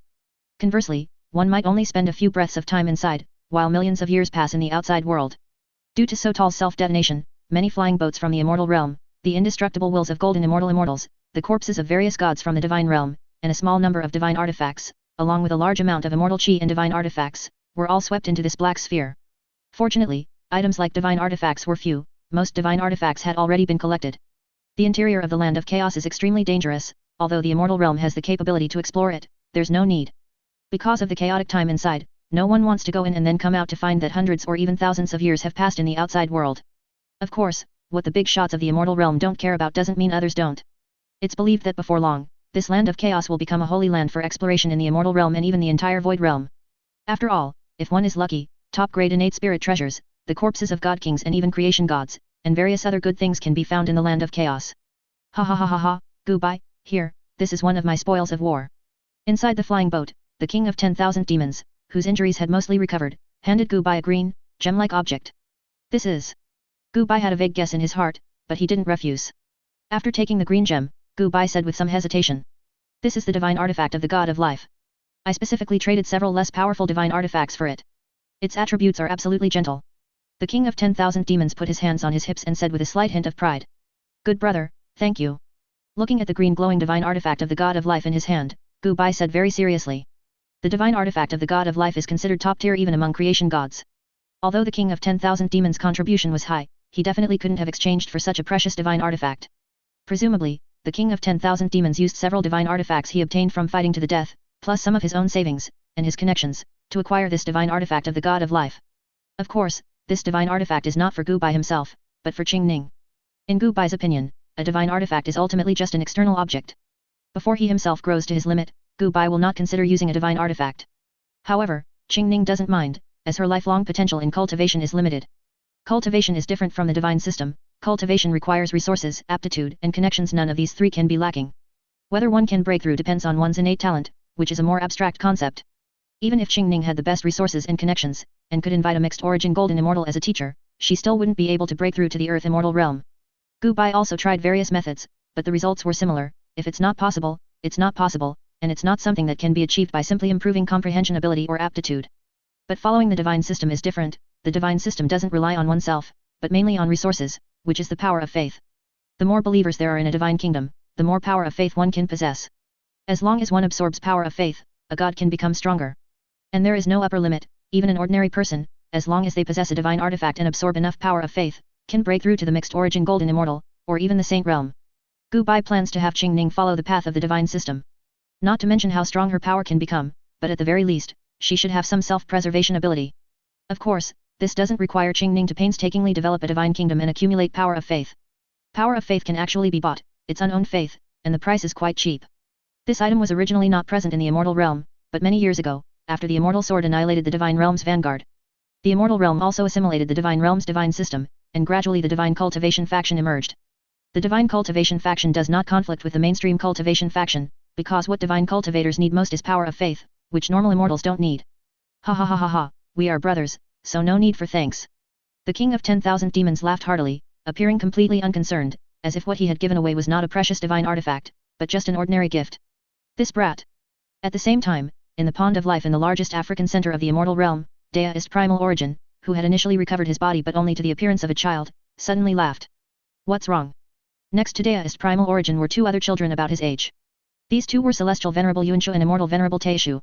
Nothing, it's just that the divine artifact I prepared beforehand seems to be useless now. Deist primal origin casually played with a brilliant blue gem, then shook his head with a smile. He had actually prepared a divine artifact for Gu Bai long ago. This was the star divine artifact, one of the top-tier divine artifacts in the divine realm, possibly even the absolute top tier. Because in a sense, stars represent the void realm. The god of stars can mobilize the power of the void realm, possessing extremely strong combat power amplification within the void realm. This is quite terrifying. Purely in terms of prestige, no divine artifact can compare to the star divine artifact. If it hadn't been born too late, and if its luck hadn't been bad, the god of stars would probably have already become the dominator of the divine realm. Deist primal origin originally intended to give this to Gu Bai, considering it a favor, but unexpectedly, the king of 10,000 demons got to it first. The immortal realm's flying boat journeyed through the void realm for approximately another 30,000 years, finally arriving at the divine realm. The divine realm, in a sense, is not a single massive world, but rather composed of countless divine kingdoms. Each divine kingdom is the territory of a god, where countless believers reside. However, now, almost all gods in the divine realm have perished in battle, and the remaining gods have almost all fled, leaving nothing behind. What was left for the immortal realm were only empty-looking divine temples and one divine kingdom after another without divine protection. Facing the beings in these divine kingdoms, the immortals of the immortal realm naturally showed no mercy, as the core of the divine kingdoms had been completely brainwashed by the gods, and in a sense, they were the gods' slaves. Ha ha ha ha ha, we're rich. There are so many living beings here. Facing the endless living beings within the divine realm, the immortal realm's big shots were exceptionally excited, especially the three demon venerables, Heavenly Corpse, Blood Sea, and Soul Ghost. Their gazes towards the divine realm were practically dripping with desire. For these three demon venerables, the more living beings there were, the stronger their power would become. If all the living beings in the divine realm were refined, the power of these three demon venerables would greatly increase, possibly even reaching a level on par with Deist primal origin. After all, the more living beings there were, the more faith they could provide.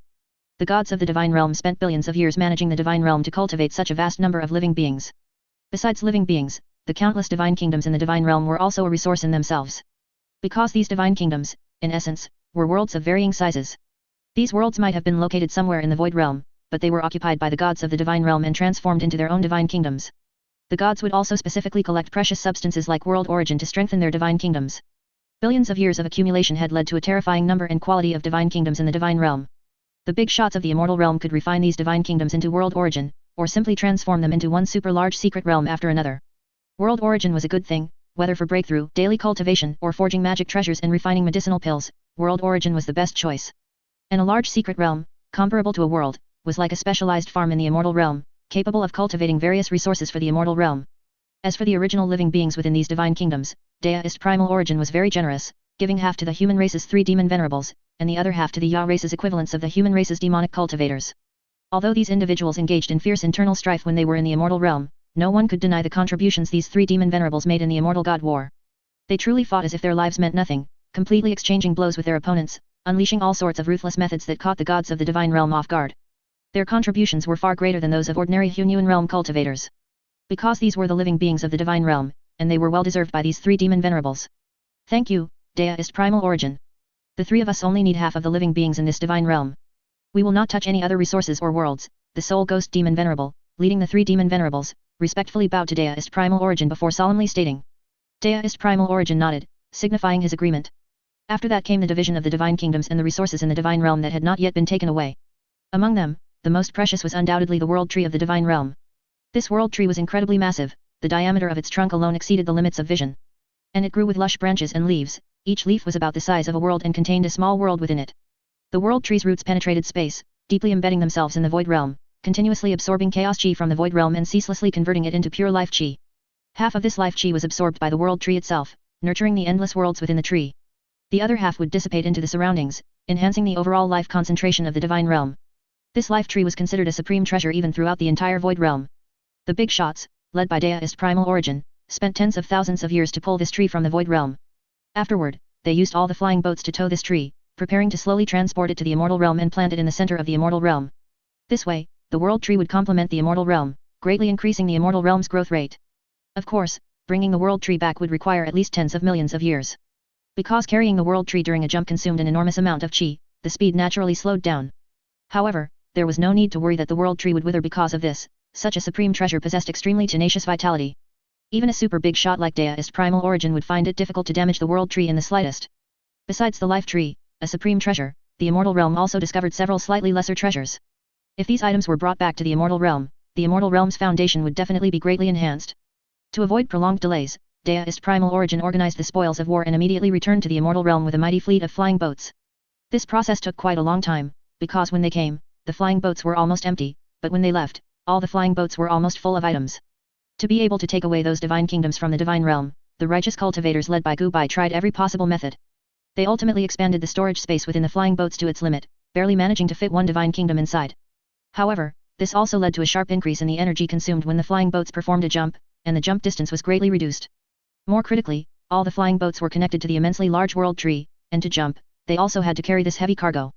This caused the journey, originally planned to take tens of thousands of years to return, to now require tens of millions of years. In response, the big shots of the immortal realm could only leave a portion of their people to transport these massive spoils of war. They, on the other hand, piloted the better performing flying boats, bringing back lighter and smaller spoils of war, such as godheads, to the immortal realm first, and then delivering the news of their victory to the immortal realm. No. Why me? Inside the flying boat, upon hearing that he had to stay behind to guard the fleet, the king of 10,000 demons knelt on the spot, his entire being appearing somewhat despondent. Gubai, good brother, you'll stay with me, right? If you're not with me, I'll definitely go crazy over tens of millions of years. A moment later, the king of 10,000 demons stood up. He walked to Gubai's side and then vigorously shook Gubai's body. It could only be said that Gubai was truly too suitable to be a friend. In Gubai's mind, there seemed to be countless stories and interesting things. Talking with Gubai would never be boring, on the contrary, it would feel quite pleasant, a supreme enjoyment. Gubai's facial features couldn't be described as handsome, but rather very gentle, making people feel more comfortable and pleased the more they looked at him. Furthermore, Gubai's inherent gentle aura would subconsciously make others completely relax their minds, providing an excellent resting effect. Gubai's voice was extremely magnetic, it was a very, very gentle voice that grew more appealing the more one listened. Of course, the most important aspect was Gubai's personality. Even the king of 10,000 demons had to admit that Gubai was the best-natured person he had ever encountered among all living beings. Being by Gubai's side and being friends with Gubai, chatting with him when there was nothing to do, was a truly comfortable experience. The king of 10,000 demons' personality was originally very wild, or rather, it was difficult for him to calm down. The reason the king of 10,000 demons was able to stay on the flying boat for over 100,000 years was because he spent almost 24 hours a day with Gubai. The gentle chi from Gubai and his personality greatly soothed the king of 10,000 demons' inner restlessness. One of the king of 10,000 demons' favorite things to do was to sit with Gubai on the flying boat's observation deck during his leisure time, drinking the sake Gubai brewed and listening to Gubai tell stories unique to him. Gu Bai's stories were not exciting, on the contrary, they were remarkably mundane, mostly about ordinary small matters related to him. However, the king of 10,000 demons loved to listen because it allowed him to understand Gu Bai more deeply. Besides that, chatting with Gu Bai was very meaningful, it was an indescribable feeling. Only when alone with Gu Bai, in a beautiful setting, listening to Gu Bai's gentle voice and the stories he told, would the king of 10,000 demons become immersed in this concept, unable to extricate himself for a long time. Chatting with Gu Bai, or rather, spending time with Gu Bai, was the only thing the king of 10,000 demons was interested in during his long life, besides fighting. It was precisely because of Gu Bai's existence that the king of 10,000 demons so clearly realized that he could also enjoy such a peaceful life. It was after spending so many years in close proximity with Gu Bai that the king of 10,000 demons gifted Gu Bai that incredibly precious life godhead. And the king of 10,000 demons could confirm that he was not enchanted by Gu Bai, everything he did was completely voluntary. He did so simply because he was captivated by Gu Bai's charm and acted of his own free will.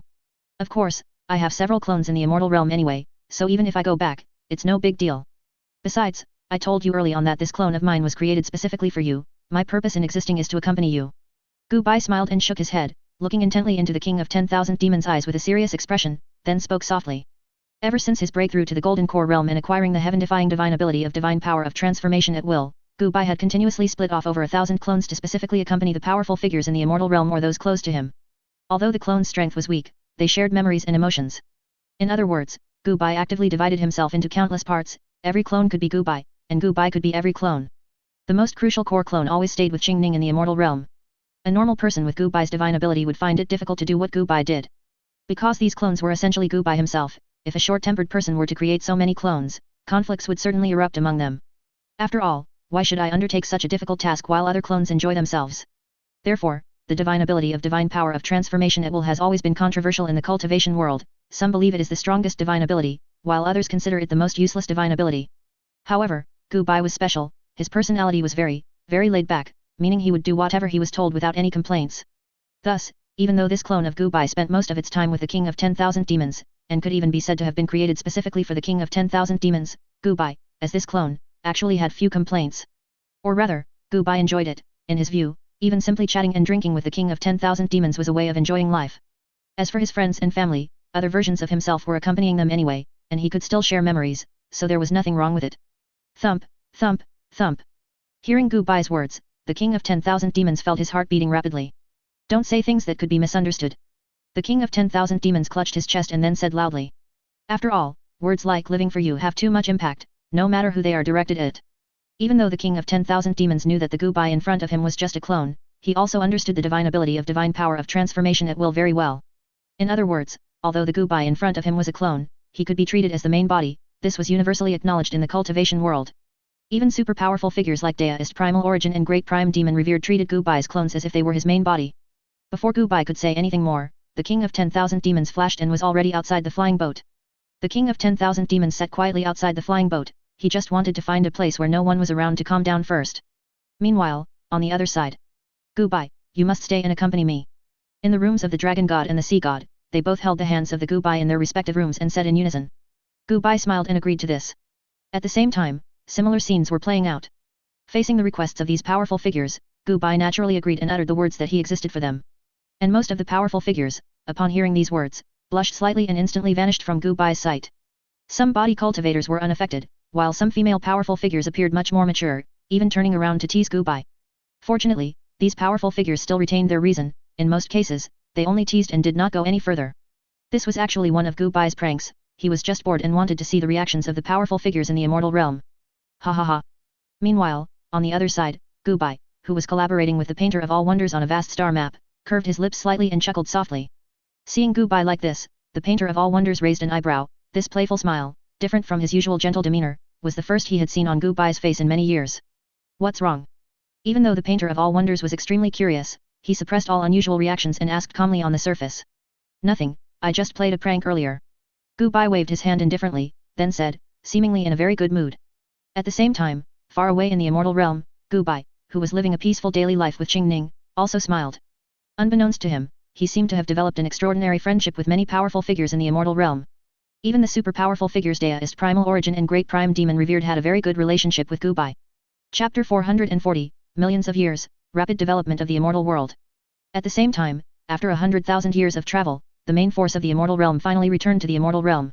After returning to the immortal realm, Deist primal origin began to lead the immortal realm in absorbing the spoils brought back from the divine realm this time. The main task was to transform a portion of the small divine kingdoms brought back into divine realms suitable for the immortal realm, a process that was quite time-consuming. However, Gu Bai had extensive experience in this regard. He volunteered to lead a group of cultivators to begin transforming one divine kingdom after another. Besides that, there was the distribution of various spoils of war. Although most of the high-end spoils had already been divided among the powerful figures, there were still some less high-end spoils specifically for the immortal realm. For instance, the power system of the divine realm, as well as an astonishingly vast amount of ownerless faith, and numerous divine personalities of lower rank. As a result, the divine path system of the immortal realm began to flourish, and many cultivators with extraordinary heart nature and equally extraordinary comprehension ability chose to follow the divine spirit system. There was also a considerable portion who, despite having mediocre aptitude, chose the divine spirit system due to their profound background, such as Xing. Gu Bai, are you sure you want to give me something so precious? Xing looked at the life divine personality in her hand, which emitted a faint green light, and asked with some disbelief. She knew the price of divine personalities in the immortal realm. Even the lowest ranked divine personalities were fiercely contended for by countless immortal emperors and even golden immortals. And according to Gu Bai, the divine personality in his hand was a life divine personality, the most top-tier divine personality among all divine personalities related to life. Of course. If not for you, should I give it to Gu Bai? Gu Bai gently ruffled Xingning's hair, then said with a smile. Looking at the green glowing divine personality in her hand, Xingning knew that once she chose to refine it, the massive life energy inherent in the divine personality would instantly elevate her cultivation to the earth immortal and even golden immortal realm. Gu Bai, you should keep it for yourself. I know myself best, giving this divine personality to me would be a waste. I probably can't even utilize 1/10 of its function. However, after a moment of silence, Xingning returned the divine personality to Gu Bai. Little fool, what nonsense are you saying? I'm giving you the divine personality not because I need you to help me with anything, but simply because I want to give it to you. Gu Bai gently flicked Xingning's forehead, then said with a smile. Gu Bai is the best to me. Xingning did not refuse this time. She threw herself into Gu Bai's embrace and then said happily. Time flowed by, and in the blink of an eye, 1,000,000 years had passed. It took the immortal realm almost 1,000,000 years to absorb a portion of the divine realm's assets, and these 1,000,000 years were also a period of rapid development for the immortal realm. Due to the numerous divine pavilions and the corpses of creation gods, dozens of new mixed origin golden immortals were born in the immortal realm, one after another. Of course, in terms of intrinsic value, these newly born mixed origin golden immortals were far inferior to the immortal realm's previous mixed origin golden immortals. However, this does not mean that the newly born mixed origin golden immortals were weak. In fact, their strength was quite formidable. In addition, many of the immortal realm's veteran mixed origin golden immortals, whose strength had reached its limit, chose to absorb divine personalities to enhance their power. For example, the Northern Darkness demonic venerable, who excelled in the Dao of space, absorbed the divine personality of the god of space. The golden ancestral dragon, known for its strength, absorbed the divine personality of power, which represented pure strength. Although divine personalities could not directly increase the cultivation of these powerful figures, they could significantly boost their combat power. Of course, a considerable number of mixed origin golden immortals and immortals completely disdained divine personalities. These immortals believed that divine personalities were ultimately external objects, and relying on external objects was ultimately inferior to relying on oneself. Representatives of this group included Deist primal origin, great prime demon revered, and the king of 10,000 demons.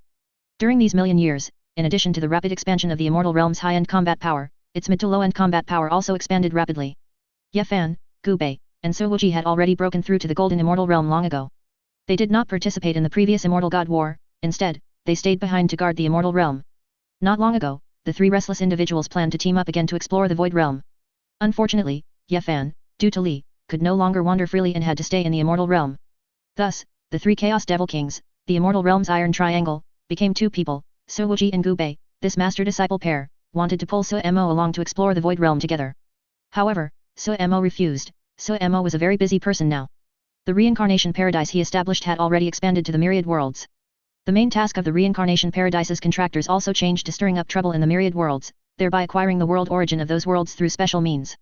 With the blessing of a large amount of world origin and treasures from the myriad worlds, and relying on the system, Su Mo had now cultivated to the late stage of the golden immortal realm and could break through to the mixed origin golden immortal realm at any time. It is estimated that it won't be long before Su Mo becomes a super powerful mixed origin golden immortal rank figure, and then slowly grows into a reincarnation immortal venerable who shakes the heavens. This was not Gu Bai's imagination, but a genuinely existing timeline. In the future, as long as no accidents occurred, Su Mo's ultimate achievement should not be weaker than Deist primal origins. Gu Bai and Su Wuji, rejected by Su Mo, could only team up as two to explore the void realm. There were many similar combinations to Su Wuji and Gu Bai in the immortal realm. After the immortal realm lifted its restrictions, any immortal with a bit of ambition would leave the immortal realm to explore the void realm, and after their strength increased to a certain extent, they would return to the immortal realm. Among them, those on the demonic path were the most excited. Gu Bai had no doubt that if these demonic cultivators found a world, they would do things even more extreme than the devouring heaven demon lord back then. For example, refining all living beings in an entire world into zombies, and their souls into the 10,000 soul banner to serve as their soul slaves. Then, refining the world, transforming most of the land into the origin of life, and then draining the world origin.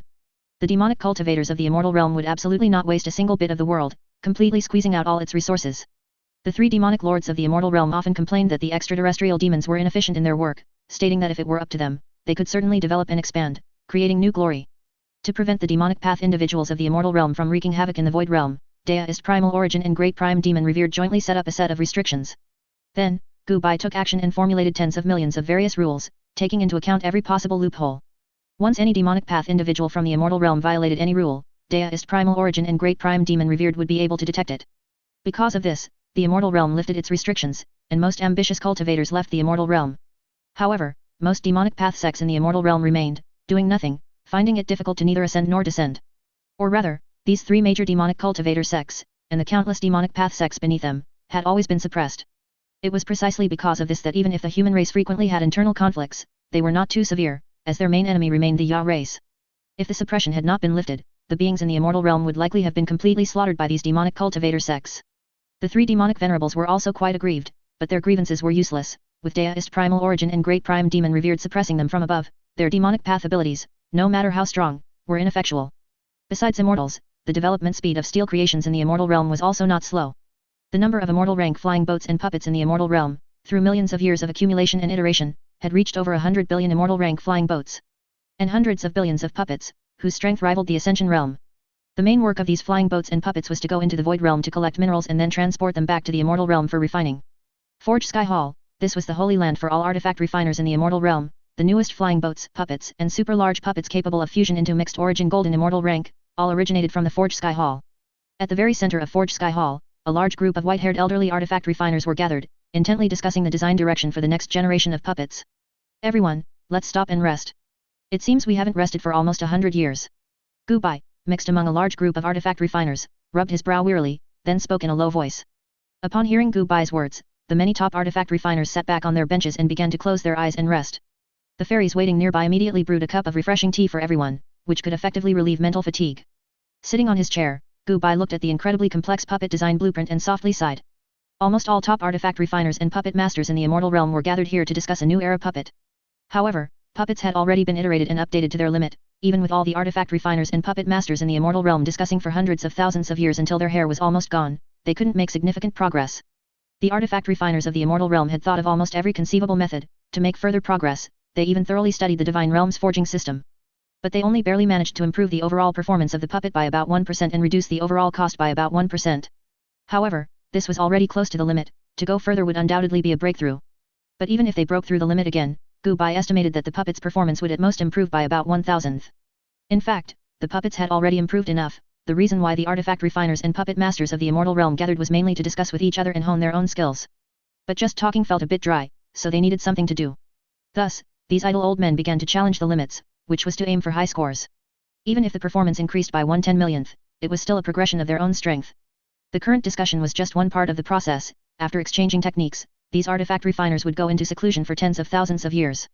After tens of thousands of years, they would gather again, then bring out their designed puppets to compare whose performance improvement was the most significant. Similar activities had been going on for dozens of times, and Gu Bai participated in each one. From initially being at the bottom, Gu Bai had now occasionally ranked first. If my idea is realized, it should be able to improve the puppet's performance by 1/10,000th, although this will also increase the puppet's cost by 3/10,000ths, but it should still secure first place in the next competition. Gu Bai took a sip of hot tea and thought to himself.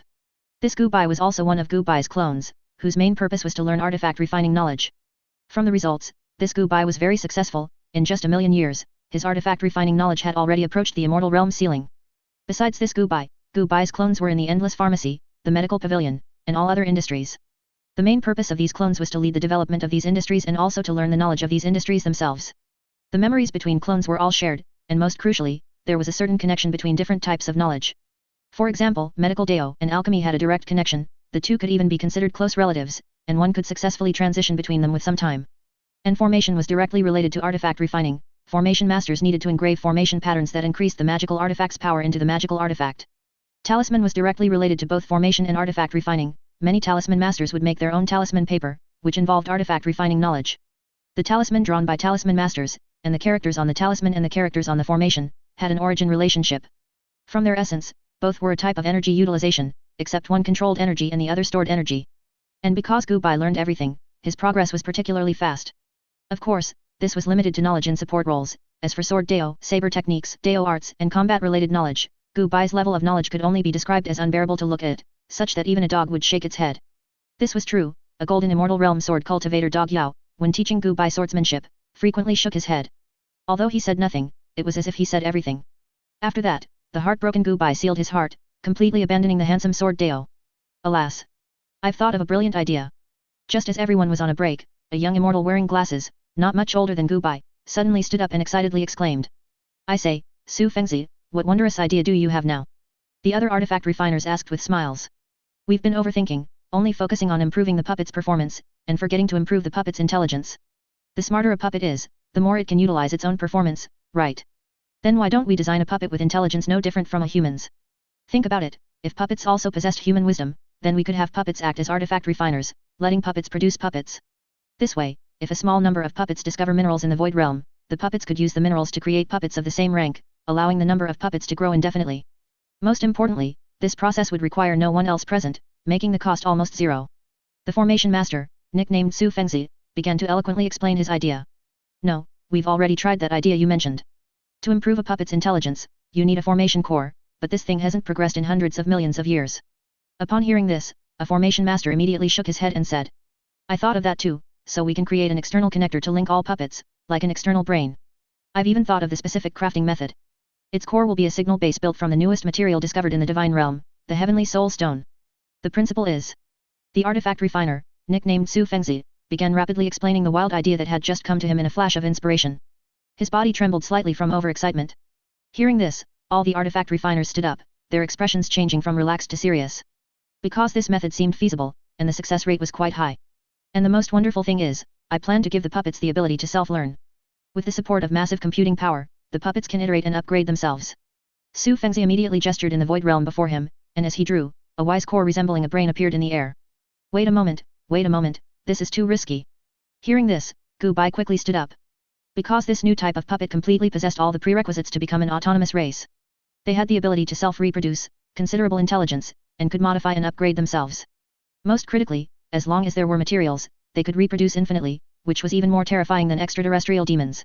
If this went wrong, the mechanical puppet race might become a terrifying race, infinitely more formidable than the immortal realm, or even the divine realm. Gu Bai quickly voiced his concerns about the future. Indeed, this is indeed a bit too risky. Hearing this, the vast majority of artifact refiners nodded. The artifact refiner named Su Fengzi was even scared into a cold sweat. He had been so engrossed in his own ideas that he hadn't considered the potential consequences. Now, thinking carefully, intelligent puppets indeed had the potential to develop into a terrifying race. The many artifact refiners present consciously sealed off that wise core permanently. Meanwhile, in the center of the immortal realm, Deist Primal Origin, who was deducing something, looked up at the sky with a slight confuse. In his calculations, the immortal realm, and even the entire void realm, seemed to have avoided a certain catastrophe. However, Deist Primal Origin calculated for a long time but could not figure out what that unknown catastrophe was. Time flowed by, and in a blink of an eye, hundreds of thousands of years had passed.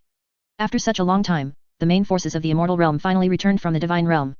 In addition to many precious resources, the main forces also brought back one massive divine kingdom after another, as well as the Tree of Life. Deist Primal Origin and Great Prime Demon Revered jointly planted the Tree of Life in the very center of the immortal realm and set up a circulating formation that could automatically convert the Chi of Life into spiritual Chi. As for the numerous large divine kingdoms, Gu Bai handed them over entirely to the elves for improvement. The elves didn't need to do much specifically, they only needed to live in the divine kingdoms, and their passive racial talent would automatically transform the divine kingdoms into worlds suitable for immortal cultivators to live in. Although the efficiency was much slower than if Gu Bai personally led the effort, it did not require Gu Bai himself to act. This was unavoidable. The divine kingdoms brought back before were relatively small in area and few in number, so Gu Bai could still manage. But now there were simply too many and too large divine kingdoms, and even with his divine power of transformation at will, Gu Bai simply couldn't handle them all. It is worth mentioning that Suemo, after millions of years of cultivation, finally broke through to the mixed origin golden immortal realm, becoming the youngest mixed origin golden immortal in the history of the immortal realm. Even Deist Primal Origin and Great Prime Demon Revered back then took nearly 10 million years to break through to the mixed origin golden immortal realm. Suemo, who had already become a mixed origin golden immortal, did not stop her steps, instead, she became even busier every day. As for Gu Bai himself, he had broken through to the middle stage of the golden immortal realm. Logically speaking, Gu Bai's cultivation speed should not be this fast. With Gu Bai's aptitude, it would take at least 10 million years to cultivate to the middle stage of the Golden Immortal Realm. The reason Gu Bai cultivated so quickly was largely due to his divine ability, the divine power of transformation at will. In addition to sharing memories, clones could also share cultivation. Although as clones, their cultivation speed was very, very slow, the superposition of thousands of clones made their cultivation speed equally terrifying. This directly increased Gu Bai's cultivation speed by several times, which is why Gu Bai was able to break through to the middle stage of the Golden Immortal Realm. Not long after the main forces of the Immortal Realm returned, Deist Primal Origin and Great Prime Demon revered almost simultaneously broke through to the Saint Realm. Deist Primal Origin achieved his breakthrough through the unification of the three Pure Ones, Yuanqi, Yuanchu, and Taichu, three immortal venerables merging into one, making himself perfectly complete, thereby breaking through to the Saint Realm. Deist Primal Origin's Saint Realm was not simple, it was a saint in the true sense, inherently one of the laws of the Void Realm. According to Deist Primal Origin, Sotal's original talent was insufficient to break through to the Saint Realm.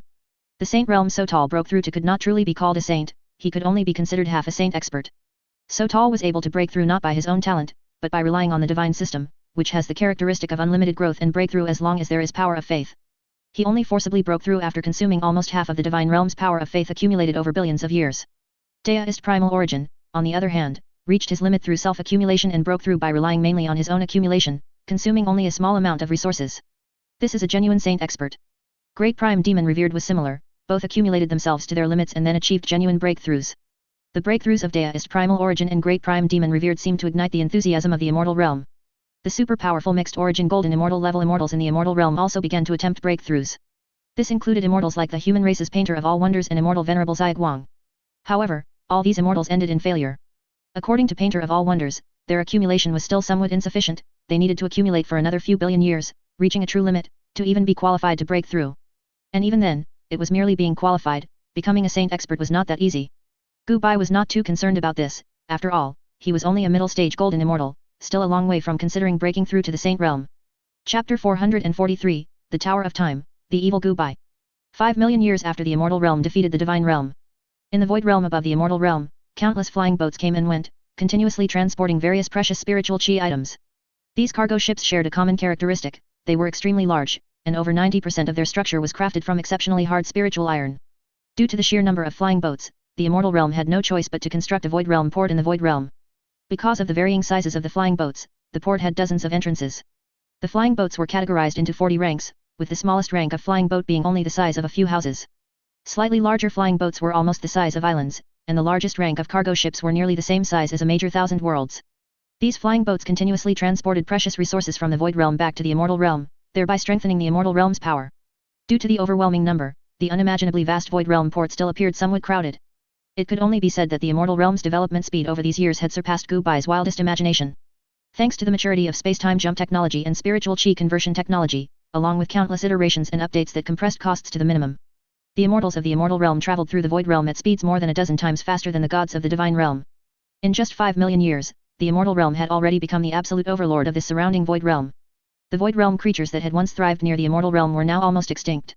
As for the many worlds surrounding the Immortal Realm, they had also established friendly cooperative relationships with the Immortal Realm. If divided by territory, the Immortal Realm's current dominion was roughly the same size as the Divine Realm's once was. And after so many years of development, the Immortal Realm had also gained a clearer understanding of the Void Realm. Even if the Immortal Realm only occupied about 1/10 of the Void Realm's territory, the Immortal Realm could still be called the absolute overlord of this Void Realm. However, according to Deist Primal Origin, beneath the Void Realm, there was actually an abyss whose area was no less than that of the Void Realm. Many abyssal creatures lived in the abyss, these abyssal creatures were highly aggressive, and most of them, like mixed origin Golden Immortals, possessed the ability of immortality. However, there was an insurmountable barrier between the abyss and the Void Realm, it was difficult for ordinary abyssal creatures to enter the Void Realm, and equally difficult for creatures from the Void Realm to enter the abyss. Besides the abyss, Deist Primal Origin also discovered another world, named the Star Realm. The Star Realm was similar to the Void Realm, possessing the same myriad worlds, but the Star Realm's power system leaned more towards magic, techniques, technology, and gods, making it more chaotic. Of course, at this stage, only the Star Realm had been discovered, there was no direct passage between the Void Realm and the Star Realm. Only saint-level powerhouses like Deist Primal Origin could vaguely perceive the Star Realm. The Star Realm likely hadn't even detected the existence of the Void Realm yet. Gu Bai, however, seemed somewhat uninterested in this newly discovered world. After all, the Immortal Realm, in a sense, had already developed to its peak, even if the Abyss and the Star Realm fully invaded, the immortals of the Immortal Realm would not be afraid.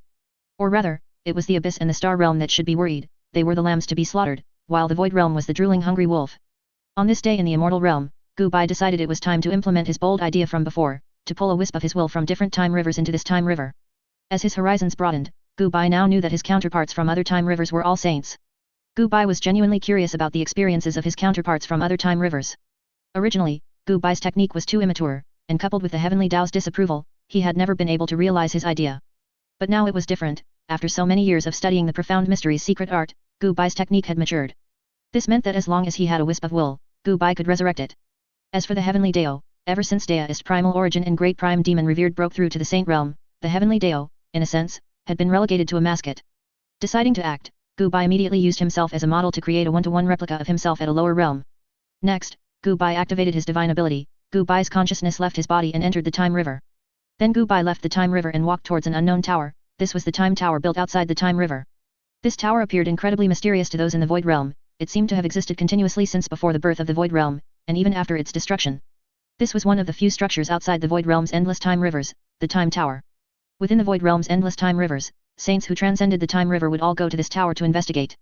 However, most of these saints were turned away by the tower, including the previous Daoist primal origin and great prime demon revered, and even so tall from earlier. The reason Gu Bai could appear before the tower was because of his special divine ability. Gu Bai took a deep breath, then gently pushed open the tower's door. Gu Bai was actually quite familiar with the time tower, which was unknown to everyone in the myriad worlds of the void realm. Because this endless tower, considered an unsolved mystery of the void realm, was built by Gu Bai from countless time rivers. Restarting a time river and changing the past was not a simple matter, because powerhouses at the mixed origin golden immortal or saint realm had, to a certain extent, transcended time. Restarting a time river was equivalent to completely destroying one's own time river and then giving birth to a new time river from it. Or rather, destroying is not quite accurate. Instead, it means yielding the position of the main time river to a new time river, and one's own time river would then transform from a sacred time river into a false, potential time river. Therefore, before each time river restart, Gu Bai had to beat up all the saints and mixed origin golden immortals in his time river until they were willing to restart the time river. And after the time river was restarted, that time river no longer existed, or had become a possibility, merely a mass of data. Of course, this was only for the sacred time river. There were only 2 or 3 Gu Bais who could beat up an entire time river. Most of the Gu Bais from other time rivers were merely possibilities. To create a perfect time river, Gu Bai from countless time rivers had built a tower that stood outside the endless time rivers. When Gu Bai broke through to the saint realm and gained consciousness that transcended the time river, his consciousness would enter the time tower. After pushing open the door, the one who appeared before Gu Bai was the extremely evil Gu Bai, whom Gu Bai was quite familiar with. Chapter 444 Different from Gu Bai's past. I didn't expect you to be so bold as to come looking for us old guys. Extremely evil Gu Bai, dressed in a pure black robe with an expressionless face, said in a deep voice, his arms crossed. This Gu Bai was one of the strongest among all the Gu Bais, extremely skilled in the art of killing, and his personality was completely opposite to the current Gu Bai. It wasn't easy for me to travel all this way, won't you let me come in and sit for a while? Facing the extremely imposing extremely evil Gu Bai just smiled and didn't mind. He had been curious about the time tower for a long time and always wanted to see what the tower looked like. However, Gu Bai's strength was still too low before. The reason he could communicate with Gu Bais from different timelines was because they actively communicated with him. But now, Gu Bai was a golden immortal at the middle stage, and he had a deep understanding of the Dao of time. Welcome to the tower as a guest. Upon hearing this, extremely evil Gu Bai nodded somewhat awkwardly, then stepped aside. Following extremely evil Gu Bai into the tower, Gu Bai discovered that the tower had a world of its own. One after another, Gu Bais of various appearances and ages moved through the tower. These were all countless possible Gu Bais who, upon sensing the existence of the tower, voluntarily entered it to live. When these Gu Bais saw Gu Bai, they smiled and greeted him, and Gu Bai politely smiled back. In a sense, Gu Bai had been watched by them as he grew up. Under the guidance of extremely evil Gu Bai quickly arrived outside a room. Let me tell you in advance, the 2 Gu Bais in the meeting room are the Gu Bais who restarted the entire sacred timeline. Including me, there are only 3 Gu Bais who restarted the sacred timeline in total. This time tower, standing outside the timeline, was built by the 3 of us Gu Bais. As for the other Gu Bais, essentially, they are just possibilities on a timeline and haven't accomplished the feat of defeating all the strong individuals across the entire timeline. Of course, there aren't just 3 Gu Bais in the meeting room, there are many other Gu Bais, most of whom are quite special. Standing in front of the meeting room door, extremely evil Gu Bai said in a deep voice. Hey? Aren't you the strongest Gu Bai? Upon hearing this, Gu Bai turned to look at extremely evil Gu Bai and asked, somewhat confused. Me? At most, I'm one of the strongest, I can't be considered the strongest. Upon hearing this, extremely evil Gu Bai smiled and waved his hand. I won't say any more nonsense, hurry up and go in. Those guys are already impatient to see you. Gu Bai nodded, then took a deep breath and gently pushed open the door. What met his eyes was a long table, with countless Gu Bais sitting on benches, all looking at him in unison. Sensing so many gazes, Gu Bai suddenly felt a bit nervous. The surrounding gazes were too affectionate, which made Gubai feel a bit unaccustomed. Don't be nervous, aren't you just looking to chat with us old guys? Seemingly sensing Gubai's nervousness, the leading Gubai, with white hair and a kind face, said with a smile. Old Gubai's voice was very calm. Upon hearing old Gubai's voice, Gubai's heart strangely calmed down. Gubai sat on a bench under the guidance of extremely evil Gubai, and then Gubai roughly glanced at the appearances of the other Gubais at the table. Leading them was naturally old Gubai, along with a Gubai wearing glasses, squinting, and always smiling at the corner of his mouth, and finally, extremely evil Gubai, dressed in black, who looked very difficult to provoke at first glance. These four Gubais were the super ruthless individuals who had beaten up the entire sacred timeline and then forcibly reversed time. Besides them, there were many special Gubais. For example, the slacker Gubai, who always had a listless expression and seemed somewhat dispirited. There was also the Shota Gubai, who looked young, seemingly only 7 or 8 years old. Of course, what made Gubai want to complain the most was an Oni-san Gubai, nearly 2 meters tall, with long flowing hair and 2 large white mountains on her chest. Noticing Gubai's gaze, the Oni-san Gubai puffed out her chest and gave Gubai a sweet smile. And with the Oni-san Gubai's movement, the 2 large white mountains on her chest also shook violently. Besides these, there was Tech Gubai, who clearly wore futuristic armor with a high-tech style.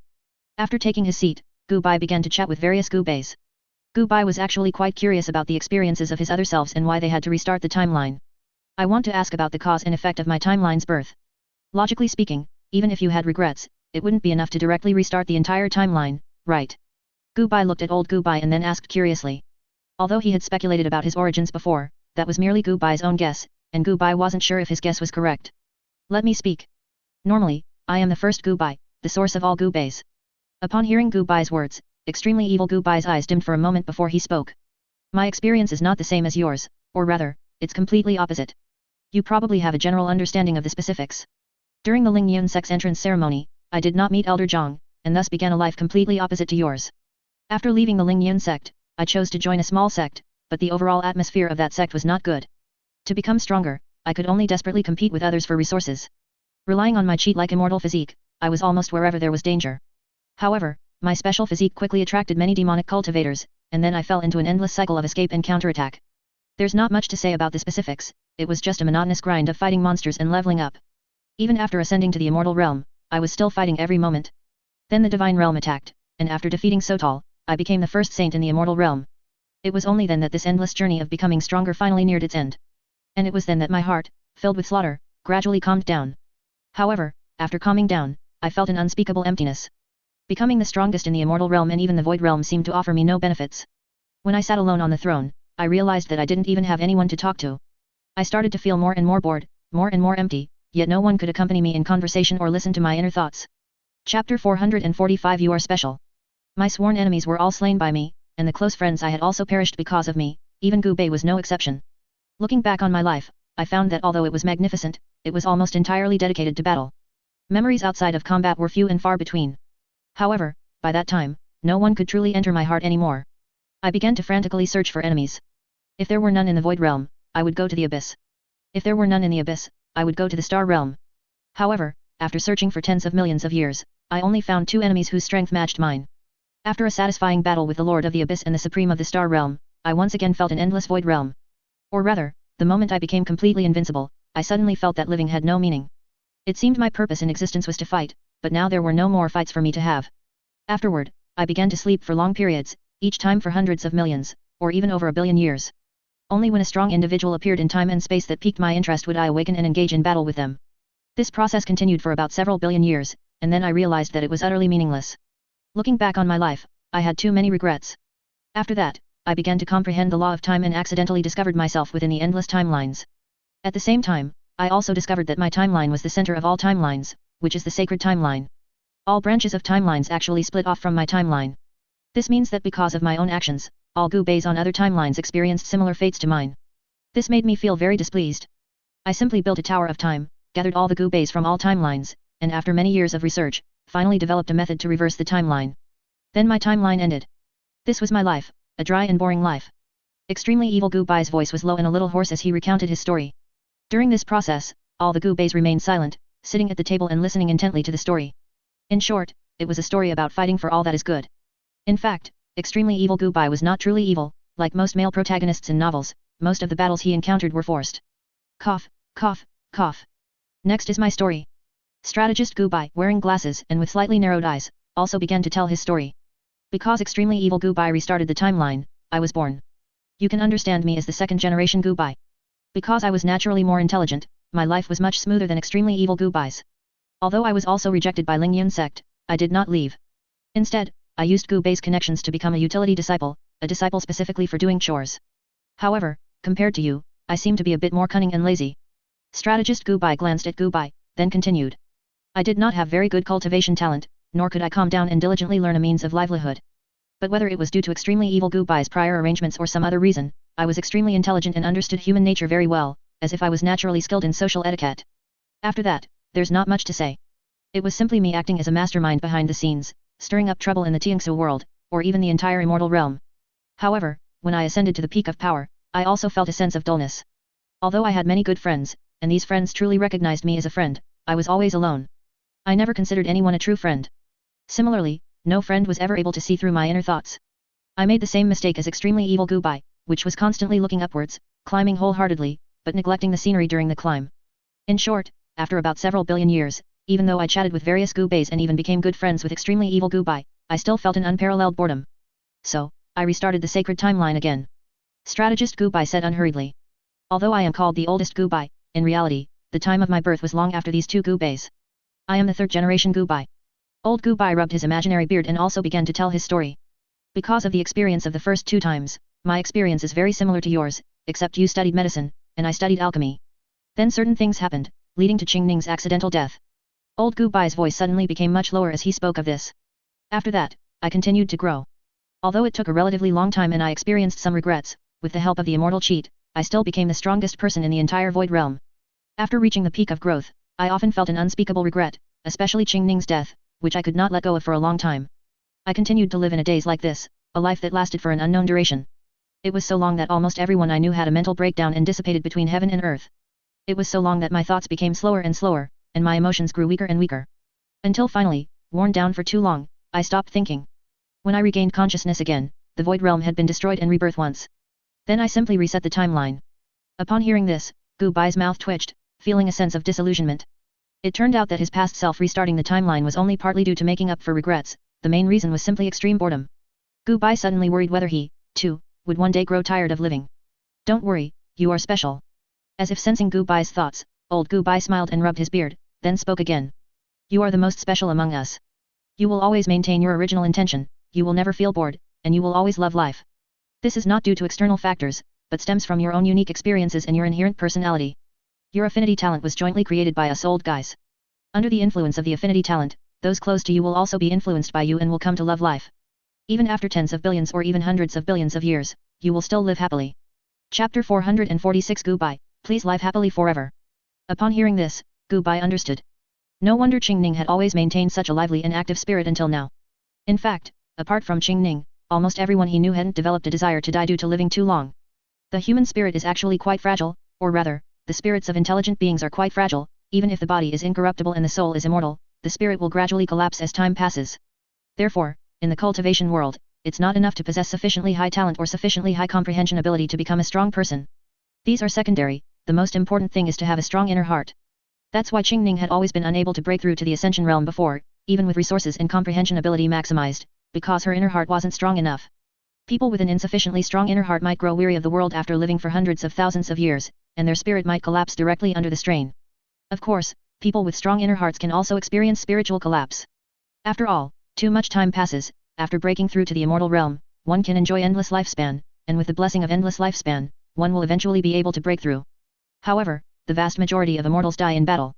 It's not that these immortals don't want to find a random place to cultivate until they are invincible before emerging. Rather, it's because of boredom, even if they are special by nature, single-mindedly pursuing the Dao, and can diligently study the Dao for tens of thousands or even millions of years. What if this scale is further expanded? Tens of millions of years? Or even hundreds of millions of years? No matter how strong the inner heart or how strong the will, it will go insane. While the big shots in the immortal realm have lived for hundreds of millions or even billions of years, it doesn't mean their inner hearts are incredibly strong. The reason these big shots have lived until today is because they spend most of their time in slumber. In fact, these big shots spend very little time living earnestly and thinking. Even Daoist primal origin, in his truly conscious time, has only been awake for tens of millions of years. Old Gubai is called the oldest Gubai not because he existed the earliest, but because old Gubai has been conscious for the longest time. Not just because of too many regrets, or because of Qingning's death, old Gubai has always been unwilling to choose slumber. Under the baptism of endless time, old Gubai slowly began to grow old. This isn't because his body is failing, but merely because old Gubai's spirit has aged, and his body has aged along with it. Normally, these big shots would fall back into slumber after consciously resolving the divine realm crisis. However, due to Gubai's existence, no big shot has chosen to slumber yet. And this is all thanks to Gubai's affinity talent, which allows Gubai's mood to influence those around him to a certain extent. Of course, this is only part of the reason, another part is Gubai's own personality. Simply because Gubai is by their side, these big shots feel a sense of it's good to be alive. Gubai actually understands his own personality, he is just the kind of person who can endure boredom very well, no matter how long he lives, he won't feel bored. In his previous life on Blue Star, he could be called a shut-in. To what extent is he a shut-in? Let's just say, ever since Gubai joined the Ling Yun sect, he has hardly left the Ling Yun sect by half a step. It wasn't until Gubai became a nascent soul true lord, facing the threat of extraterrestrial demons, that he was forced to leave Ling Yun. Before that, Gubai had countless opportunities to leave the Ling Yun sect and venture into the outside world, but Gubai never left. The very few times he did were when he was forcibly dragged out by Gubei or Xing and others. As for wandering the cultivation world after defeating the extraterrestrial demons, it wasn't because Gubai was bored, rather, Gubai thought Xing would be bored, so he accompanied Xing on her journey through the cultivation world. Xing would sometimes complain about Gubai, saying that if no one forcibly dragged him out, Gubai would probably stay shut in one place for his entire life. He hadn't thought much of it originally, but upon closer reflection, Gubai suddenly felt how long he could live. Millions of years had already passed, yet his spirit showed no sign of fatigue or feeling tired of living. Gubai was still cheerful every day, as if he could live like this forever, until eternity. Then, would you like to come to my timeline? I can provide you with identities, residences, and so on. After understanding, Gubai extended an invitation to all the Gubeis present. This was not because Gubai coveted the abilities of these Gubeis, but simply because Gubai wanted these Gubeis to live better lives. There's no need to go out, old Gubai waved his hand indifferently. For us Gubeis who have experienced failed lives filled with regret, just watching you and everything you experience is already incredibly satisfying. Or perhaps they were also influenced to some extent by the affinity talent, unconsciously absorbing Gubai's current emotions. And Gubai's current emotions are peaceful, serene, and full of joy, which also gives the Gubeis in the high tower the motivation to live, preventing them from falling into endless slumber until they cease to think. Or rather, a large part of the reason old Gubai can appear so normal is thanks to the current Gubai.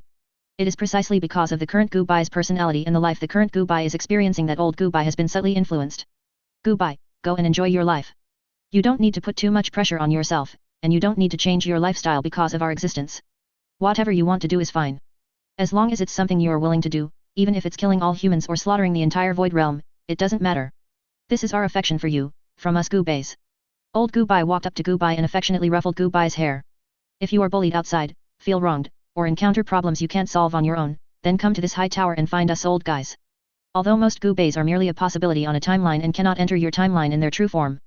But we three Gubeis from the sacred timelines are an exception, because we three Gubeis truly existed. Therefore, our three bodies are also real. If we wish, we can leave the high tower and enter your timeline at any time. Old Gubai made his promise to the young Gubai. Perhaps many people don't understand old Gubai, but most of the Gubeis present, including the current Gubai, have already understood old Gubai's determination. Gubai's existence is the entire meaning of old Gubai's life. If anything were to happen to the current Gubai, old Gubai would definitely go mad. And an old Gubai who has gone mad is extremely terrifying. Extremely evil Gubai, whose combat power is infinitely close to the strongest, doesn't call himself the strongest precisely because of old Gubai's existence. Old Gubai has lived for too long, with the accumulation of endless time, old Gubai has reached the limit in all aspects, whether it's his strength or his understanding of the Dao. Once old Gubai goes mad, even if he no longer belongs to the sacred timeline, old Gubai can instantly destroy the sacred timeline, or rather, all worlds including the void realm, plunging them into nothingness. Likewise, if you encounter someone you dislike and can't defeat, remember to call me, I'll go help you kill him. Extremely evil Gubai crossed his arms, also giving his promise. Similar to old Gubai, extremely evil Gubai, who watched the current Gubai grow up, has also come to regard Gubai as his everything. From the moment extremely evil Gubai stepped into the cultivation world until he became a saint-level powerhouse, extremely evil Gubai was lonely throughout this process. Even later, when he cultivated the second-generation strategist Gubai and the third-generation old Gubai, extremely evil Gubai's heart remained lonely. It wasn't until the current Gubai, this gentle Gubai, this Gubai who cares about him so much, this Gubai who occasionally uses his divine ability to chat with him, that he found the only Gubai who truly understood him. Gubai's existence is extremely evil Gubai's salvation, and also the only motivation for extremely evil Gubai to continue living. Extremely evil Gubai's combat power is beyond question. It can be said that apart from old Gubai, no other living being, is extremely evil Gubai's opponent. Or rather, even old Gubai cannot defeat extremely evil Gubai head-on. To defeat extremely evil Gubai, one can only mobilize the power of the entire void realm, and even then, it would be a struggle. Although this might sound a bit cheesy, what I want to say is, don't have any worries, and don't have any concerns. All the tragedies you might encounter, all the regrets you might experience, have already been nipped in the bud by me. Strategist Gubai, who had been squinting, lost in thought, also stood up. He looked at Gubai, his tone filled with an unprecedented understanding. Gubai is also Strategist Gubai's most satisfying creation, or rather, Strategist Gubai's most satisfying life. From the moment Gubai stepped into the cultivation world to his current level of growth, the main contributor to his smooth and perfect journey has been Strategist Gubai. This is a miracle that Strategist Gubai spent an unknown amount of time painstakingly deducing from billions of possibilities. Although this Strategist Gubai isn't outstanding in terms of combat power, no one dares to underestimate him. In a sense, this Gubai is the most dangerous Gubai. Because this Gubai specializes in strategy, which is intelligence, as long as it's an intelligent being, as long as it can think, then it will become a puppet in Strategist Gubai's hands. Hearing these words, Gubai also nodded seriously. For others, this might be considered a somewhat twisted blessing, this constant prying, this prearranged life, might feel heavy, or even drive them mad. But Gubai didn't feel that way, on the contrary, Gubai felt extremely happy. After gaining an initial understanding of the tower, Gubai did not leave. Instead, he wandered around the tower, meeting every Gubai within it and learning about their pasts. If possible, Gubai now wanted to learn the unique skills of the other Gubais. This process was quite tedious, boring, and very time-consuming. Because Gubai is special, what each Gubai cultivates is different, but each Gubai will learn and deduce what he is good at to the extreme. For example, extremely evil Gubai's sword Dao can cleave the entire void realm in half with a single sword, a power that has far exceeded the limits of a saint. Because a normal saint would need endless years to travel from one end of the void realm to the other. However, extremely evil Gubai is confident he can do it, although he has never unleashed that sword, extremely evil Gubai is absolutely certain he can. This understanding of the sword Dao has surpassed the sword Dao itself. This is no longer something that can be achieved merely with time. Even old Gubai cannot comprehend extremely evil Gubai's sword Dao. There are also some Gubais who are skilled in alchemy, but in that Gubai's timeline, that alchemy-skilled Gubai even almost refined the entire void realm. Not to mention all the other Gubais, even the current Gubai has reached a level in medicine that others cannot comprehend. Although it might sound arrogant, Gubai can confirm that his medical skills are unparalleled throughout the cultivation world. Even the two founders of the medical Dao personally admitted that Gubai had surpassed them in medical skills. Therefore, to learn the skills of other Gubais, even if it's just to understand and not fully master them, the time spent is calculated in units of millions of years. However, Gubai did not feel bored or tedious. Gubai thus separated nearly 10,000 clones, with each clone following a Gubai to learn their skills. Of course, there's another important reason why Gubai dared to do this: the time tower is special. The tower can completely control the internal timeline, meaning that if desired, even if 10,000 years passed inside the tower, only an instant might have passed in Gubai's timeline. Under the tireless efforts of nearly 10,000 Gubais, Gubai's comprehensive strength began to increase at a terrifying rate. Time flowed by, and Gubai stayed in the tower for approximately several million years. And Gubai's gains were immense. His cultivation directly jumped from the middle stage Golden Immortal to the late stage Golden Immortal, approaching the level of a primordial golden body. In addition, Gubai's understanding of all logistics and support-related knowledge has reached a terrifying realm. Of course, this is limited to logistics and support. As for combat-related knowledge and skills, are you a pig? Or are you really one of my possibilities? Under the guidance of the greatest swordsman in all timelines and myriad worlds, practicing day and night for millions of years, yet still unable to grasp the essence of the sword Dao. Looking at Gubai, who was holding a long sword, his eyes somewhat dull and already mumbling incoherently, extremely evil Gubai was a bit exasperated. Looking at Gubai's experiences from an outsider's perspective, extremely evil Gubai didn't feel much about it. Wasn't it just that he wasn't skilled in the Dao of the sword? In extremely evil Gubai's view, this was entirely Su Wuji's failure to properly teach his disciple, completely wasting Gubai's talent, and it wasn't that Gubai himself was incompetent. After all, Gubai was, in a way, a possibility of himself, and his own talent in the Dao of the sword was unprecedented, surpassing all sword cultivators across all heavens, myriad realms, and throughout history, reaching a new realm. When extremely evil Gubai had nothing to do, he often fantasized that if he himself were to personally teach Gubai swordsmanship, Gubai's swordsmanship would quickly surpass Su Wuji, and even becoming the #1 sword cultivator in the immortal realm would be effortless. However, looking at Gubai, whose pupils were dilated and who resembled a puppet on strings, swinging his long sword with standard but incredibly stiff movements, extremely evil Gubai admitted that he was broken, and quite thoroughly so. Millions of years, a full several million years. In the beginning, extremely evil Gubai was very excited. Every day, as soon as he opened his eyes, he would ponder how to teach Gubai his supreme swordsmanship. Hundreds of thousands of years passed, and extremely evil Gubai had no choice but to abandon his naive idea, turning instead to teach Gubai a lesser Dao of the sword. Of course, this lesser Dao of the sword was actually the most top-tier Dao of the sword in the void realm. A million years later, extremely evil Gubai decided to teach Gubai the most basic knowledge of the Dao of the sword. Another million years later, extremely evil Gubai was forced to have Gubai learn common sense about the Dao of the sword. Of course, what extremely evil Gubai considered common sense was, in the eyes of ordinary sword cultivators, still the supreme Dao of the sword. Even now, Even the arrogant extremely evil Gubai felt that Su Wuji was simply a genius. In terms of ability to teach disciples, he was far inferior to him. Su Wuji could at least, in a very short time, make Gubai's swordsmanship look decent, not weaker than sword cultivators of the same rank. Although it was only at the foundation establishment realm, in extremely evil Gubai's eyes, this was like a cow opening the door for its mother, amazingly awesome. This was because even after extremely evil Gubai taught Gubai for a million years, Gubai still could not comprehend the fundamental nature of the Dao of the sword. The fundamental nature of the Dao of the sword here is a hurdle that every ascended immortal realm sword cultivator must overcome. As long as one finds their own sword origin, which is their origin sword Dao, they can become a true sword immortal. Although it is the lowest rank of sword immortal, this is basically a fundamental skill for every ascended immortal realm sword cultivator. Many earth immortal realm cultivators who cultivate a bit of everything actually also know their sword origin and become qualified sword immortals. Extremely evil Gubai had already comprehended this when he was a soul transformation realm cultivator. Those of a slightly lower caliber, such as Su Wuji and Gu Changchun, could also comprehend it in the half-immortal realm. However, Gubai failed to comprehend this most basic skill of a sword cultivator even after several million years. This greatly broke extremely evil Gubai. The fundamental reason for his breakdown was that Gubai's intelligence was clearly normal, and he was also learning very, very seriously. Since it wasn't Gubai's problem, it could only be his own problem. How is it? Is my movement very standard? After completing a set of movements, Gubai exhaled a long breath, then put his hands on his hips and said with a slight hint of pride.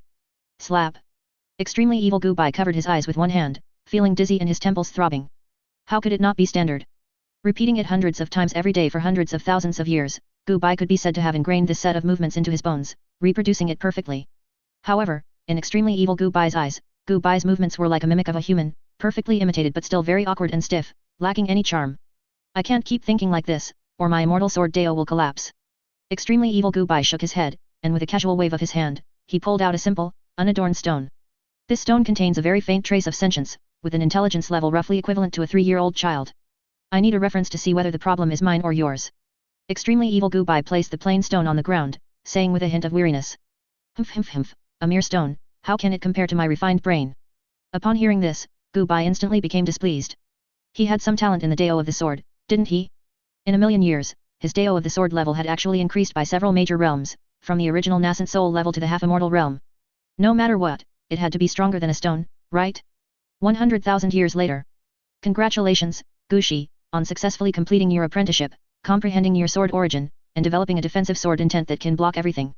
In a small world within the time tower, extremely evil Gubai looked at the 20-something-year-old youth in simple long clothes with an expressionless face and said with a smile. The person in front of him was that very stone from before. After 100,000 years of arduous cultivation, he had not only broken through to the ascended immortal realm but had also comprehended his sword origin, which greatly pleased extremely evil Gubai. Ha ha ha, I've been surpassed, haven't I? Looking at his junior brother beside him, Gubai scratched his head and said somewhat awkwardly. Ha ha ha, my foot. I don't have you as a disciple, and you don't know me as a master. We have no relationship whatsoever, understand? Extremely evil Gubai took a deep breath. He felt that if the other Gubais knew that he had taught Gubai swordsmanship, his lifelong reputation would probably be ruined. Don't worry, master, I promise not to tell anyone. Gubai nodded, saying very seriously. Meanwhile, on the other side, Gubai was playing a game of Immortal Realm chessboard with strategist Gubai. The Immortal Realm chessboard was like a miniature world. This Immortal Realm chessboard was invented by strategist Gubai, with billions of rules, and these rules could even influence each other. Within the chessboard, there were hundreds of thousands of initial forces, millions of different qualities of items, and millions of luck children who could slightly influence the world's trajectory. Gubai and strategist Gubai each occupied half of the territory, and every move they made affected this world. This game between Gubai and strategist Gubai had been ongoing for nearly a million years. Of course, even after such a long time, the game was only just barely entering its final stage. Not bad, you are quite talented. Looking at Gubai, who could now barely hold his own against him, strategist Gubai laughed heartily, then made a crucial move that instantly blocked all of Gubai's escape routes. I lost, Gubai said, putting down his chess piece with a hint of helplessness as he watched the last piece of land he occupied being completely devoured. The rules of this Immortal Realm chessboard were too complex, Gubai even suspected it wasn't something meant for humans. However, fortunately, Gubai was naturally quite clever. He spent about 100,000 years familiarizing himself with the rules, and then over 2 million years playing 3 games before he finally got the hang of it. This was the 4th game. Gubai absorbed all his previous experience, and with his brain almost exploding, he finally managed to go back and forth with strategist Gubai. Ha ha ha ha, Gubai, you truly have great talent. Strategist Gubai let out a hearty laugh, filled with joy. Strategist Gubai felt joy emanating from his entire being. This was the most satisfying game of chess he had ever played. Because since he invented this Immortal Realm chessboard, no one had ever gotten the hang of it. It had always been a one-sided game against himself. However, the Gubai in front of him easily grasped it, and in just a few million years, he was already able to keep up with his pace. He had waited for this game for far too long, and now he finally had someone to play chess with. Strategist Gubai admitted that at this moment, he genuinely liked the Gubai in front of him. Gubai was simply another perfect version of him, inheriting all of his current strengths but without his personality flaws. On the other side, the gender-bent Gubai and the mature Gubai were happily drinking tea and chatting. The gender-bent Gubai would pull Gubai to bathe, cuddle, and research pastry recipes every day. The relaxed Gubai was enjoying a laid-back life with the slacker Gubai. They had been lying there motionless for nearly a million years, not saying a word, just lying there. One could only say that the current Gubai was too perfect. He was the most outstanding Gubai among countless possibilities. Almost every Gubai could see their own reflection in the current Gubai, and Gubai could also get along very easily with these other Gubais. Walking through the time tower, extremely evil Gubai felt a throbbing in his temples as he watched countless Gubais happily interacting with Gubai. The Gubai abandoned by extremely evil Gubai sighed helplessly. He could only find old Gubai, who was happily discussing tea ceremony with Gubai, and ask old Gubai to send him away and lift the time lock on the time tower. Old Gubai naturally did not refuse, and thus, this clone of Gubai successfully returned to his own timeline. And because the time tower and Gubai's timeline were reconnected, the clones of Immortal Realm Gubai instantly synchronized the memories of countless Gubais in the time tower. Hiss, it hurts, it hurts. All the clones of Gubai in the Immortal Realm clutched their foreheads in pain. In the time tower, there were over 10,000 Gubai clones, and these Gubais had lived for about a million years within the tower. If all Gubai's memories were synchronized, the amount of synchronized memory would be terrifyingly vast. Fortunately, all clones only uploaded their approximate memories, retaining only a general idea, with the vast majority temporarily stored in a memory terminal for other Gubais to view if they wished, or ignore if they didn't. Otherwise, this massive memory would instantly turn all Gubais into babbling fools. Therefore, most Gubais would only feel a buzzing in their heads, which would subside after a while. Of course, one Gubai was an exception, the origin of all Gubais, the most important Gubai who stayed by Xing Ning's side. As the theoretical main body of all Gubais, this Gubai naturally needed to synchronize all Gubais' memories. Under the deluge of endless memories, Gubai's wise eyes suddenly became vacant. Gubai, are you all right? Seeing this, Xing Ning, who was beside him, instantly panicked. She vigorously shook Gubai's body, but Gubai remained motionless, as if he had stopped thinking. Xing Ning, stop shaking him. The main body is in a special state right now and probably won't wake up for hundreds of thousands of years. I'll stay with you during this time. Just then, an incredibly gentle voice came from behind Xing Ning. Xing Ning turned her head and found Gubai standing behind her. You are? Xing Ning was puzzled, looking at the Gubai who suddenly appeared behind her, identical to Gubai. I am the clone Gubai spoke of, Gubai said with a smile, preempting Xing Ning's question after seeing her expression. Xing Ning's mind went blank for a moment. She opened her mouth but hadn't spoken yet, and Gubai had already answered. Don't worry that the clone will be different from the main body. In essence, we are actually no different. Really? Xing Ning said, somewhat hesitantly, upon hearing this. She knew Gubai had clones and that it was a very powerful divine ability, but she had never seen Gubai's other clones. During these hundreds of thousands of years while the main body is offline, I will be responsible for taking care of you, Gubai said, nodding with a smile, then very naturally began to cook for Xing Ning. At first, Xing Ning was actually somewhat resistant. In her opinion, a clone was always a clone, and she was not the kind of woman who would accept a substitute. However, after spending some time with this Gubai clone, Xing Ning had to admit that this Gubai was simply Gubai. Whether it was his personality, memories, way of speaking, or the delicious food he made, there was no difference from the real Gubai, as if it was made by the real Gubai. Even Xing Ning, who had spent so many years in close proximity to Gubai, began to doubt whether this Gubai clone was truly Gubai. Or rather, this was originally Gubai, or all clones were Gubai's origin. This was the terrifying aspect of the divine power of transformation at will, it was equivalent to fragmenting one's own essence. The only drawback of this divine ability was that conflicts would erupt between oneself and oneself. Because, in essence, all clones are the main body, so why should I listen to you? From the perspective of other clones, their own things, their own friendships, and their accumulated treasures were being monopolized by someone else, even if that person was themselves, it was unacceptable. Therefore, all immortals in Immortal Realm history who awakened this divine ability ultimately died due to internal strife among their clones. However, Gubai was an exception. His personality was too unique, no matter how many clones he separated, there would be no conflict between Gubai and Gubai. This was the divine ability strategist Gubai specifically chose for Gubai, the most suitable for him. Time flowed by, and in the blink of an eye, hundreds of thousands of years had passed. The motionless Gubai suddenly opened his eyes, and at the same time, the chi around Gubai began to surge. When Gubai's aura reached its peak, the sky suddenly dimmed, followed by a drop of liquid emitting a mysterious blue light appearing between heaven and earth. This drop of blue liquid was the Immortal Realm's origin. For a cultivator to break through to the mixed origin golden Immortal Realm, the Immortal Realm's origin or similar substances were indispensable. Evidently, after Gubai absorbed the memories and cultivation of all his clones, he met the prerequisites for breaking through to the mixed origin golden Immortal Realm. After all, this was the result of tens of thousands of Gubais cultivating painstakingly for millions of years, let alone Gubai, even a pig could break through. Looking at the Immortal Realm's origin before him, Gu Bai's lips curved slightly. Normally, even if an immortal met the conditions, the immortal realm would not bestow much of its origin, at most a tiny drop. However, the drop of immortal realm's origin that descended for Gu Bai's breakthrough was surprisingly large, 2 to 3 times the size of a normal immortal realm's origin. Gu Bai did not hesitate and immediately chose to absorb this drop of immortal realm's origin.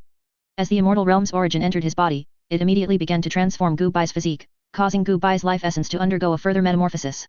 The transition from golden immortal to mixed origin golden immortal was a true metamorphosis. From then on, one could escape the control of the time river and become a truly undying and unkillable existence.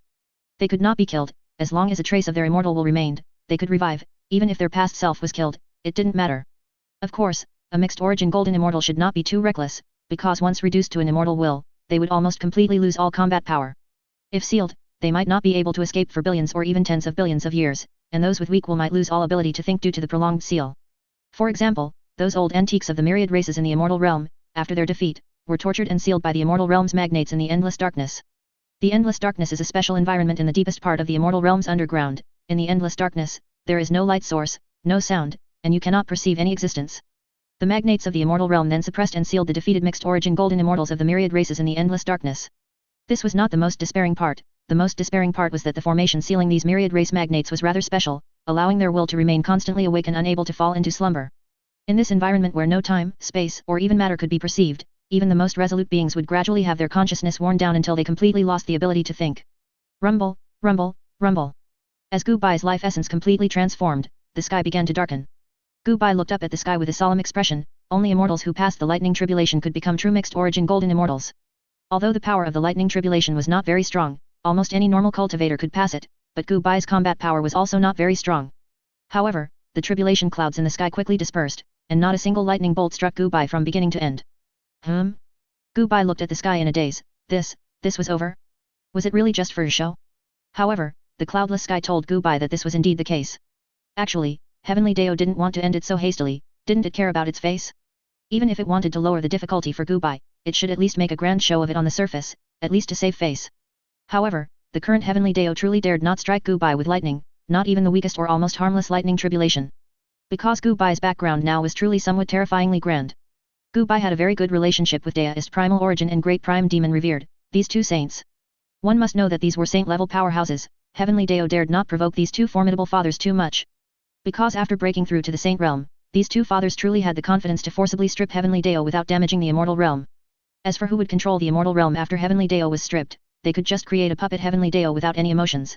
After breaking through to the mixed origin golden immortal realm, Gu Bai found Deist Primal Origin and Great Prime Demon revered, the two saints, and sat down to discuss the Dao with them.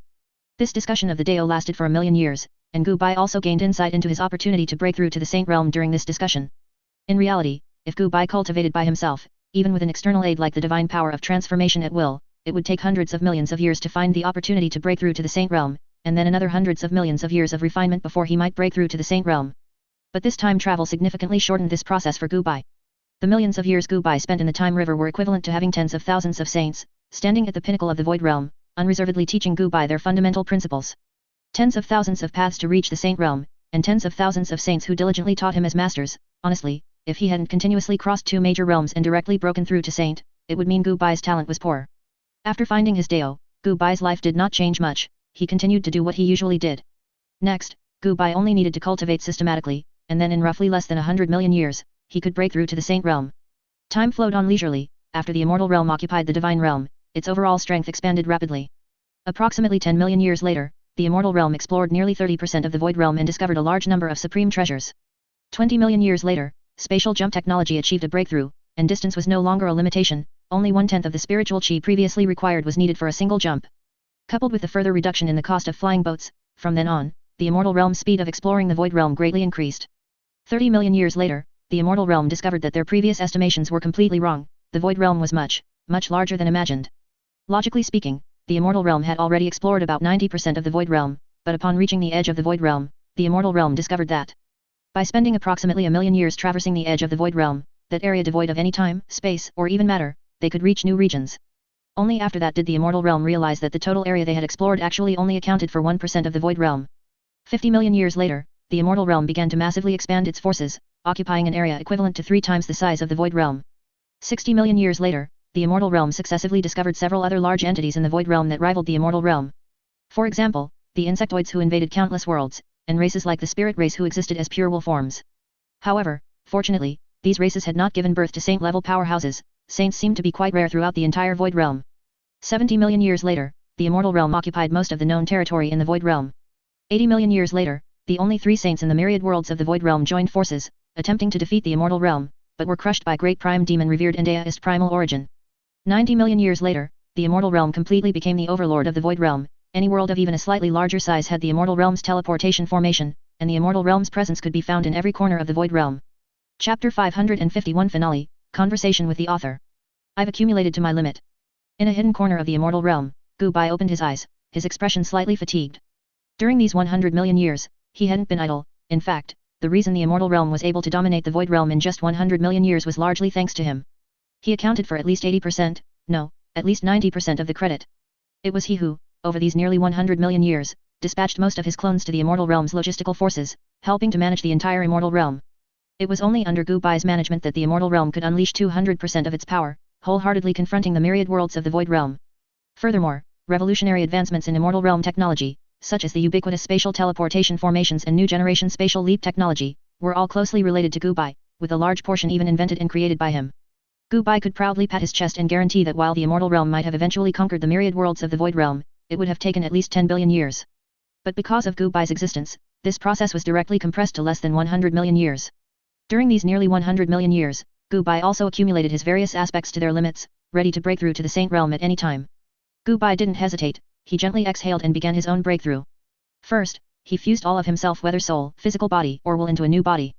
For Saint-rank powerhouses, reincarnation was no longer necessary, as there was no living being in this world that could threaten their lives. Even the 3 saints who were defeated in the myriad worlds of the Void Realm before were merely defeated. These 3 saints did not die, nor could they die. Crack. It was as if an invisible barrier shattered, and Gu Bai suddenly found that he seemed to have stepped from a low-dimensional being into the ranks of high-dimensional beings.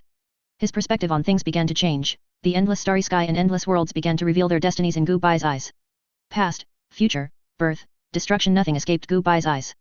For all immortals below the mixed origin golden immortal realm, their endless past lives, endless future lives, and all their destinies clearly appeared in Gu Bai's eyes.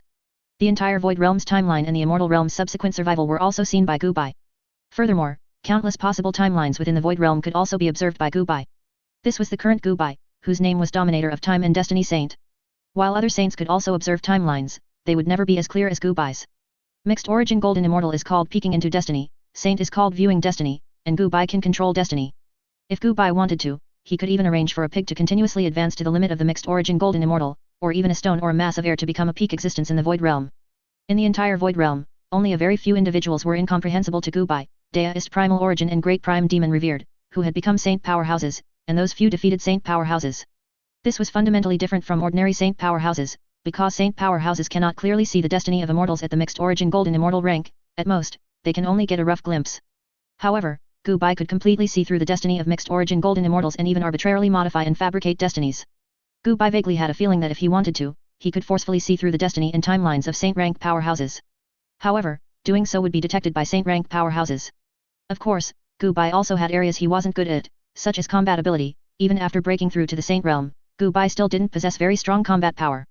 In terms of combat power, Gu Bai should be the weakest saint, though weak is only relative, as even the weakest saint is not something an ordinary mixed origin golden immortal can contend with. Besides, even if Gu Bai couldn't win a fight, he could always call for help. For ordinary enemies, he could call deist primal origin and great prime demon revered. If he encountered something very, very troublesome, he could always drag over those big shots from the time tower. Gu Bai shook his head, actively closing his divine ability that dominated endless destiny and time. Although being able to see someone's past, present, and future at a glance was very satisfying, it was like a cheat code and could easily become boring.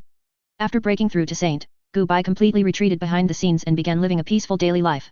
One day, Gu Bai had a sudden lapse, and he appeared in an unknown space. This space seemed very small to Gu Bai, less than 10 meters in length and width, somewhat like a low-quality rental room from his previous life. Its appearance was also very similar to a rental room, except that the surroundings were enveloped by an invisible mist. Even Gu Bai could only make out a rough outline. In front of him, a figure was shrouded by an unknown mist. Just then, the figure shrouded in mist suddenly spoke. "Hello, my child."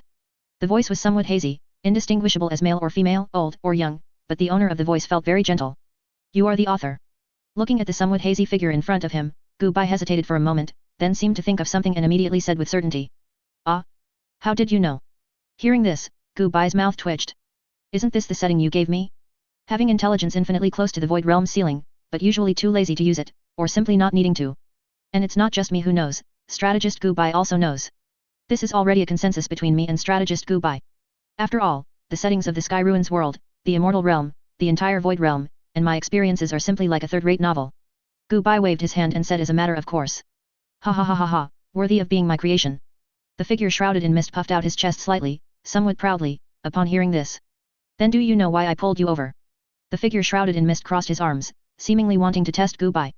That's because the story is nearing its end, and the foolish author has run out of ideas, so he pulled me out to create a final climax. Gu Bai shook his head and said as a matter of course. Ah? You know this too? I'm starting to wonder if I'm the author or you are. Hearing this, the shadowy figure shrouded in mist instantly froze in place. Foolish author, don't forget your own setting. Have you forgotten that you once wrote that I had written many novels? Of course I'm perfectly clear about novel settings, plots, and so on. Gu Bai shook his head and said, utterly speechless. Cough, cough, cough, let's not talk about this anymore. Let's talk about something else.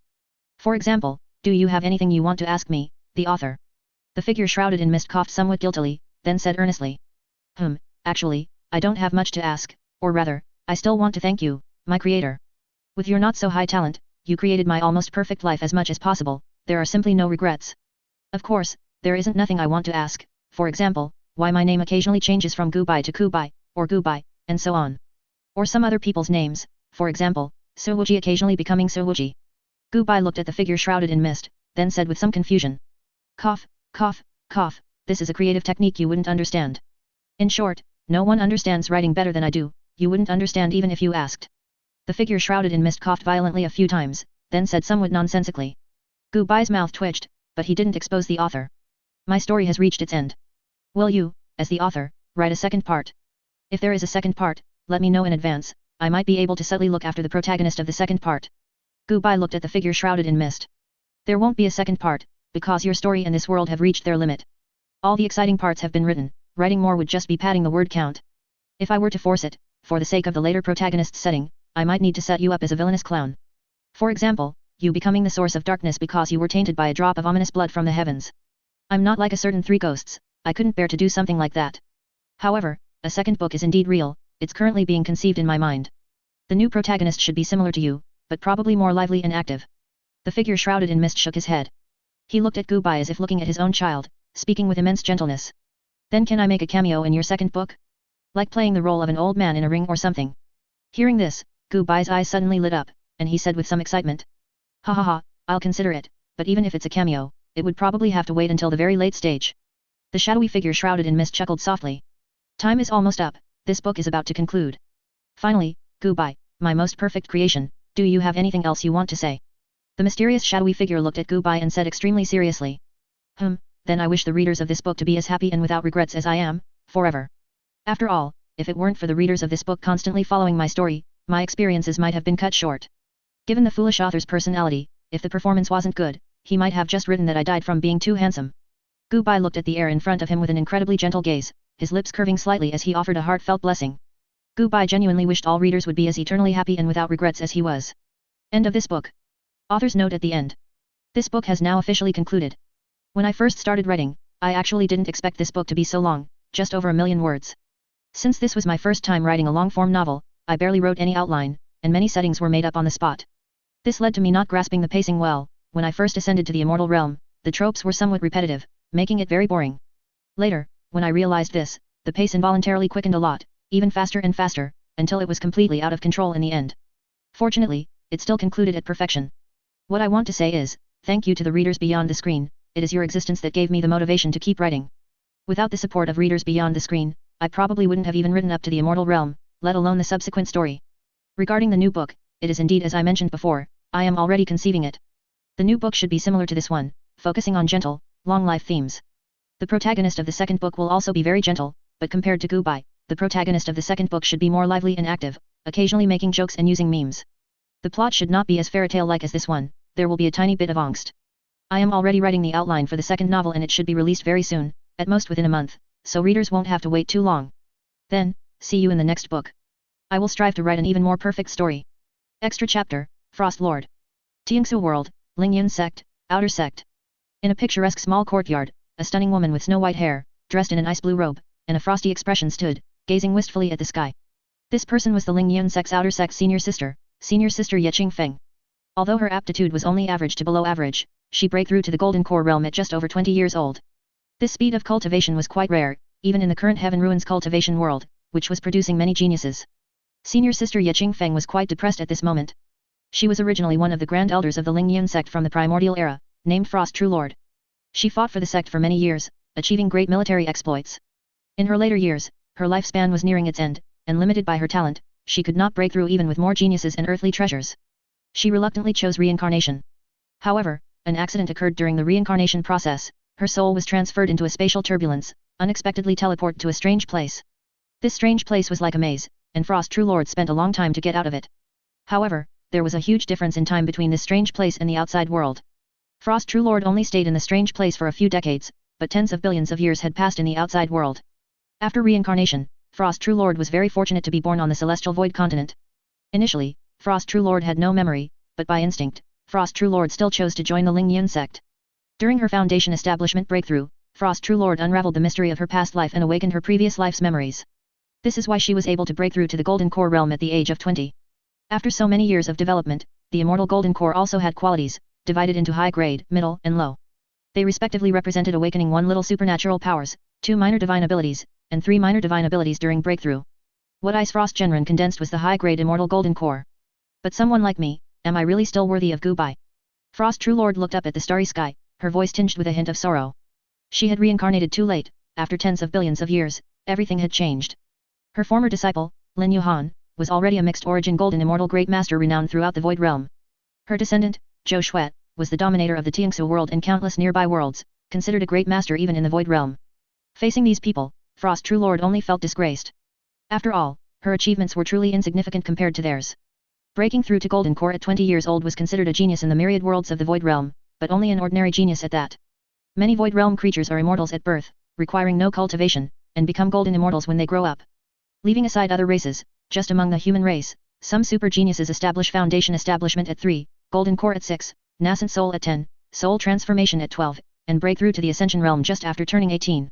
The Tiangsu cultivation world had become unfamiliar to Frost True Lord. Her Golden Core at 20 only allowed her to mix in the outer sect, she was nothing in the inner sect. Currently, in the Tiangsu world, or rather, the myriad worlds, there is an unwritten rule. That is, immortal ascension at 100 years old. Only by ascending to immortal before the age of 100 can one qualify for cultivation. The current me, I'm afraid I'm no longer worthy of goodbye. Frost True Lord muttered to herself. The disparity in status with goodbye was Frost True Lord's most despairing point. Before reincarnation, Frost True Lord had ambitiously declared that they would meet again after ascending to the immortal realm. However, now Goodbye had become the Void Realm princess, in charge of the endless Void Realm and the myriad worlds, a saint who only existed in legends. The gap between herself and Goodbye was simply too vast, so vast that Frost True Lord despaired. Perhaps Frost True Lord would strive her entire life and still never see Goodbye before she died. And after such a long time without seeing Goodbye, Goodbye had probably long forgotten her. Hey, did you miss me? Just as Frost True Lord was feeling melancholic, an incredibly familiar voice suddenly sounded behind her. Frost True Lord abruptly turned her head and saw the figure she had longed for day and night. Goodbye was wearing the same clothes they had worn the last time they met. This made Frost True Lord somewhat incredulous, he seemed to have transmigrated through time and returned to tens of billions of years ago. But how could this be? People always change, and tens of billions of years are enough to erase everything. Is it an illusion? Frost True Lord frowned. The idea of Goodbye suddenly finding her reincarnation and meeting her was a plotline that even the most idiotic fairy tale great master in the world couldn't write. Therefore, Frost True Lord had reason to suspect that she had been placed under an illusion. It's not an illusion, I am the real Goodbye. Goodbye shook his head. He smiled gently at Frost True Lord. Looking at that incredibly familiar gentle smile, Frost True Lord was stunned. Because such a gentle smile that directly touched the soul was something no illusion could ever imitate. Master, I missed you so much. Just then, a slightly familiar voice sounded. Lin Yuhan suddenly appeared beside Goodbye. Seeing Lin Yuhan, Frost True Lord paused, then remembered that she still had a disciple. Master, what kind of expression is that? Seeing this, Lin Yuhan's mouth twitched, and he said loudly with some dissatisfaction. And with Lin Yuhan's appearance, her old comrades Su Wuji, Gu Bei, Ye Fan, and others also appeared before Ice Frost Genren. What is going on? Seeing these incredibly familiar figures around her, Frost True Lord was completely bewildered. Seeing the bewildered Frost True Lord, Gu Bei smiled. Do you understand the value of having no regrets? Frost True Lord's reincarnation was actually arranged by strategist Gu Bei, precisely so that she could meet Gu Bei again at an opportune moment. Above the nameless mountain peak of Ling Yun sect. The nameless mountain peak seemed to be protected by a special force, so even after tens of billions of years, its appearance had not changed much. Of course, the current Lingyun sect is completely different from the Lingyun sect of the past. The location of the Lingyun sect had already been moved several times, and the original location of the Lingyun sect was called the sect Ancestral Land. It was forcibly sealed in time by Gu Bai using saintly means. Whenever Gu Bai and his friends were bored, they would come to the nameless mountain peak to drink, chat, and reminisce about the past. Amidst laughter and joy, Gu Bai recounted the events that had transpired to Frost True Lord. Even after tens of billions of years apart, the feelings between everyone and Frost True Lord had not faded. After the banquet ended, everyone left, leaving only Gu Bai and Frost True Lord on the nameless mountain peak. Are you leaving? Looking at Gu Bai's back, Frost True Lord said with a hint of bitterness in her voice.